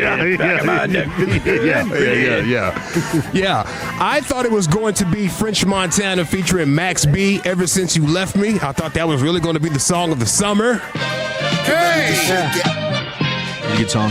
Yes. I went deaf on the AC Sunshine Band. Yep. Ever since you left me. Okay. This is a great song. More shows. Ever since you left me.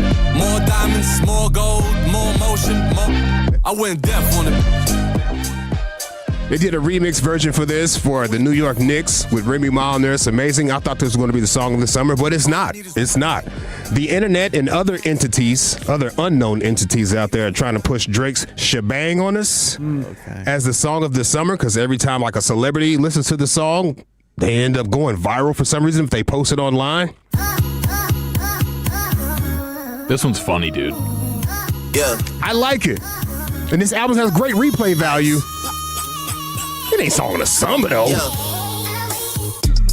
Manish on the beat, shebang. All of my ops say dead. Why do they gas me up? Where does it go? My head, hey.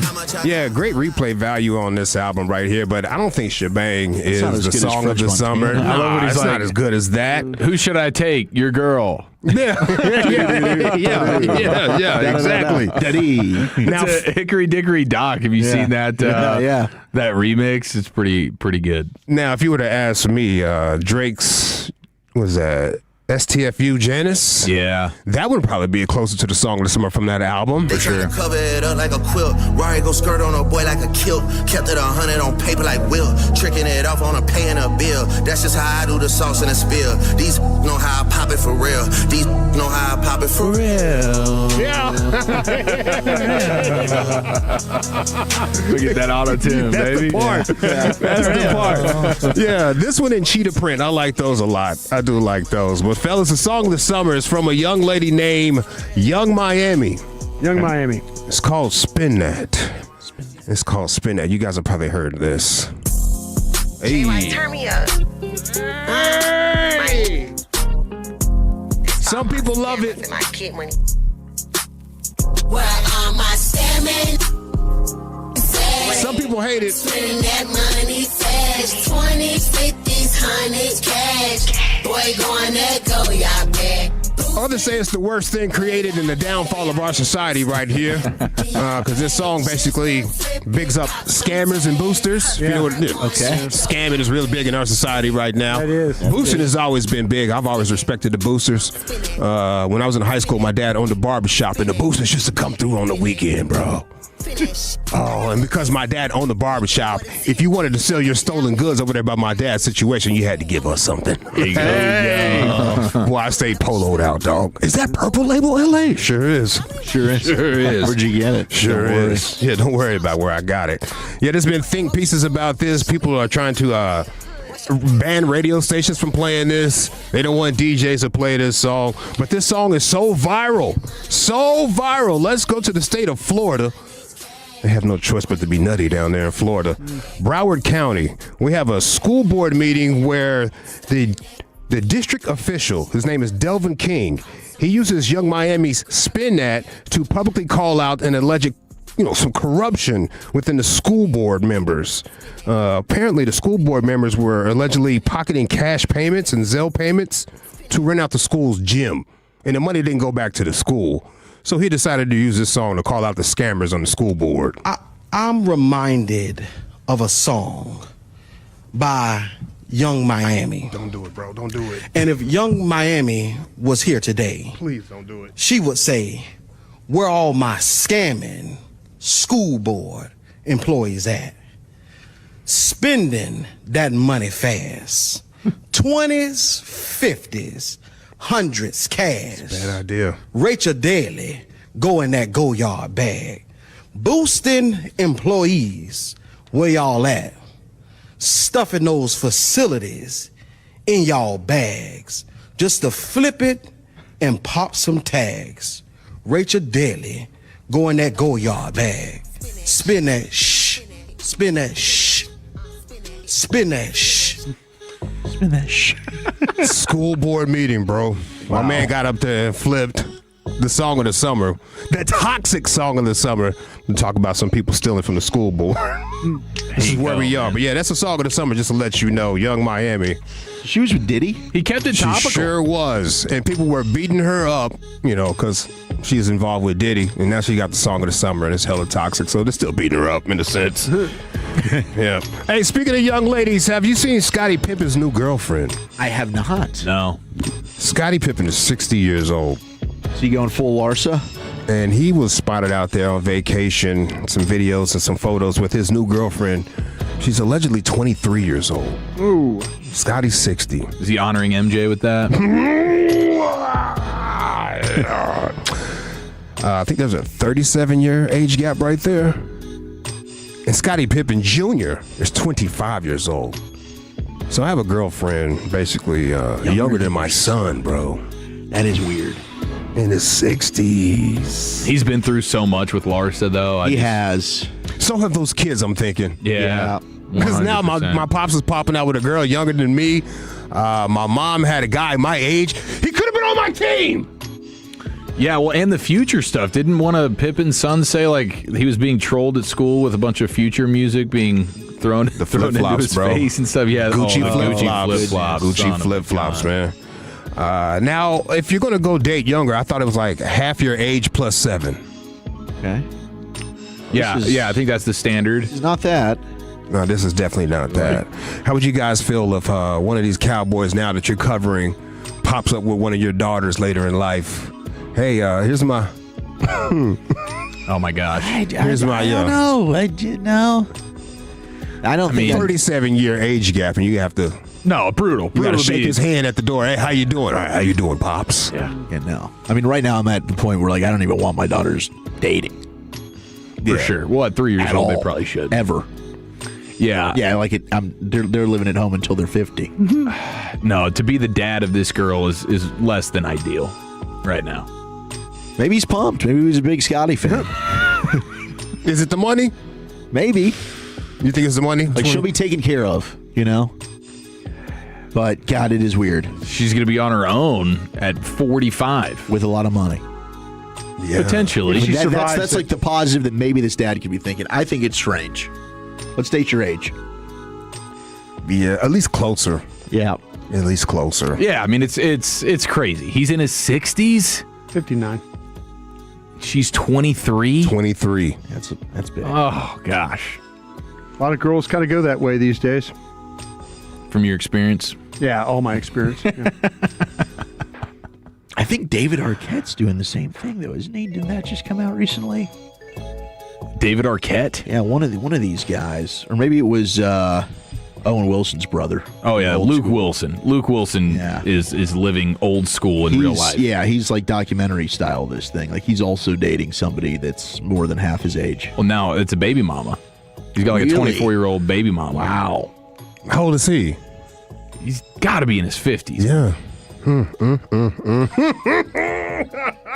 Crazy he's times. 54. Yeah, man. Scotty's chewing that blue chew up, bro, to keep up with that 23-year-old for sure. For sure. Yeah, for sure. Yeah, half your age plus 7 is what I was told, man. Is he making studio money? Is he doing any studio shows and stuff like that? Is he Scotty? Yeah, is he doing any? Is he just not doing? Is he not doing anything?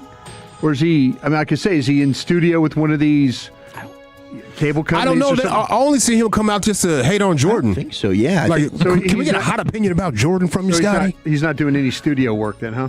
Not right now. I haven't seen that. He might just pop on. I've seen him on NBA Today every once in a while. Okay, that's what he's got to have the Pip cast. He's just a guest, I think, but he doesn't have a full-time gig as a studio host. So yeah, okay.